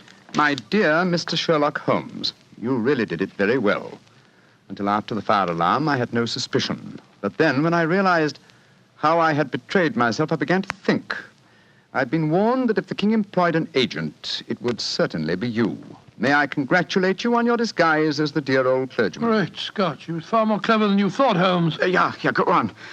What else does it say? Let me see. My husband and I both thought that the best recourse was flight. So you will find the nest empty. As to the photograph of the king and yourself, His Majesty may rest in peace. Thank goodness for that. I love and am loved by a better man than he.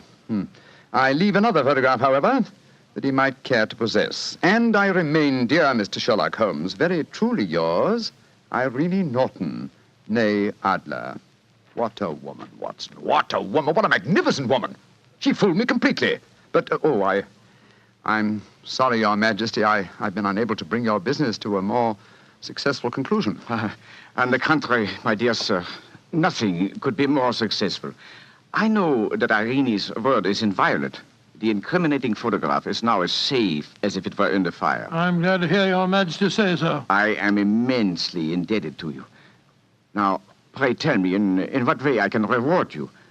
This beryl ring that I wear, I should be proud Your Majesty has something that I should value even more highly. You have but to name it. This photograph. Irene's photograph? But certainly. However, you must let me give you something more substantial. Oh, no, Your Majesty. This is something I shall treasure all my life. This and a golden sovereign I received from the lady's hand. They will remind me that I was once tricked by a woman. A woman that I shall never forget.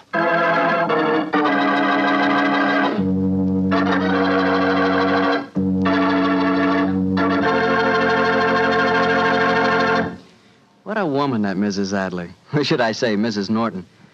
That's the kind of woman I could really go for, Doctor. Yes, you could. Just between ourselves, you know, I sort of could go for her myself. She was intelligent. Yeah, she was rich. Beautiful. That's the kind of woman you want sitting next to you in front of a cozy fire on a nippy fall night. Just the three of you. The three of you? Mm-hmm. You, she, and a glass of Petri port. Mr. Bartelli. Why not? That Petri California port is some wine. Boy, that Petri family really knows how to make good wine, all right. And no wonder. Look at all the experience they've had. Ever since they started the Petri business way back in the 1800s, the Petri family has handed down from father to son, the art of selecting perfect sun-ripened California grapes and making them into clear, fragrant, delicious wine. Those letters, P-E-T-R-I, on the label of every bottle of Petri wine are the personal assurance of the Petri family that every drop of wine in that bottle is good wine.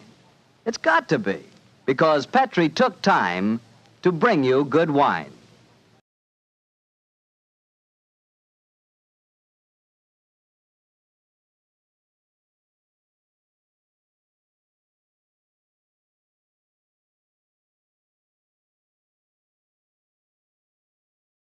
Good evening, Doctor. Good evening, Mr. Bartell. Draw up your usual chair. Thank you.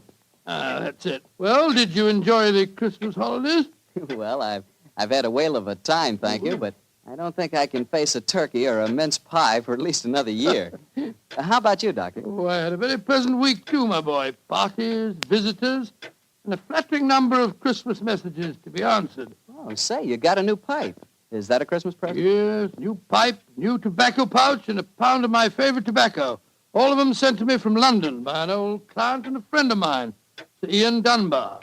An old client, huh? Well, do you mean he was one of your patients, or was he someone that you and the great Sherlock Holmes helped? The latter, Mr. Bartell. As a matter of fact, it was receiving this gift that reminded me of the story I've decided to tell you tonight.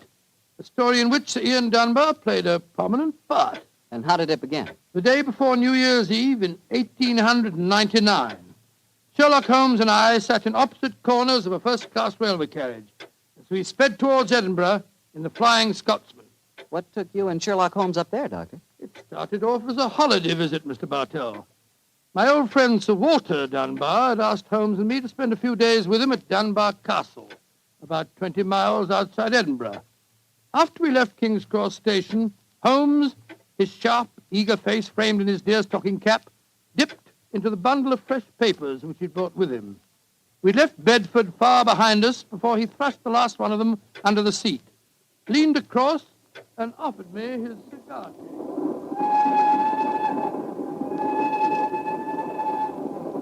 Care for a cigar, Watson? No, thanks, awful. I'll stick to my pipe. Flying Scotsman's living up to its name. We're going splendidly. Our present rate is 53.5 miles an hour. Oh, I hadn't noticed the quarter-mile post. Nor have I, but the telegraph posts on this line are 60 yards apart. With the aid of a watch, the calculation is a simple one. Watson, my dear fellow, we have several hours ahead of us. Tell me more about Sir Walter Dunbar. I have a feeling that he's in some kind of trouble, but you haven't wanted to talk about it. Well, it's not exactly trouble, Holmes, but there's a strange problem that confronts the Dunbars. A problem that'll be settled at midnight tomorrow. Oh, indeed. Night of New Year's Eve, eh? Yes, exactly. But to really appreciate the story, I have to begin by telling you of the death of old Sir Thomas Dunbar. The father of the present baronet, I suppose. Yes, he was severely wounded at Waterloo, though he managed to last out long enough to get back to Dunbar Castle. The story goes that as he lay there on his deathbed, he told his wife of his plans for their unborn child. Dinna grieve, lass. I fetched the baronetcy home from Waterloo. What if I fetched a mortal wound as well? Oh, hush, lass. I'm no afraid to die. All that niggles me is that I shall ne'er see the child you bear. Is Sir Wattle Scott no coming yet? Can he visit the deathbed of his old friend? Oh, who's there? Is that you, Sandy Murdoch? Aye, Thomas. It's me. Aye. I'm leaving an unborn son behind me when I die. Now, I don't trust women or children or banks for that matter. Put the best part of my wealth and gold in the big iron box you'll find under the bed. The money's there.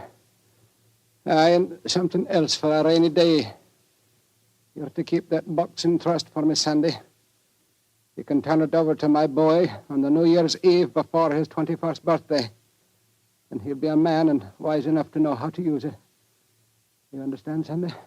Aye, Thomas. But supposing your bairn's a girl. A girl? I tell you, it'll be a boy. And we'll name him Walter after my good friend Sir Walter Scott.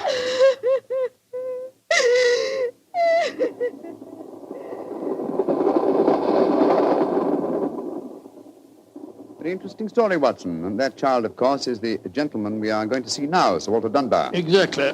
And the first baronet was a friend of Sir Walter Scott, while his son can boast of your acquaintance. Why, it's a family singularly rich in literary friendships. That's not very funny, Holmes. To continue, I suppose you can guess what happened. Sir Thomas carefully drew up a document to specify the New Year's Eve before the baronet's 21st birthday. And the poor child was born on February the 29th. It was a leap year. Oh, so poor Sir Walter is still waiting for his iron box full of gold. Yes, he'll be 84 next year, and yet legally, with only one birthday every 4 years in the eyes of the law, he'll at last be 21. A most amusing situation, though I'm afraid Sir Walter finds it far from entertaining. The lawyers must have been extremely scrupulous in abiding by the letter of the document. Yes, old Sandy Murdoch is dead now, of course, but he too is a great-grandson, William Murdoch, who still handles the Dunbar estate. He'll be at the castle tonight to formally hand over the iron box. I'm delighted you accepted the holiday invitation of Sir Walter. My dear fellow, I've needed a rest, but I've always loathed too strict a one. This situation may pose a nice little problem for me. Problem? Yes, I'm reasonably certain that the aged Sir Walter Dunbar will not get his iron box full of gold on this New Year's Eve either. But we shall see, old fellow. We shall see.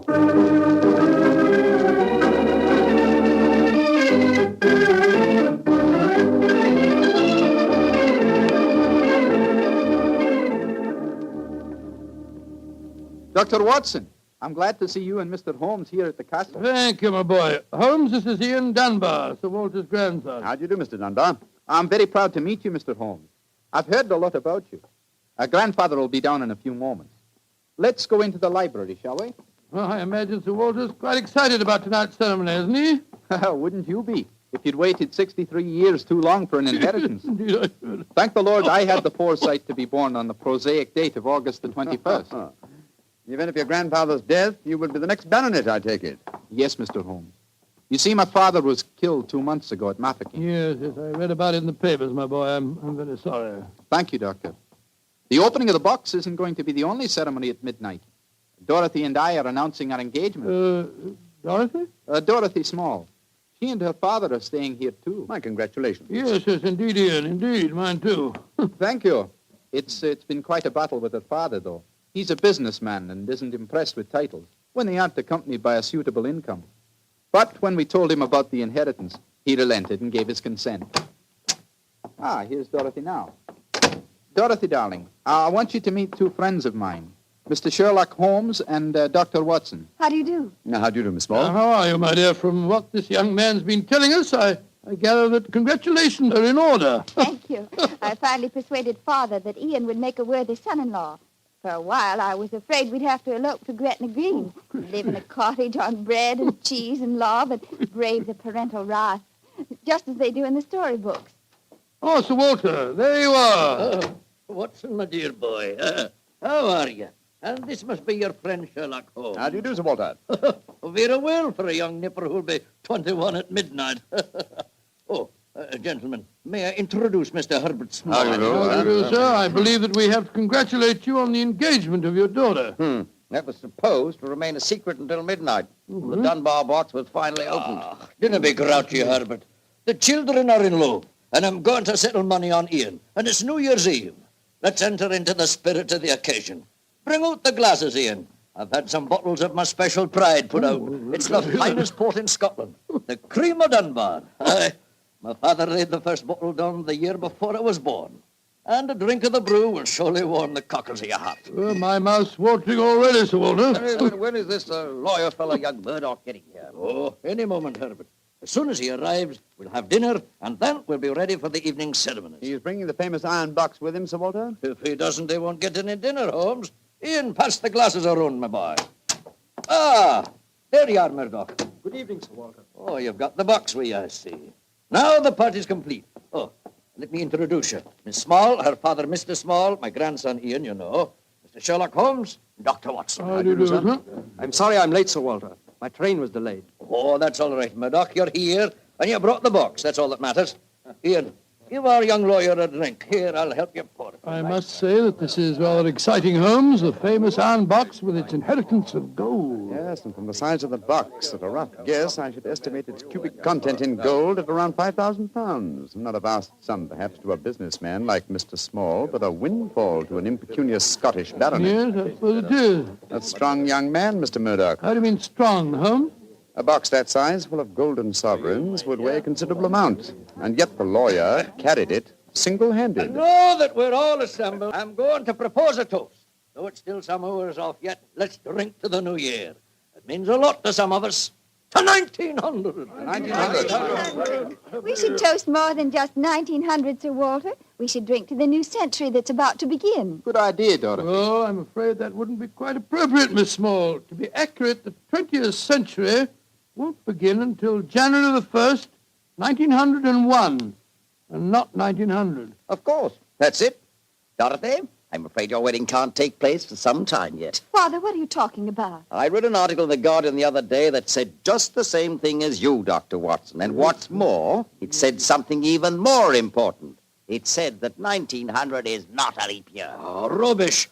Leap year comes every 4 years. There was one in 1896. Then obviously 1900 is one. I think Mr. Small may be right. What do you say, Mr. Holmes? Do you know? Well, I hope no one would bring up this point, but it's the little problem I referred to on the train, my dear Watson. Yes, I remember. Holmes, for heaven's sake, answer. Is 1900 a leap year or no? I'm afraid it's not, Sir Walter. No? Because of a slight imbalance that would otherwise be produced in the calendar. Of the even century years, only those divisible by 400 are leap years. In other words, 1600 was a leap year, the year 2000 will be a leap year, but 1800 and 1900 are not leap years. Then you have no birthday next year, Sir Walter, and I'm afraid I can't open the box tonight. And the Dunbars won't get their inheritance. And you, my dear, don't marry for a few more years. I won't allow you to marry a pauper. Mr. Holmes, are you sure of your facts? I'm very much afraid that I am, young man. Oh, this is terrible. I cannot stand any more. No, don't take it too bad, Mr. Walter.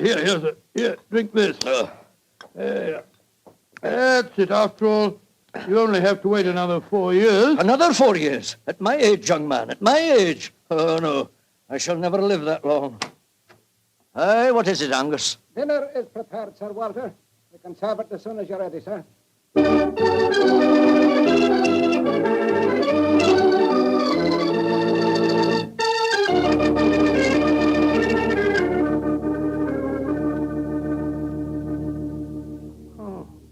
What a miserable meal, Holmes. The Walter's gone to his room, the young lovers are nearly in tears, and Small and the lawyer Murdoch seem to be positively gloating. Yes, a most depressing atmosphere in which to welcome the new year. But let us, at least, make the best of it. I think I'll go and have a talk with Sir Walter. And you, my dear chap, why not try and cheer up the young folks? Some of your experiences in India may make them take their minds off their trouble. Yes, quite an idea. I'll join you in the library. Call me if you want me, Holmes. Ah, there you are, my dears. Hello, Dr. Watson. All alone in front of the fire, eh? I'm afraid we're not in very good spirits, sir. Oh, nevertheless, I'll sit down here and join you, if you don't mind. Misery loves company, you know.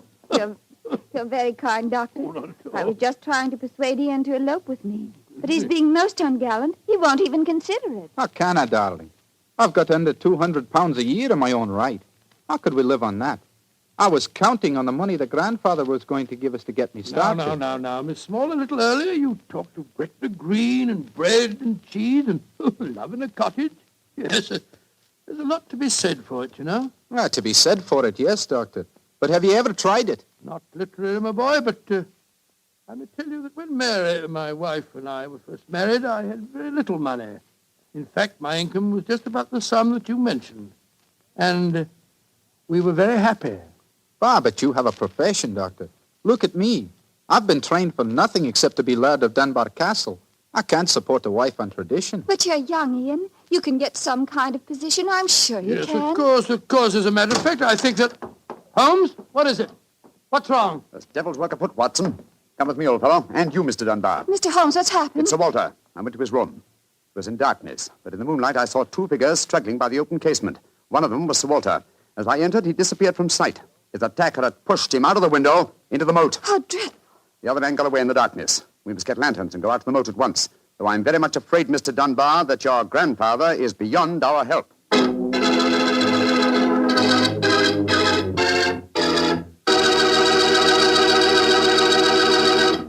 Dr. Watson will be back in just a second, so I'd just like to remind you that if you want to serve a wine over the holidays that you're sure the ladies will enjoy, serve Petri California Muscatel. Petri Muscatel is a golden wine with a wonderful flavor. The flavor of big, plump Muscat grapes. And you know what a flavor that is. I'm sure you'll find that Petri Muscatel is the favorite wine of all women, just as Petri Port is the favorite wine with men. And incidentally, if you're not sure which to get, Petri Muscatel or Petri Port, don't buy one, buy two. Get them both, and you'll be sure to please everyone. Now, to get back to our story, someone had pushed poor old Sir Walter out of his bedroom window and into the moat below. Isn't that right, Dr. Watson? Yes, Mr. Bartell. Of course, we grabbed lanterns as fast as we could and rushed outside, but it was a hopeless task. The water was 8 or 10 feet deep, and it seemed obvious that the elderly Sir Walter wouldn't have a chance of saving himself. But we searched on, the flicker of bobbing lanterns and the scurrying figures in the frosty moonlight, forming a weird, fantastic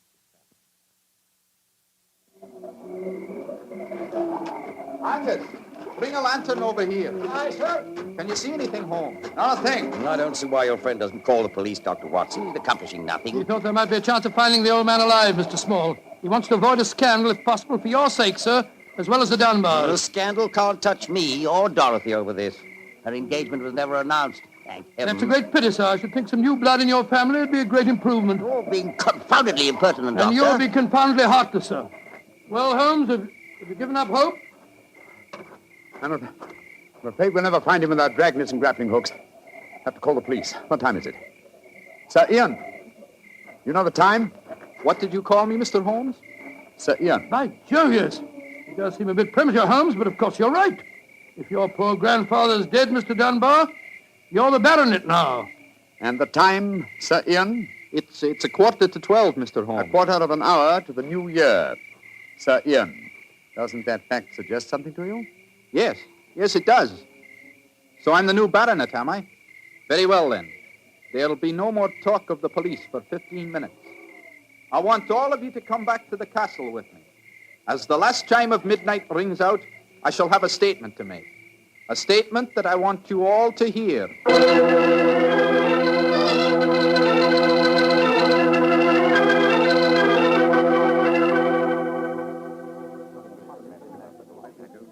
What you brought us all back here for, Holmes? There's something very funny going on. I tell you, I don't like the look of it. And I, Watson, like the look of it very much. I wish you wouldn't be so dashed mysterious. What are you up to? You haven't taken a step yet towards finding the murderer. Haven't I? And I wonder what causes the beads of perspiration on Mr. Small's brow. Small? You mean that Small... Yes, and I wonder what causes the singular look of apprehension on the face of Murdoch, the young lawyer.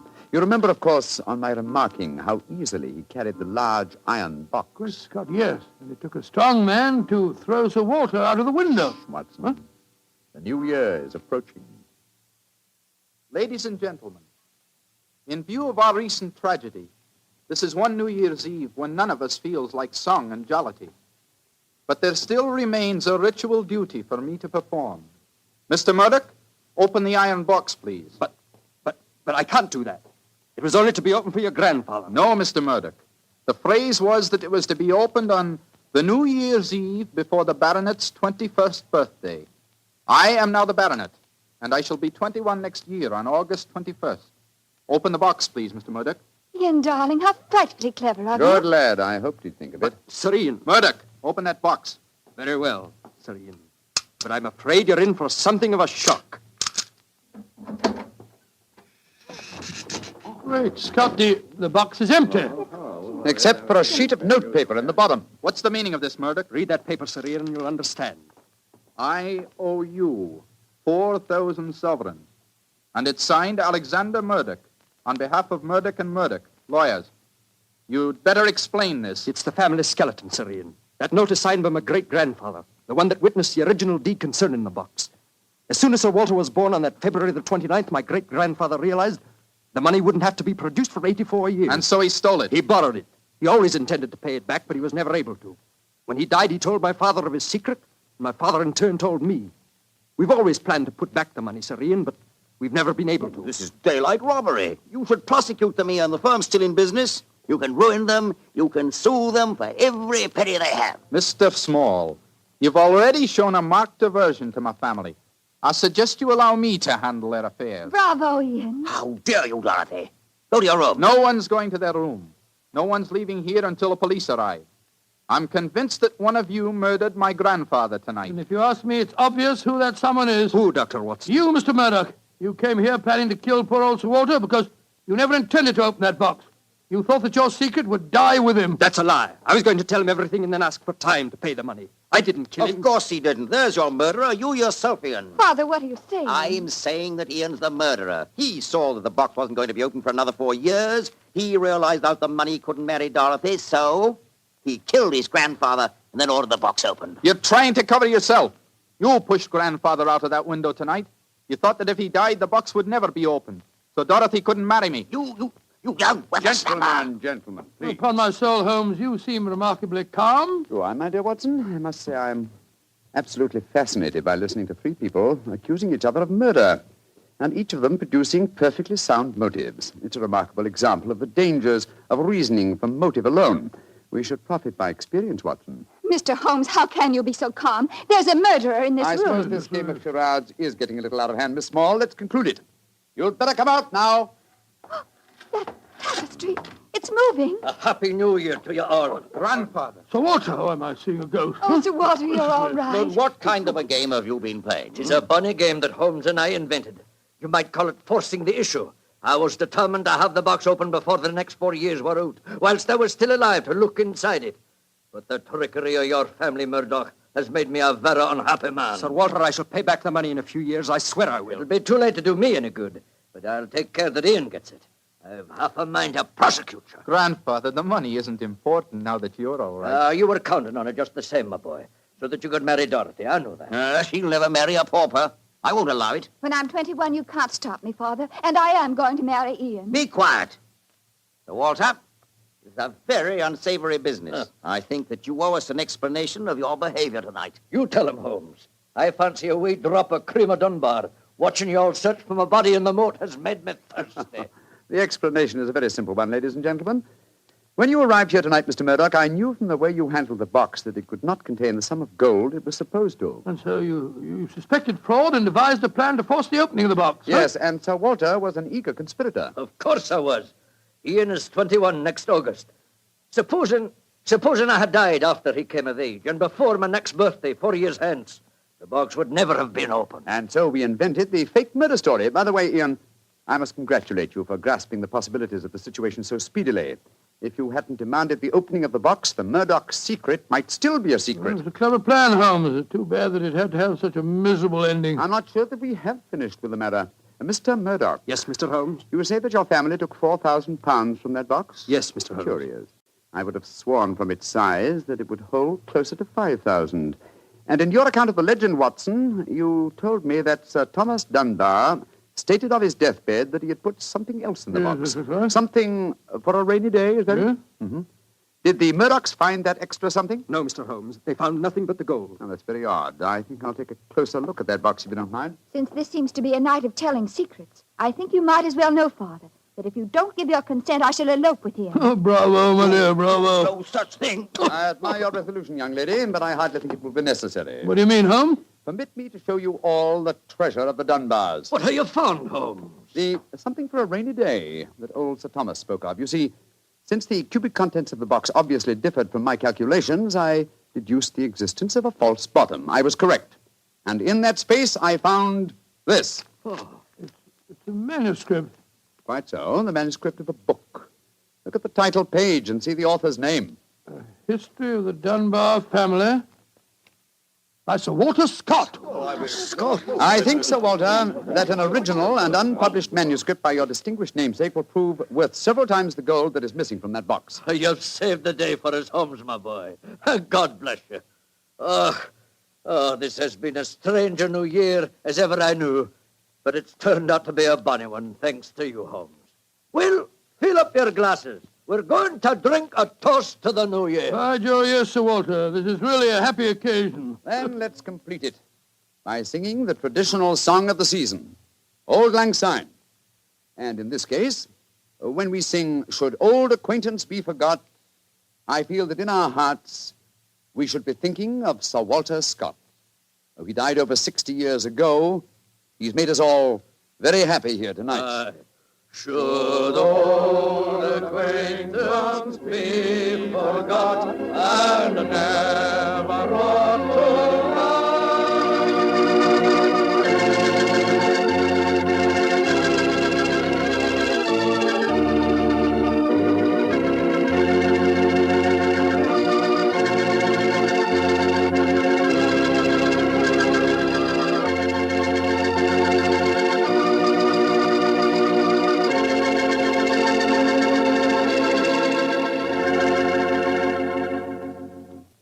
Doctor, that turned out to be a very happy new year for all concerned. Yes, that's one new year that I'll never forget. Well, I sure hope you'll always remember this one, too. Oh, just a second, my boy. That calls for a glass of port. Fine. Well, to a happy new year, my boy, for you and for our many friends listening in. And to you, Doctor. Oh, thanks, boy. That's good. Doctor, this has indeed been a pleasant association for me. Oh, I'm glad to hear. You're the best storyteller I've ever known, and the Petrie family makes the best wine I've ever tasted. I hope that just as they've been making wine for generations in the past, the Petrie family will continue to make fine wine in the future. And Mr. Bartell, I know that you'll always be here to tell us just how good that Petrie wine is. Well, I hope so, Doctor. And I hope you'll always be right here beside me to tell another swell story about Mr. Holmes. I hope so, too, my boy. Oh, and incidentally, Doctor, what new adventure are you planning to tell us next week? Next week, Mr. Bartell, I'm going to tell you a weird story.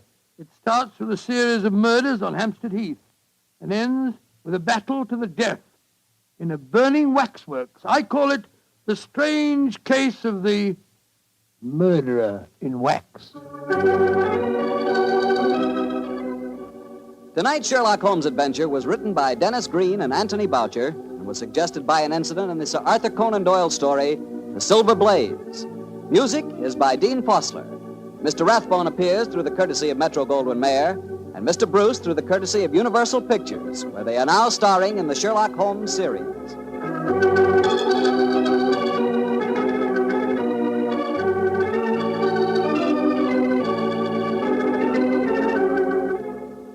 The Petrie Wine Company of San Francisco, California, invites you to tune in again next week, same time, same station.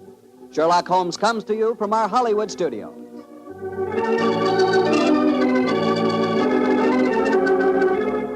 This is Harry Bartell saying good night for the Petrie family. For a solid hour of exciting mystery dramas, listen every Monday on most of these same stations at 8 o'clock to Michael Shayne, followed immediately by Sherlock Holmes. This is the Mutual Broadcasting System. I would like to thank Phyllis White for taking the time to tell us about her husband, Anthony Boucher, and also about Dennis Green, and those wonderful times, not so long ago, when Holmes and Watson were played by Rathbone and Bruce. The two episodes you have just heard are part of the new adventures of Sherlock Holmes, starring Basil Rathbone and Nigel Bruce, and are a 1988 copyrighted production of 221A Baker Street Associates. The Sherlock Holmes stories and the characters of Sherlock Holmes and Dr. John H. Watson were created by Sir Arthur Conan Doyle and are used with the kind permission of Dame Jean Conan Doyle. This is Ben Wright. Won't you join me again sometime soon for two more new adventures of Sherlock Holmes? Thank you for listening.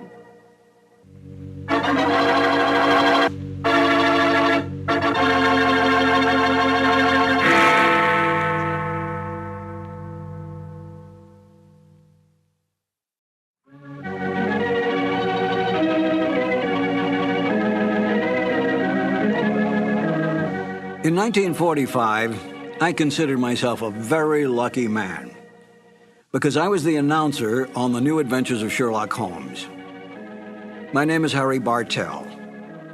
Won't you join me now as I reminisce about those wonderful days of dramatic radio?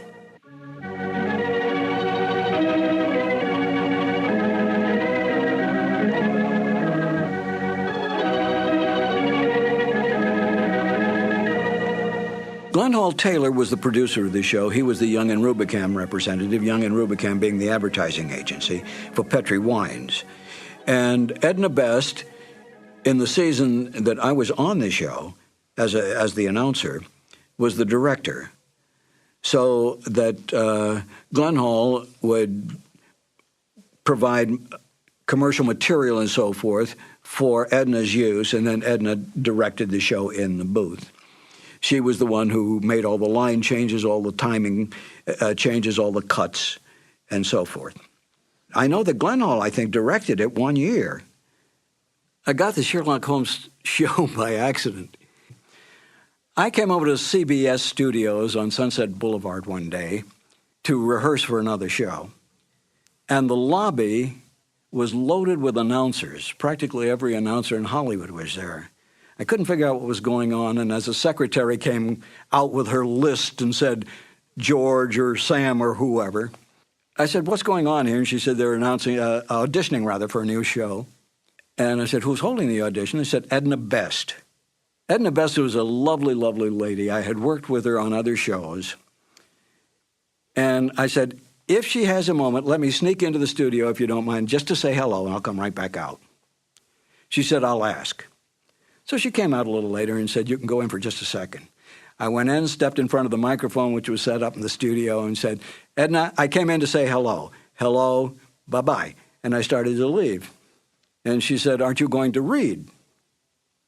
And I said, well, no, I hadn't planned to read. She said, well, as long as you're here, read anyway. So she gave me the copy that they were auditioning. And I said, thank you very much. It's been a pleasure to see you again. And I left, never dreaming that I would ever get it. Because there were big name announcers, the Ken Carpenters, the Ken Niles, the Wendell Niles, a whole bunch of them. And sure enough, I got a call, and that's how I wound up on the show, because I happened to be in CBS at that time. Petri Wine brings you Basil Rathbone and Nigel Bruce in the new adventures of Sherlock Holmes.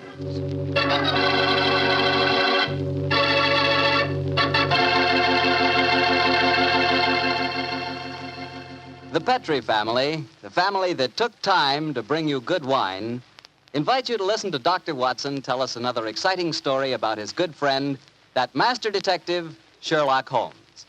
And I'd like to tell you something that maybe you already know. The fact that America's favorite wine is port wine. Did you know that? Well, if you didn't, you'll know why port is the way out front favorite if you'll just sample some Petri California port. You just look at that Petri port and you know it's good. That wonderful deep, rich red color. And Petri port is so clear. Well, just hold it to the light and you can sort of see right through the glass. But what you really want to know about a wine is how does it taste? And I'll tell you something, I've never yet been able to find the adjective that'll do Petri port justice. It's wonderful, honest. You just got to taste it for yourself and find out for yourself. You love that Petri port in the evening after dinner when you're sitting around listening to the radio. And it's perfect to serve your friends when they come over. Oh, and you can show that Petri label, too. In fact, you can show it proudly, because the name Petri is the proudest name in the history of American wines.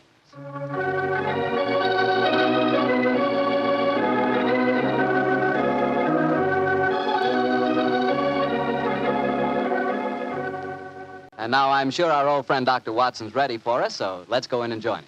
Come in. Good evening, Mr. Bartow. Good evening, Doctor. Well, the puppies seem very happy tonight. Yeah, tonight, yes, but you should have seen them this afternoon. I doubt if there were two more frightened little dogs in the whole of California. Come on, Winnie, now you control yourself. What happened, Doctor? Well, I took them for a walk on the beach. As we were scrambling round a rocky point, a seal popped his head up in the water quite close to us. What'd the puppies do? Oh, both of them barked at it furiously. And the seal? Blew a few bubbles and then barked right back. I don't know what the world's speed record is for short-legged dogs, but I'm sure they broke it. You know, Doctor, I'll have to join you on one of those afternoon strolls of yours. You always seem to be having such exciting adventures. Oh, and talking of that, how's about tonight's new Sherlock Holmes adventure? Well, I'm all ready for you, my boy. In fact, I was looking over my notes on the case just before you arrived. This is another story in which Sherlock Holmes' elder brother, Mycroft, played an important part. Mycroft Holmes was 7 years older than Sherlock, and some said it is superior in powers of observation and deduction. That sounds like heresy, Doctor. No, young fellow, my lad. Holmes himself was the first to admit it. In fact, if it hadn't been for his incurable laziness, Mycroft could have been a formidable rival to his younger brother. However, Mycroft did hold a position of considerable importance at the Foreign Office, and it was there that tonight's story begins. It was in the winter of 1899, and Mycroft Holmes, after a gourmet's lunch, was reclining full length on a leather settee. His eyes were closed, his hands were folded across his stomach, and his breath came rhythmically. A cynic would have declared that Mycroft Holmes was taking an after-luncheon snooze. But Mr. Holmes' secretary, a gentleman by the name of Gardner, was a realist. He tapped on the door discreetly. Then he rapped on it.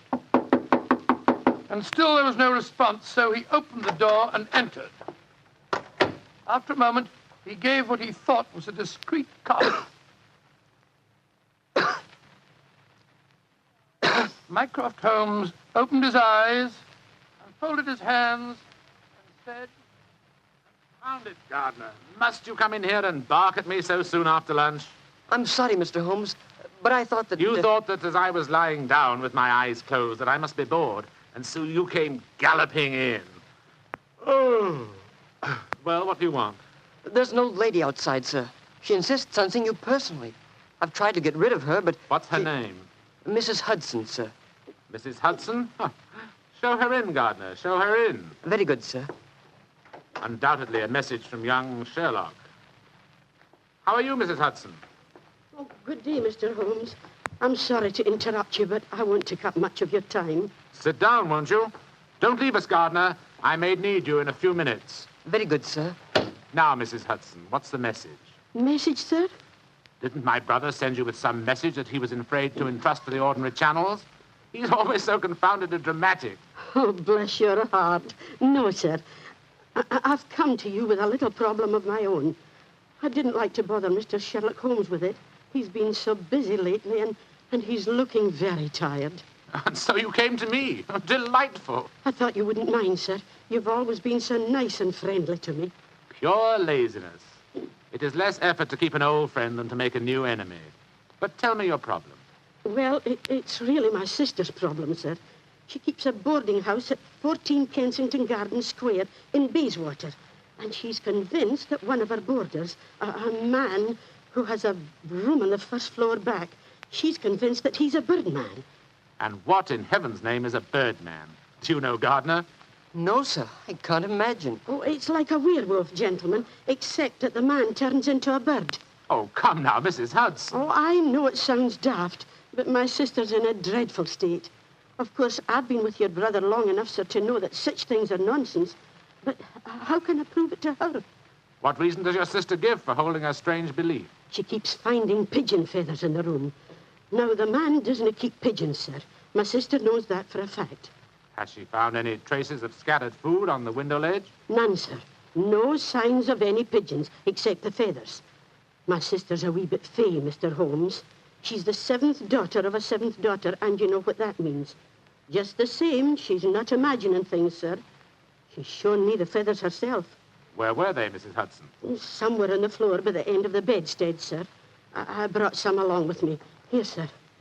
And we found some more in the gentleman's cupboard where he keeps his clothes.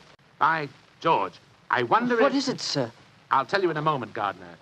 Mrs. Hudson, this matter will require a little private investigation.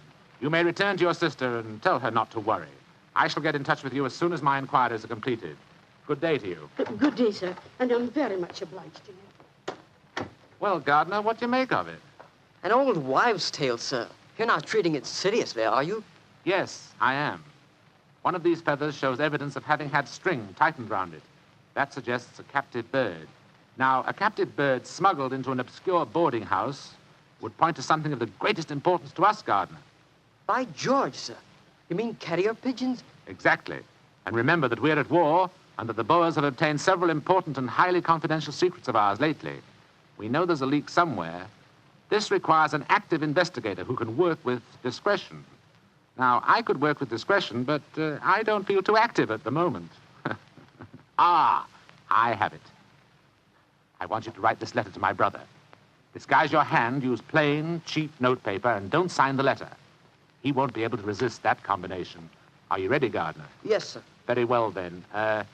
My dear Mr. Sherlock Holmes, we know of your proposed investigation of the tenant in the first floor back at 14 Kensington Gardens Square, We warn you, as you value your life, keep away from the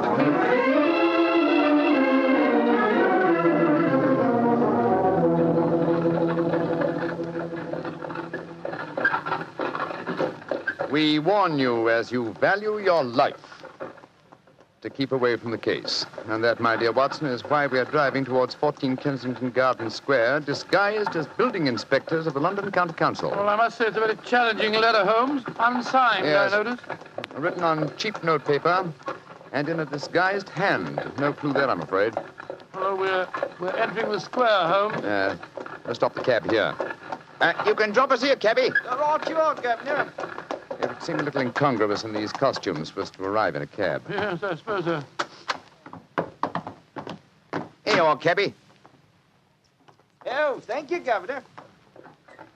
Supposing this mysterious tenant of the first floor back should be in his room when we get there. Then we must hope that our disguises are convincing and keep our wits about us. Now, this may be a trap. Yes, just what I was going to say. After all, you've never heard of 14 Kensington Gardens Square until you received an unsigned letter 2 hours ago warning you to keep away from it. I don't like the look of it. There we are, number 14. I suggest that you let me do most of the talking. Good Lord, yes. My Cockney accent doesn't compare with yours.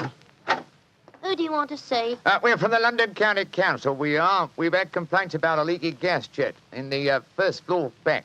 Oh, that's Mr. Green's room. He ain't home. Oh, that don't matter, my dear. We'll go up and take a look. Come on, Bertie. Right you are, Alfie.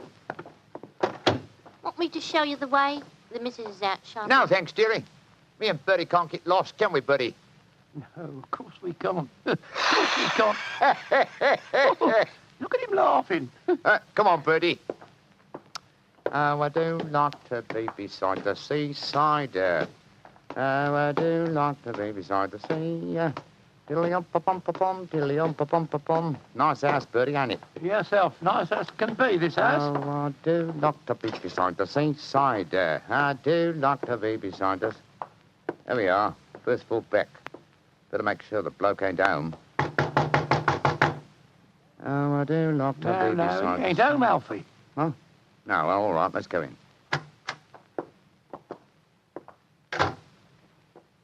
Oh, so this is the mysterious room, eh? Well, it looks perfectly ordinary, doesn't it? Yes, a depressing example of the squalor of boarding house life. Hello. What's this on the bedspread? Feathers. Must have come out of the pillow. No. These are pigeon's feathers, old chap. And look here, Watson. Attached to the bed rail. No, it's only a piece of string. String, yes, but with a small metal ring on the end. A ring such as is used to place around a homing pigeon's leg. But why should someone keep carrier pigeons in an obscure boarding house like this? Yes, why indeed, why indeed? The answer could be that the tenant of this room is engaged in some sinister activity that requires the use of carrier pigeons in sending messages. Yes, there's no evidence of the birds being kept here. That's true, old fellow, that's true. Possibly the owner of this room is given a pigeon by one of his superiors, brings it here, affixes his message, and releases the bird. But why couldn't he just take the message to where they keep the birds? Well, in that way, he would run the risk of being picked up with dangerous and incriminating messages on him. What kind of skullduggery involves the use of carrier pigeons, you suppose? We're at war with the Boers in South Africa, Watson. What could be more logical than that a spy in their pay should be using this method to smuggle important information out of the country? By Jove, yes, Holmes. I wouldn't mind betting that... Shh! Somebody coming. Look out. Who are you? What the devil do you think you're doing in my room? Well, my name's Bertram, and I come here to look at your gas pipes. No, don't lie to me. Who are you? It's like I say, Governor, my name's Bertram, and I come from the London County Council. Very well, then. If you won't tell me the truth, perhaps this revolver will make you change your Look mind. here, Governor, look here, Governor. Grab his revolver, Watson. Yes, right. Holmes, where were you? I slipped behind the doors. This gentleman opened it. Yeah, me, sir. Your overcoat seems extraordinarily well filled with chest, doesn't it? Why not slip it off? It's a bit warm in here. Let me alone. Joe, you were right, Holmes. He had a pigeon under his coat. Yes, see if you can catch the bird, will you, old chap? All right, here. Come on, Pidgey. Pidgey, come on, little fella. Come along, Pidgey. There he comes. That's it. Look at the little fella. Snuggled up on my arm. Friendly little fellow, isn't he? Yes, Look out, Watson. The gentleman's revolver. He's going after and when I get it, I'll... A beautiful uppercut, Holmes. I'm afraid he'll be unable to talk to us for some time. How fortunate he told us where the message was hidden before we indulged in this little set, What do you mean? He didn't say anything about a message? No, not verbally, but I was watching his reflection in the mirror as he entered the room. His eyes first glanced at this top drawer on the dresser here to see if we'd touched it. It was obviously the most important spot in the room.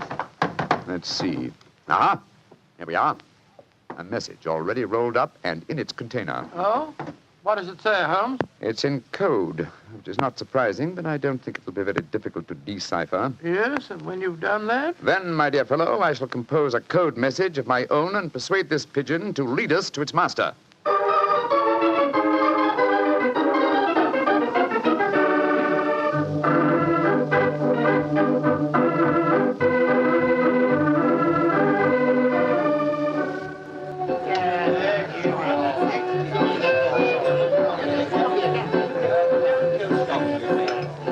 I can see from your puzzled expression, Watson, that you're wondering why I brought you to Dexter's Music Hall in the Edgware Road. Well, I must confess I'm a little confused, Holmes. First of all, we go to Baker Street and you spend hours poring over some obscure book. Then you write out a message, attach it to a pigeon, and let it loose. Now you bring me here. I hate to question you when you're working, but I should be glad if you'd give me some idea of what's going on. Of course, old chap. At times I must seem confoundedly mysterious, I'm sure. Here's the situation. The obscure book I was studying was a table of ciphers. I was trying to decode the message we found in the room on the first floor Well, back. obviously you succeeded, or we wouldn't be here. Yes, the key word was Louis Botha, the name of the Boer leader. The message was a report on the number of troops now in training at Aldershot. Then you were right. We're mixed up with a ring of enemy agents. Obviously, old chap. So I kept the original message and composed another using the same code and dispatched it by carrier pigeon. Well, what did you say in your message? Meet me tonight, 8 o'clock, table number 3 at Dexter's Music Hall. What made you choose this place as a rendezvous? Well, I happen to know that it's a common meeting place for underworld characters.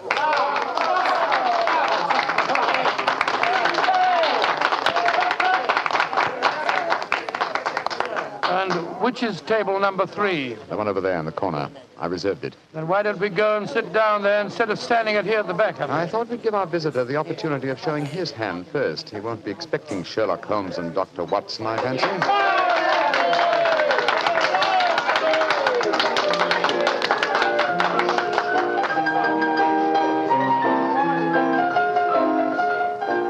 Good Lord, look at this woman coming on to sing. You ever see so many fellas? Not allowed to have a bow except upon the sly. So yesterday he came and took me walking through the night. Holmes, look. A man just sitting down at table number 3. What's with it? Look. It's Sid Trimble. Sid Trimble, who's he? A dangerous criminal who once worked for the Moriarty gang. We've caught a prize pigeon, Watson. Better have your revolver handy, old chap. Undoubtedly, he'll recognize us. Right you are, Holmes. Come on, then. Out in the clover, they've trampled it since morning. Go and drive them, Maggie, to the old. I'm so glad you're able to keep your appointment, sir. Sherlock Holmes. This is a trap. Now, don't try any tricks. I've got a revolver here, Sid. How'd you like this table in your face? Watson, you didn't shoot him, did you? No, he knocked my hand. The revolver went off. The shot went wild. I swear it did. Yes, of course. Look at the wound. There are no powder burns. The shot was fired from some distance. Holmes, he's dead. Out of the way! Out of the way, please. Now then, what's going on here? Constable, this man has been killed. Yes, and it's easy to see who did it. Well, I didn't do it, Constable, if that's what you're thinking. No? Then why are you standing here with a smoking revolver in your hand? Come on, you're under arrest. But you can't arrest me. I'm Dr. Watson, and this is Mr. Sherlock Holmes. I don't care if you're the King of Siam and the Bishop of London himself. You're under arrest, and I'm taking you both to Scotland Yard.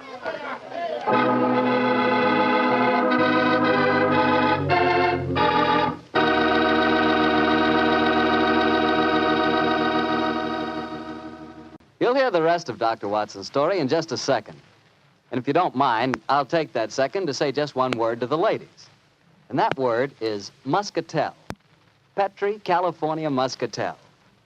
I want you women to know about it because Petri Muscatel is one wine that practically every woman likes. Maybe because it's such a beautiful color, like pale gold. But I guess really because Petri Muscatel brings you the wonderful flavor of luscious, sun-ripened Muscat grapes. And that's a flavor. Try Petri Muscatel after dinner or any time as a change from Petri Port. Have a bottle of each on hand. When you buy Petri wine, don't buy one, buy two. Remember, if it's a Petri wine, you know it's a good wine. Dr. Watson, that was really one for the books. So you got yourself arrested on a murder charge. Yes, Mr. Bartell. It's a very humiliating experience. I was taken off to Scotland Yard in the Black Marat, just like any common criminal. The wretched constable wouldn't listen to a word that I'd got to say. Well, Sherlock Holmes went with you, of course. Naturally, but as we arrived at Scotland Yard, my mortification was complete when I found that I was led into the presence of our old friend, Inspector Lestrade. Holmes spoke to him at some length, but I could see from Lestrade's expression that my position was a very serious one. Now I can see what it is, Mr. Holmes. You see, I know you both. But I must say there are lots of them here at the yard as don't like what they call your high-handed methods. But, Lestrade, personal likes or dislikes have nothing to do with this. No, of course they haven't. This is purely a matter of evidence. Well, I know that, Dr. Watson. And the constable's evidence was as clear as the nose on your face. The dead man was shot through the head, and you were standing in front of the body with a drawn revolver But, my in dear your hand. Lestrade, there were no powder burns on the wound. Yeah, that's what you tells me, Mr. Holmes. But I'll have to wait for the official report on that. The police surgeon's examining the body now. You understand, gentlemen, I'm not saying I'm sorry that Sid Trimble's dead. He's been a thorn in our side for a good many years. In fact, here's the police surgeon now. Dr. Hendricks, this is Mr. Sherlock Holmes and Dr. Watson. How do you do? How do you do, gentlemen? I'm a great admirer of you both, and I'm sorry to see you in such a very unfortunate plight. Thank you, Doctor. Thank you. What were your findings, Dr. Hendricks? Well, I just extracted the bullet, Lestrade, and I'm very much afraid it's the same make and caliber as the one missing from Dr. Watson's revolver. Yes, but that doesn't prove that I fired the fatal shot. A 45 Colt's a very common weapon, Doctor. It proves nothing. Dr. Hendricks, as I was just saying to Inspector Lestrade before you came in, the only fact that would show my friend guilty would be powder burns on the wound, thereby proving that the bullet had been fired from close range. I entirely agree with you, Mr. Holmes. Then, as there were no powder burns on the... But there are powder burns, Mr. Holmes. What? Very distinct ones, too. Lord, I don't understand. I'm sorry, gentlemen, to be the bearer of bad tidings, but I have my duties to perform. Yes, and I'm sorry too, Dr. Watson. I'm afraid I'm not going to be able to let you leave here. You must consider yourself under arrest.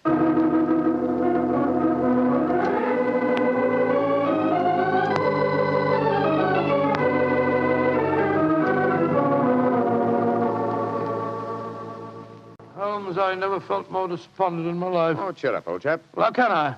Locked up in a prisoner's cell. Looks as if I might end up at the gallows. Don't worry, Watson. You'll be out of here before the night is over, I promise you that. I wish I felt as confident as you do.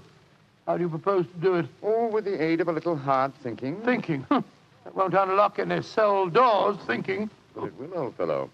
It's obvious someone's deliberately trying to incriminate us. Let's try and reconstruct the killing logically. Sid Trimble was a member of an espionage ring. I sent him a false message. After he'd left to keep the appointment, one of his colleagues trailed him to the music hall and killed him before he could betray anything to us. Yes, that's undoubtedly the way it happened. The powder burns, Holmes. How do you account for them? There were none just after the shot was fired. We know that. And yet Dr. Hendricks assures us that there are very distinct powder burns now. May we come in, gentlemen? Yes, of course you can, Dr. Hendricks.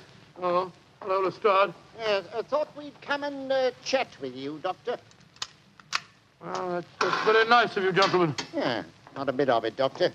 You know, it hurts me to see you in here, and that's a fact. And I can't bear to see a fellow medico in such plight, without coming in to see what I can do to help Watson. Yeah, you're very quiet, Mr. Holmes. Am I, Lestrade? I was thinking, you see, Watson, old chap.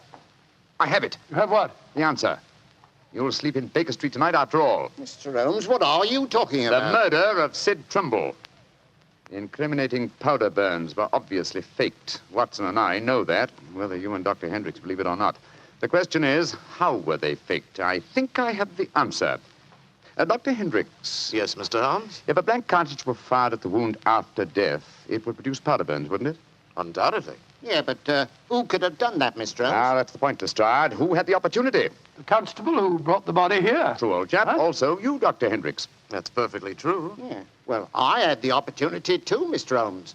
I spent half an hour in the morgue alone with the body when it first come in. Well, you've narrowed it down to 3 suspects, Holmes. I hope I don't hang before you find the real killer. I found him, Watson. Why, What? who is he, Found Mr. him? Holmes? The answer is simple, Lestrade. The powder burns were certainly faked by a blank cartridge.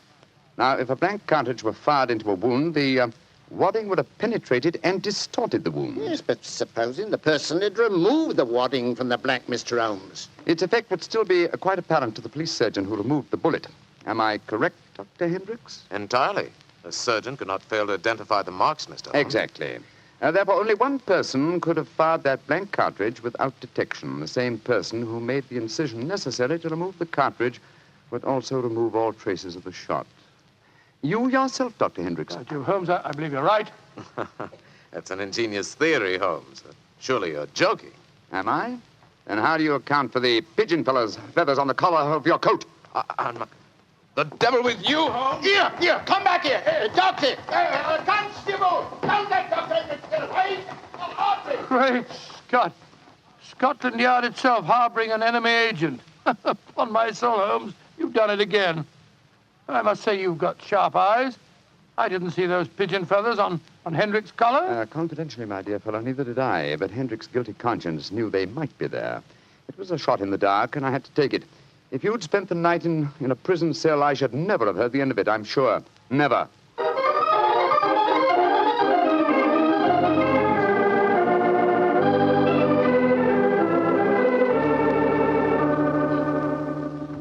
I want to see Mr. Mycroft Holmes, please.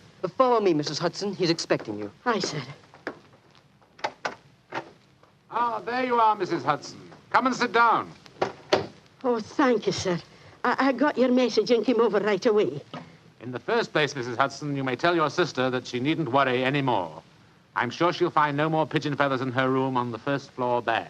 No, sir, thank you. But she knows the fact, because the birdman left her yesterday for good. Some strange men came and took him away, and today she's let the room to a nice young commercial traveller. I'm really sorry to have bothered you with her troubles, sir. I'm very glad you did, Mrs. Hudson. Thanks to your information, an enemy espionage ring has been broken, and the British government is deeply grateful to you. You're always one for a joke, aren't you, Mr. Holmes? Well, I'm glad you're not angry with me.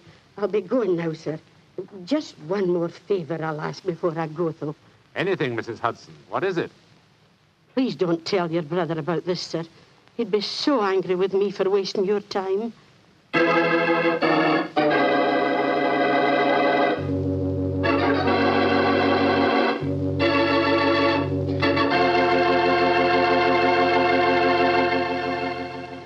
Well, Doctor, that was really a swell story tonight. Although it was a bit unexpected for you to have been arrested. Yes, indeed. Mr. Bartell, when you're a detective like Holmes or a doctor like myself, well, you've got to be prepared to meet the unexpected every once in a while. I suppose so. Of course, you wouldn't know about things like that, being a wine expert yourself. Oh, now, wait a minute, Doctor. From the way you talk, you'd think I spent every waking moment in a nice, cool wine cellar, tasting wine from morning till night. Well, don't you? Oh, now, Doctor, I'm no more a wine expert than you are. All I know about wine is that it either tastes good or it doesn't. And I know that Petri wine does taste good. And that's because the Petri family took time to make good wine. Generations of time. Why, the Petri family's been making wine ever since they started the Petri business way back in the 1800s. And since the business has always been family-owned and operated, they've been able to hand on down from father to son, all they've ever learned about the fine art of turning luscious, sun-ripened grapes into fragrant, delicious wine. And they've learned plenty. So no matter what type wine you want, for any occasion, you can't go wrong with a Petri wine because Petri took time to bring you good wine.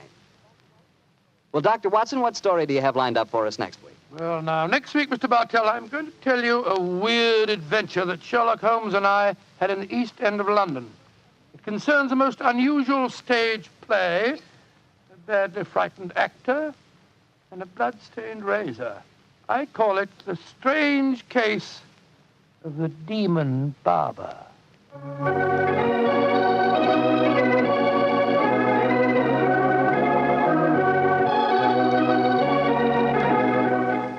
Tonight's Sherlock Holmes adventure was written by Dennis Green and Anthony Boucher and was suggested by an incident in the Sir Arthur Conan Doyle story, The Greek Interpreter. Music is by Dean Fossler. Mr. Rathbone appears through the courtesy of Metro-Goldwyn-Mayer, and Mr. Bruce through the courtesy of Universal Pictures, where they are now starring in the Sherlock Holmes series.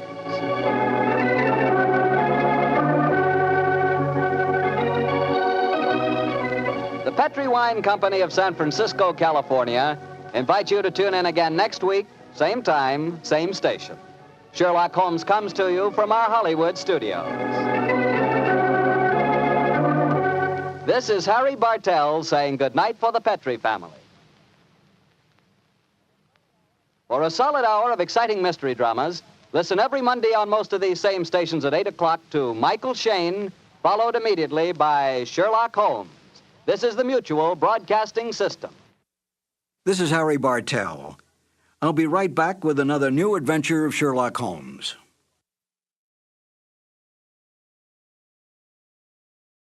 Petri Wine brings you Basil Rathbone and Nigel Bruce in the new adventures of Sherlock Holmes.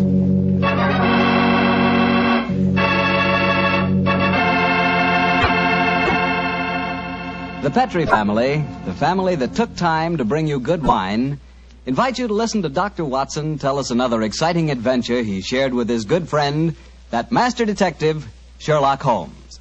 And I'd like to tell you about my favorite time of day. It's just before dinner. You know when the family's all sitting around in the living room and wonderful things are cooking in the kitchen? Ah, that's for me. And boy, that's the time for a glass of sherry. Because Petri California sherry really makes waiting for dinner a pleasure. That Petri sherry is the perfect before-dinner wine. Just look at its beautiful amber color. And then taste that wonderful Petri sherry. What a flavor. Petri sherry has a rich, nutty flavor that's right from the heart of sun-ripened grapes. And if you like your sherry dry, you know, not sweet, you'll want to get Petri Pale Dry Sherry. Or better yet, taste them both. Don't buy one, buy two. Those letters P-E-T-R-I on the label are the personal assurance of the Petri family that Petri sherry is truly good wine.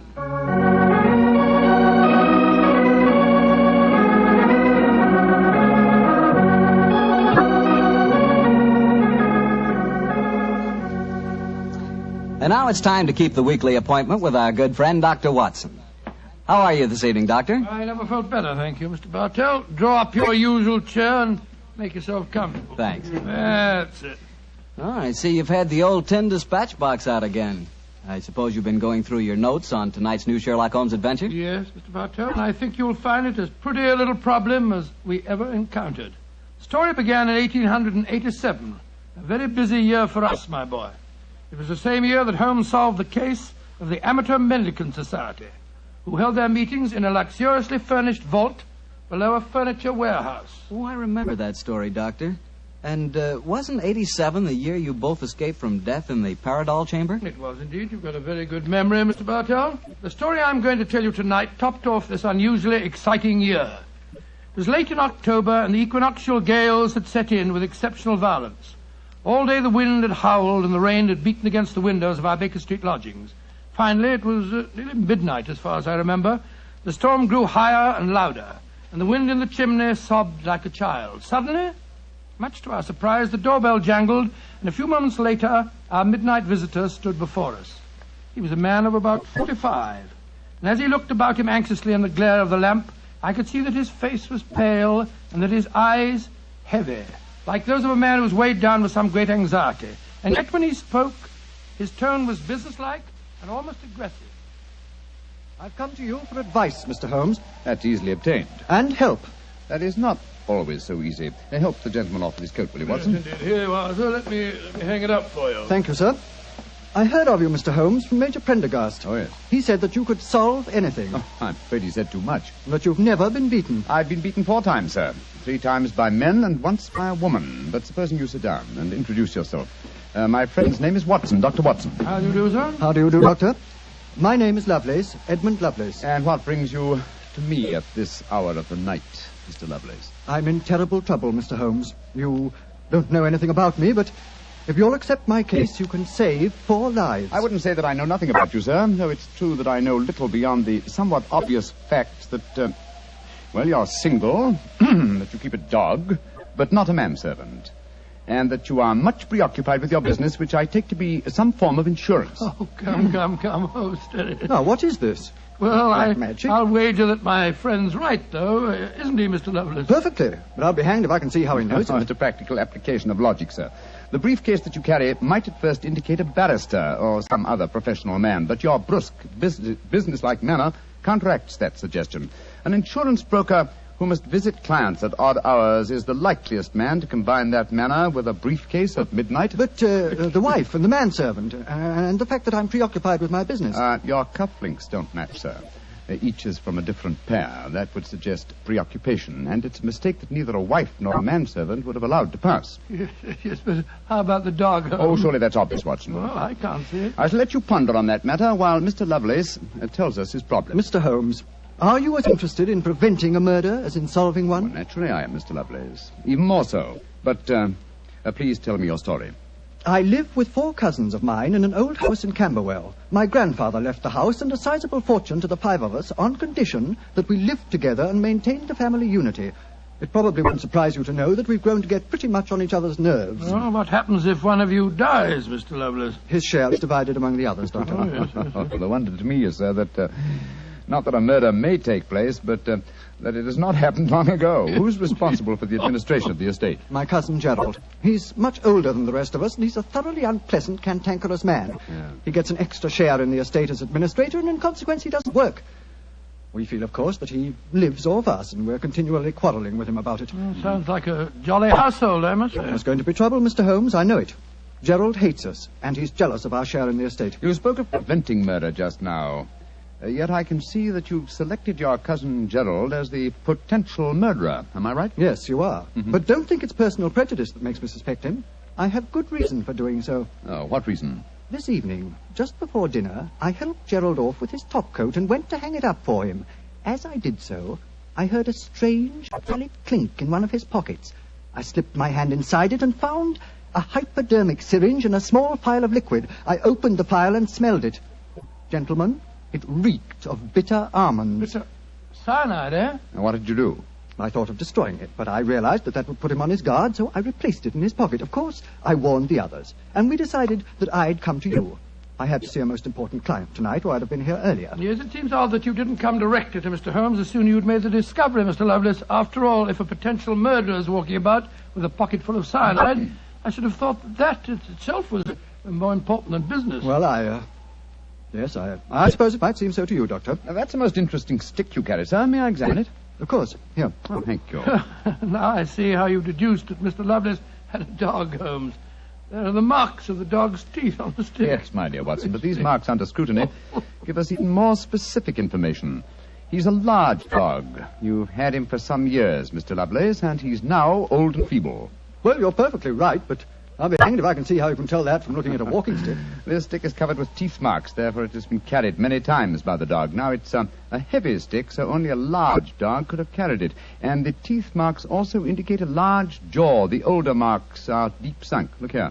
The fresh ones, where the wood has not yet darkened, are shallow. Yes, it's obvious that the jaws are losing their strength. That's very clever of you, Mr. Holmes, but I don't see what it has to do with the case in hand. Oh, neither do I, Holmes, I must confess. No, surely it tells us that your story, Mr. Lovelace, may bear a less terrifying implication than you think. On the other hand, its implication may be even more terrifying. Oh, it's late at night. I feel that any further delay in this matter would be extremely dangerous. I suggest that you get a cab and come to your house in Camberwell at once.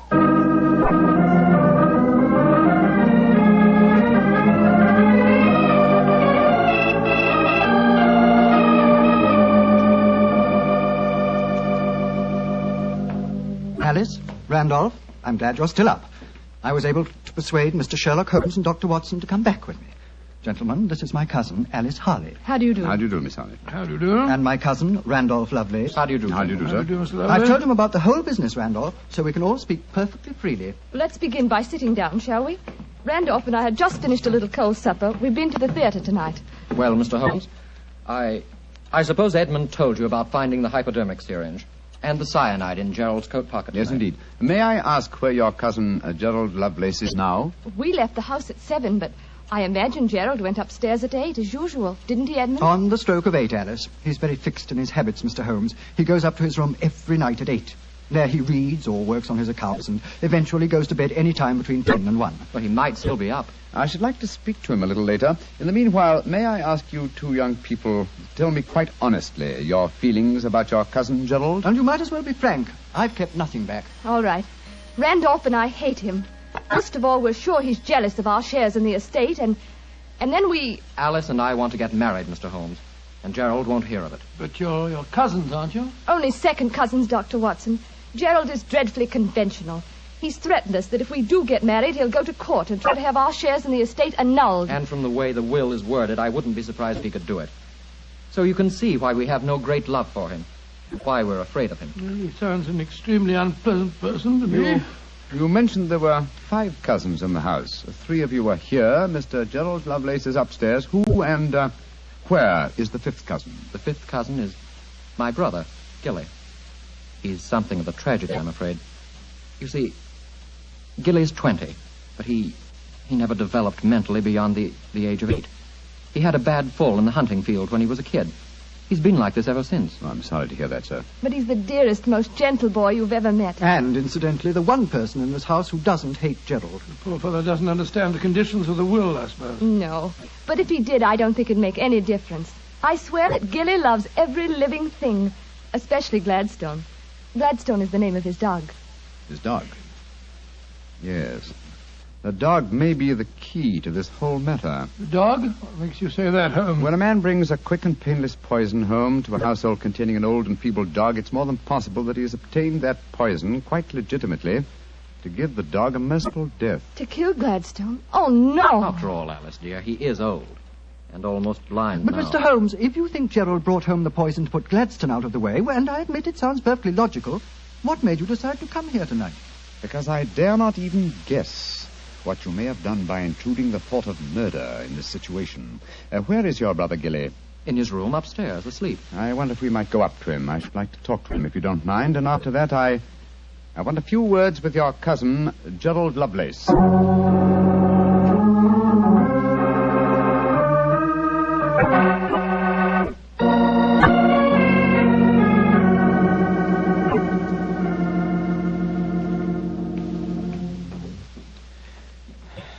He's asleep, Mr. Holmes. Yes, with a dog in his arm. I'm afraid we'll have to waken him.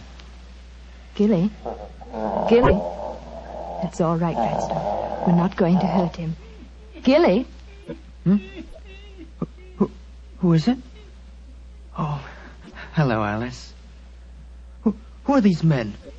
They've come to take Gladstone away. No, Gilly, we haven't. Oh, of course not, Gilly. We've just come to admire him. Your brother's been telling us what a fine dog he is. Oh, that's different. Isn't he beautiful? I just had such a wonderful dream about him. Such a wonderful dream. What was it, Gilly? Well, he was all young again. Just a puppy. He was chasing a rabbit across a cliff top. And I was running with him. Oh, Gladstone looked so beautiful. Didn't you, old boy? Of course you did. And you know, the rabbit went down a hole, and Gladstone went down after him. And I went down after Gladstone. And we all had tea with the rabbits. Oh, it's so funny. They all had little green hats on. Hats with feathers. I wanted Gladstone to try one on, but he wouldn't. So sleepy. Come on, Gladstone.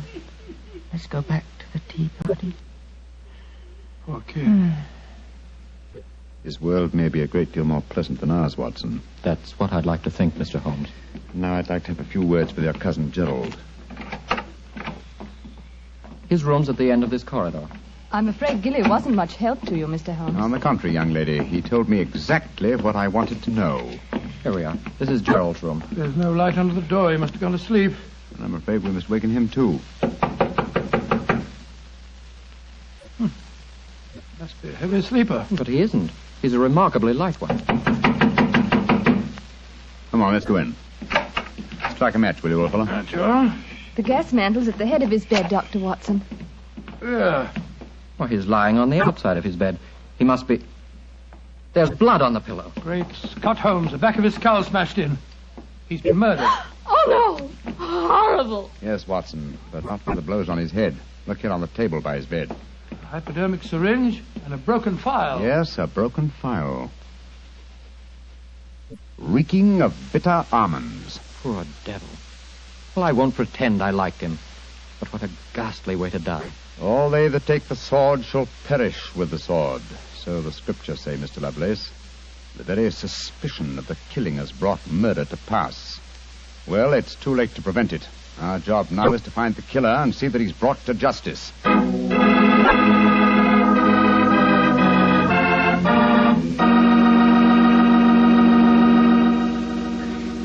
Dr. Watson will tell you the rest of his story in just a few seconds. Just time enough for me to tell you that if there's one wine that's perfect for any occasion, it's Petri California Sherry. With a bottle of that rich, amber-colored Petri Sherry on hand, you can make that time before dinner a main event. And Petri Sherry is the perfect answer to the question of what to serve when company comes. Serve Petri Sherry alone and let its full, wonderful flavor speak for itself, or serve Petri Sherry with hors d'oeuvres or party sandwiches. And remember, you can serve Petri Sherry proudly, because Petri is the proudest name in the history of American wine. Well, Dr. Watson, so you found Gerald Lovelace dead in one of the bedrooms of the house in Camberwell. What did you do? Send for the police? Not at once, Mr. Bartell. Sherlock Holmes persuaded the remainder of the household to give him the opportunity of examining the scene of the crime carefully before the police were sent for. And so, a few minutes before 1 o'clock that October night, Holmes and I stood alone in the room of death. Turn the gas a little higher, will you, old chap? Right you are. You know, Holmes, I think you should have sent for the police right away. In a case like this, Watson, I prefer to be my own police. When I have spun the web, they may take the flies, but not before.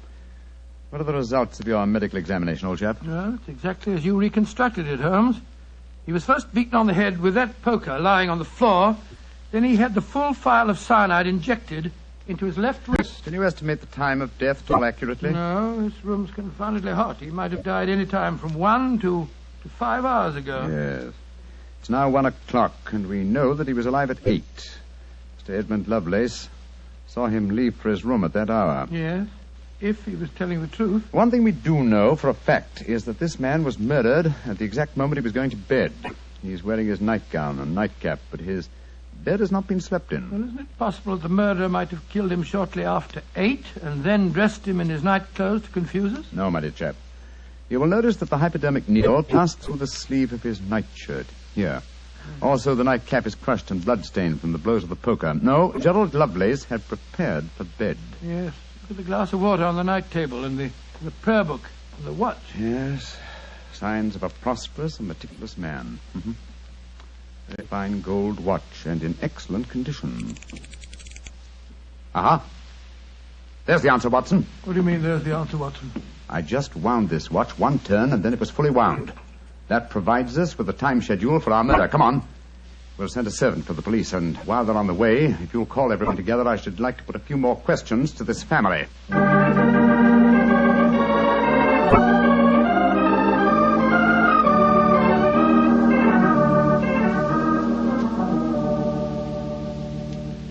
Before the police arrive, I should like to hear your statements again very carefully, if you don't mind. Mr. Edmund Lovelace, what were your exact movements tonight? I left here shortly before 10. From 10 o'clock until the time I came to Baker Street, I was with my client. His name and address, please.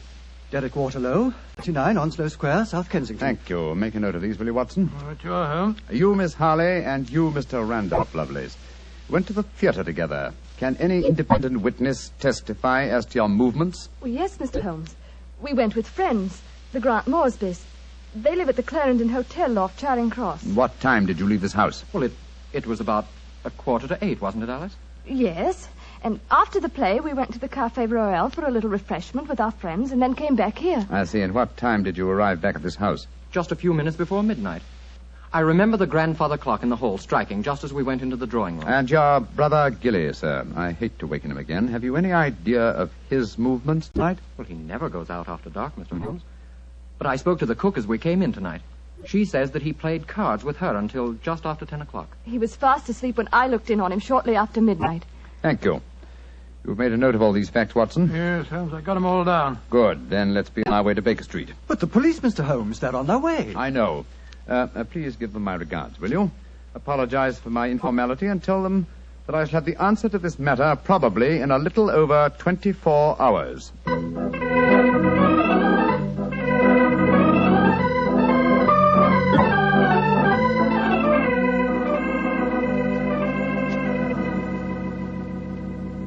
Holmes, here it is well after midnight. You haven't done a thing on the Camberwell case. No, but you have, old chap. You've checked on all the time alibis and found them valid. I'm much obliged to you. Yes, Inspector Lestrade was here tonight, you know, and he made some pretty caustic remarks, I can tell you. Oh, didn't you inform him that I'll have the answer to the problem before many hours have passed? Yes, I did, but you know, Lestrade, he wanted action. You shall have it. Is the watch still running? Yes, there's another thing. What'll Lestrade say when he finds that you took the dead man's watch? I've no idea. Oh, why did you take it anyway? You sound sleepy, old chap. Yes, I am confoundedly sleepy. Well, why don't you go to bed? What are you going to do? Continue my vigil with my pipe and the watch of a dead man.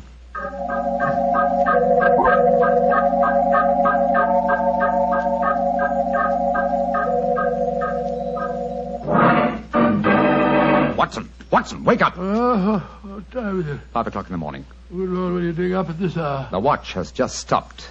I'm about to rewind it. What are you rewinding it for, Holmes? You waited over 24 hours for it to unwind. When I know how many turns it takes to wind it fully, I shall have the answer to the whole business.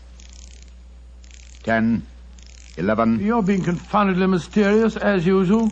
14 turns, and the watch is fully wound. Get your clothes on, old chap. Well, where are we going at this hour? To the house in Camberwell. Now I know who murdered Gerald Lovelace.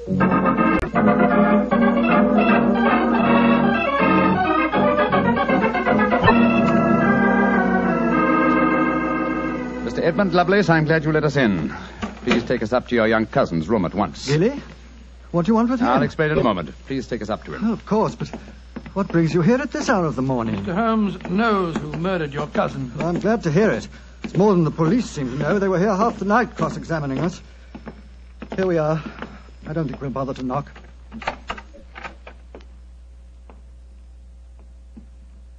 Gilly? Gilly? I'm awake. We heard you coming up the stairs, didn't we, Gladstone? It's the same man again. You're not going to take Gladstone away, are you? Please don't take him away. Don't worry, Gilly. We're not going to touch him. Oh, that's all right, then. Oh, Gilly. Yes? You really love that dog, don't you? Of course I do. More than anything or anybody. I believe you'd even kill a man who tried to hurt Gladstone. Wouldn't you? Oh, yes, sir. I would. Gilly! No. Great Scott. Gilly, I don't think you'd really kill a man. I don't think you could. Couldn't I, though? How would you kill him? I'd hit him first. I'd take a poker and hit him on the head so he couldn't fight back. And then I'd take the nasty needle he told me he was going to stick in Gladstone, and I'd fill it full of that water he showed me, and I'd stick it in him. That's what I'd do. Then he'd be dead. And he couldn't hurt my Gladstone anymore. Not ever. Let's leave him, shall we? Goodbye, Gilly. Pleasant dreams. Goodbye, sir. Good old Gladstone. You satisfied, sir? Yes. Poor Gilly. There's no doubt about it, of course. Can there be no one who described the murder to him, and yet he's just given an exact description of its method? What'll happen to him? They won't try him. No. A little pressure in the right places, and he'll be released to a private nursing home. I'll do everything I can, Mr. Lovelace. Thank you, Mr. Holmes. Thank you very much.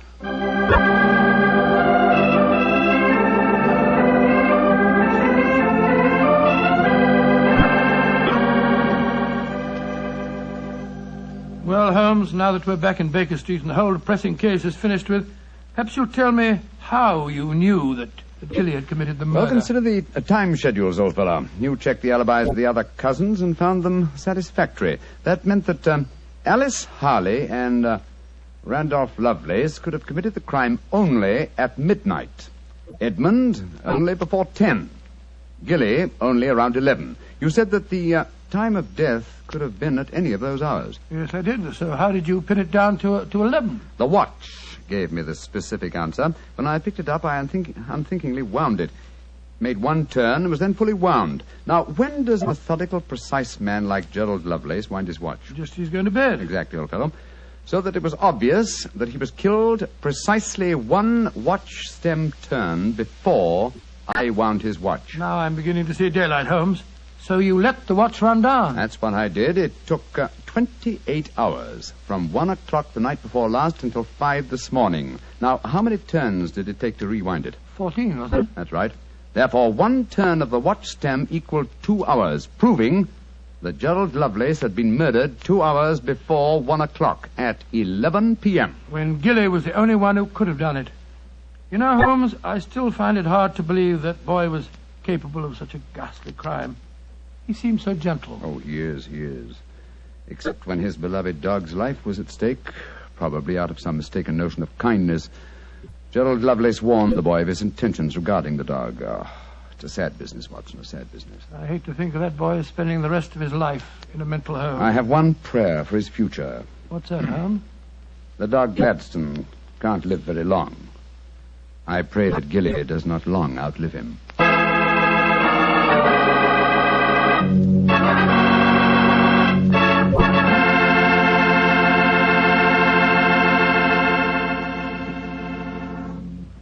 Doctor, that was a remarkable bit of deduction on the part of Mr. Holmes. Yes, extremely clever, wasn't it? Of course, if I may say so, I was of some small help myself. Small help? Why, Doctor, you practically solved the case by yourself. Oh, I wouldn't go as far as saying that. But, Doctor, you did check all the alibis, didn't you? Yes, I checked where each suspect was at various times. Yes, you checked time. And what's more important than time? Well, Why, Doctor, time is even vitally important when it comes to wine. I was wondering how you were going to bring that in. And one thing we do know, Petrie took time to bring you good wine. So nobody can miss with Petrie wine. It's just got to be good. You know, you can't be in the wine business as long as the Petrie family without really learning all about the fine art of making wine. And don't forget, the Petrie family has been making fine wine since way back in the 1800s. So, naturally, they've been able to hand on down, from father to son, the result of generations of experience at turning luscious, sun-ripened grapes into fragrant, delicious wine. No matter what type of wine you prefer, you'll like it more if it's a Petrie wine, because Petrie took time to bring you good wine. Well, Dr. Watson, what new Sherlock Holmes story do you plan to tell us next week? Well, now, next week, Mr. Bartell, I'm going to tell you a most unusual adventure that Holmes and I had when we were attending a performance at the Opera House in Rome.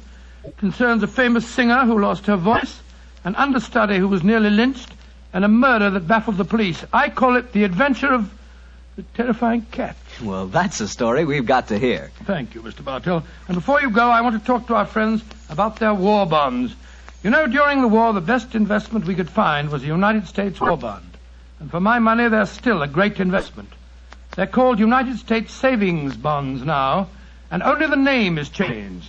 Savings bonds are sold in the same denominations and give you all the same advantages. And you can buy savings bonds at the same places, at your bank or your post office or through the payroll savings plan.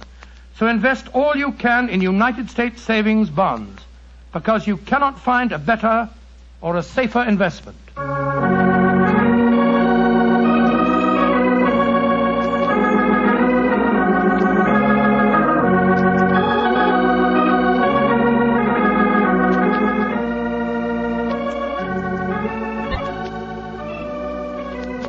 Tonight's Sherlock Holmes adventure was written by Dennis Green and Anthony Boucher and was suggested by an incident in the Sir Arthur Conan Doyle story, The 5 Orange Pips.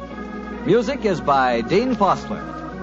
Mr. Rathbone appears through the courtesy of Metro-Goldwyn-Mayer, and Mr. Bruce through the courtesy of Universal Pictures, where they are now starring in the Sherlock Holmes series. The Petri Wine Company of San Francisco, California, invites you to tune in again next week, same time, same station. Sherlock Holmes comes to you from our Hollywood studios.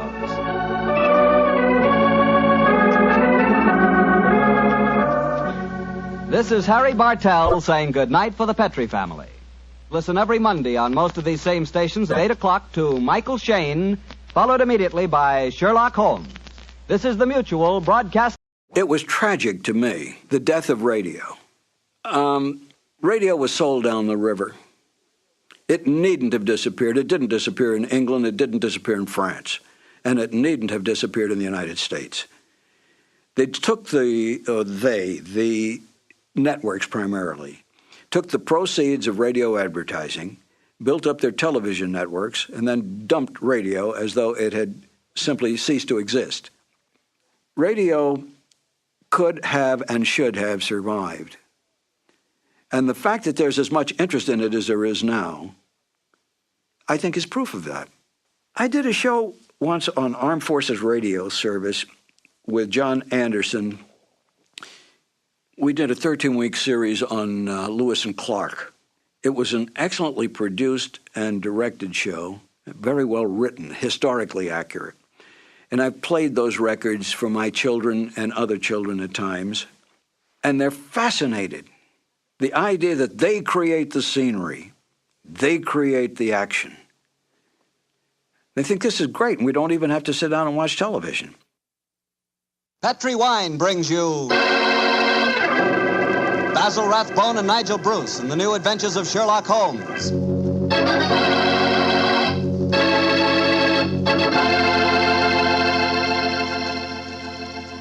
The Petri family, the family that took time to bring you good wine, invites you to listen to Dr. Watson tell us another exciting adventure he shared with his old friend, that master detective, Sherlock Holmes. You know, the lives of Holmes and Watson were not always filled with action. They spent many a quiet evening at home in Baker Street, discussing the problems of the world over a glass of port. You know, it seems that no wine is more expressive of friendship and hospitality than port. And I'm sure there's no port wine more enjoyable than Petri California port. Try a good glass of Petri port after dinner some evening, or any time you get together with your friends. You'll love the rich, ruby red color of that Petri port. You'll love its smoothness and full body, its remarkable and wonderful flavor, a flavor that comes straight from the heart of luscious, hand-picked grapes. Serve that Petri port alone, or serve it together with cake or cookies or with fruit. Yes, and serve it proudly. You can, because the name Petri is the proudest name in the history of American wines.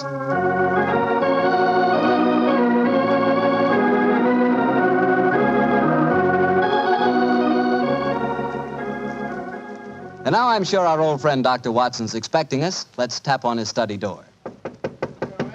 Come in. Good evening, Doctor. Good evening, Mr. Bartell. Come over here by the fire. I was just having a cup of coffee. Would you care to join me? Thanks, that'd be nice. It'll prevent you falling asleep during my story tonight.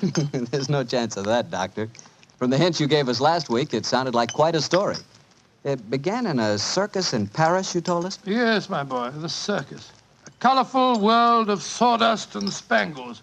A world, Mr. Bartell, that I may tell you confidentially, always held an irresistible fascination for me when I was a youngster. Me too, Doctor. In fact, when I was 8 years old, I fell desperately in love with a lady bareback rider, a stunning creature who wore pink silk tights with gold sequins on them. Unfortunately, my mother caught me writing her proposal of marriage, and I'm afraid that, that's another story, and one that you probably wouldn't find very interesting. I'm sure I would, Doctor, but I think it would be safer to stick to your Sherlock Holmes story. Yes, you're probably right, my boy. Well, it was a winter in the 1890s, and Holmes and I were in Paris. On our second day there, Holmes suggested we attend that night's performance of the Cirque Royale. Needless to remark, I was delighted, Mr. Bartell. And shortly after 9 o'clock that night, I found myself seated beside Holmes in a box near the ringside. It was an incredibly vivid scene, even for that city of color and light. The gay costumes of the women and the gaudy trappings of the ringmasters and clowns looked like a giant kaleidoscope under the blazing glare of the arc lamps. As we sat there, a brass band nearby blared forth some popular music of the day, and yet he didn't appear to be enjoying himself. And so I leaned across and touched his arm.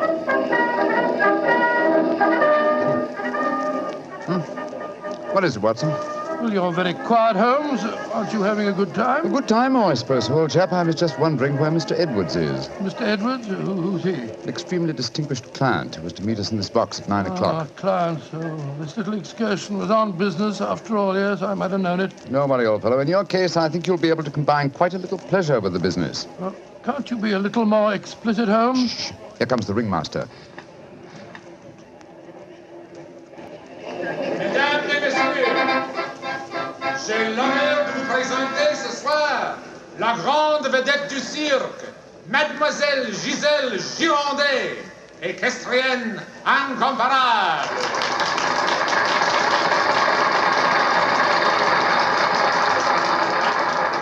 Gisèle Girondet, yes, I've heard of her. She's a bareback rider, isn't she, Honest in France, old fellow. She also has quite a reputation as a femme fatale. 3 duels have been fought over her. A young English officer in the Grenadier Guards committed suicide last year because of her. And a famous French banker is at present languishing in prison because her extravagances drove him to appropriate funds that did not belong to him. Yes, Watson, she's an extremely colorful personality. You know, Holmes, it's a funny thing. When I was 8 years old, I fell violently in love with a lady bareback rider. She wore pink silk tights with golden sequins on them, but unfortunately... Here she is, old fellow. Here she is.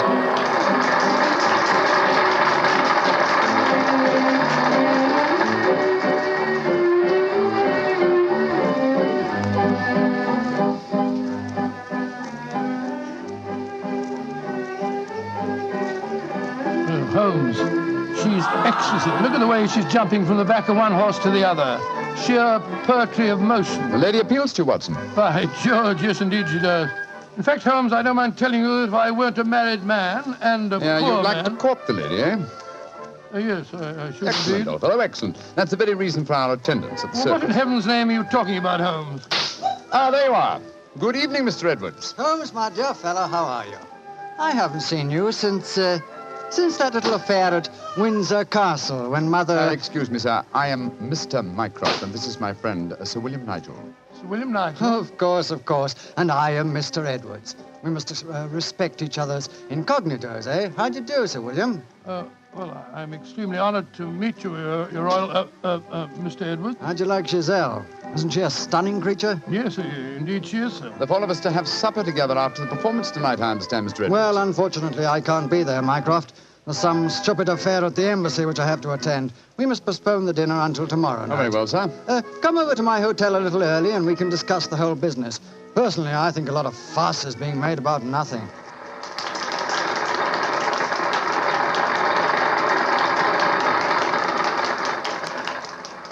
Now, if you'll excuse me, gentlemen, I must go back and see Giselle for a moment and tell her that I can't keep our appointment for tonight. I'll see you tomorrow, Mycroft. Good night, Sir William. Good night. Good night, good night, sir. Et maintenant, pour votre plaisir, les frères Salini, les jongleurs internationaux. Holmes, what's all this mystery? That wasn't Mr. Edwards, it was the Prince of... Shh, Watson, please. Discretion, old fellow. Mr. Edwards, as you know, is extremely democratic. Too much so, possibly, when one considers his position and responsibilities. He's become quite seriously involved with Mademoiselle Giselle, the lady bareback rider who has just left the ring. Oh, so that's it. The Foreign Office, quite naturally, I suppose, is deeply concerned over the matter, and I've been entrusted with the delicate mission of protecting Mr. Edwards. Oh, does Giselle Girondet know that his true identity, do you suppose? That's the first thing that we have to find out. It's possible that she is simply captivated by having a rich Englishman at her feet. If, on the other hand, she knows who Mr. Edwards is, then we may be in for a great deal of trouble. Yes, but how are you going to find that out? By tempting her with a richer Englishman. And one with a title. That, my dear fellow, is why you are Sir William Nigel. You mean that Your job, old fellow, is to do your utmost to steal Giselle Girondet from Mr. Edwards. But, I don't even know the girl. We shall remedy that defect in a few minutes. As soon as the performance is over, my dear chap, I shall take you to her dressing room and arrange an introduction.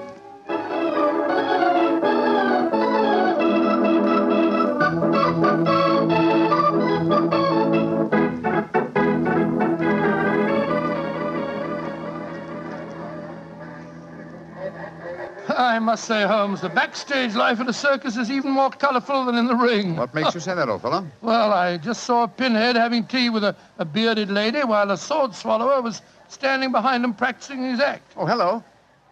See that man standing talking to the girl in tights? Yeah, attractive, isn't she? The gentleman is Inspector Vernet of the French police, an old friend and a distant relative of mine. Vernet, how are you? Ah, Holmes, mon cher ami, comment ça va? No, Vernet, please. On this occasion, my name is Mycroft, if you don't mind, and this is my friend, Sir William Nigel. How do you do, Inspector? Enchanté, Sir William. Permit me to introduce Mademoiselle Yvette Marat. How you do? How do you do, madame? What brings you behind the scenes at the circus, may I ask, mon cher Mycroft? My friend Sir William is most anxious to make the acquaintance of Mademoiselle Girondet. But of course, every man wishes to meet Giselle Girondet. Why not ask Vernet? He will present you to her. Ha! He knows her well. Oh, now, Yvette, chérie, do not begin that all over again. You're in love with her. You have always been in love with her. I wish you were dead. Sometimes I think I could kill her myself. Upon my soul, Inspector, she's a fiery little thing, isn't she? Ah, ça c'est vrai, ça, Sir William. Many times I've told her that Giselle Girondet would never waste her time with a simple police inspector. She prefers a wealthy foreigner.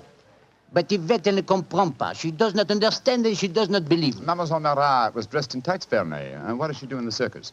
She walks the tightrope. Oh, She's yes, queen of the high wire. A charming and a talented girl, but a most jealous one. Vernet, my distinguished friend Sir William Nigel is most anxious to meet Giselle Girondet.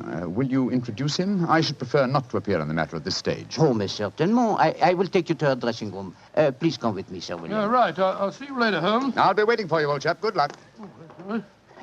You're a lucky man, Sir William.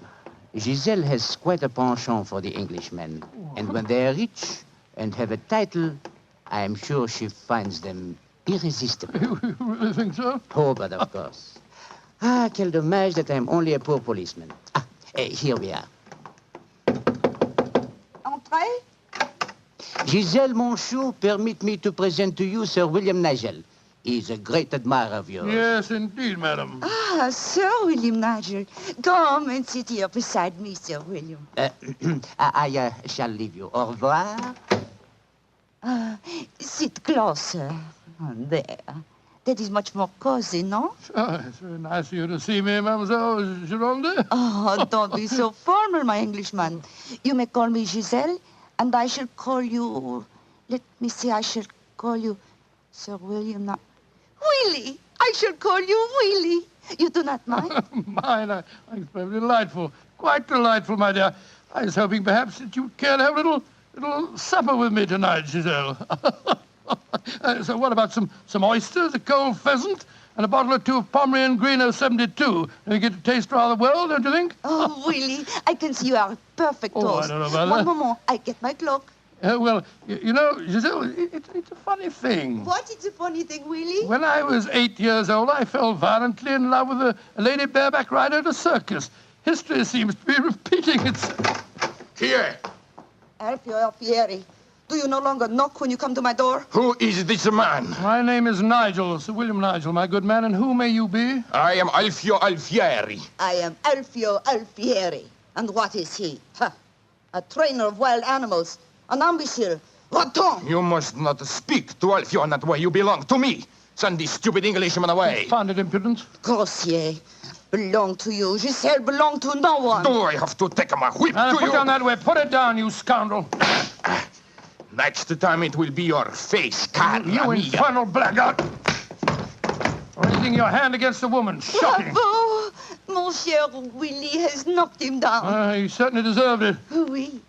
And you in turn deserve something, Willie. Oh, what was that? Come close, Willie, and I give it to you.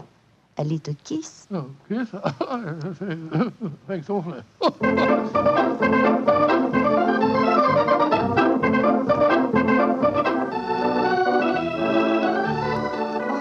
really?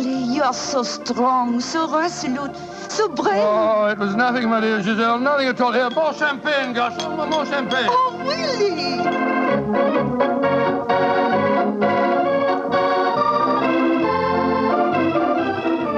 Giselle, Oui, Monsieur Edwards? have a box for the opera tomorrow night. I was hoping that Oh, perhaps... I'm sorry, Monsieur, but my time is occupied. I am showing the delights of moment to mon cher Willie.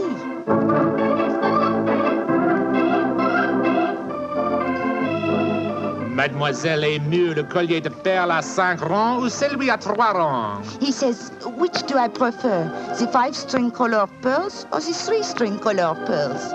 What does my Willie think? So that you can't hang too many pearls on a pretty neck like yours. I'll take the 5-string collar, my good fellow. You're doing splendidly, Watson, splendidly. Yes, but Holmes, I felt such a blasted fool handing that jeweler fellow a check signed by Sir William Nigel. Are you quite sure that it'll be honored? Don't worry, old fellow. Remember who our client is. Money is the least important concern in this matter. On with the masquerade, old fellow. On with the masquerade.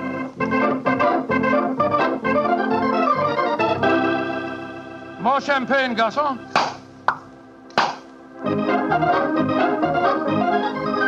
Willie, you are such a headstrong boy. More champagne.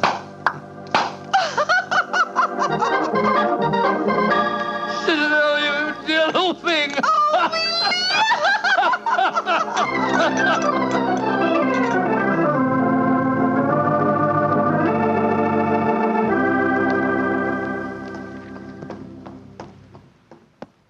Good evening, Vernet.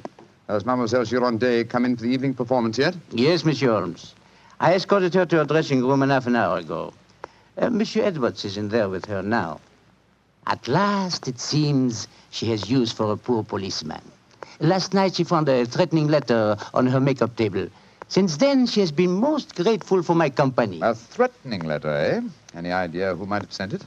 Oh, yes, of course. I'm afraid I have, Monsieur Holmes. I told her to pay no attention. By the perfume of the notepaper, I recognize the sender. A jealous tightrope walker called Yvette Marat. Oh. Poor Yvette. She would make a very inferior criminal, I'm afraid. Still, Giselle asked me to stay outside her dressing room till the performance starts. You wish to see her? Yes. Oh, good evening, Mr. Edwards. Evening, Mycroft. Evening, Inspector Werner. Comment ça va, Monsieur Edwards? Look here, Mycroft, I think this little game's gone far enough. Giselle has just refused another invitation of mine. Now, I know who Sir William Nigel is, and I swear I'll tell her. Don't you think, sir, that the lady is hardly worth bothering about? Surely this whole incident with Sir William proves that she's a scheming little adventuress. A fictitious title and an apparently bottomless purse have shown her up in her true colors. I could have told you the same thing without such an experiment, my friend. Well, I suppose you're right, Mycroft. I've been a fool. An idiot who lets a pretty ankle turn his head. A conceited dolt. Let us just say, monsieur, that you have been a man. Good evening, sir. Oh, good hello, evening. Watson. Good evening. Just going back to see Giselle for a moment, I brought us these flowers for her. I'll be back in a jiffy. Just a minute, Watson. I hate to dampen your ardor, old chap, but the masquerade is ended. Ended? What do you mean it's It is no ended? longer necessary for you to impersonate Sir William Nigel or to pay court to Giselle. Oh, really?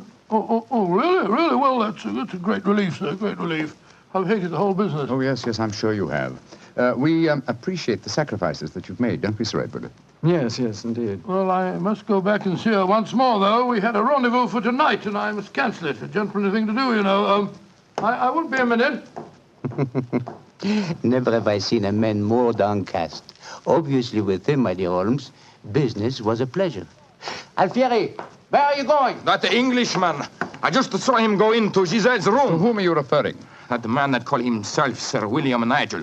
Yes. 2 days ago, he strike me. I have to settle with him. No man may strike Alfieri. Do not cause any more trouble, Alfieri. From what I've been told, you thoroughly deserved what happened to you. Here he come now. You, English, you. Alfieri challenge you to a duel. Holmes! Watson, old chap, what is it? You're as white as a ghost. It's Giselle. What's wrong with her? She's dead. She's lying there in her dressing room. Strangled. Strangled? And only half an hour ago, I spoke with her myself. Since then, I've been standing in this corridor, guarding your door at your own request. Only 2 men have entered Giselle's dressing room since then. You, Monsieur Edwards, and you, Sir William Nigel. What are you suggesting, Vergenay? I am suggesting nothing. I am stating that these 2 gentlemen are under arrest for suspicion of murder.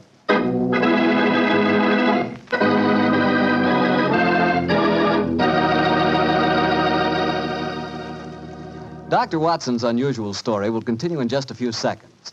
Time I'd like to take to remind you that one wine that seems to be the outstanding favorite among the ladies is Petri California Muscatel.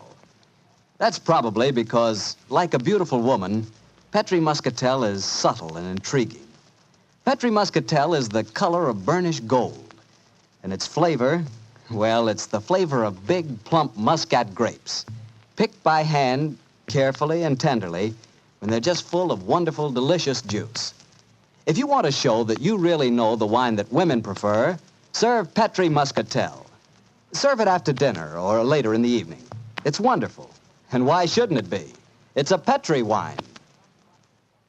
Well, Dr. Watson, so you and the mysterious Mr. Edwards got yourselves arrested on suspicion of murder, huh? Yes, Mr. Bartell. Holmes did everything in his power to persuade Inspector Vernay to release us, but it was useless. And so, while Mr. Edwards and myself were languishing in detention cells at the local Sûreté, Holmes and the French inspector were examining the dressing room of the dead woman. I'm sure, Inspector Vernay, that being as keen a detective as you are, you must suspect the true identity of Mr. Edwards. Of course, Monsieur Holmes.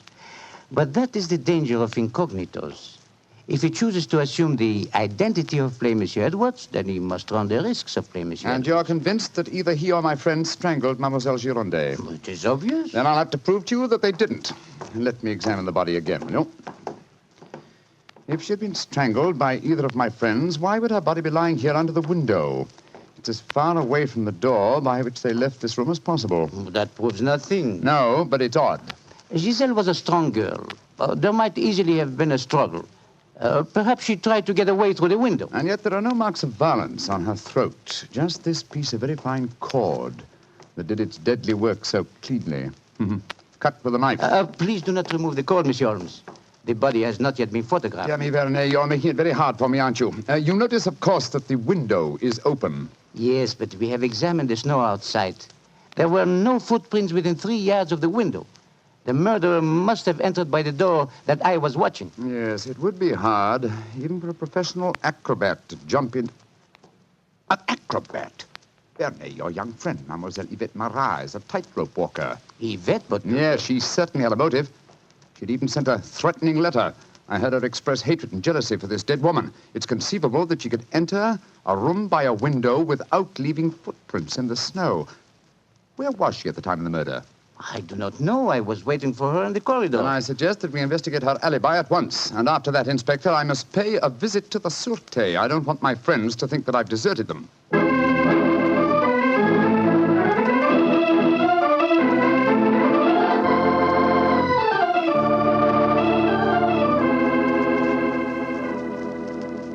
Excuse me, sir. Yes, Holmes. I'm afraid it looks rather black. As I was telling you, Yvette Marat, the tightrope walker, was able to establish a completely satisfactory alibi. Vernay still suspects you or Dr. Watson. Well, that's ridiculous. May I ask you a very straightforward question, sir? Of course. I can well understand that if you had gone into the dressing room and found the woman already murdered, you might easily be tempted to conceal the fact, to avoid a scandal involving your person. Will you swear to me, sir, on your true identity, that Giselle was alive when you left her? She was, Holmes. I swear it. Thank you, sir. That's all I wanted to know.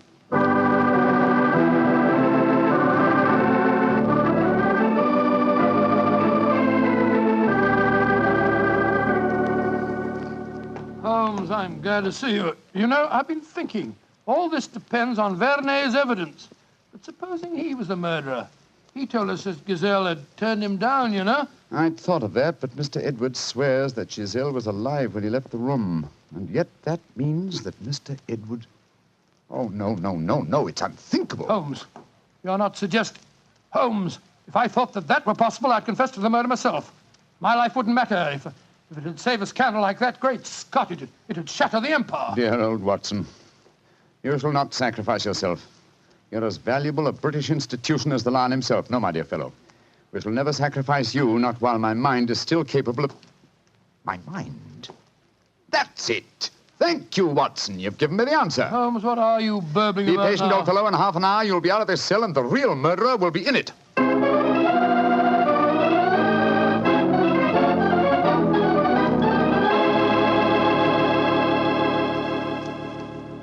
Questions. Why must Alfieri answer so many questions? Because he will not yet tell the truth. You murdered Giselle Girondet. How many times I have to tell you I did not kill her? Why should I want to harm her? Because you were jealous. Because she humiliated and tormented you. But I was not in her dressing room. I've already proved that fact. Am I a magician that I can kill somebody without entering a room? Alfieri, I know how you killed Giselle Girondet without its necessitating your entering this room. And you're a smart man. Please to tell me. I don't need to tell you. With the aid of Vernet, I'll show you. Open the window, Alfieri. What game is this? Very well, then. I'll open the window myself. Put your head out. Come on. So. Who do you see? Inspector Vernet, standing 3 yards away, where you stood, and he's got your long training whip. No! Don't move! Stand there. The inspector hasn't your skill with a whip, but he wants to try a little experiment. No, leave him alone! All right, Vernet. I'm holding him.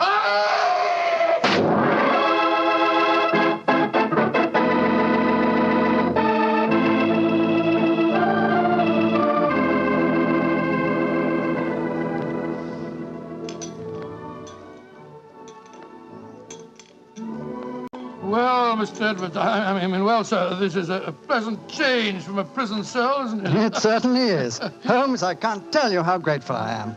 I still don't quite understand how you did it. Watson, in rather a roundabout way, was responsible for giving me the clue. Oh, how was that, Holmes? Well, on more than one occasion, old chap, I've had cause to deplore your rather florid style of writing. Tonight, I was very thankful for it. When I began to speak of the capabilities of my mind, suddenly I remembered a phrase of yours in which you referred to its whip-like rapidity and accuracy. That, of course, made me think of Alfieri, the animal trainer. Exactly how did he kill the poor girl? Well, sir, he stood outside the window, far enough away to leave no incriminating footprints. Called to Giselle, probably persuaded her to lean out, then snapped the whip around her neck, pulling it tight and strangling her. And then I suppose he cut the cord and let the body fall back into the room. Precisely, old fellow. We found a whipstock among his tackle, a whipstock from which the lash had been cut. The stub of lash left matched the cord around the dead girl's throat. Amazing business. And I don't mind telling you, fellas, I'm very thankful to be through with it. Yes, so am I, sir. In fact, I wouldn't be at all surprised if this whole incident cures me of my love of circuses. Oh, I didn't know you had a predilection in that direction, Watson. Oh, yes, sir. Yes, if you don't mind my saying so. When he was 8 years old, he fell in love with a lady bareback rider. Didn't you, Watson? Indeed. What happened? Well, sir, I don't remember her name, but she wore pink silk tights with golden sequins on them. And I wrote her a rather hot-headed letter. Unfortunately, my mother...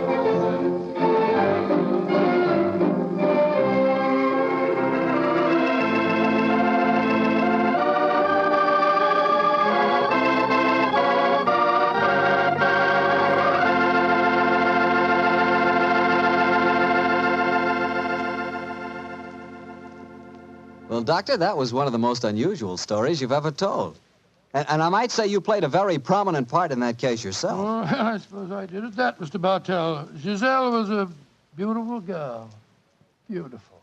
Boy, I sure love that nickname she gave you. Wheelie. Yes, I thought it was rather nice myself. Well, that is, I mean, Don't get embarrassed over a nickname, Doctor. You should hear the nickname I had. Well, when I went to school, all the girls called me Bottles. Bottles? Oh, I see, from Bartell. Bartell? Oh, Some nickname, like a prophecy. what do you mean? Well, they called me Bottles, and now that's what I like to talk about most. Bottles. Bottles of Petri wine. Oh, I should have known. And I'd like to talk about Petri wine because, as far as I'm concerned, it's the swellest wine that ever poured from a bottle. That's because the Petri family really knows how to make good wine. Well, they ought to. They've been making good wine ever since they started the Petri business way back in the 1800s. And since the Petri family has always personally owned and operated their business, they've been able to keep that fine art of winemaking right in the family, handing it on down from father to son, from generation to generation. So it's no wonder, whenever you want a good wine, you want a Petri wine. Because Petri took time to bring you good wine. Well, Dr. Watson, what new Sherlock Holmes story are you going to tell us about next Well, week? now, next week, Mr. Bartell, I'm going to tell you of a strange adventure that Holmes and I had in the swampy fenlands of Norfolk. It concerns a gypsy encampment, a child that vanished, and a horrible death in the murky depths of a fearsome quagmire.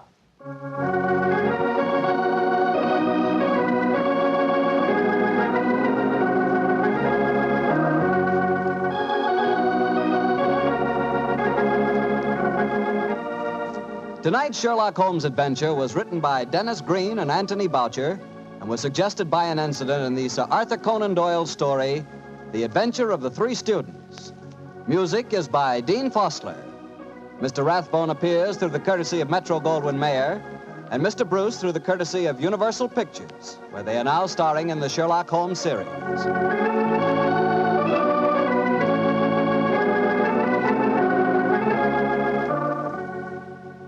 The Petri Wine Company of San Francisco, California, invites you to tune in again next week, same time, same station.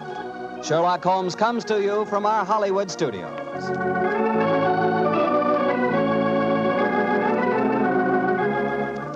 This is Harry Bartell saying goodnight for the Petri family. For a solid hour of exciting mystery dramas, listen every Monday on most of these same stations at 8 o'clock to Michael Shayne, followed immediately by Sherlock Holmes. This is the Mutual Broadcasting System.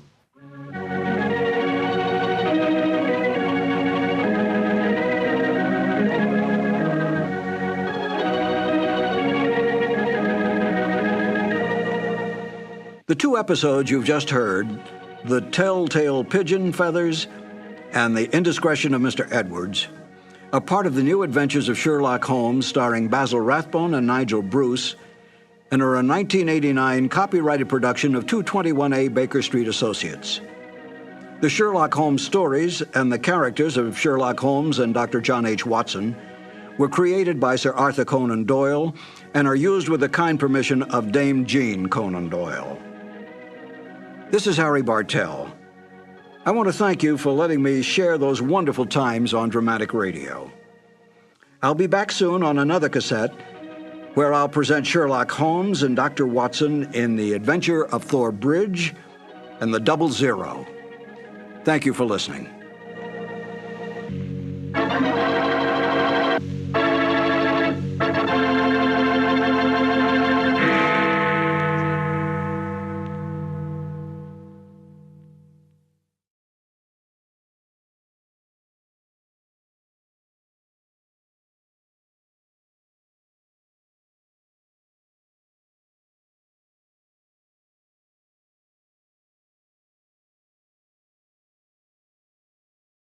Petri Wine brings you Basil Rathbone and Nigel Bruce in the New Adventures of Sherlock Holmes.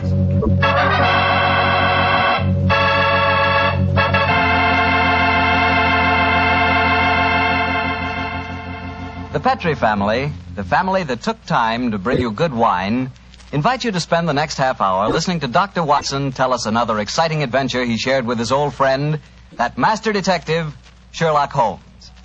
And I'd like to tell you about something you ought to share with your family before dinner. And that's Petri California Sherry. Because Petri Sherry can make that time before dinner a high spot in your day.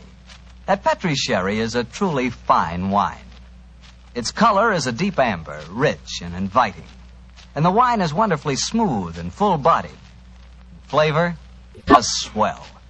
Honestly, I mean it when I say the best beginning a good meal ever had is a glass of Petri Sherry. Oh, and look, if some of your family like their sherry dry, you know, not sweet, they'll really like Petri Pale Dry Sherry.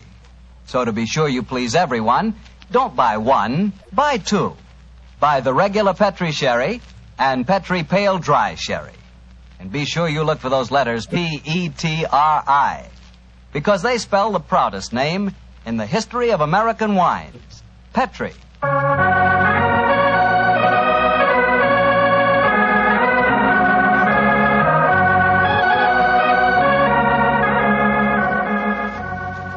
And now I know our good friend Dr. Watson's expecting us. Let's go in and join him. Come in. Good evening, Doctor. Good evening, Mr. Bartell. Say, how are you feeling, Doctor? All over that attack of flu you had? I'm feeling very much better, thank you, my boy. I'm still a little weak. We old fossils take much longer to get over that sort of thing than you young fellows. Well, you take good care of yourself, Doctor. You've got a lot of friends, you know. Oh, I'm very glad to hear that. Thank you, Mr. Bartell. And now settle yourself down, and I'll get on with tonight's new Sherlock Holmes adventure. Where did it take place? You may not be familiar with the names of Jersey, Guernsey, Alderney, and Sark, but those are the 4 principal islands that make up the group known as the Channel Islands. Oh, yes, Doctor, I have heard of them. Somewhere in the English Channel, aren't they? Between the southern coast of England and the northern coast of France? That's quite right, my boy, though I very much doubt if you ever heard of the tiny island on which this story happened. It was the island of Garth, a minute but self-contained spot with a population of just under 1,000 inhabitants, subsisting, and from what I saw of the island in those days, subsisting very well on its dairy products. Was it under the rule of the British government, Doctor? No, Mr. Bartell, not exactly. You see, the island belonged to a family by the name of Horn. The head of the family, who was known as the Seigneur of Garth, was an independent ruler owing nominal allegiance to the King of England. That allegiance was expressed by one of those traditional ceremonies in which the Seigneur annually presented 1 pound of freshly churned butter to a representative of the British Crown. Times haven't changed much, have they, Doctor? Pound of butter is still worth a king's ransom. But tell me, what were you and the great Sherlock Holmes doing on the island of Garth? Well, I just coming to that, my boy, if you'll give me a minute. It was in the summer of 1896 when, to my utter amazement, Holmes informed me that we were going to the island of Garth as the official representatives of the British Crown to accept the annual presentation of butter. At the time, I must confess, I couldn't see why Holmes wanted to accept such a ridiculous mission. It was only as we approached the island in a small fishing boat that he told me a great deal more was at stake than a pound of butter. Unfortunately, Mr. Bartell, I'm not much of a sailor, and as the wind was blowing hard and the sea racing, I'm afraid I wasn't a very intelligent companion.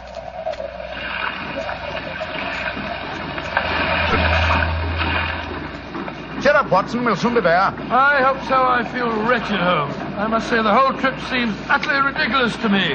Plunging and bobbing about in a little boat in a raging torrent just because somebody wants to give somebody else a pound of butter. Dear old Watson, you don't really think our mission is so innocuous, do you? Then why are we going to the island of Garth? We're going to the island of Garth at the express wish of its present ruler, Martha Horn. Martha Horn? I never heard of her. She's an extremely spirited old lady, and the only woman who dared tell a certain resident of Windsor Castle that she looked devilishly dowdy for an empress. Great Scott, you mean that I mean, Watson, that Martha Horn's behests are not lightly disregarded. Obviously, she wishes to see me urgently.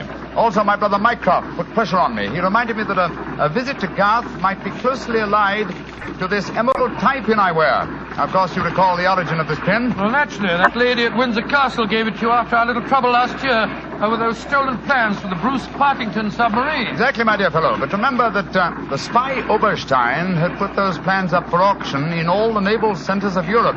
Some hint of their nature must have leaked out. It's even possible that other powers may be able by now to duplicate the pride of our submarine fleet. And whoever controls the channel, Watson, controls England. Well, they're dropping anchor, and yet we're still a quarter of a mile out from the island. Why do you think they're doing that? Here comes the skipper. He'll tell us. Here is as close to the island as we may approach, monsieur. We have already sent signals.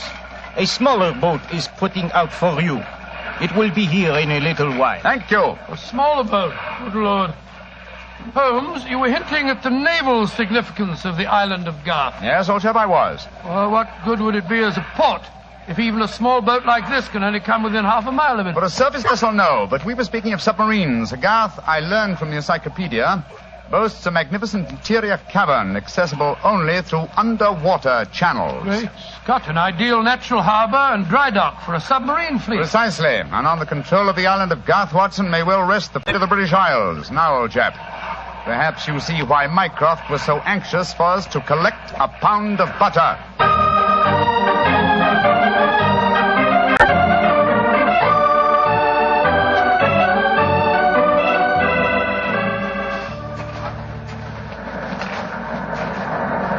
Holmes, doesn't it seem wonderful to be on land again? First the fishing smack, and then that wretched little rowing boat. Then the bucket swinging us up the face of the cliff. Now at last I can stretch my legs. Steady, old chap, steady, steady. Let me give you a hand. You'll soon get your land legs back again. Thank you. I'm a bit shaky, I must confess. Hello? Who's that couple walking towards us? Our welcoming committee, no doubt. How do you do? Mr. Sherlock Holmes and Dr. Watson. Permit me to present myself. I am Dr. Hugo Oberwald. How do you do, sir? How do you do, Doctor? And this is Mrs. Reeves, the housekeeper at Horton Castle, where you will be staying. How do you do? How do you do, Mrs. Reeves? Welcome to the island of Garth, gentlemen. We were deputed to come and greet you and take you back to the castle. We can walk there across the cliff tops. It isn't very far. Ah, splendid.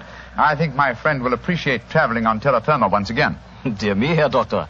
You are not a good sailor, perhaps? No, perhaps about it, sir. I had a miserable crossing. I am sorry to hear it. I trust your short stay at the castle will be some recompense for the journey. The formal presentation of the butter will take place tonight. There will be no reason why you gentlemen cannot return to the mainland tomorrow. Oh, thank you, Mrs. Reeves, but it's more than likely that we shall stay on for a few days. Oh, it will be quite unnecessary. I'm afraid that is a matter for Mrs. Horn and ourselves to decide.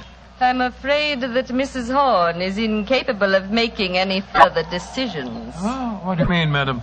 Obviously, you have not heard, but the news is slow in reaching the mainland. Mrs. Horn died yesterday. Died? Good Lord, a natural death, I suppose. But, of course, I attended her myself. A simple case of heart failure. the poor lady died in her sleep. Shall we begin our walk to the castle? By Jove, Holmes, this changes things. You suppose it was a natural death? I suppose nothing, old fellow. But in almost 20 years of practice, I can recall precisely 3 clients, actual or potential, who died natural deaths. Come on, let's follow them.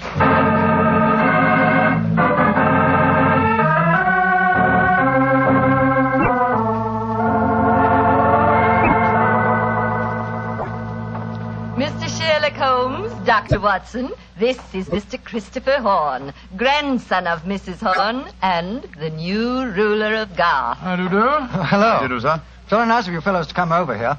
Too bad you had to arrive just as the poor old gal kicked the bucket, though.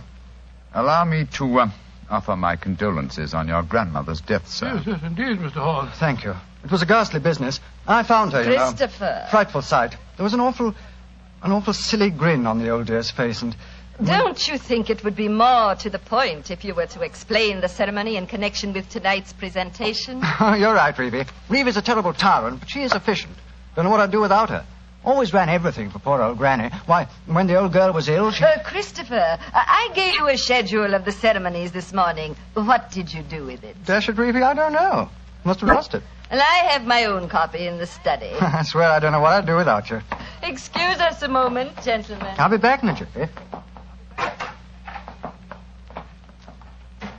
Holmes, what in thunder's going on here? That boy's completely under the thumb of Mrs. Reeves.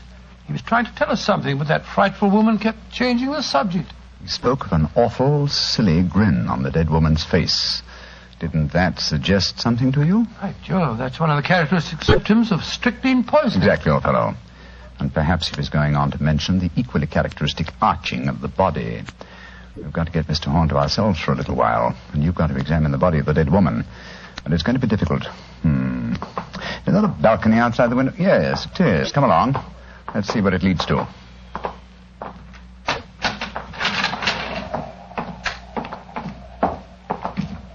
The balcony seems to lead right round this particular wing of the castle. Must have served as a lookout in the olden days.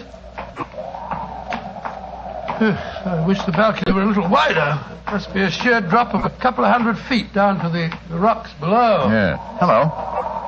These must be the windows of the room adjoining the one we just came out of. Let's go a little closer, shall we? We may be able to find out something. Can you see anything? Yes. They're in there. Mrs. Reeves and the boy. She's leaving the room. Now's our opportunity. I'll tap on the window.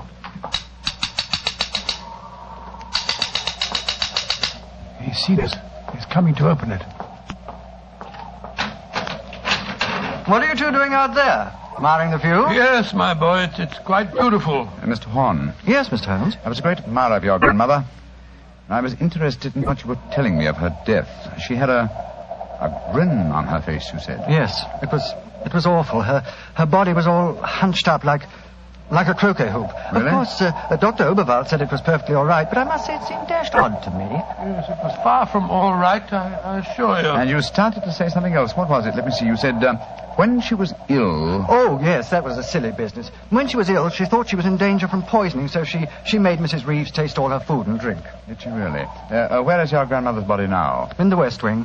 The funeral's to be tomorrow morning. I see. Where did Mrs. Reeves go? I'm here on the balcony behind you, gentlemen, listening to your conversation with the greatest interest. Christopher, let me warn you. These men are the emissaries of the British government. They would stop at nothing to take the island over. These men are trying to influence you against me, against Reevy, who has looked after you ever since you were born, and who tries to protect you now that your grandmother has gone and you are alone. Yes, I know, Reevy, but after all... That is your pride as the head of the Horn family, the Seigneur of Garth. The Garth that I'm trying to save for you. This man is completely unscrupulous. He was about to accuse me of murder. Weren't you, Mr. Sherlock Holmes? The thought had occurred to me, Mrs. Reeves. Of course it had, because you wished to poison Christopher's mind against me. Well, Mr. Holmes, we have no police on the island of Garth. Our only law is the word of the Seigneur, and Christopher now holds that title. Seigneur, what do you say? Will you allow an Englishman to blind you by accusing me of being a murderess? Mr. Holmes, Dr. Watson, I shall meet you at the ceremony tonight. Beyond that, I don't care to speak to you again. Good day.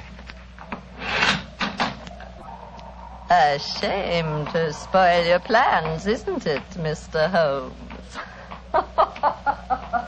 Well, upon my soul. Magnificent, Watson. Magnificent. A murderess who seeks to defeat me by accusing herself. Superb. It's a new game, my dear fellow, and one that must be played to a finish.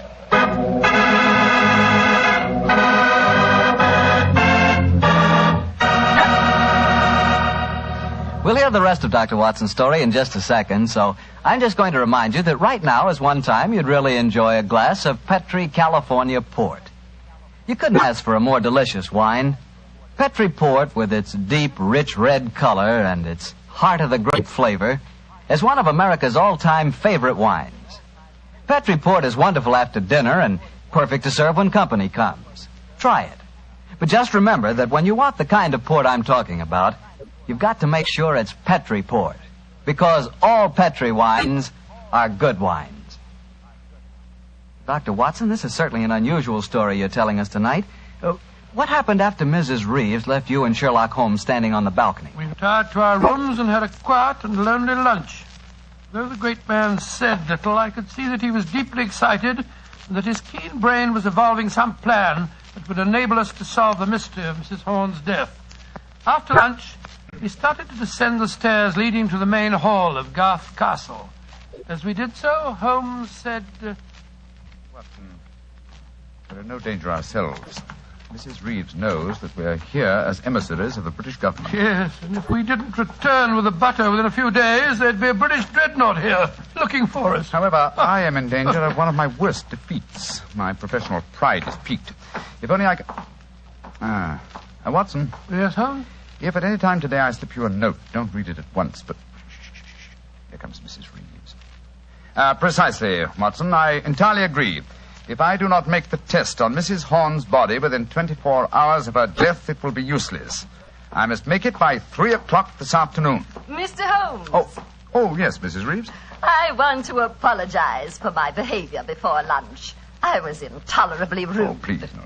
Whatever my quarrels may be with British politics, I at least owe to both of you the duties of hospitality. That's very gracious of you, Mrs. Reeves.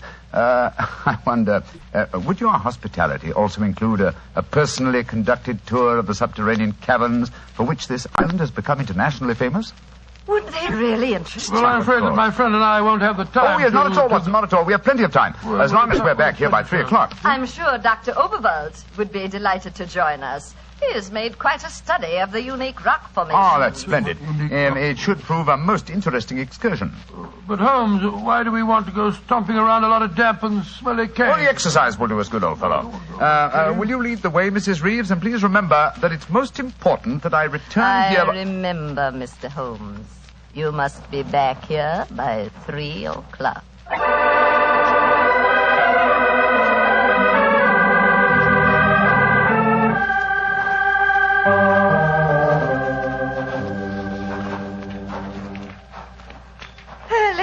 together, Mr. Holmes, and we shall reach the giant cavern. Ah, most interesting. Watson and Dr. Oberwald seem to have lagged behind us somewhat. They will be here in a moment.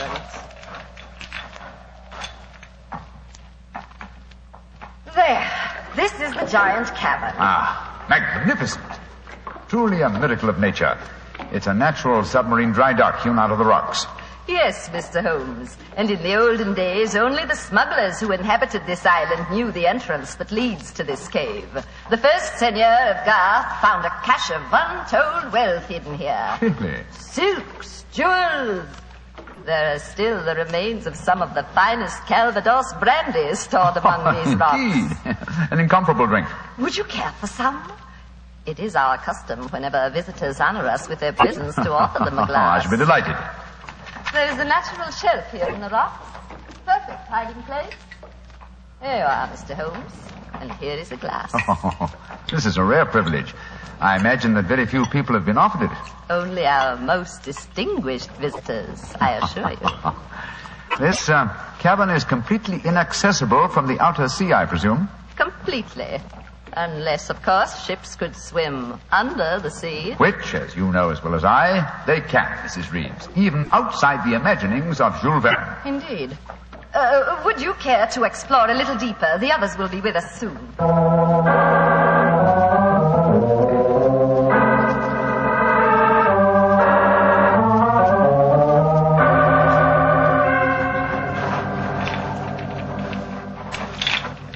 Dr. Oberwald, the others seem to be some way ahead of us. Yes, they do, don't they, Doctor? Holmes? Holmes, where are you? Dear me, I'm afraid we cannot follow them. Huh? What do you mean? The next cavern is already cut off by the rising tide. Great Scott, you mean that they're cut off? I am afraid so. But do not worry here, Doctor. In a few hours, the tide will recede. They are in no danger. Just, shall I say, temporarily marooned.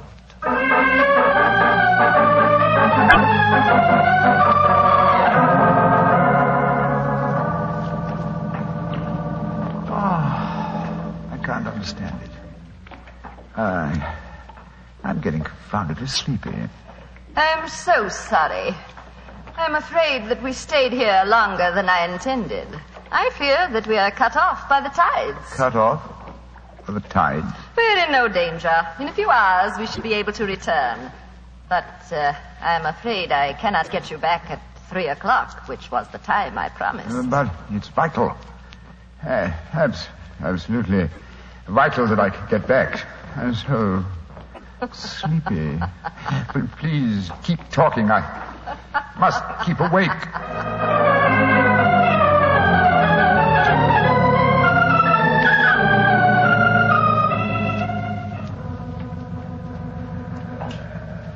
Dr. Oberwald, I must get to Sherlock Holmes at once. I am sorry, Herr Doctor, but we are not able to control the forces of nature.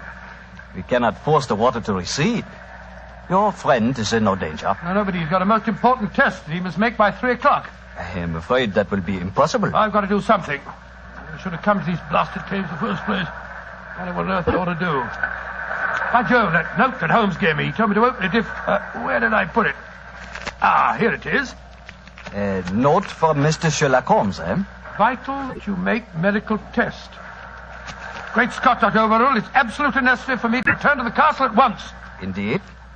A note from Mr. Sherlock Holmes, and now it is most important that you return to the castle. No, my fine English friend. I am afraid I cannot allow you to. Oh, I don't know how you propose to stop me, sir. You see this revolver? And do you see this stick? I warn you, Herr Doctor. Oh, no, you don't. I'm sorry you can't hear me, Dr. Oberwald, but when Sherlock Holmes gives me orders, I carry them out.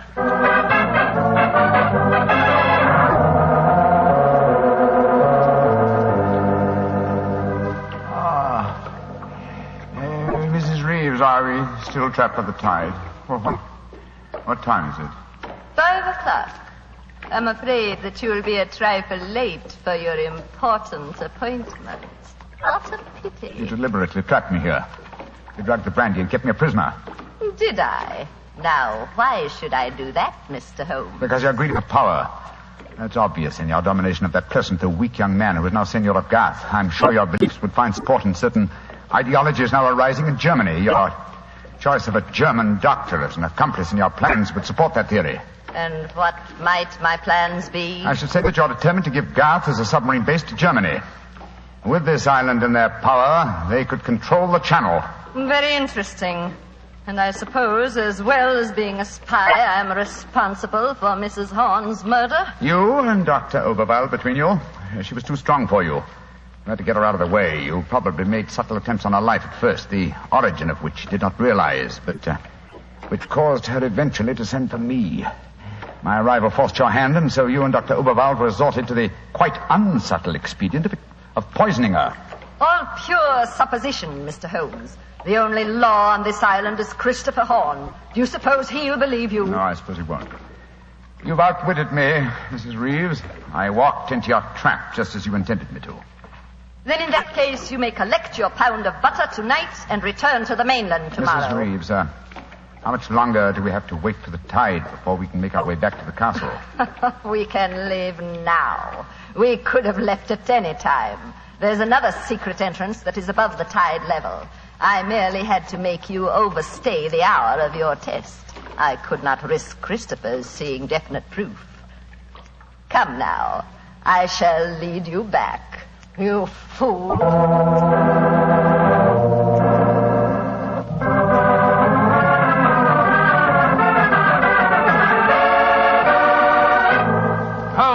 Holmes, where have you been all this time? Mind that, Watson. Did you open the note? Yes.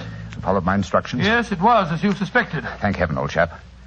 Then now we can hoist her with our own petard. Here she comes. I'm glad to see, gentlemen, that you have assembled here in the seigneur's room. The ceremony of presenting the butter traditionally takes place here. As soon as Christopher arrives, we will explain our customs in this matter. Dr. Watson, I trust that Herr Oberwald proved an interesting companion on your excursion this afternoon. Yes, indeed, most interesting. We had a discussion of the relative merits of the walking stick versus the revolver. I think I was able to make my argument fairly convincing. Where is Dr. Oberwald now? I imagine he's lying down. He had all the symptoms of impending headache when I saw him last. Why are you smiling, Mr. Holmes? What's been going on? I'm afraid, Mrs. Reeves, that your plans have misfired rather badly. As soon as Mr. Horn arrives, I expect you will be under arrest for murder and high treason. Christopher would never believe you. Wouldn't I? Mrs. Reeves, you poisoned my grandmother. Christopher, what lies have these men been telling you? You're the one that's been telling me lies. I believed you when you said you'd been tasting the old lady's food. But when Dr. Watson showed me the results of his test this afternoon, it was as clear as daylight. But the tests could prove nothing after 24 hours had passed. You said so yourself, Mr. Holmes. A deliberate lie, Mrs. Reeves. I'm afraid that I invented that mythical 24-hour test. I knew that as soon as I mentioned it, you would attempt to prevent my carrying it out. So I was delighted when you fell into my trap. You thought that you were shanghaiing me, whereas in reality I was shanghaiing you. My job is to prove your guilt to the Seigneur. With your dominant presence away from the household, it was easy for Dr. Watson to make his test. You devil. You knew all the time. Oh, of course I did. But I had to deceive you. I'm glad my performance was sufficiently convincing. By the way, Mrs. Reeves, the drugged brandy was dreadfully clumsy. You didn't drink it home? Why, of course I didn't. But it was very unflattering to me that Mrs. Reeves thought I might. Mrs. Reeves, you realize what this means, don't you? I'm going to ask these gentlemen to take you and Dr. Oberwald back to the mainland with them tomorrow. And stand trial in a British court? Never. I was born on the island of Garth. I have lived here all my life, and I shall die here. What are you up to? Stop her! She's going out on the balcony.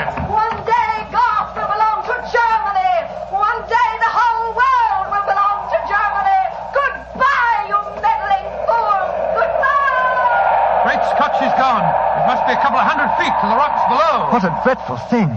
I still can't believe she was a murderess and a traitor. Now, it's shocking. A shabby finish to a shabby business. Mr. Horn, I suggest that we make sure Dr. Oberwald does not escape justice, and that we then perform the ritual presentation of the butter. Yes, Mr. Holmes. The island of Garth will still pay tribute to England, and I think it always will.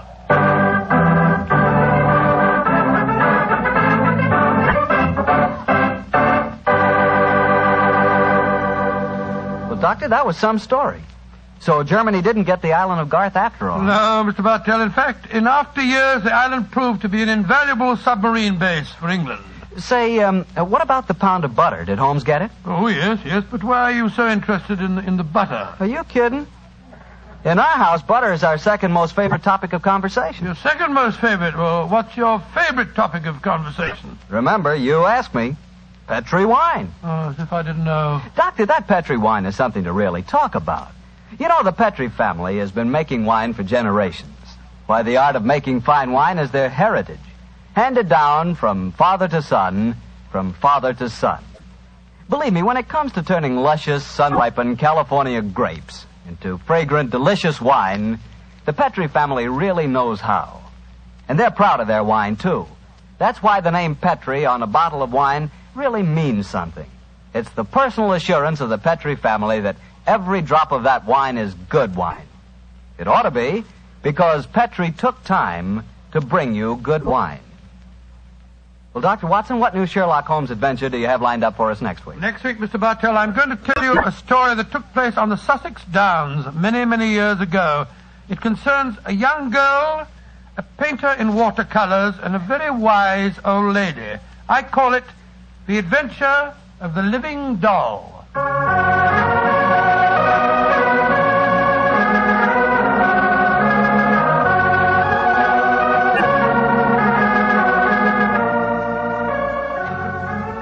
Tonight's Sherlock Holmes adventure was written by Dennis Green and Anthony Boucher and was suggested by an incident in the Sir Arthur Conan Doyle story, The Adventure of the Bruce Poddington Plans. Music is by Dean Fosler. Mr. Rathbone appears through the courtesy of Metro-Goldwyn-Mayer, and Mr. Bruce through the courtesy of Universal Pictures, where they are now starring in the Sherlock Holmes series.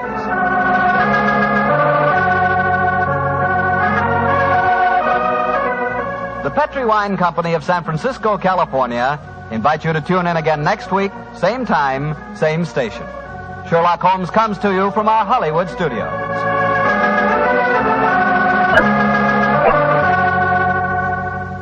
This is Harry Bartell saying goodnight for the Petri family. For a solid hour of exciting mystery dramas, listen every Monday on most of these same stations at 8 o'clock to Michael Shayne, followed immediately by Sherlock Holmes. This is the Mutual Broadcast. Sherlock Holmes considered himself as the only unofficial consulting detective, and rightly so. In point of fact, Holmes worked outside the law. If he'd been a policeman working for Scotland Yard, he would certainly not have had the freedom that allowed him to use his unorthodox methods. This both pleased the police and frustrated them. Pleased them because he almost invariably let such men as Inspector Lestrade and Inspector Gregson take the public recognition for a case that he had solved. Frustrated them because he could literally work on a case using his own specialized abilities while they had to stay within prescribed limits. Yet Holmes did respect the law, for he was in fact an amateur and felt it best to have a healthy relationship with the professional police.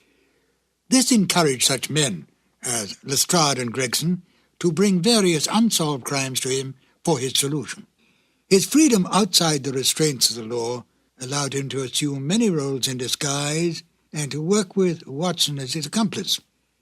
Excellent examples of this kind of work can be found in such original stories as A Scandal in Bohemia, The Man with the Twisted Lip, and The Illustrious Client, to name but a few. He often broke open safes to get information, set fires to force some action out of an individual, such as Irene Adler, or broke into homes in order to gain access to information that would lead to the solving of the crime. Any admonitions by the police were soon dropped when Holmes produced the criminal or solved the crime. Most of this work was done by Holmes and Watson in London or various other parts of England. In The Waltz of Death, Holmes and Watson find themselves in Vienna on a case.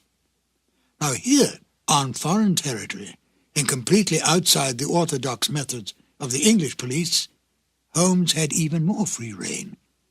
He still used his brilliant sense of deductive logic, but now he did not have to worry about reprimands from Scotland Yard. And besides, there was new excitement for Holmes when he could deal with murder from other than the English criminal. Join me now as we present Sherlock Holmes and Dr. Watson in the waltz of death. Petri Wine brings you Basil Rathbone and Nigel Bruce in the new adventures of Sherlock Holmes.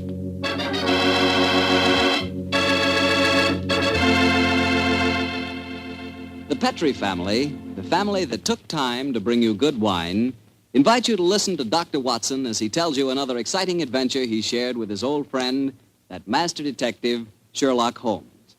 And as for me, well, I'm going to tell you about a swell idea. The idea of serving Petri California sherry before dinner.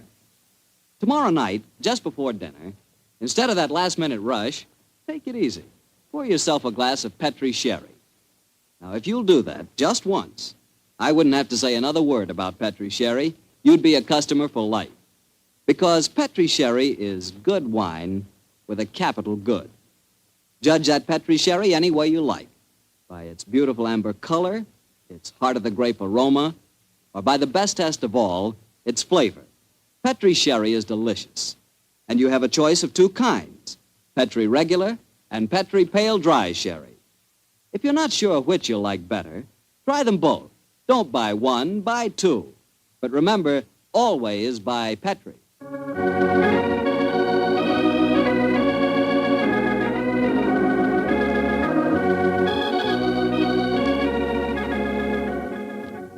And now I'm sure our good friend Dr. Watson's expecting us. Let's go in and join.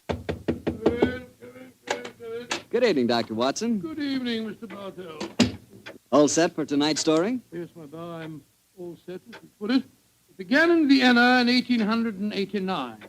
The old Vienna of bright lights, lovely ladies, and lilting music. What were you and the great Sherlock Holmes doing there, Doctor? Mr. Bartell, what were we doing there? Yes, sir. Were you just taking a trip? Oh, in those early days of our association, we didn't have either the time or the money for trips. No, we were in Vienna at the express command of the Emperor Franz Joseph. It was in October, I remember, that we arrived in the city, and for several days we were forced to cool our heels awaiting the imperial pleasure. On one of those idle evenings, that the good services of our friend, the Chief of Police, Count Frano, secured us an invitation to a resplendent ball that was being held at the palace of Princess Stephanie von Kram. It was an incredibly colorful spectacle, Mr. Bartell. A string orchestra high in the gallery of the palace ballroom played a haunting Strauss waltz, while on the floor below, the cream of Viennese aristocracy swayed and glided gaily to the lilting music. I can remember the picture so well, Mr. Bartell, as Holmes and I stood there talking to the Chief of Police, Count Frano.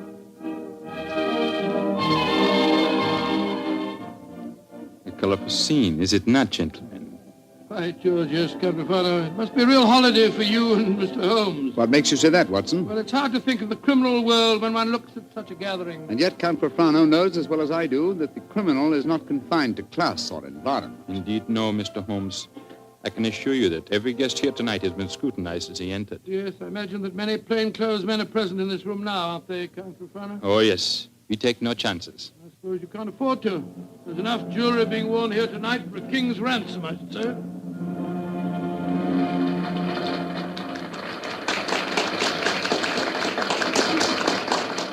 The waltz is finished. Now I can present you to our hostess, Princess von Kram.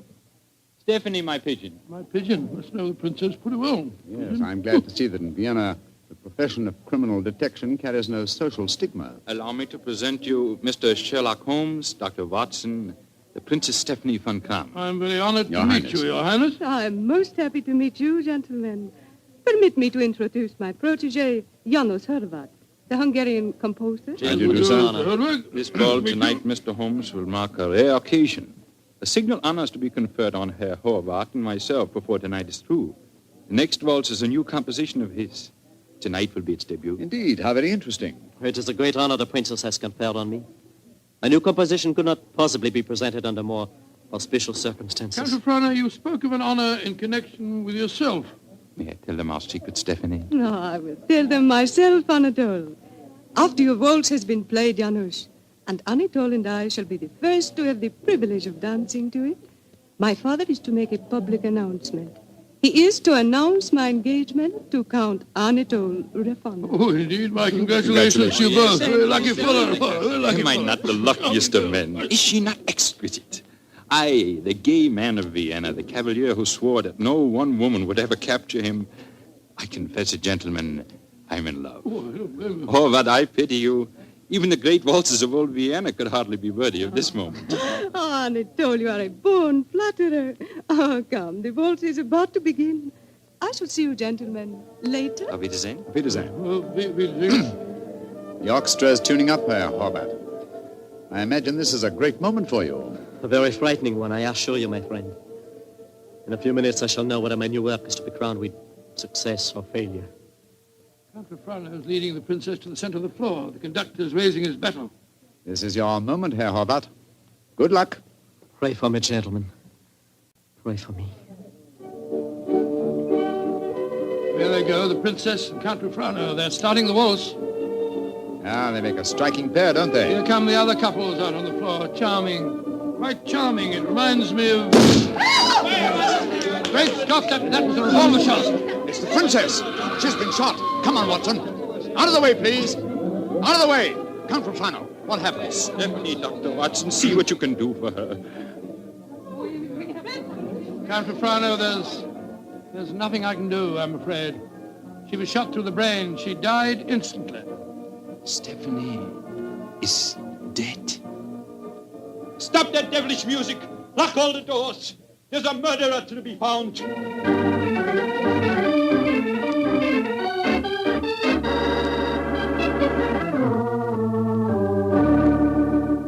Count Frano, have you found any clues? One of my men found a revolver. It had been thrust into the earth of a potted palm. May I see it, please? Of course, here.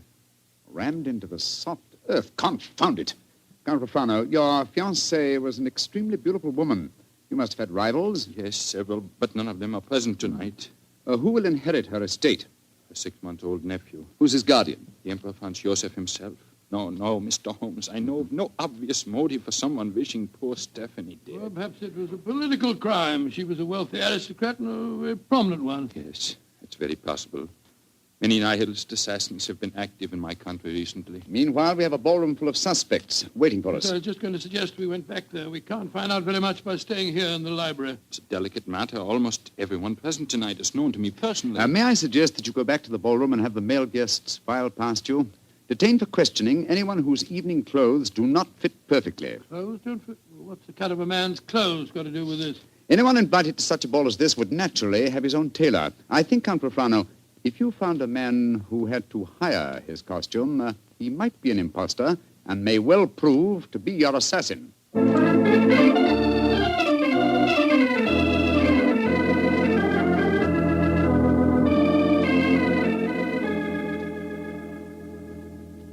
Mr. Holmes, your plan has not been effective so far. We find one Englishman who is unusually badly dressed, and what do we discover? He's an English milord whose luggage was lost on the train. Yes, and the second suspect proved to be a perfectly respectable Viennese doctor whose nasty little child had taken a last-minute snip at his tailcoat with a pair of scissors. And the third was poor Horvath, the composer, who cannot yet afford a good dress suit, eh? Well, Count Frano, why not have the next suspect shown in? Yes, of course. Schober, bring in the next man. Ja, Herr Count. Kommen Sie herein, bitte. Bitte, what a frightful-looking fellow. Your name, please. My name is Gruning. What do you wish with me? Gruning? Your name was not on the list of invitations. One moment, please. Let me see your right hand, Herr Gruning. You have no right to touch me. Where did you get these fresh earth stains? Your right thumb is pitted and the nail is full of dirt. What does that poor policeman... Not a short while ago, you tried to hide your revolver by ramming it into an earth-filled flower pot. Give me that revolver, please, Count Frano. It will be easy to compare the samples of earth. It will not be necessary. You admit that you murdered the princess tonight, then? Certainly, I admit it. Why did you kill her? She was an aristocrat. She was an oppressor of the poor. I'm glad I killed her. One day, I and my party will kill all of you filthy aristocrats. Count Frano, put down that revolver. Shoot him like the dark he is. No, Count Frano, even you can't take the law into your own hands. Why do you not shoot me? I'm not afraid to die. Have him taken away, Schober. Nehmt den Hund ins Gefängnis. Thank you for stopping my hand just now, Doctor. But when he spoke of Stephanie that way, I could have killed him just as he killed her.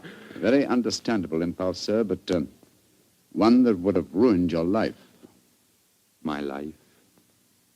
Now that she is dead? my life is empty. What right do love and beauty have to exist in a world that no longer holds Stephanie? She was all light and life, loveliness. And now... But I am hardly displaying my Viennese blood, am I? The murder is caught, thanks to you, Mr. Holmes, and my life, such as it is, must go on. Somehow. That's how the story began, Mr. Bartell. Began? It sounds like the end of a story to me, Doctor. Far from it, my boy. The next day, Holmes and I had our interview with His Imperial Majesty and learned the nature of the services expected of us, services that required our leaving the city. And that's why, my boy, we were gone from Vienna for some weeks. We didn't know that during our absence, Herr Howarth's waltz, which had had such a tragic debut, was beginning to make a sort of morbid history. Yes, Herr Baron, the Horvath waltz. We have had many requests for it. Gladly, we will play it, Herr Baron.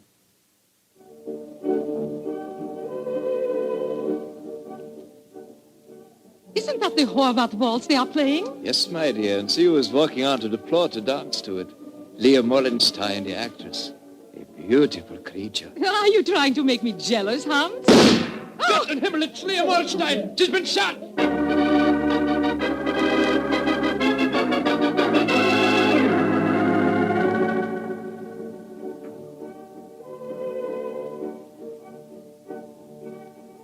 A new ballet, and to the music of the Horvath waltz. Magnificent.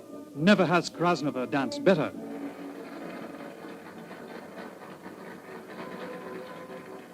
Have you ever seen such exquisite pirouettes?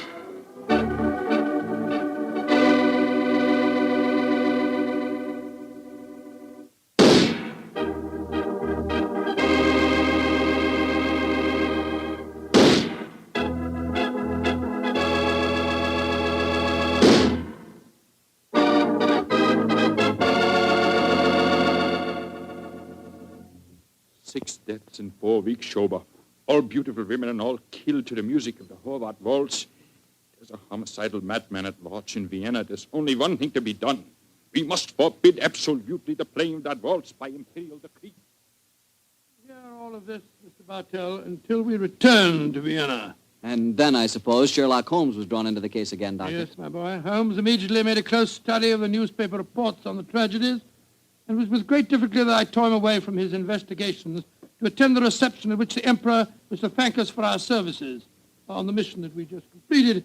As we arrived at the Imperial Palace, almost the first person we ran into was the Hungarian composer, Janos Kovacs. Dr. Watson, you have heard of the tragedies connected with my waltz? Yes, we have indeed, sir, we have I was making a close study of the newspaper reports on them just before I came here. You must do something, Mr. Holmes. People will hardly listen to other music. They want my waltz. But that is forbidden. I'm losing a reputation and a fortune while that waltz remains unplayed. Or perhaps, Herr Horvath, you are laying an excellent foundation for a later reputation and fortune. What do you mean? All this publicity, however distasteful to you at the moment, must in the long run prove invaluable. Ah, there you are, my dear Count Rufano. Mr. Holmes, Dr. Watson, I'm glad to see you back in Vienna. You've heard of the murders? Yes, Count, we were just discussing them. I need your help again, my good friend. For over a month now, the murder has been at large, and I cannot seem to get on the trail. But I'm Gruning, the first killer. What have you done with him? Released him. What? Released him? Great Scott, why? At the hearing, it was obvious the man was an egomaniac. He boasted of the murder of Stephanie, apparently out of pure vanity. The liberal newspaper editors made quite an issue of the case. They brought pressure to bear, and we had to let him go. Confound it. I wish I hadn't left Vienna. Well, if the fellow's at large again, Count Rufano, it's pretty obvious that he's the murderer of the other women, too. On the contrary, Doctor, he was in prison until yesterday. The last of the murders was committed 3 days ago. Oh, here comes His Imperial Highness Franz Joseph. Good evening, gentlemen. Your Highness, good evening. Your Highness. Well, I see we have very distinguished company tonight. Not only the masterful Sherlock Holmes and his colleague, Dr. Watson, our English friends that we are honoring, but I see that we have a distinguished representative from our Hungarian Empire, Janos Horvath. A worthy successor, I'm told, is a breed of composers for whom Vienna is famous. Your Imperial Highness is most kind. The pipe organ in here is in excellent condition, I am told. Will you not play us one of your compositions, Herr Horvath? I shall be most honored, Your Highness. Sit down, gentlemen, sit down. Thank you. What shall I play, Your Imperial Highness? Anything you wish, young man. Anything you wish. Thank you, Your Highness. With your permission, I choose to play... Great heavens! He's playing the death waltz. On your guard, Watson. Even in the Imperial Palace itself, this twirling tune may invoke murder.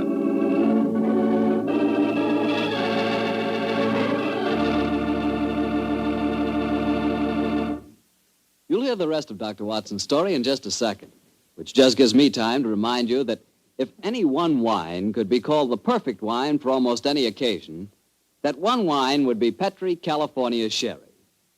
Petri Sherry is not only a fine before-dinner wine, but it's wonderful after dinner, too. And, of course, when you're entertaining or when guests drop in, whether in the afternoon or evening, there's nothing better than a glass of Petri Sherry. And it's comforting to know that you can serve Petri Sherry proudly, because the name Petri is the proudest name in the history of American wines. Dr. Watson, you certainly left me hanging on a cliff that time. You broke off your story just as the Hungarian composer started to play his ill-fated waltz to the Emperor Franz Joseph. What happened? At the time, my boy, fortunately, nothing happened. Herr Horvath completed his composition without apparent incident, and shortly afterwards we attended a banquet that was given in our honor, a banquet that concluded with a rather curious ceremony at which the Emperor presented Sherlock Holmes with a medal to commemorate his services. I never anything was. Never mind about that. Finally, it was shortly after 10 o'clock, I remember, Holmes and I, together with Count Refrano, left the royal chambers and started to descend the spiral staircase leading to the main hall.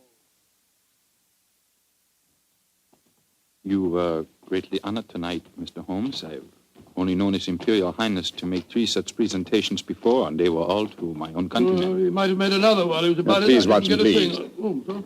The Emperor was most kind. I can't help feeling that he over-evaluated my You're services. being unusually modest, Holmes. Perhaps because I feel that my visit here is incomplete until I've solved the death waltz murders. I hope you'll be able to stay in Vienna long enough to do that. I confess I am at my wit's end. I've been giving the matter a great deal of thought, Count Refrano. I have a plan for trapping the killer.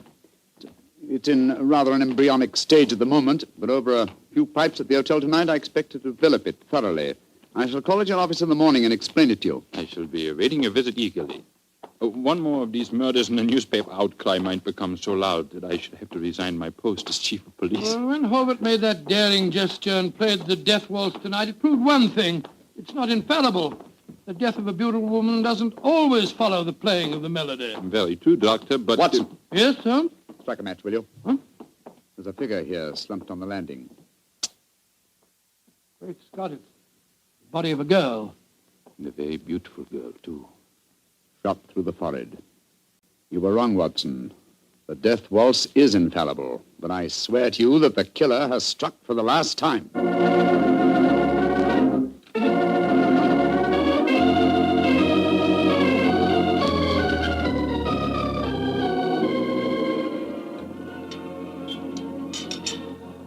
Ah, there you are, my dear Count Refrano. Yes, I followed the instructions you gave me this morning, Mr. Holmes. Schenbaum's is at the moment the smartest restaurant in Vienna. I've reserved the best table for you, and I've invited the guests that you named. A strangely assorted couple, I must say. Janos Horvath, the composer, and that grinning fellow, the one that admitted shooting your fiancée, Count Refrano. It's as much as I could do to keep my hands off him when he arrived here, Doctor. But Mr. Holmes insisted that I ask him. Just the same, I wish he would tell me his plan. I'm completely in the dark. Completely in the dark. I can sympathize with you, Count Refrano. Holmes never tells me a thing either. Let's join our guest, shall we? In a very few minutes, I'm sure that my plan will be perfectly apparent. Good evening, Herr Horvath. Oh, good evening, Mr. Holmes. Dr. Watson. How do you do, Herr Horvath? And how are you tonight, Herr Gröning? Angry at having to come here against my will. My party does not approve of these aristocratic, padded pigsties. But Count Refrano informed me that if I did not come here tonight, I could expect to find myself back in prison How could I resist such a persuasive invitation? Ah, here comes the third guest for our table. I met her at the hotel a few hours ago. Miss Banks, I'm so glad that you were able to come. Hello, Mr. Holmes. I didn't know this was going to be a party, but I couldn't be happier. Allow me to present you, Count Frano, Dr. Watson, Herr Horvath, Herr Gruning, Miss Barbara Banks from the United States of America. How do you do? Holmes, I wish I knew what you're up to. And how can a young American girl afford to come to Vienna, may I ask? Of course you can ask. My father made a lot of money, and he wanted me to have the advantages he never had. Your father made money because he ground the faces of the poor. Oh, my father never ground a poor face in his life. He was a capitalist. I spit on him. Oh, that's rather unfriendly. And also, geographically speaking, something of a problem. You see, he's living in Wyoming. You make fun of me? Only because you made fun of me. Mr. Holmes, I did as you asked me. I'm very grateful, Miss Banks. The orchestra leader didn't want to play it. He seemed scared. But I waved a lot of money in front of him, and I promised to pay the fine as well. Splendid. Great Scott, I see it all now. So do I. You persuaded Miss Banks to bribe the orchestra leader to play. My waltz. My forbidden waltz? Yes, Herr Horvath. I felt that if the request came from a young American, it might seem quite reasonable. Particularly if the requests were accompanied by American dollars ground out of the faces of the poor. You are being unpleasant to me, aren't you? They're playing at your waltz, Herr Horvath. The death waltz. Mr. Holmes, this is against the law. The Horvath waltz is forbidden by imperial decree. True, nonetheless, my dear Count, I implore you not to arrest the orchestra leader until after the waltz is completed. In which case, since I requested it and it's still playing, I'd like a partner. Will you dance with me, Count Rufrano? I'm sorry, Miss Banks, but to this melody I shall never dance again. Oh. Well, how about you, Dr. Watson? Oh, I like you very much, my dear, but I'm afraid I'm not as light on my feet as I used to be. In any case, I was never much of a hand at the waltz. The polka's more in my line. Dear me, I'm getting an inferiority complex. Oh, please do not, Miss Banks. You'll observe that the general public seems singularly unwilling to dance, too. Not one couple has ventured onto the floor. How can you blame them? The waltz with Horvath may mean death. How can you blame them? I'm not afraid. After all, Herr Horvath, it's your own music. I'll dance with you. You're most kind, Miss Banks, and courageous. But to be a partner of the only woman on the floor would mean ruin, an admission of failure. My third refusal. I'm a wallflower. No, my dear Miss Banks, the aristocrats, they're afraid. But I, plain, simple Gröning, I will dance with you, Miss Millions. Oh, bless you, Herr Gröning. And I assure you my father does not grind the faces of the poor. He does grind the faces of the poor, this I know. Stop her, it's suicide. I think not, Herr Horvath. I think so. And I'll not stay here to watch it. Where the devil's he off to? Do not worry, Doctor. I shall keep an eye on him. Yes, and we'll keep an eye on both of them. Come on, Watson. Horvath is leaving the room. Whereas Count Frano has deserted his trail and has slipped behind one of those pillars. Good Lord, he's drawing a revolver. Exactly, Watson. He's our man. Put down that revolver, Count Frano. Put it down, I say! He's turning it on himself. Count Rufrano!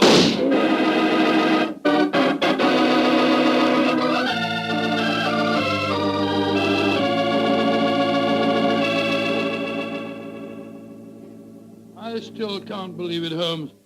Not the fact that Count Rufrano blew his brains out, but the fact that he was a murderer. Yes, I was slow to believe it too, old chap, and I blame myself in consequence. Two things should have been instantly apparent about the madman who killed beautiful women when he heard the Horvath waltz. Firstly, he must have had some motivation which drove him to such an act. Secondly, he must have carried a revolver with him at all times, since he was invariably armed when the occasion presented itself. Exactly, and that factor made me think of the police official. Then, of course, I saw Rufrano's motivation. He loved the Princess Stephanie dearly. Her death in his arms was a psychological shock that was more than his mentality could stand. And when he heard that music, it reminded him of the dead princess and forced him to kill. That's right, old fellow. You will recall that what he said to us after his fiancée's death. What right do love and beauty have to exist in a world that no longer holds Stephanie? When he heard the music, he couldn't bear to think that other loveliness existed, and so, well, he destroyed it. But who killed the Princess Stephanie? The man who was first arrested for it, Herr Gröning. He admitted it. After a little persuasion, when the police arrived, taken back to prison in the carriage that just took Count Frano's body. It's shocking to think that 7 innocent women have been murdered before this case was solved. Yes, a fact that will be a constant reproach to me, I assure you. Oh, I didn't mean that, my dear fellow. We weren't even in Vienna when 5 of the killings took place. Hello. Here comes Miss Banks. Mr. Holmes, what happened to that funny little man who danced with me? Herr Gröning? Mm-hmm. He went to prison, Miss Banks. He was a murderer. Well, I must say this is a strange kind of a party you asked me to, Mr. Holmes. One of the guests blows his brains out, And the other, the only man who danced with me, turns out to be a murderer. Oh, I see now why Father sent me to Europe. An evening like this could never happen in Wyoming. Look. Helvet's walking out in front of the orchestra. Ladies and gentlemen. Shh. Listen. Ladies and gentlemen, I, Arnold Horvath, wish to assure you, upon the word of the great English detective Sherlock Holmes, that never again shall my new waltz be an accompaniment for murder. Henceforth, its melody will be for life and love and laughter. I have ordered a bottle of the finest Tokay sent to each of your tables. Raise your glasses and pledge me as I now conduct my waltz. Free at last from the kiss of death.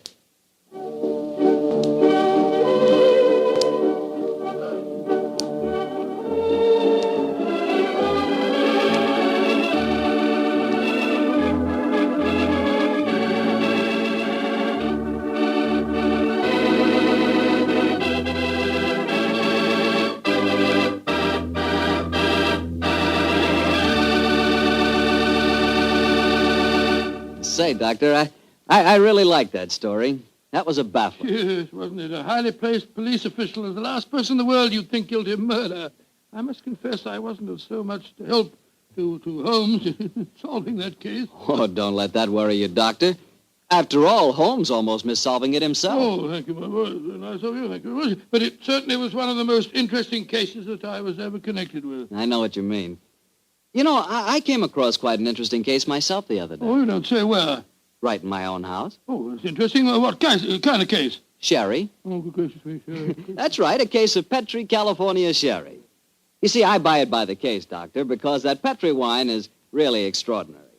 But all Petri wine is unusual wine, unusually good, because the Petri family has been making wine for generations. Because this is so, and because the Petri business has been owned and operated by the Petri family ever since its beginning, and is today the largest independent family-owned wine company in America, naturally the name Petri on a bottle of wine is more than a trademark. It's the personal assurance of the Petri family that every drop of wine in that bottle is good wine. Naturally good wine because Petri took time to bring you good wine.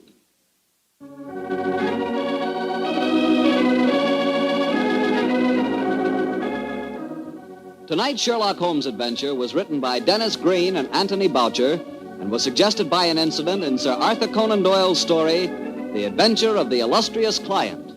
Music is by Dean Fostler.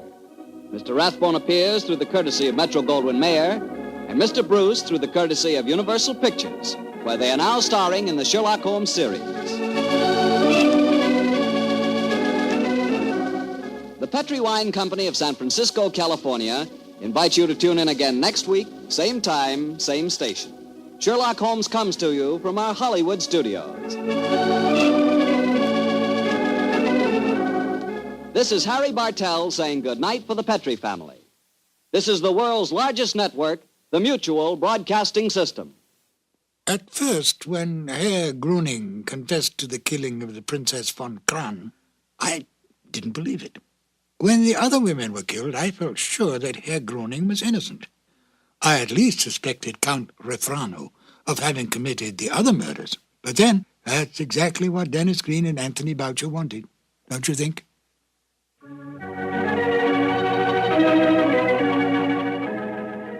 The two episodes you have just heard, The Out-of-Date Murder and The Waltz of Death, are part of the new adventures of Sherlock Holmes, starring Basil Rathbone and Nigel Bruce, and are a 1988 copyrighted production of 221A Baker Street Associates. The Sherlock Holmes stories and the characters of Sherlock Holmes and Dr. John H. Watson were created by Sir Arthur Conan Doyle and are used with the kind permission of Dame Jean Conan Doyle. This is Ben Wright.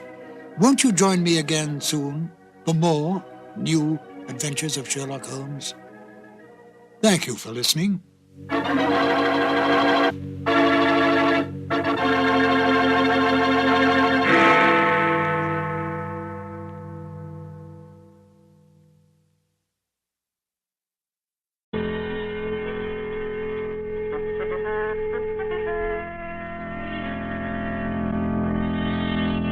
The Adventures of Sherlock Holmes, starring Basil Rathbone and Nigel Bruce.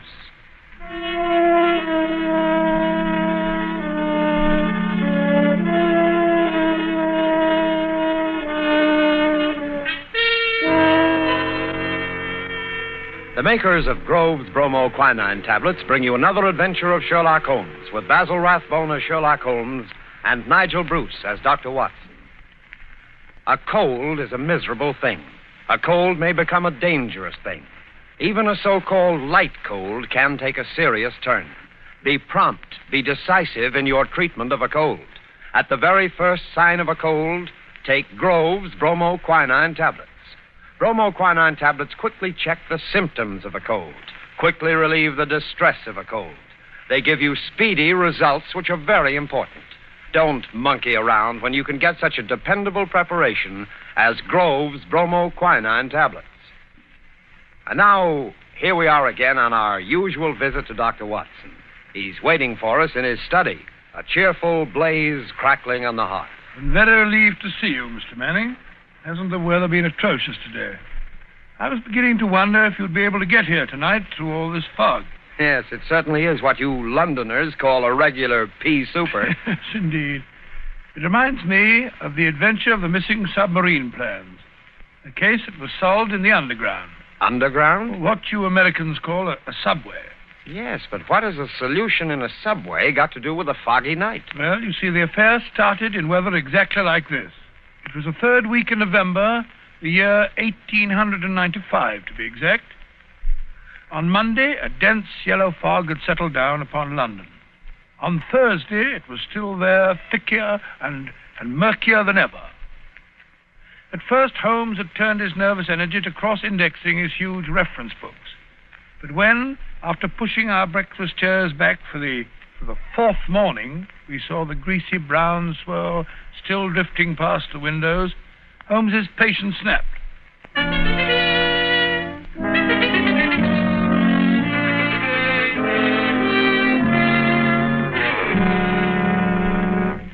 Holmes, if you must pace around in circles, I wish you'd change directions now and then. You're making me dizzy. Bah! It's inexcusable, Watson. Inexcusable. No initiative, no imagination. Nothing ever gets done. If you're alluding to the inactivity in this last session of Parliament, my dear Holmes... I'm not speaking of our lawmakers, Watson, but of our lawbreakers.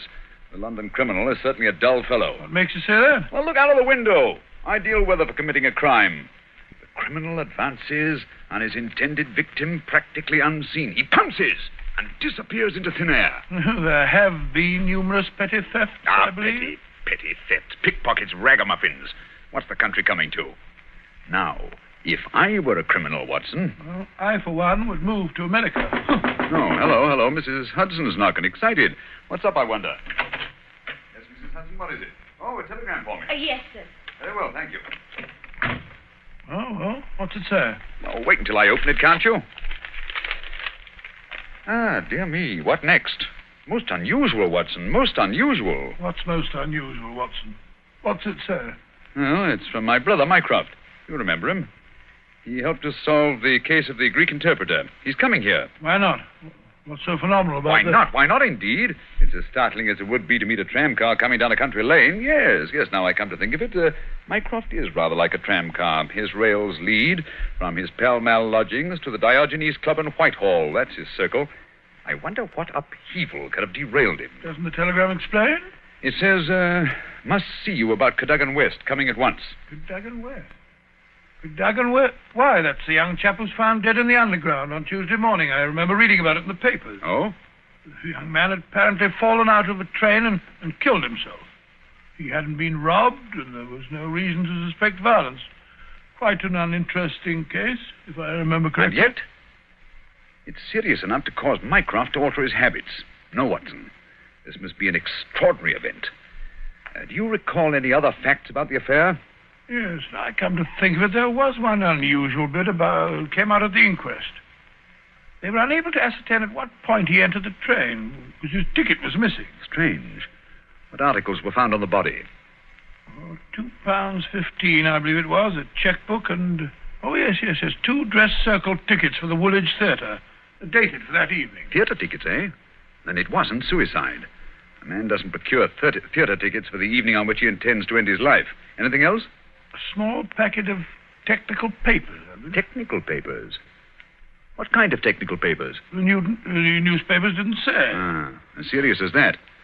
What did the young man do? Where was he employed? He was a clerk at Woolwich Arsenal. Government employee. There we have it, Watson. British government, Woolwich Arsenal, technical papers. That's why Mycroft is involved in this affair. I don't understand. No, I suppose not. Watson, have I ever told you what Mycroft is? Your brother, of course. Oh, no, Watson. Do you have to be so dense? I mean, do you know what he does? I seem to have some vague recollection that you once told me that he'd held some small office under the British government. It would be more accurate to say, in a way, that he is the British government. What? His position is unique. He made it for himself. As the tidiest and most orderly brain of any man alive, with a great capacity for storing facts and giving them the proper interpretation. The conclusions of every government department are passed on to him. He's the central exchange, the clearinghouse. Again and again, his word has decided the national policy. He thinks of nothing else. Nothing else can lure him from his contemplations. And yet he's coming here. Yes, Jupiter is descending on us today. What on earth can happen? Watson, that sounds suspiciously like a bad pun. Here he is, if I'm not mistaken, to speak for himself. Come in. Hello, Mycroft. What's up? You look flustered. Most annoying business, Sherlock, most annoying.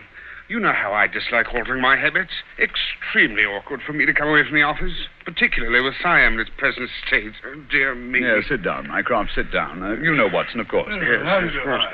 I'm trying to find a chair that I can trust to hold me. I'd better take the sofa. You certainly haven't got any thinner. I've never seen the Prime Minister so upset. As for the Admiralty, it's buzzing like an upset beehive. You know anything about the case? Watson's just been telling me what was in the newspapers. Just what were the technical papers found on the body? Sherlock, for the love of heaven, not so loud. Those papers which the wretched youth had in his pocket were none other than the plans of the Bruce Partington submarine. Oh? A submarine which will completely revolutionize naval warfare. The most important papers in our government archives. Under no circumstances could they be removed from the office. Even the chief constructor of the Navy was forced to go to Woolwich if he desired to consult them. And yet we find them in the pockets of a dead junior clerk in the heart of London. Yeah, from an official point of view, it's deplorable, my dear Mycroft. Simply deplorable. You may laugh, Sherlock, but this country won't be safe until they are recovered. But I thought you said that they were found in the pocket of this chap, Cadogan West. 10 papers taken from Woolwich. 7 were found in the pockets of Cadogan West. 3 are still missing, the 3 essential ones. To recover those 3 papers is imperative. The peace of Europe depends on it. Nice little problem, Watson?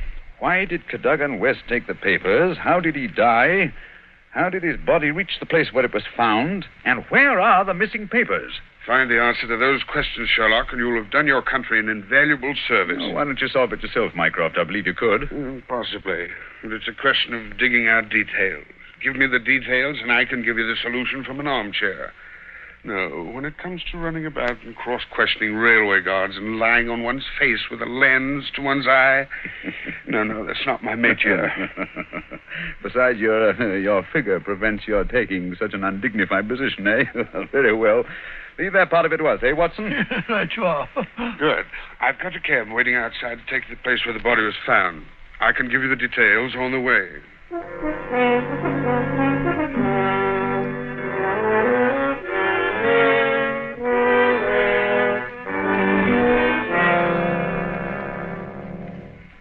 Now, Mycroft, who was the official guardian of these famous papers? No less a personage than Sir James Walter, a gentleman who's grown grey in the service. His patriotism is beyond suspicion. A bachelor, if I'm not mistaken, lives with his brother. Yes. He was at the house of Admiral Sinclair at Berkeley Square during the whole of the evening when this accident occurred. The Admiral vouches for him. He's one of the 2 who have the only keys to the safe. And his key was with him all evening? Right. His key, the key to the building, and the key to the room. Who was the man with the other key? The senior clerk, Mr. Sidney Johnson. Man of 40, married, silent, morose, with an excellent service record. Any alibi? He, too, had his key with him and seems to have spent the evening playing a game of draughts with the green grocer around the corner from his lodgings. Of course, he has only the word of this green grocer to back him up. Oh, come, my dear Mycroft. No class discriminations, please. The word of a greengrocer is often just as good as that of an admiral. What about Cadogan West? He had a good reputation. A bit hot-headed, but straight and honest. At least, everyone thought so. He was next to Sidney Johnson at the office. His duties brought him into daily personal contact with the plans. No one else ever had the handling of them. Oh, it's perfectly clear. He must have taken... Ah, not so fast, Watson, not so fast.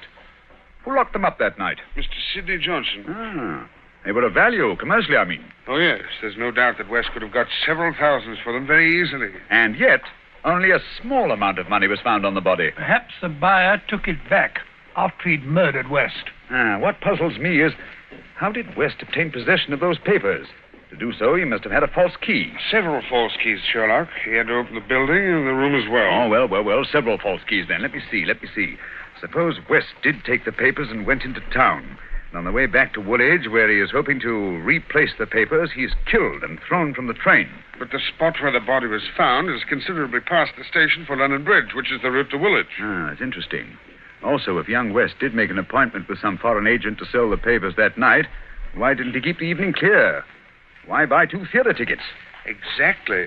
Furthermore, he actually escorted his fiancée halfway there before he disappeared. Blind. That's what it looks like to me. Why did he take the papers at all? Why not copy them out in the office and sell the copies? He certainly had plenty of opportunity to do so. And why the absence of his underground ticket? Perhaps the ticket would have shown us which station was near the agent's house.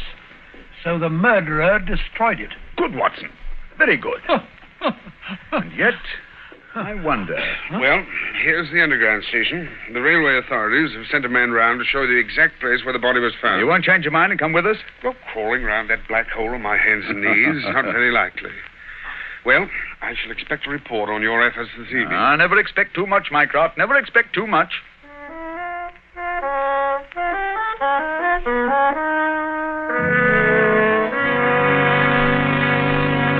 Before we follow Holmes and Watson into the mazes of the London subway system, I have a word of advice.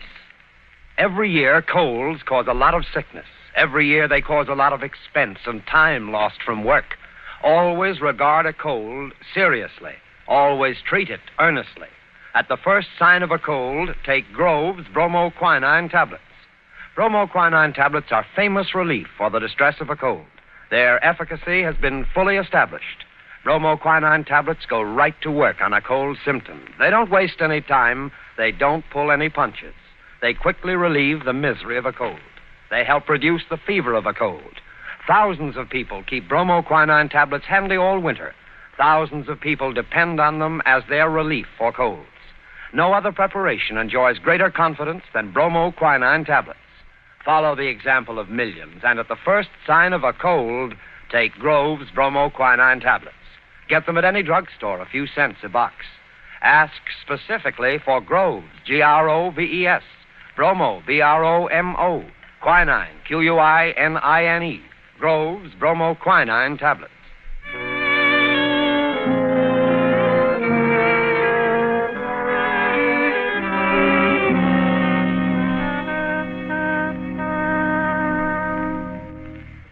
This way, sir. Step right along the tracks. But it isn't safe. Supposing a train should come shooting round that curve. Oh, that's all right, sir. There won't be another for 5 minutes anyway.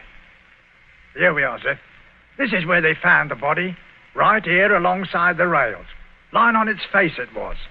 Spooky old place, eh, Holmes? Like the catacombs, only without the skeletons. Yeah. Anything in his hands when they found him? No, sir. Were they clenched? Or spread out as if he were protecting himself? No, sir. They was what you might call relaxed. Ah. What time did all this happen?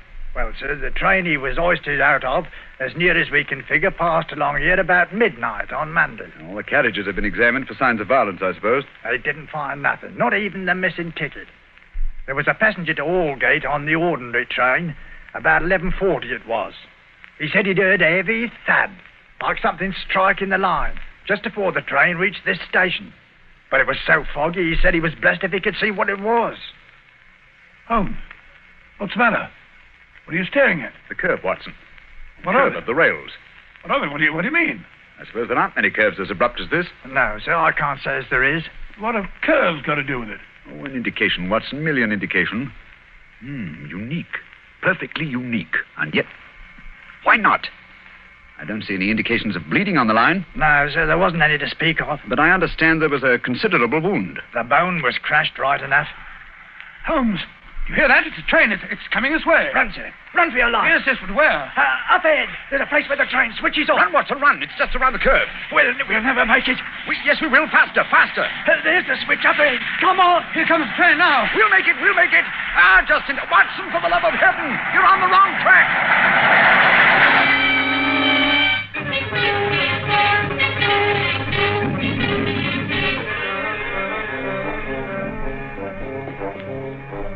Well, that was a narrow escape, Holmes. I must say my knees are still shaking. Look at the shoulder of my coat where you pulled at me.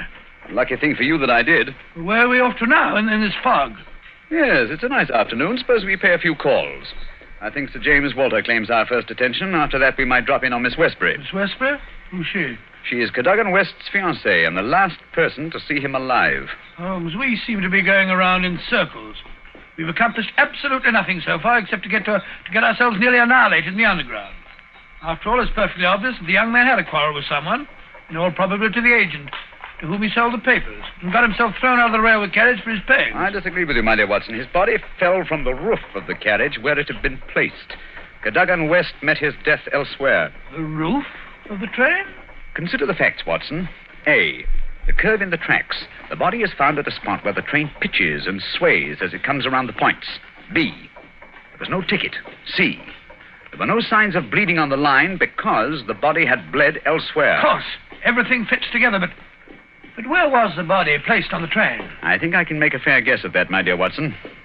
Here we are. This is the famous official villa of Sir James Walter. And that, if I'm not mistaken, is his brother, Colonel Valentine, just coming out of the house. What's the matter with the man? He looks positively haunted. Oh, pardon me, Colonel Valentine, but can you tell me if Sir James is at home?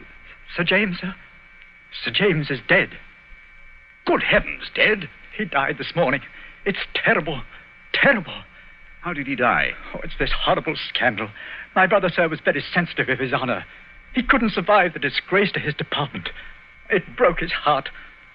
Pardon me, gentlemen, I must go. It broke his heart. Most appalling development. Eh, Holmes? I wonder if his death was natural, or if the poor fellow killed himself.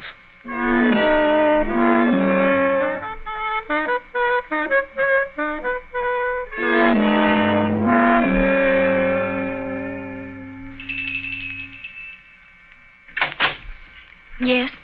Will you tell Miss Westbury that Mr. Sherlock Holmes would like to see her? Oh, please come in, gentlemen. I'm Violet Westbury, Mr. Holmes. I've been expecting you ever since I heard you had taken the case. Please be seated. Well, thank you. Oh, Mr. Holmes, we must save his good name. He couldn't have done it. Cadogan was the most chivalrous, patriotic gentleman on earth. He couldn't have done it. He would have cut his right hand off rather than sell a state secret. But the facts, my dear Miss Westbury. I admit I can't explain them. Was he in need of money? No, Mr. Holmes. His needs were simple and his salary very good. He'd saved several £100. We were to be married at the new year. I see. Had you noticed any signs of mental excitement? Why, well, that is... Come, Miss Westbury, be frank with us. Yes, Mr. Holmes. That night, I had a feeling that there was something on his mind. Mm-hmm. Tell us about it, will you? We were on the way to the theater. It was a foggy night, you remember? We were walking slowly. Our way took us close to his office. Cadogan seemed thoughtful and worried.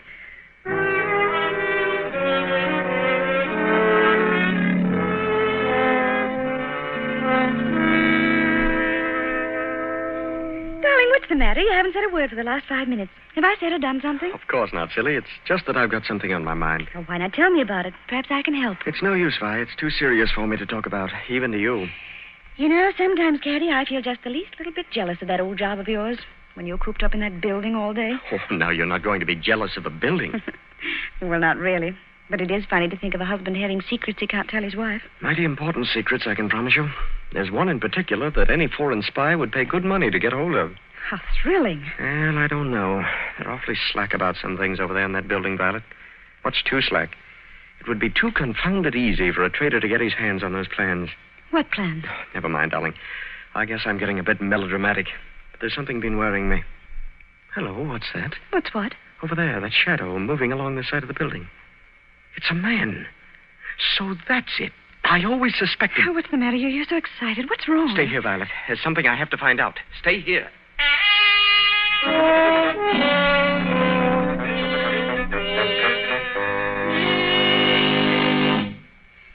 waited and waited, but he never returned.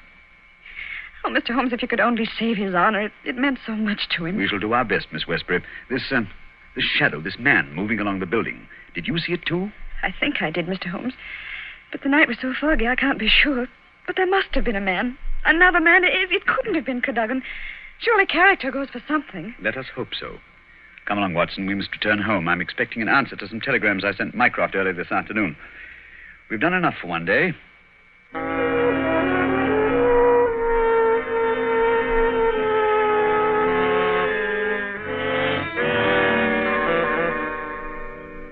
Holmes, where have you been all day? You left this morning before I was up. Now you've come home with your towel awry, your suit torn, and as ravenous as a wolf. Yes, I've had a bit of exercise, my dear Watson. Pass me the tongue, will you? It would have done you good to go along. Yes, what were you doing? Investigating the premises inhabited by foreign spies known to have been in London on last Monday. Mycroft sent me a list of them. Took a bit of doing, too. Climbing walls, breaking into cellars, prowling around rooftops. Well? I discovered there was only one residence which had the proper facilities for disposing of West's body after the murder. Well, whose residence was that? It belongs to a Hugo Oberstein. The address is 13 Caulfield Gardens, Kensington. The gentleman himself has departed for Europe. Gone, has he? And he took the plans with him. It's too late. Not necessarily, Watson. What can we do now? We're going to keep a rendezvous with the gentleman who stole and sold those plans. The assignation will take place at Mr. Oberstein's house this evening at 9. What the deuce are you talking about? These newspaper clippings. I found them in the drawer of Hugo Oberstein's desk. Read them. The Daily Telegraph agony column. The first one says, too complex for description, must have full report, terms agreed to, payable when goods delivered. Signed, Piero. Piero, indeed. Sounds like a Mardi Gras. Now, read on, Watson, read on. Second goes, matter presses, must withdraw offer unless contract completed. Piero again. And the last, dated Monday, the day the crime was committed. Monday night after 9, 2 taps, payment in hard cash. I say, do you think it was a submarine that the plans that he was buying? I'm almost positive. And Piero was Oberstein himself. But we'll find out for certain this evening. I've invited the gentleman who sold the papers to meet us. How? I don't understand. I inserted this advertisement in today's Daily Telegraph. Tonight, same hour, same place, 2 taps, vitally important. Your own safety at stake. Signed, Piero, as usual. By George, if he answers that, we've got him. Unless we're too late. Come along, Watson. There's no time to lose. You can take this package for a change. I've been carrying it around all day. What's in it? Oh, just a jemmy, a dark lantern, a chisel, and a revolver. Nice equipment for a respectable citizen to be carrying about the streets of London, I must say. Yeah, you know, Watson, there are times when I suspect we aren't quite respectable.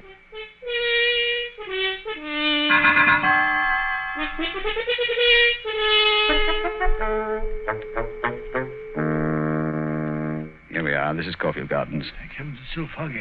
I shouldn't like to be caught in the act of housebreaking. Yeah. Over this wall, Watson. There's a window we can easily pry open in the back.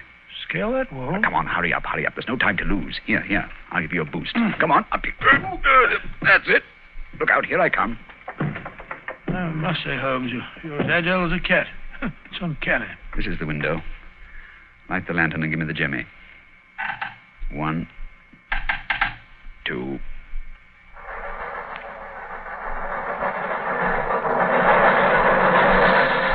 Mr. Holmes, the underground runs right past here, almost on the level of these windows. I could have reached out and touched it. Yes, quite convenient, wasn't it? It was here the body was placed on the roof of a train.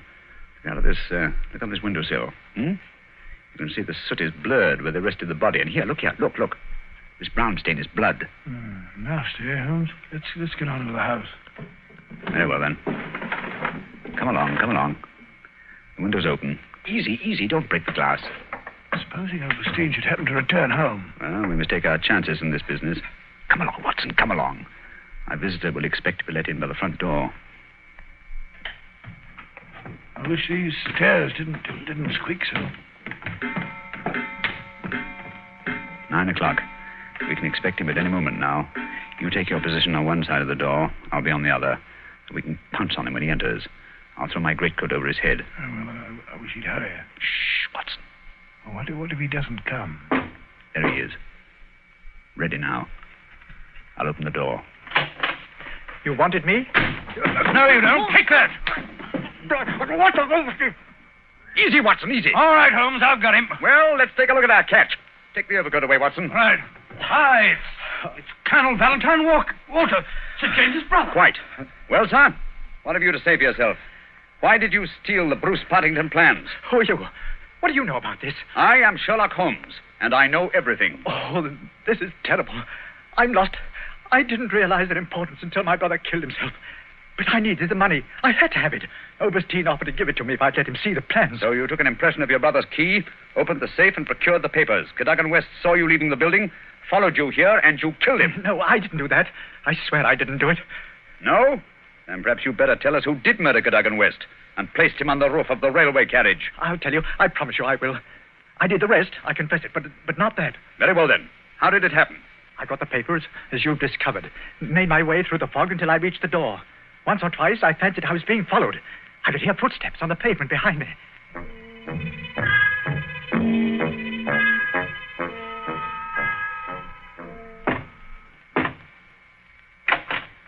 Colonel Walter? Yes? You have the papers? Yes. Let me in, quick. I think someone's been following me. Yes, it's me. You can't do this, Valentine. It's treason. Go away, do you hear? No, you can't sell the papers. Papa Oberstein, he knows how to use a blackjack, eh? You've killed him.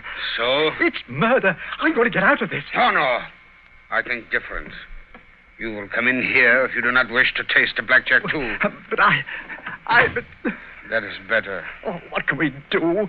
They'll find the body. I have an idea. First, I look at those papers. I take the ones I want, and the rest we put in the pocket of this foolish young man. And then we give him a nice ride on top of the underground train, no? He will be the guilty one. Who will ever know?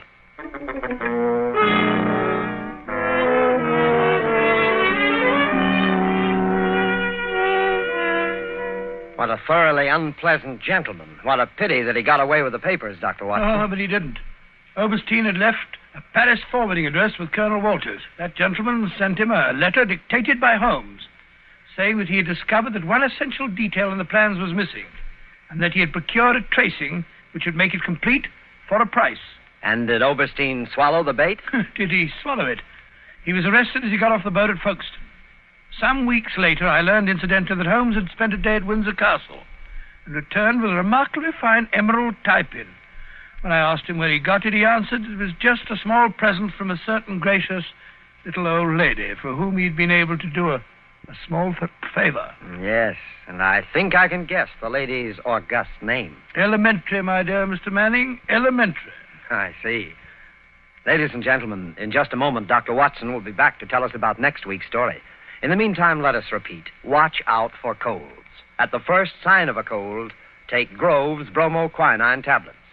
Bromoquinine tablets are made especially for the relief of colds. In other words, they're specialized medication, and that's what you want.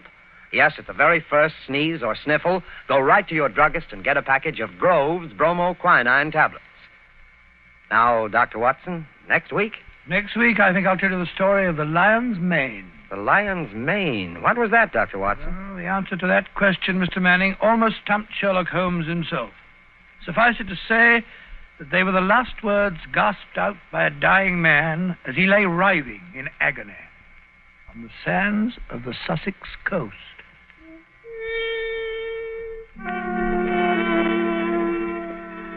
You have been listening to a Sherlock Holmes adventure, adapted from Sir Arthur Conan Doyle's story, The Bruce Partington Plans, with Basil Rathbone as Sherlock Holmes and Nigel Bruce as Dr. Watson. The dramatization was by Edith Miser. This program is presented from Hollywood every week at this same time by the makers of Grove's bromoquinine tablets. Quick relief for colds. This is Knox Manning speaking.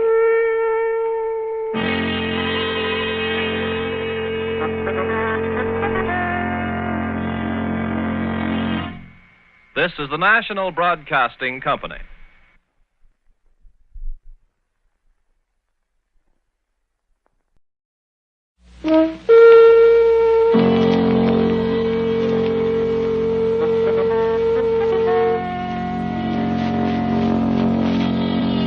The Adventures of Sherlock Holmes, starring Basil Rathbone and Nigel Bruce.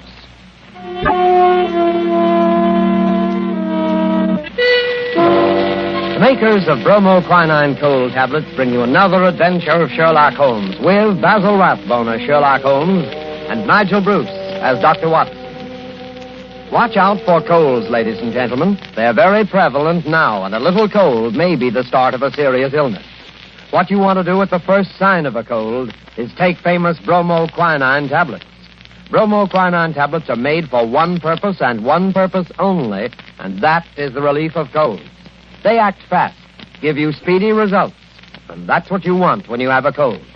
Bromoquinine tablets are known the world over for their efficacy. Trust your reputation when buying a medicine. Do this when you feel a cold coming on, and you'll ask for bromoquinine cold tablets. And now, as we make our way through the night to Dr. Watson's hospitable door, we notice a feeling of spring in the air. The buds are swollen on the trees, still black and dripping from the rain. And there's the smell of warm, damp earth. Delicious. Hey, Mr. Manning? Well, hello, Dr. Watson. I didn't see you in the dark. Yes, I've been out checking up to see if my magnolias survived the winter. Any casualties? No, they all seem to be fairly bursting with buds. There's nothing as delicious as that first faint whiff of spring. All is treacherous. Come along to the house before we both catch our death of cold. After you, sir. Not at all, my boy. None of that age before beauty nonsense. I'm not as decrepit as all that. Oh, what's this? The front hall littered with trunks and suitcases? Oh, yes. I'm afraid my annual wanderlust has broken out rather early this spring. I'm off on a little jaunt first thing tomorrow morning, but come along into the study. Does that mean that this is the last of our storytelling evening? For this winter, yes, I'm afraid it does. Well, I trust I'm not too forward if I hope to be invited back again in the fall. Oh, of course not. You know we'll be waiting for your return. Oh, thanks very much. It's very, very decent of you to put up with the meanderings of an old fellow like myself. I appreciate it, you know. But sit down, Mr. Manning. Sit down there, over there, in the usual chair. Let's get on with our story before I get all glittery and sentimental. You're going to tell us about Professor Moriarty tonight, aren't you? Well, I had intended to, but I've changed my mind. I'm going to tell you the adventure of a retired colorman instead. Retired colorman? Isn't that a military term? No, it isn't. Mr. Josiah P. Amberley had been the junior member of Brickfall and Amberley, manufacturers of artistic paint boxes. He made quite a tidy little fortune. Retired from business at the age of 61, bought a house at Lewisham and then settled down.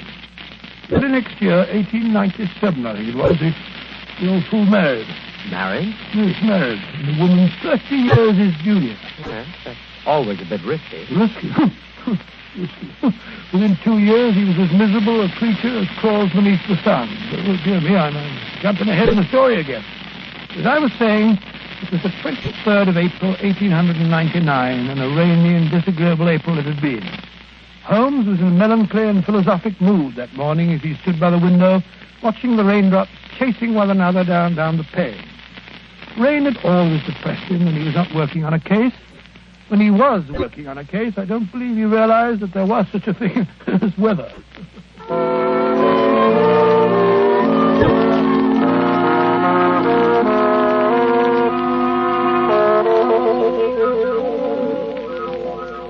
Look at that beastly rain. Hasn't stopped for 3 days. Might as well be another flood. Well, heaven only knows what transgressions could have brought it on.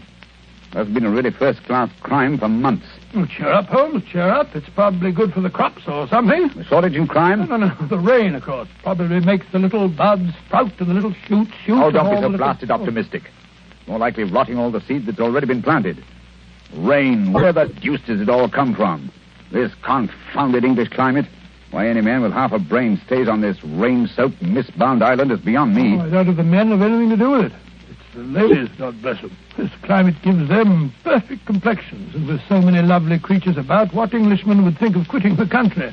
So much beauty, such exquisite... Oh, rubbish, Watson, rubbish. The spring has given you a temporary softening of the brain. I regret to say it seems to have that effect on most impressionable males. Impressionable nonsense. When a woman's concerned in one of your cases, you never even notice whether she's 16 or 60, and then you don't care whether she's got a well-turned ankle or whether she's flat-footed. Oh, why should I? Holmes, there are times when I think you're a cold-blooded fish. Possibly, Watson, possibly. Why do you suppose the fool doesn't show up? What fool? Josiah P. Amberley. Oh, is he one of your clients? Oh, I suppose I may call him so. He's been sent to me by Scotland Yard. Oh, by Scotland Yard? Quite. By Lestrade, to be exact. You must consider the case fairly hopeless if Lestrade hands the matter over to me of his own accord. Look, Holmes, There's a cab drawing up in front of our front door. He must be your client, Mr. Amberley. Yeah. Strange-looking individual, eh, Watson? He's quite an old fellow.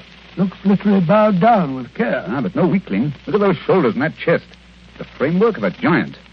He's arguing with the cab driver about the fare. Huh. Watches the pennies, eh? I must say I don't like his face. So fierce and eager, and the way those snaky locks of grizzled hair stick out from under his hat. I wonder what he's worrying. What's worrying Mr. Amberley? Willing to bet it has something to do with money. I imagine nothing else could upset him to any great extent. Nonsense, Holmes. You always look on the base side of human nature. Here he is now. Come in, come in. Which of you is Sherlock Holmes? I am. This is my friend, Dr. Watson. Who are you? I'm a broken man. He's robbed me, the swine. Taken everything I had in the world. I thought he was my friend, and he took everything. Right from under my nose, in my own house. Robbed me, he did. Yes, I felt sure it was a question of money. Money? Who said money? He stole my wife, the light of my life, the apple of my eye. It's true she was very expensive, but after all, she was my wife, and he stole her. Now, Mr. Amberley... My beautiful blonde wife, hair like gold, and my securities. The money I saved up with years of hard work. Gone, all gone. Yes, thank you. First, tell us about your wife. How long have you been married? 2 years. 2 years, and she's tired of me already.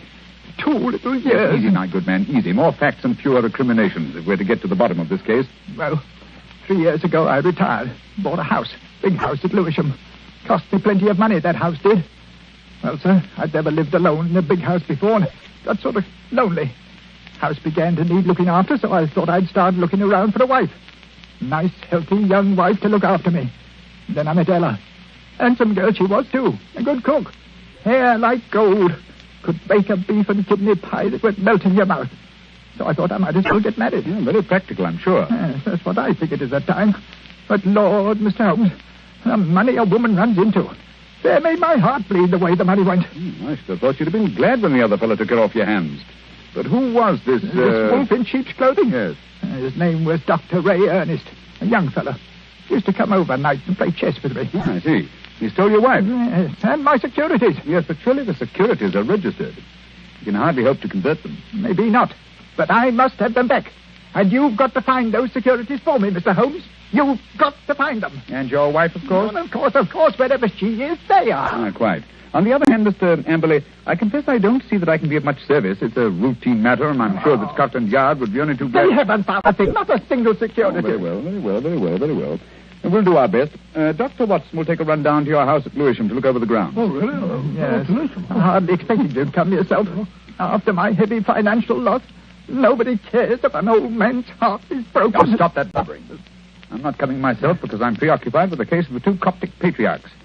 This particular case doesn't seem to be very complicated. I'm sure, Mr. Amberley, that Dr. Watson can handle it as well as I could myself. Well, if that's the best that you can offer, I suppose I must be satisfied. Huh? Pampered, that's what she was. And that young man, that dirty pickpocket, I treated him like my own son. He had the run of the house.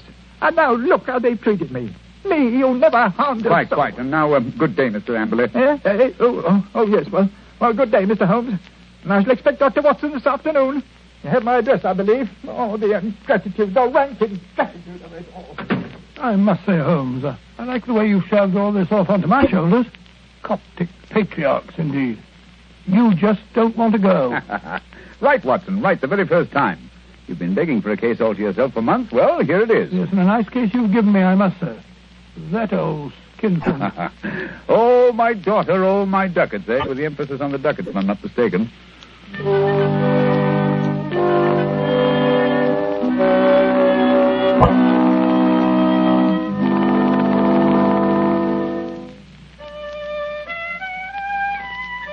Oh, confound that passage. There. Ah, that's better. That's dash good. Hello. Steps on the stairs. Watson, if I'm not mistaken, and in a triumphant mood. Hello, Holmes. Well, I'm back. Hail the conquering hero. A successful afternoon, I take it, with the light of victory in your eye. Well, I did manage to dig up a kill. Good. Now about Mr. Amberley's place of residence.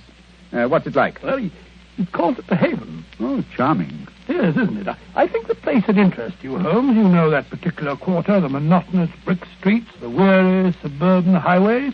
Well, right in the middle of them lies this beautiful old home, surrounded by a high sun-baked wall, mottled with lichens and topped with moss, the sort of wall... You may omit the Percy, Watson. I note that it was a high brick wall. Well, I should have guessed it was the haven even if I hadn't asked a lounger who was smoking outside in the street. A lounger? Yes, a tall, dark, heavily moustached man with a curious look in his eye. With great tinted glasses and a Masonic type-in? Good heavens. How'd you know? Oh, the fool. A child of 10 could have seen through that. Oh, Mr. Holmes, I don't see. Never mind. Continue with your story, Watson. Well, I'd hardly entered the gateway before I saw Mr. Amberley coming down the drive to meet me. He began at once, pouring out his grievances. We walked back to the house together. And, Well, once inside the wall, I must say, I've never seen a place worse kept. Garden running to weeds and in a dreadful neglect. The house, too, was slatternly to the last degree. It just goes to show what happens to a place when there's no womanly hand about to keep it in order. Yes, but Mrs. Amberley's only been missing a few days. Hardly time for so much disintegration to take place. Must have set in before she left. Oh, possibly. At any rate, Mr. Amberley seemed to be ashamed of it. He was doing his best to remedy it, though I must admit that his efforts looked a trifle ineffectual.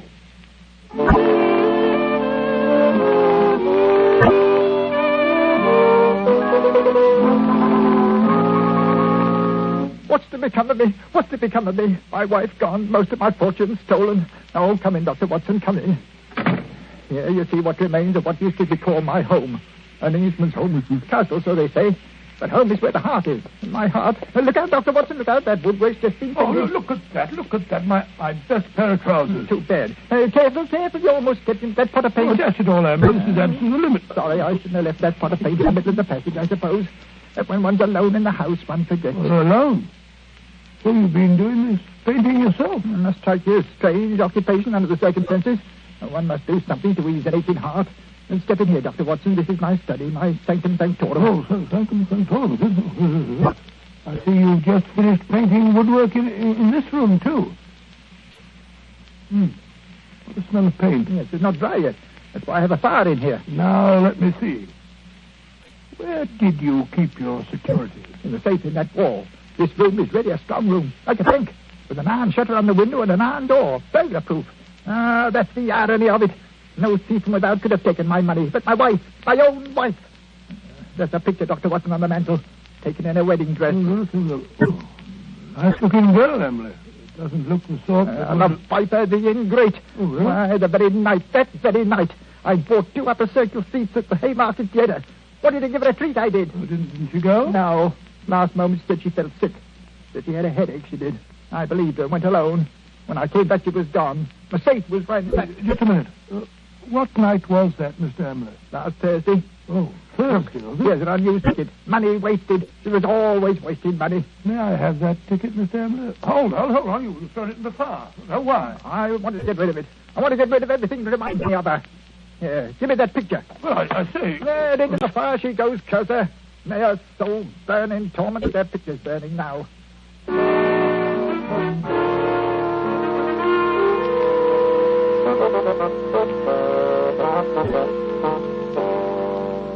Unpleasant fellow, eh, Watson? This case begins to look more somber than I suspected. If you could only have brought me that ticket, Watson. Oh, I did my best, Holmes. I may not have the ticket itself, but I did notice the number of the seat. Oh, bravo, Watson. How did you happen to remember it? Well, as a matter of fact, it was my place in form at school, 31. See from the bottom. And so it stuck in my head. Splendid, old fellow. Then Amberley's seat must have been 30 or 32. Hear me now. Who can that be? Well, whoever it is, he's dashed impatient. Oh, yes. Here he comes up the stairs, fairly running. Come in. Well, bless my soul if it isn't our old friend, our good friend, Mr. Amberley. What's up? A telegram, Mr. Holmes. I can't make anything of it. Here, see for yourself. Uh-huh. Come at once without fail. Yes. Can give you information as to your recent loss signed Elman, Yes, the Elman. vicarage. Dispatched at 2:10 from Little Purlington. Little Purlington in Essex, I believe, not far from Frinton. You will start at once, of course. Watson, look up the train. It's probably a hoax. What could anyone in Little Purlington But know it's from about a very responsible person. Where's my Crockford? Yes, here it is. We'll look up this minister of the gospel. Elman. Here it is. Yes, J.C. Elman, M.A., living of Mossmore, Little Purlington. Yes, but I still don't... Surely, Mr. Amberley, you want to find your wife and your lost security, don't you? Of course, but think of the waste of time and money. Here we are. Here's the train from Liverpool Street at 5:20. Yes, we just have time. Mr. Amberley, you go downstairs and hail a cab. I'll help Dr. Watson throw a few things in the bag. You think I need Dr. Watson? Perhaps I'd better go alone. Oh, no. It may be a trap for all we know. I don't think I shall go. Mr. Amberley, it would make the worst possible impression on both police and on myself if you refused to follow up so obvious a clue. We should feel that you are not in earnest about this investigation. Very well, I'll go. Perhaps you'd better go with him, Holmes. What? Take your case, Watson. After the brilliant way in which you've handled it? No. Go along, Mr. Amberley, or you'll miss your train. Very well, but the expenses or something. Here you are, Watson. Here's your bag. It's packed. Yes, you never know when you may be called off on a case like this. I packed it for you. Holmes, I do think Quite. Now, whatever you do, see that he really does go to Little Purlington. Yes, I don't think that he's Again, quite. Should he break away and try to return, get to the nearest telegraph station and send me the single word bolted. I will arrange to have it reach me wherever I am. What? You have something to look into at this end, then? I have, Watson. This case is beginning to take on a rather curious and sinister aspect. Above all, old man, take good care of yourself. And Mr. Amberley.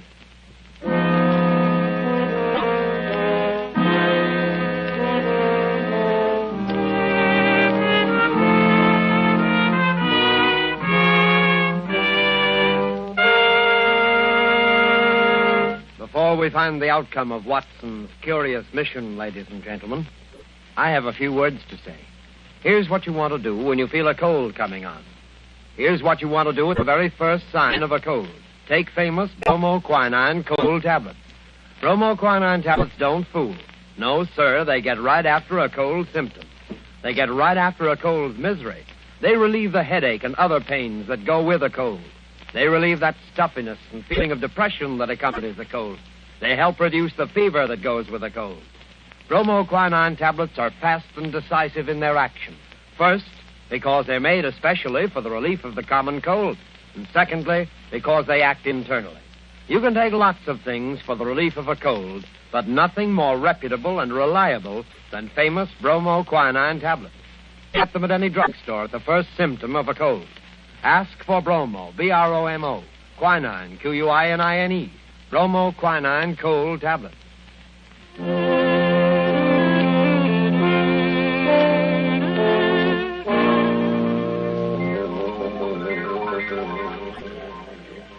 Oh, confound this rain. Everything's as dark as a black hole of Calcutta. Yeah, the haven. Shitty little haven this is. I can find a window unlatched. Not much chance on the first floor. The old boy's 2 quarters. Ooh. Second-story window, perhaps. Now, if I can manage to scale this porch pillar. This confounded rain. Just slippery as a greased pole. Come on. Hey, there we are. Yeah. Here's the window that's unlatched. Easy. Now. 1 foot over the sill. Now up with your hands. Up with them, I tell you. Thought I wouldn't see you prowling round down below, eh? Well, I've caught you red-handed.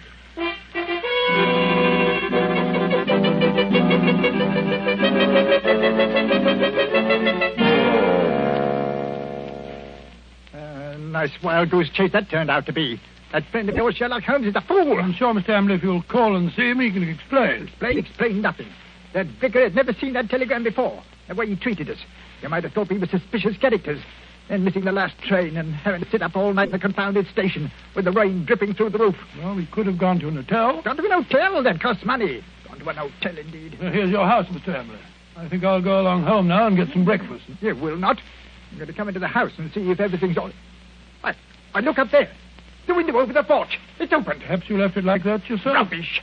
I tell you, I don't like the looks of this. Where's my key? Here it is. We'll soon find out. I say, it is gloomy, isn't it? Look. Someone's been here right enough. Footprints on the fresh paint. I'll find him if I have to tear the place apart. No need for that, Mr. Amberley. We're here waiting for you in the study. Holmes! Good heavens, what a start you get. How did you get in here? Arrived in through an upstairs window. That's burglary, young man. Yes. Burglary's always been an alternative profession, and I cared to adopt it. I'll admit I was glad I hadn't when I walked into Inspector Lestrade's gun last night. He thought I was a burglar, too. But come, we're keeping him waiting. He's in the library. Here they are, Lestrade. I told you we could expect them back before 10. No, but look here, that's not Lestrade. That's the man I saw loitering in front of the gate yesterday afternoon. The fellow with the black moustache and the glasses. Yes, that's right, Dr. Watson. Yes. Lestrade fondly imagines that's a disguise. Oh, now, look here, no. Why, it's as obvious to anyone who takes the now, trouble. look here, I've had enough of this. I won't have two busybodies prowling around my house in the middle of the night. And what's more, Mr. Sherlock Holmes, I suspect you sent that telegram yourself. Very clever of you, Mr. Amberley, very clever. You look a trifle pale. I thought a night in the country might do you no, good. enough of that. What kind of a fool do you take me for?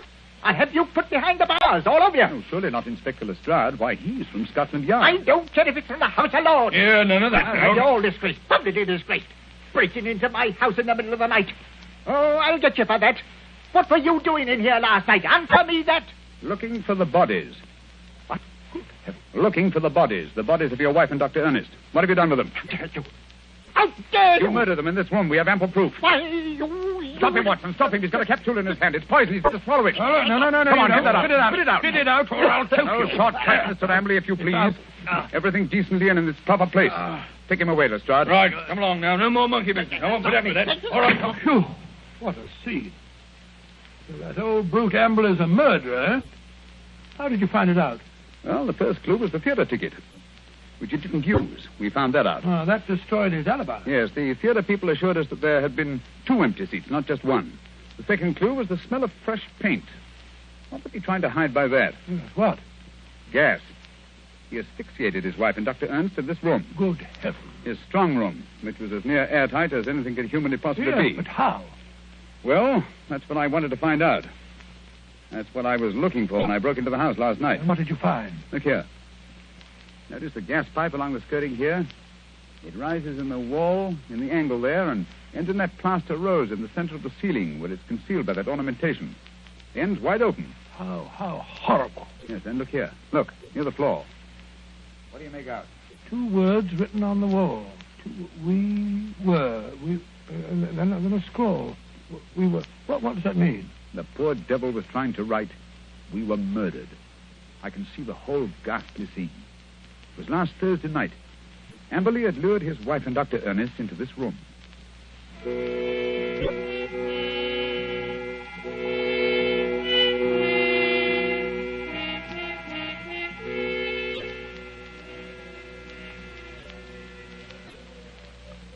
Oh, listen to that wind. I wish it would stop.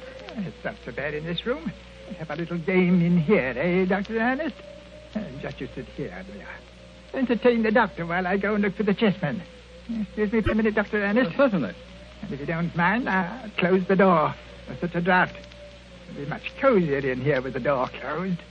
Much cozier. If that wind only wouldn't howl. I feel so depressed. Is there something terrible we're going to happen? Oh, nonsense, my dear Mrs. Amberley. This house is getting on your nerves. Is it any wonder? He gets worse and worse. Oh, Dr. Ernest, I'm so frightened. You must go away. What? Now, don't be alarmed, Mrs. Amberley. I've had your husband under observation for some time. I'm afraid he isn't quite normal. It isn't safe for you to stay here any longer. But, Doctor Ernest, don't you understand? I can't leave my husband. Heaven knows what would happen if I left him alone. We could get a nurse to take care of him. You can't stay here with him. What was that? Josiah, he heard us. He was outside the door listening. Oh, Dr. Ernest, this is terrible. What can we do? Listen. You hear that? It's the gas. Someone's turned on the gas. I can smell it. Hurry. We've got to get out of here. What? Oh, the door's locked. He's locked the door. Amberley! Amberley, open the door! Quick, the window.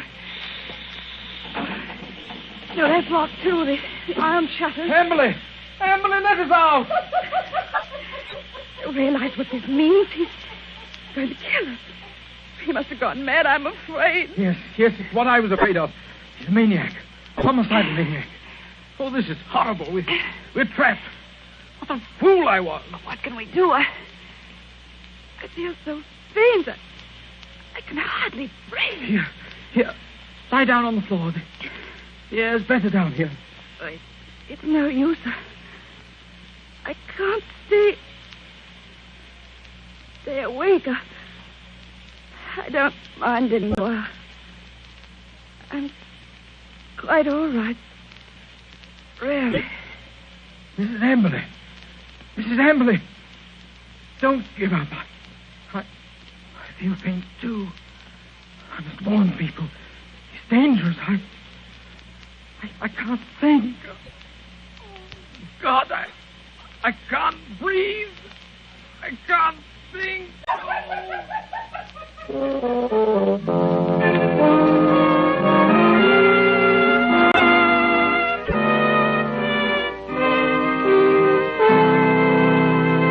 What a tragic story, Dr. Watson.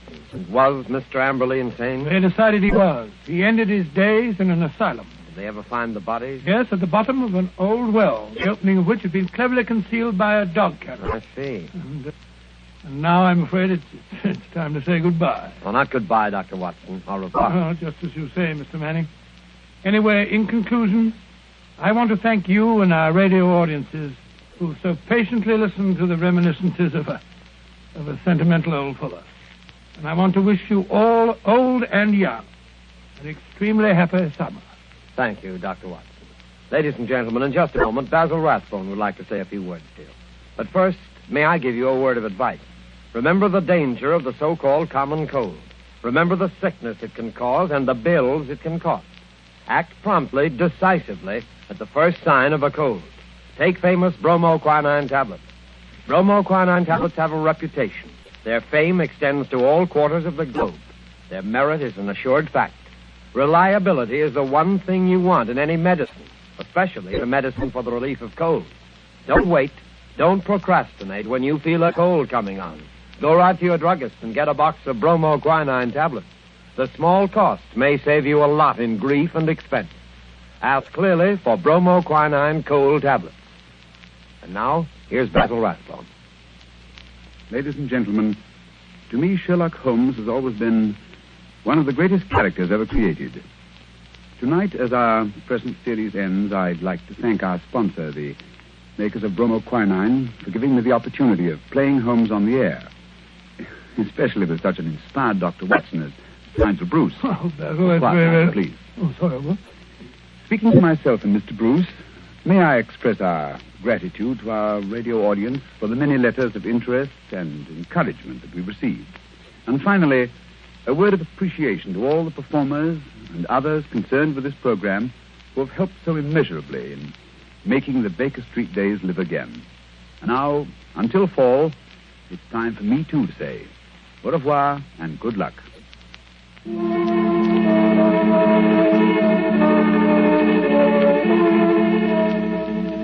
You have been listening to a Sherlock Holmes adventure adapted by Edith Miser from Sir Arthur Conan Doyle's story, The Retired Colorman, with Basil Rathbone as Sherlock Holmes and Nigel Bruce as Dr. Watson.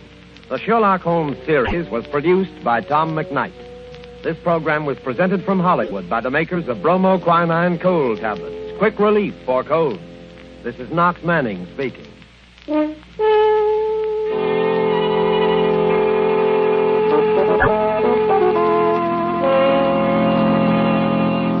This is the National Broadcasting. Sherlock Holmes, starring Basil Rathbone and Nigel Bruce. The makers of bromoquinine cold tablets bring you another adventure of Sherlock Holmes, with Basil Rathbone as Sherlock Holmes and Nigel Bruce as Dr. Watson. Friends, when you're the victim of a cold, remember this. Bromoquinine cold tablets are made exclusively to help relieve the usual distress of cold. They're not a cure-all. They're made for one purpose, and one purpose only, to help relieve the common miseries of a cold. The ache, the pain, the fever, and nasal stuffing. That's why they do such an effective job. Give yourself the advantages of specialized medication. When a cold attacks, take bromoquinine cold tablets as directed, and only as directed.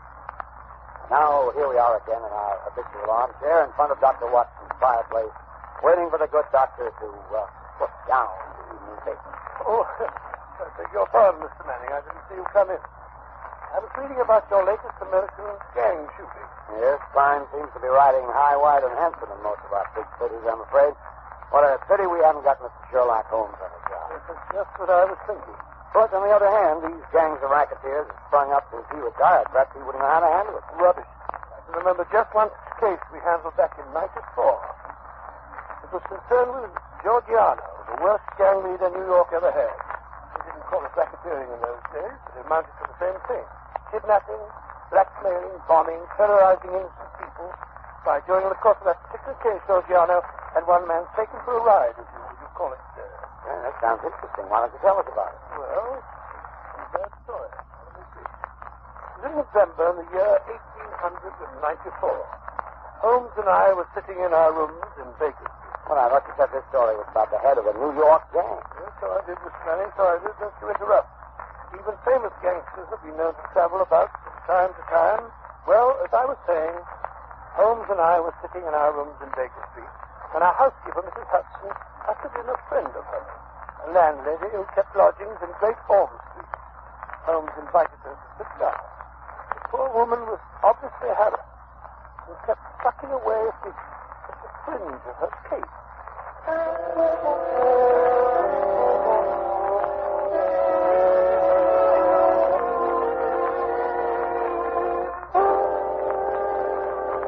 Mrs. Hudson tells me that you've been having some difficulty with the lodger, Mrs. Warren, that's thank the you, name, sir. No, Mr. Holmes, you shouldn't call it difficulty I'm having. And it was a lodger that was easier to do for. It's just that I don't see him from one weekend to the other. Oh, come now. That's nothing to be uneasy about. My best to Mrs. Warren, if I were your lodger, there would be many occasions when you wouldn't see me for weeks at a time. I work a good deal at night, you know, and do my sleeping by day. No doubt, Mr. Holmes. But this is different. He never goes out, not even at night. I've waited up to find out. I never see his face, not even when he pays his bills. Not a sign of him ever seen for the last 3 weeks. And how do you know he's still there? Not he trying to get away from something? Oh, it frightens me, Mr. Holmes. I can't sleep for fright. When did this lodger first come to you? 3 weeks back it was. He asked me to return tonight for 50 shillings a week. You see, there's a fine sitting room and bedroom all complete like at the top of the house. Yes, indeed. Go on. Well, Mr. Holmes, he says to me, I'll pay £5 a week if I can have it on my own terms. He took a £10 note out of his pocket then and then and gave it to me 2 weeks in advance.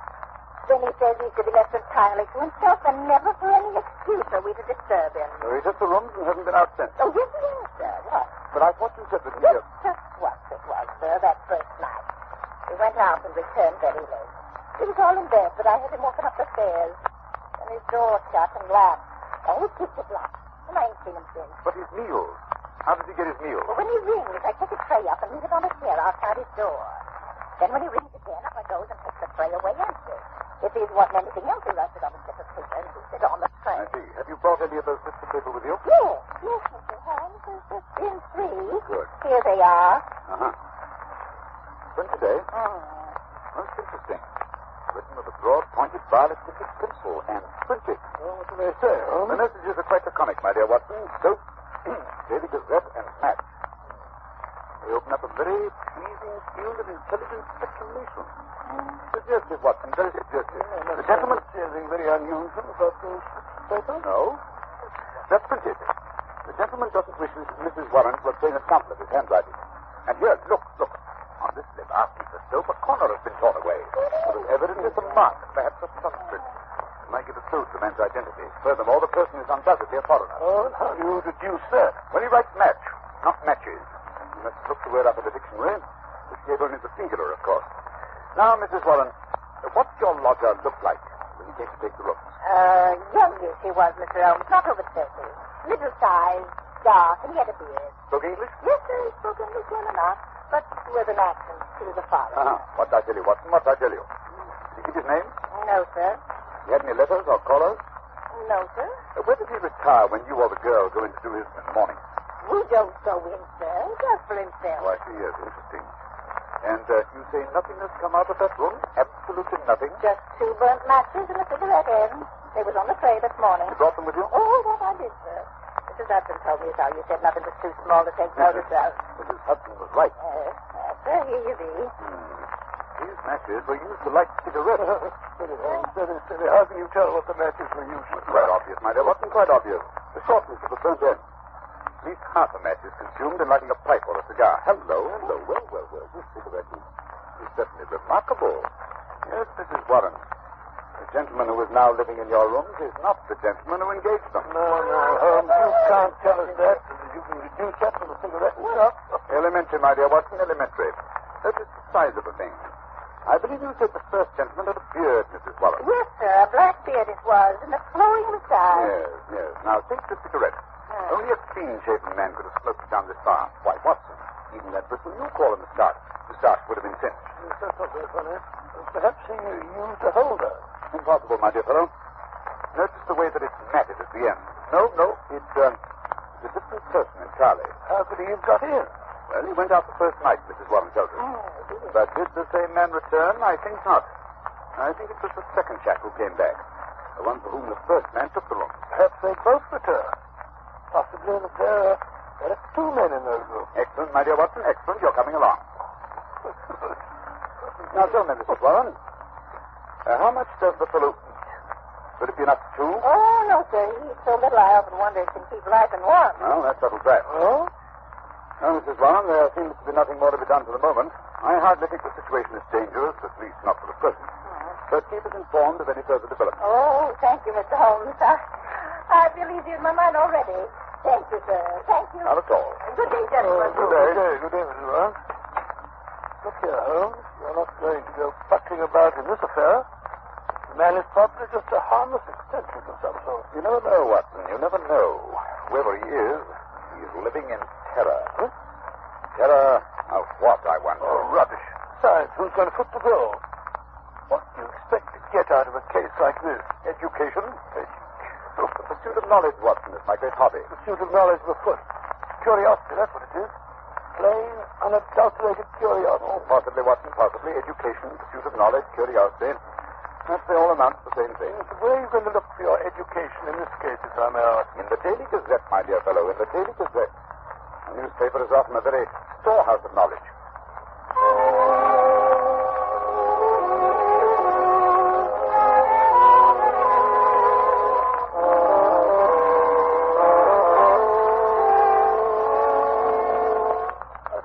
Every time I look at you, you have your nose buried in a copy of the Daily Gazette.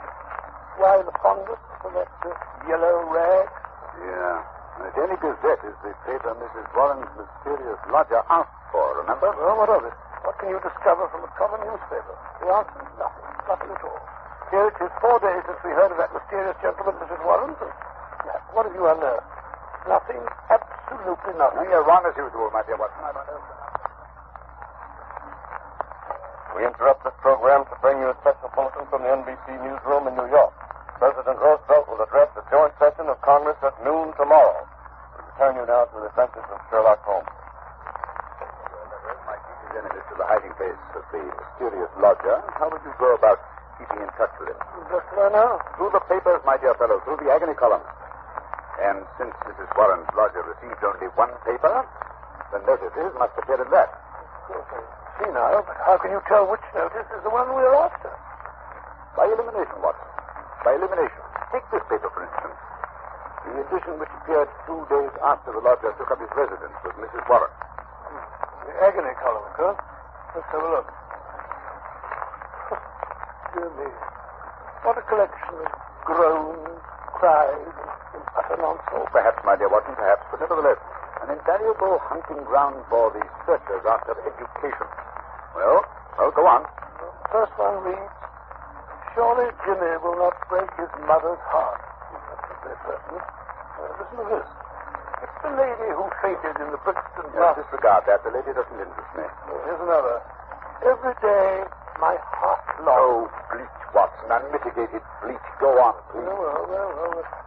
Be patient. We'll find some means of communication. Meanwhile, watch this column. It's signed G. Sounds more plausible, eh? Are there any others? Yes. 3 days later, we picked up the trail again. Here it is. Now, that one. And making successful arrangements, patience and prudence, the clouds will pass. G again. Yes, nothing for 2 weeks after that. Then comes something more definite. Here. The park is clearing. If I find chance to signal, remember code. A1, B2, and so on. You'll hear soon. Oh, what's for G? By Jove. Things are warming up. Oh, see who that is, will you, Watson? Sure. Yes, I'm sure he wanted his money. Thank you so much. Well. What is it? It's the afternoon copy of the Gazette. It's just arrived. This is how we went down. Oh, good. See if there's anything in it. House of Parliament in heated session. Actress has pearls still. Oh, come on. Give me that paper. Look out, Holmes. You can't. Snatching a paper out of a fellow's hands like that. Nice manners, I must say. Here we are, Watson. Here we are. High red house with white stone facing, third floor, second window left after dusk. G. Ha. That's definite enough, Watson. That's definite enough. Hello. What's that? Look out of the window, will you, Watson? We go first, Mrs. Warren. I said it. She must be excited. Her hat's on the side of her head, and she's puffing like a steam engine. There's Mrs. Hudson. Just let her in. Yeah, something's happened. We weren't there. Confound it, Watson. I hope nothing did it. Come in. Mrs. Warren, what's up? Oh, Mr. Holmes, sir, I come as fast as I could. Well, here, take a chair and get your breath. Oh. No, wait a minute. Sit down. That's better. Now then, what's happened? It's a police matter, that's what it is. I'll have no more of it, and I won't. I'll pack him on bag and baggage. I'm at the end of my patience, I am. When it comes to knocking my old man about... Mr. Watson, well, tighten him up anyway. Who did that? Well, that's what we want to know. It was around 11 this morning. There was a fog, you remember? Well, I sent Mr. Warren around to get me some money in for the stew we were to have for lunch. Well, he says he got no more than 10 paces down the road when two men come up behind him, threw a coat over his head, and bundled him into a cab that was standing beside the curb. 12 o'clock, 1 o'clock, and he don't come back. And there am I in me stew left waiting for the onions. Well, at 2 o'clock, they come up a stew anyhow. And you know what a stew is like without onions. Yes, it's like tea without... Yes, milk. I like mine. Well, tea without milk is about that. It's one of the most... Go on, Mrs. Warren. Go on, never mind. Yes, well, at 3 o'clock, my old man comes home, all black and blue, and his coat tore. At first, I think he's been in some pub. He's got a weakness for a drunk now and then. Yes. Go on. Pretty soon, I see he's not drunk, just dazed, and he tells me he's been driving around for 2 hours with a couple of men threatening him, and finally they opened the door and shoved him out. And when he comes to, he found he was on Hampstead Heath, so he took a bus home, and there he lies now on the sofa, moaning and groaning. Indeed, most interesting. Did he notice the appearance of the men? Did he hear them talk? No, Mr. Holmes. He's clean dazed. He just knows he was lifted up as if by magic and then dropped again. Yes, sir, that's right. And you connect this attack with your lodger? Well, sir, we've been living there 15 years now, and those happenings ever came before. I've had enough of it. Money's not everything. I'll have him out of the house before the day is now, done. Wait a minute, Mrs. Warren. Wait a minute. Don't do anything rash.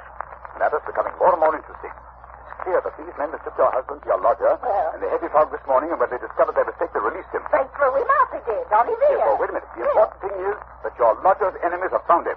They're on his track. They'll be back. I suggest you return to your home at once, before anything serious has a chance to happen.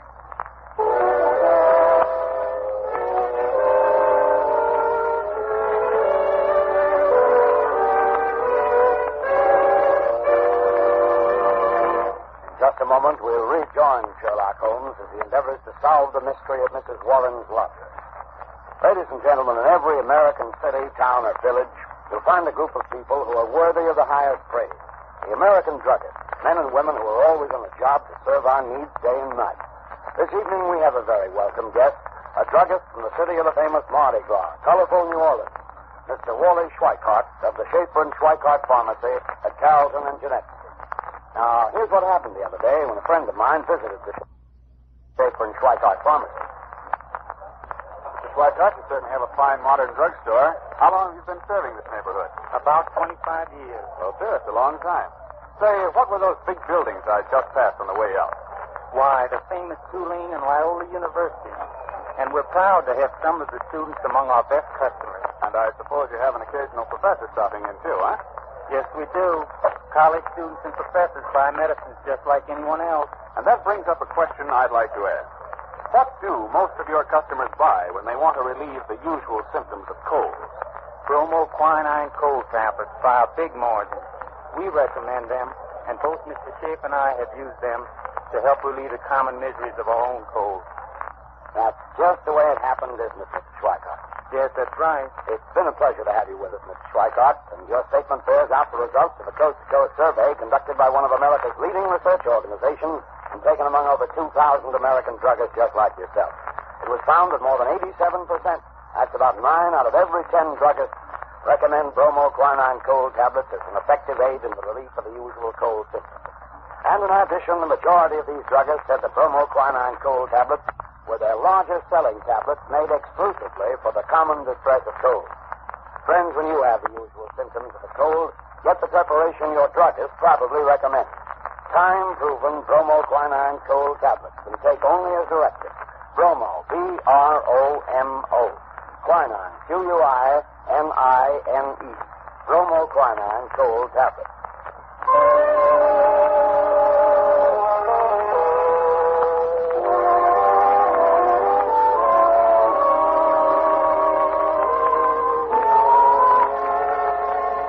This is my house, sir. It's very tidy indeed. Starched curtains, polished doorknobs. I do my best, Mr. Holmes. Now, where do I put my keys? Those windows on the top floor where the lamp is lit. Those are the lodgers' rooms, I take it? Yes, sir. Oh, here's the key. You slipped inside the linen and bag. Will you come in, gentlemen? Holmes? The door's open. Come on in. I say, why are you staring at that house across the street? You see it, Watson? You see it? Of course I see it. I'm not blind. High red house with white stone facing. Of course. The message. Yes. Watson, that is undoubtedly the signal station. Notice the to let sign in the window? An ideal spot, my dear fellow. An ideal spot. Yes, I was supposed to be gone inside. We're keeping Mrs. Warren waiting. Right, Watson. Practical as usual. Well, Mrs. Warren, what now? I don't rightly know, sir. Well, suppose we begin by taking a look at this mysterious lodger of yours. Well, how are you going to manage that if he keeps the door locked? When do you take his next tray up to him, Mrs. Warren? Usually I do see around 4:30. 4:30, eh? It's almost that now. Is there any chance, another room with a door opening onto this corridor? No, sir, that is... Oh, wait a bit, sir. There's a cupboard. A big cupboard almost opposite his door, here. Excellent. What you and I will secrete ourselves in that cupboard while Mrs. Warren fixes the gentleman's tea tray. Very good, sir. I'll do it right away. It's the top floor, Mr. Holmes. You can't miss it. The cupboard door is the first one to the right, at the head of the stairs. Good. Thank you. Come on, Watson. You do think it's nice, flying like this? Watson, you've too many scruples to be a first-class detective. Oh, come on. These stairs, they creak like a rusty thing. Now, what are you doing? Removing my shoes. You better follow my example. That way you have a much better chance of being undetected. Very well, but I feel like a criminal myself. Oh, not I can't get this shoelace undone. Well, for goodness sake, break it. We can't sit here all night. All right.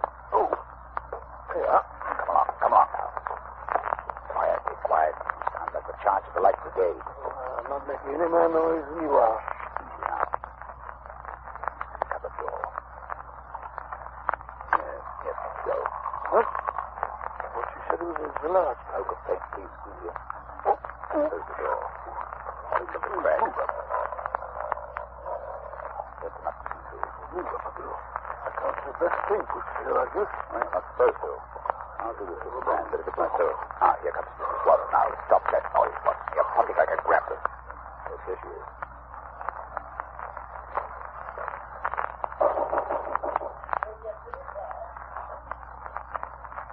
Slips on the chair. Going away. At the door now. Slowly. A hand, a face. By thunder! Well, I'm dashed. What is it, Holmes? What's happened? Something I did not foresee. Follow me downstairs quickly, Watson. My own excitement. Who was it? Who opened the door? Remember I deduced the substitution of lodgers, Watson? Yes. What I did not foresee was that we should find a woman, and no ordinary woman, Watson. No, of course not. Dark, young, handsome, with a face etched with terror. Terror? Do you think she saw us? I think she suspected our presence. Well, what do we do now? We put on our shoes. We're going to spend the next few minutes on the front doorstep. Why? You remember the message said that G would communicate with the lady at dusk today? Please keep an eye on the window opposite. Yes, but that's all. Almost dark now. Come along.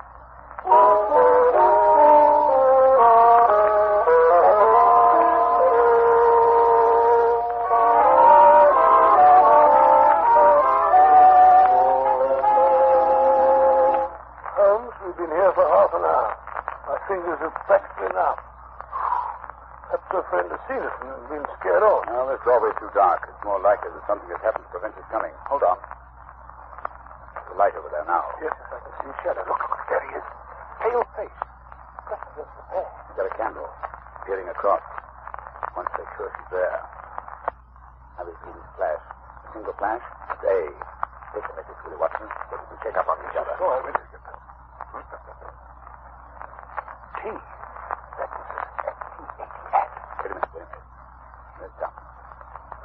another T. Beginning of the second word. Now E. Then comes an N. Long one this time. It's another T. An A. It's not. Well, surely that's not all. Tonight. That's why we're going. I had it. T-A, the initial. That goes again. Why you got a waste like that? I can't keep up with it. The same message over again. Curious, Watson. Attenta. Must be in cipher, Holmes. Not a very obscure cipher, Watson. It's Italian. Attenta means beware. It must be urgent. Very good, scared. Still the same message. Attention. Hello. He broke them off. The light's gone out. Someone's broken a window. What's that? Quick, Watson. We must get in there. Something violent is happening.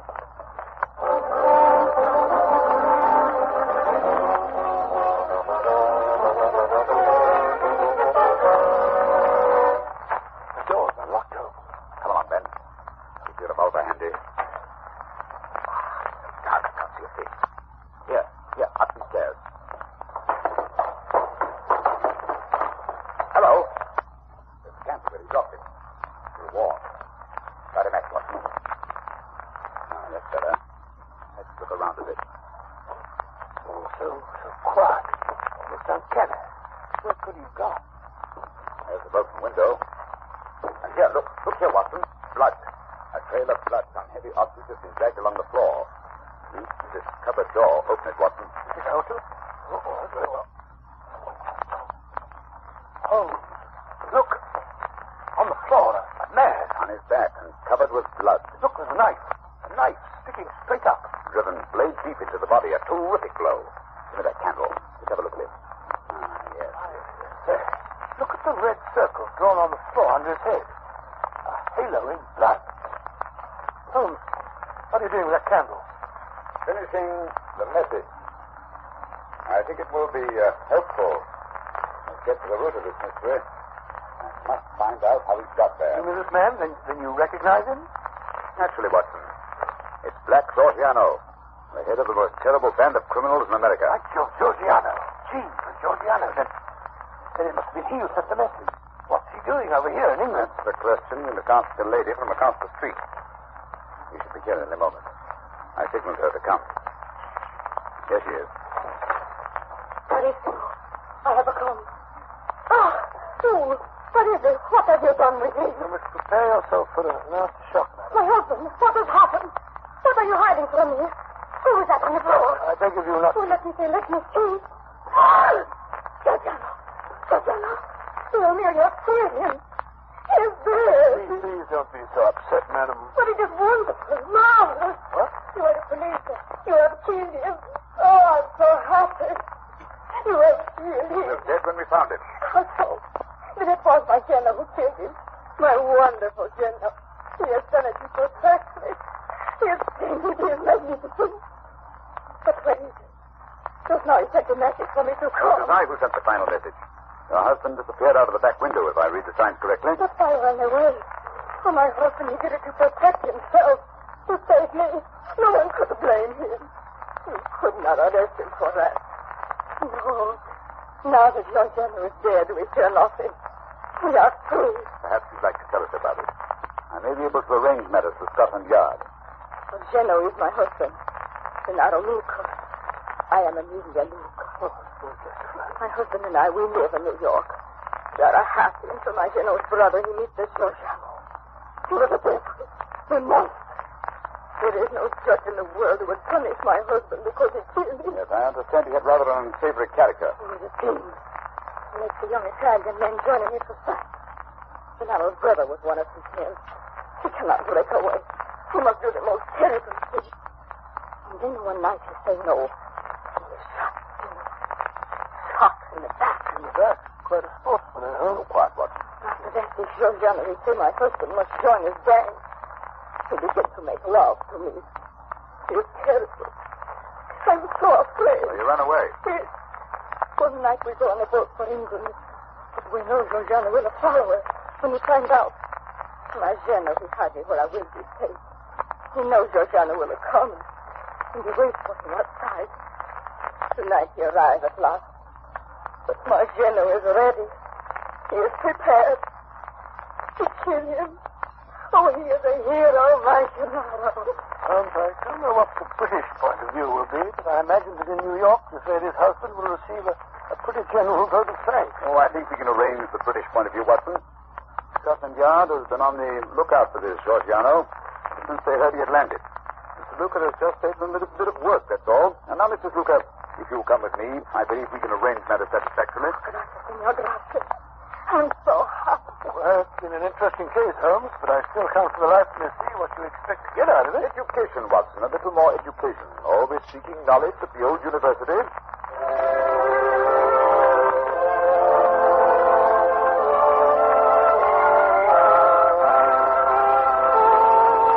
In just a moment, Dr. Watson will be back to tell us about next week's story.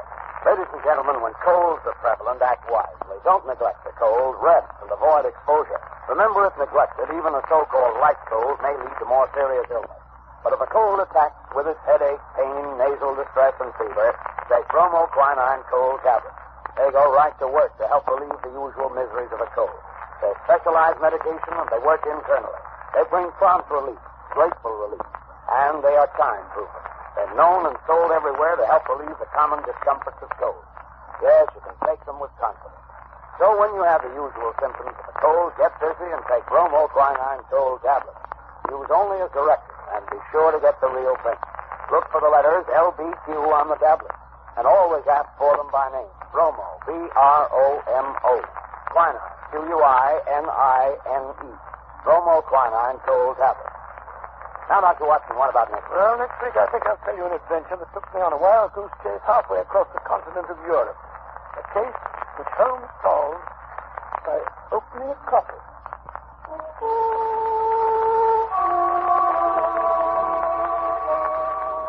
You have been listening to a Sherlock Holmes adventure adapted from Sir Arthur Conan Doyle's story, The Adventure of the Red Circle, with Basil Rathbone as Sherlock Holmes and Nigel Bruce as Dr. Watson. The dramatization was by Edith Miser, musical interludes composed and conducted by Lou Crossmark. This program is presented from Hollywood each week at this time by the makers of bromoquinine cold tablets, prompt relief for cold distress. This is not Manning speaking. Christmas seals are the stamps that help fight tuberculosis. Your contribution to the health and strength of our nation. Buy your Christmas seals today. This is the Red Network of the National Broadcasting Company.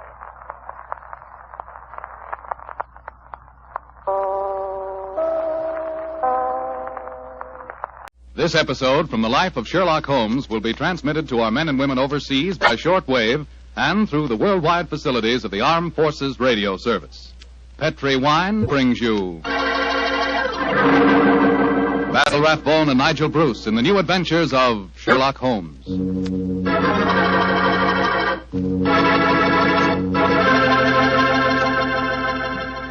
The Petri family, the family that took time to bring you good wine, invite you to listen to Dr. Watson tell us about an exciting adventure he shared with his old friend, that master detective Sherlock Holmes. And so while you're getting comfortable, I'd like to tell you about an old American custom. The custom of serving a glass of sherry wine before dinner. Petri, California sherry.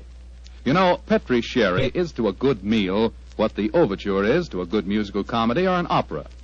Before you sit down at the dinner table, just pour yourself a little glass of Petri sherry and sip it slowly. Look at that beautiful amber color.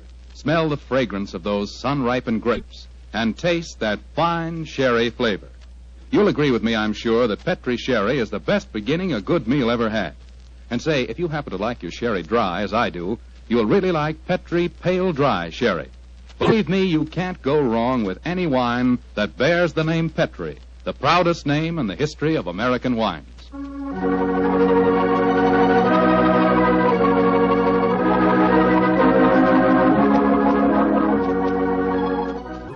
And now let's drop in on the good Dr. Watson, who's waiting for us in his California ranch house. Good evening, Doctor. Good evening, Mr. Foreman. Come in and make yourself at home. Thank you, Doctor. Sitting here with the lights off, I see. Have you been getting yourself in the mood for tonight's Sherlock Holmes story? No, my boy, I was watching the sunset. It's quite a beautiful tonight. Aye, Doctor, the sun set over an hour ago. Yes, I know that, young fellow, my lad. I know that. But at my age, a fellow's entitled to take a little snooze after dinner, isn't he? Of course he is, Doctor. And now that we've settled that, how about tonight's story? Well, A very beautiful girl figured prominently in this adventure, Mr. Foreman. Her name was Jasmine Lafleur. Huh? You say that again, Doctor, please? I know, my boy, but that was her stage name. When she was a magician's assistant, unfortunately, I never had the opportunity of seeing Jasmine Lafleur in the theater. But I'm told that she was a fascinating figure in tights and spangles. When Holmes and I first met her, however, she was dressed a little more conventionally. And her name was then Diana Vennering. Lady Vennering. Lady Vennering? Say, those tights and spangles really paid off, didn't they? Well, how did you and Sherlock Holmes come to meet up with her, Doctor? In rather spectacular style, Mr. Foreman. Miss Lafleur became something of a femme fatale in the early 1900s. First of all, she married Signor Rossoni, the magician for whom she was working. On the wedding night, he was mysteriously stabbed to death. A few months later, Madame Rossoni, very fetching in her widow's weeds, I'm sure, met Sir Wilfrid Vennering. And, after a whirlwind courtship, she married him. Don't tell me he got murdered, too. He did, Mr. Foreman. Also on the night of the wedding. But this time the police found a suspect. It was a certain Major Beckworth, cousin of the dead man, and an ardent suitor of the fair Diana. The trial at the Old Bailey was one of the most sensational I ever remember. Sherlock Holmes and I, in court on the closing day as a jury, were still considering their verdict. Holmes, the jury's been out over 8 hours. I bet you they can't agree on a verdict and there'll be a new trial. I think not, old chap. Look, here they come now. You know, there's a strong moral probability of guilt, but I'm sure they'll agree that there's insufficient evidence to convict. Oh, perhaps you're right. Just look at Lady Vennering down there ahead of us. What a stunning woman. Yes, and a woman of great poise and courage. Here it comes. Gentlemen of the jury, have you arrived at a verdict? We have, my lord. How say you? Do you find the defendant guilty or not guilty? Not guilty. Exactly. Come on, Watson. Let's get a breath of fresh air. Well, I was wondering perhaps if we shouldn't go over and congratulate Lady Vennering. On what? The fact that our husband's murderer has not been found? Oh, I suppose you're right. You ever read the book of Tobit, Watson? Tobit? I don't think so. When was it published? Oh, a little before our time, old chap. It's an Old Testament story. Whatever made you think of it at this moment? Well, it's so remarkably apposite with the case of Lady Vennering. It deals with a highly peculiar series of murders, 7 of them, if I remember correctly. Who was the murderer? A jealous demon by the name of Asmodeus, who strangled husbands on their wedding nights. Well, judging by the verdict just now, Major Beckworth isn't the Asmodeus, or whatever you call him in this case. Here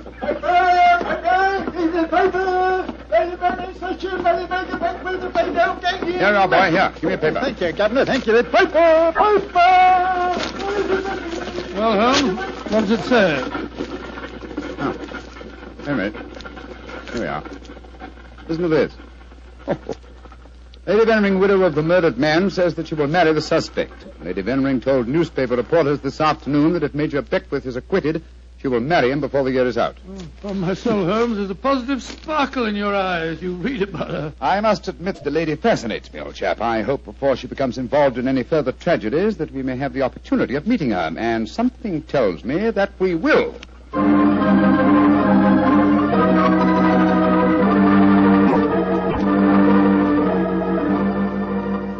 The Sunday papers are certainly having a field day over the Vennering case, Holmes. Did you read them? No, I didn't, Watson. There's a complete life history of Lady Vennering in one of them with photographs. It's rather interesting. Really? What are you doing over there, Holmes? Looking out of the window. Ah, yes. You expecting anybody home? No, come over here, old fellow. Oh, it's a clergyman. Yes, a very agitated one. Look at the way he's pacing up and down. And looking up at our window, too. By Joe. What eyes? Yes, there's a fanatical look about him, which suggests either the martyr at the stake or the inquisitor lighting the faggots. Mrs. Hudson's letting him in now. Well, I'll be interested to know what he's come to us about. I can hear footsteps on the stairs here. I'll go and have a look. How do you do, sir? Come along in, won't you? It's all right, thank you, Mrs. Hudson. You're Mr. Sherlock Holmes? I am, sir, and this is my colleague, Dr. Watson. My name is Whalen, the Reverend Arthur Whalen. How do you do, How sir? do you do, sir? Sit down, won't you, and tell me what I can do for you. Thank you. Mr. Holmes, this is a very difficult subject to broach. In fact, it's only after intense personal conflict that I've been able to force myself to come to you. May I ask you, are you familiar with the Book of Tobit? Book of Tobit? Oh, gracious me. You were talking about that yesterday, Holmes. I see that you've come to consult me about the Vennering case. But that's amazing. How did you know? Has Lady Vennering been in touch with you? No, sir, but I'm familiar with the Book of Tobit, and Lady Vennering's case closely resembles that of the woman Sarah in the Old Testament story. More closely than you realize, Mr. Holmes. Did you know that before each one of Lady Vennering's husbands was killed, they received a threatening note? Yes, I recall that from the trial. Signed in some sort of gibberish, weren't they, sir? No, Doctor. Yesterday I was permitted for the first time to examine one of these notes. The apparent gibberish was in reality ancient Hebrew writing. Indeed. Were you able to translate it? Yes, Mr. Holmes. In effect, it said, "If you go through with this marriage, your hours are numbered." And it was signed Asmodeus. Oh. The name of the jealous demon who strangled husbands in the Book of Tobit. Exactly. Just why have you come to me, sir? I want you to talk to Diana, to Lady Vennering, to tell her she must not go through with this new marriage. Murder is stalking her, Mr. Holmes. I have argued with her, prayed with her, implored her to realize her danger. But she is adamant. I'm afraid I should feel extremely presumptuous in giving her my advice. No, Mr. Holmes. I have prepared the way for you. You could, I'm sure, make her realize her danger. And she's willing to see me, you say? Willing and anxious. Oh, very well. But I'd like to ask you a few questions first. Anything, Mr. Holmes. What is your interest in her? She's a member of my flock. She needs my guidance. Nothing further? No, Mr. Holmes. By the way, I believe that you performed the marriage ceremony at both of her previous weddings. Yes. Are you proposing to officiate at the ceremony if she marries Major Beckwith? Well, I don't know. I'm hoping that marriage will never take place. And so I want you to help me, Mr. Holmes. Where does the lady live? 47, Berkeley Square. Very well. Dr. Watson and I will call on her this afternoon. Yeah, delighted to. I doubt if I can be there myself. In fact, Diana might speak more freely if I'm not. But here's my card. Oh, thank you. You'll know where to get in touch with me if you want to. Very well, sir. Good day to you, gentlemen. And I'm greatly in your debt. Well, good day, sir. Good day. Strange business, Holmes. I can't believe that Mr. Whalen's motives are entirely impersonal. Nor can I, old chap. What are you laughing about? I was thinking of the Book of Tobit, Watson. In that the role of protector, the role I have just been asked to take, was played by the Archangel Raphael. I can't help feeling, Watson, that I'm making distinct strides in my profession.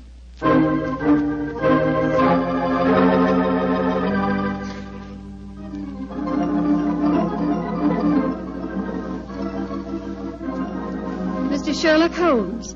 I'm so glad to meet you. How do you do, Lady Vennering? May I introduce my old friend, Dr. Watson? How are you, Dr. Watson? I'm awfully glad to meet you, Lady Vennering.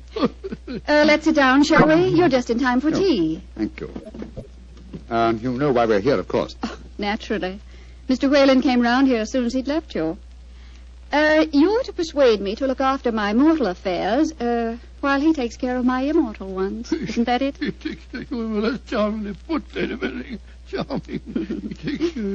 May I say, Mr. Holmes, that I'm flattered that a man of your eminence should be sufficiently interested to bother about me. You underestimate your own importance, Lady Vennering. Though I may mention that if your problem had been as simple as Mr. Whalen made it out to be, I might have been otherwise engaged. You're being very frank and a little mysterious. Are you suggesting that Mr. Whalen didn't tell you everything? I am. And I hope you will be more candid with me. Sherlock Holmes, I like you. You're most refreshing. Milk and sugar in your tea? Just milk, thank you. Here you are. How about you, Dr. Watson? Oh, just the same way, please. Hey, thank you, my dear. And now, Mr. Holmes, perhaps you'll tell me why you think that you haven't been told everything. Before I answer that, Lady Vennering, I wonder if I might ask you some questions. But of course. Anything. When your first husband, Signor Rossoni, was killed, did the police find any suspects? Yes, one. Ferdinand Gautier, a young man who had been an assistant in our Magician's Act. A stupid, good-looking boy who thought he was in love with me. But of course Inspector Lestrade had to release him. There was no evidence. Inspector Lestrade, well, you can bet that if he arrested him, the boy was innocent. A warning note was found among your husband's effects, wasn't it? Yes, and it was signed in Hebrew with the name Asmodeus. But perhaps you're not familiar with the Book of Tobit. Oh, yes, sir, I am. I'm familiar with it, Lady Vennering. How did you know then that the Hebrew letters signified that name? Mr. Whalen translated them for me. Oh, I see. And also read me the Book of Tobit. He's always been particularly fond of that book.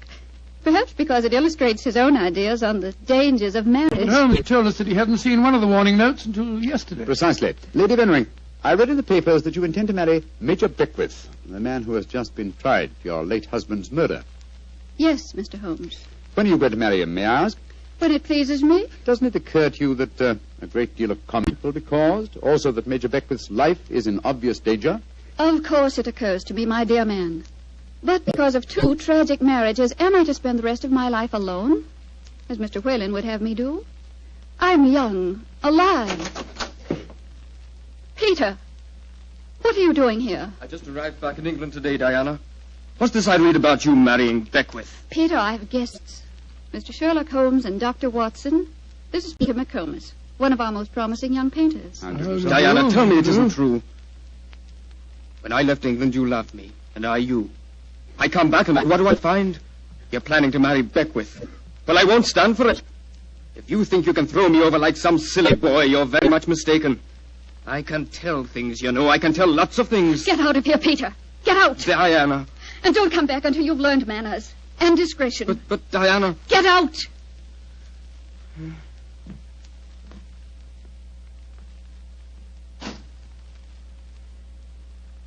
I'm sorry, gentlemen. Were there any more questions you wanted to ask me, Mr. Holmes? One, Lady Vennering. Where is your fiancé, Major Beckwith? He's upstairs.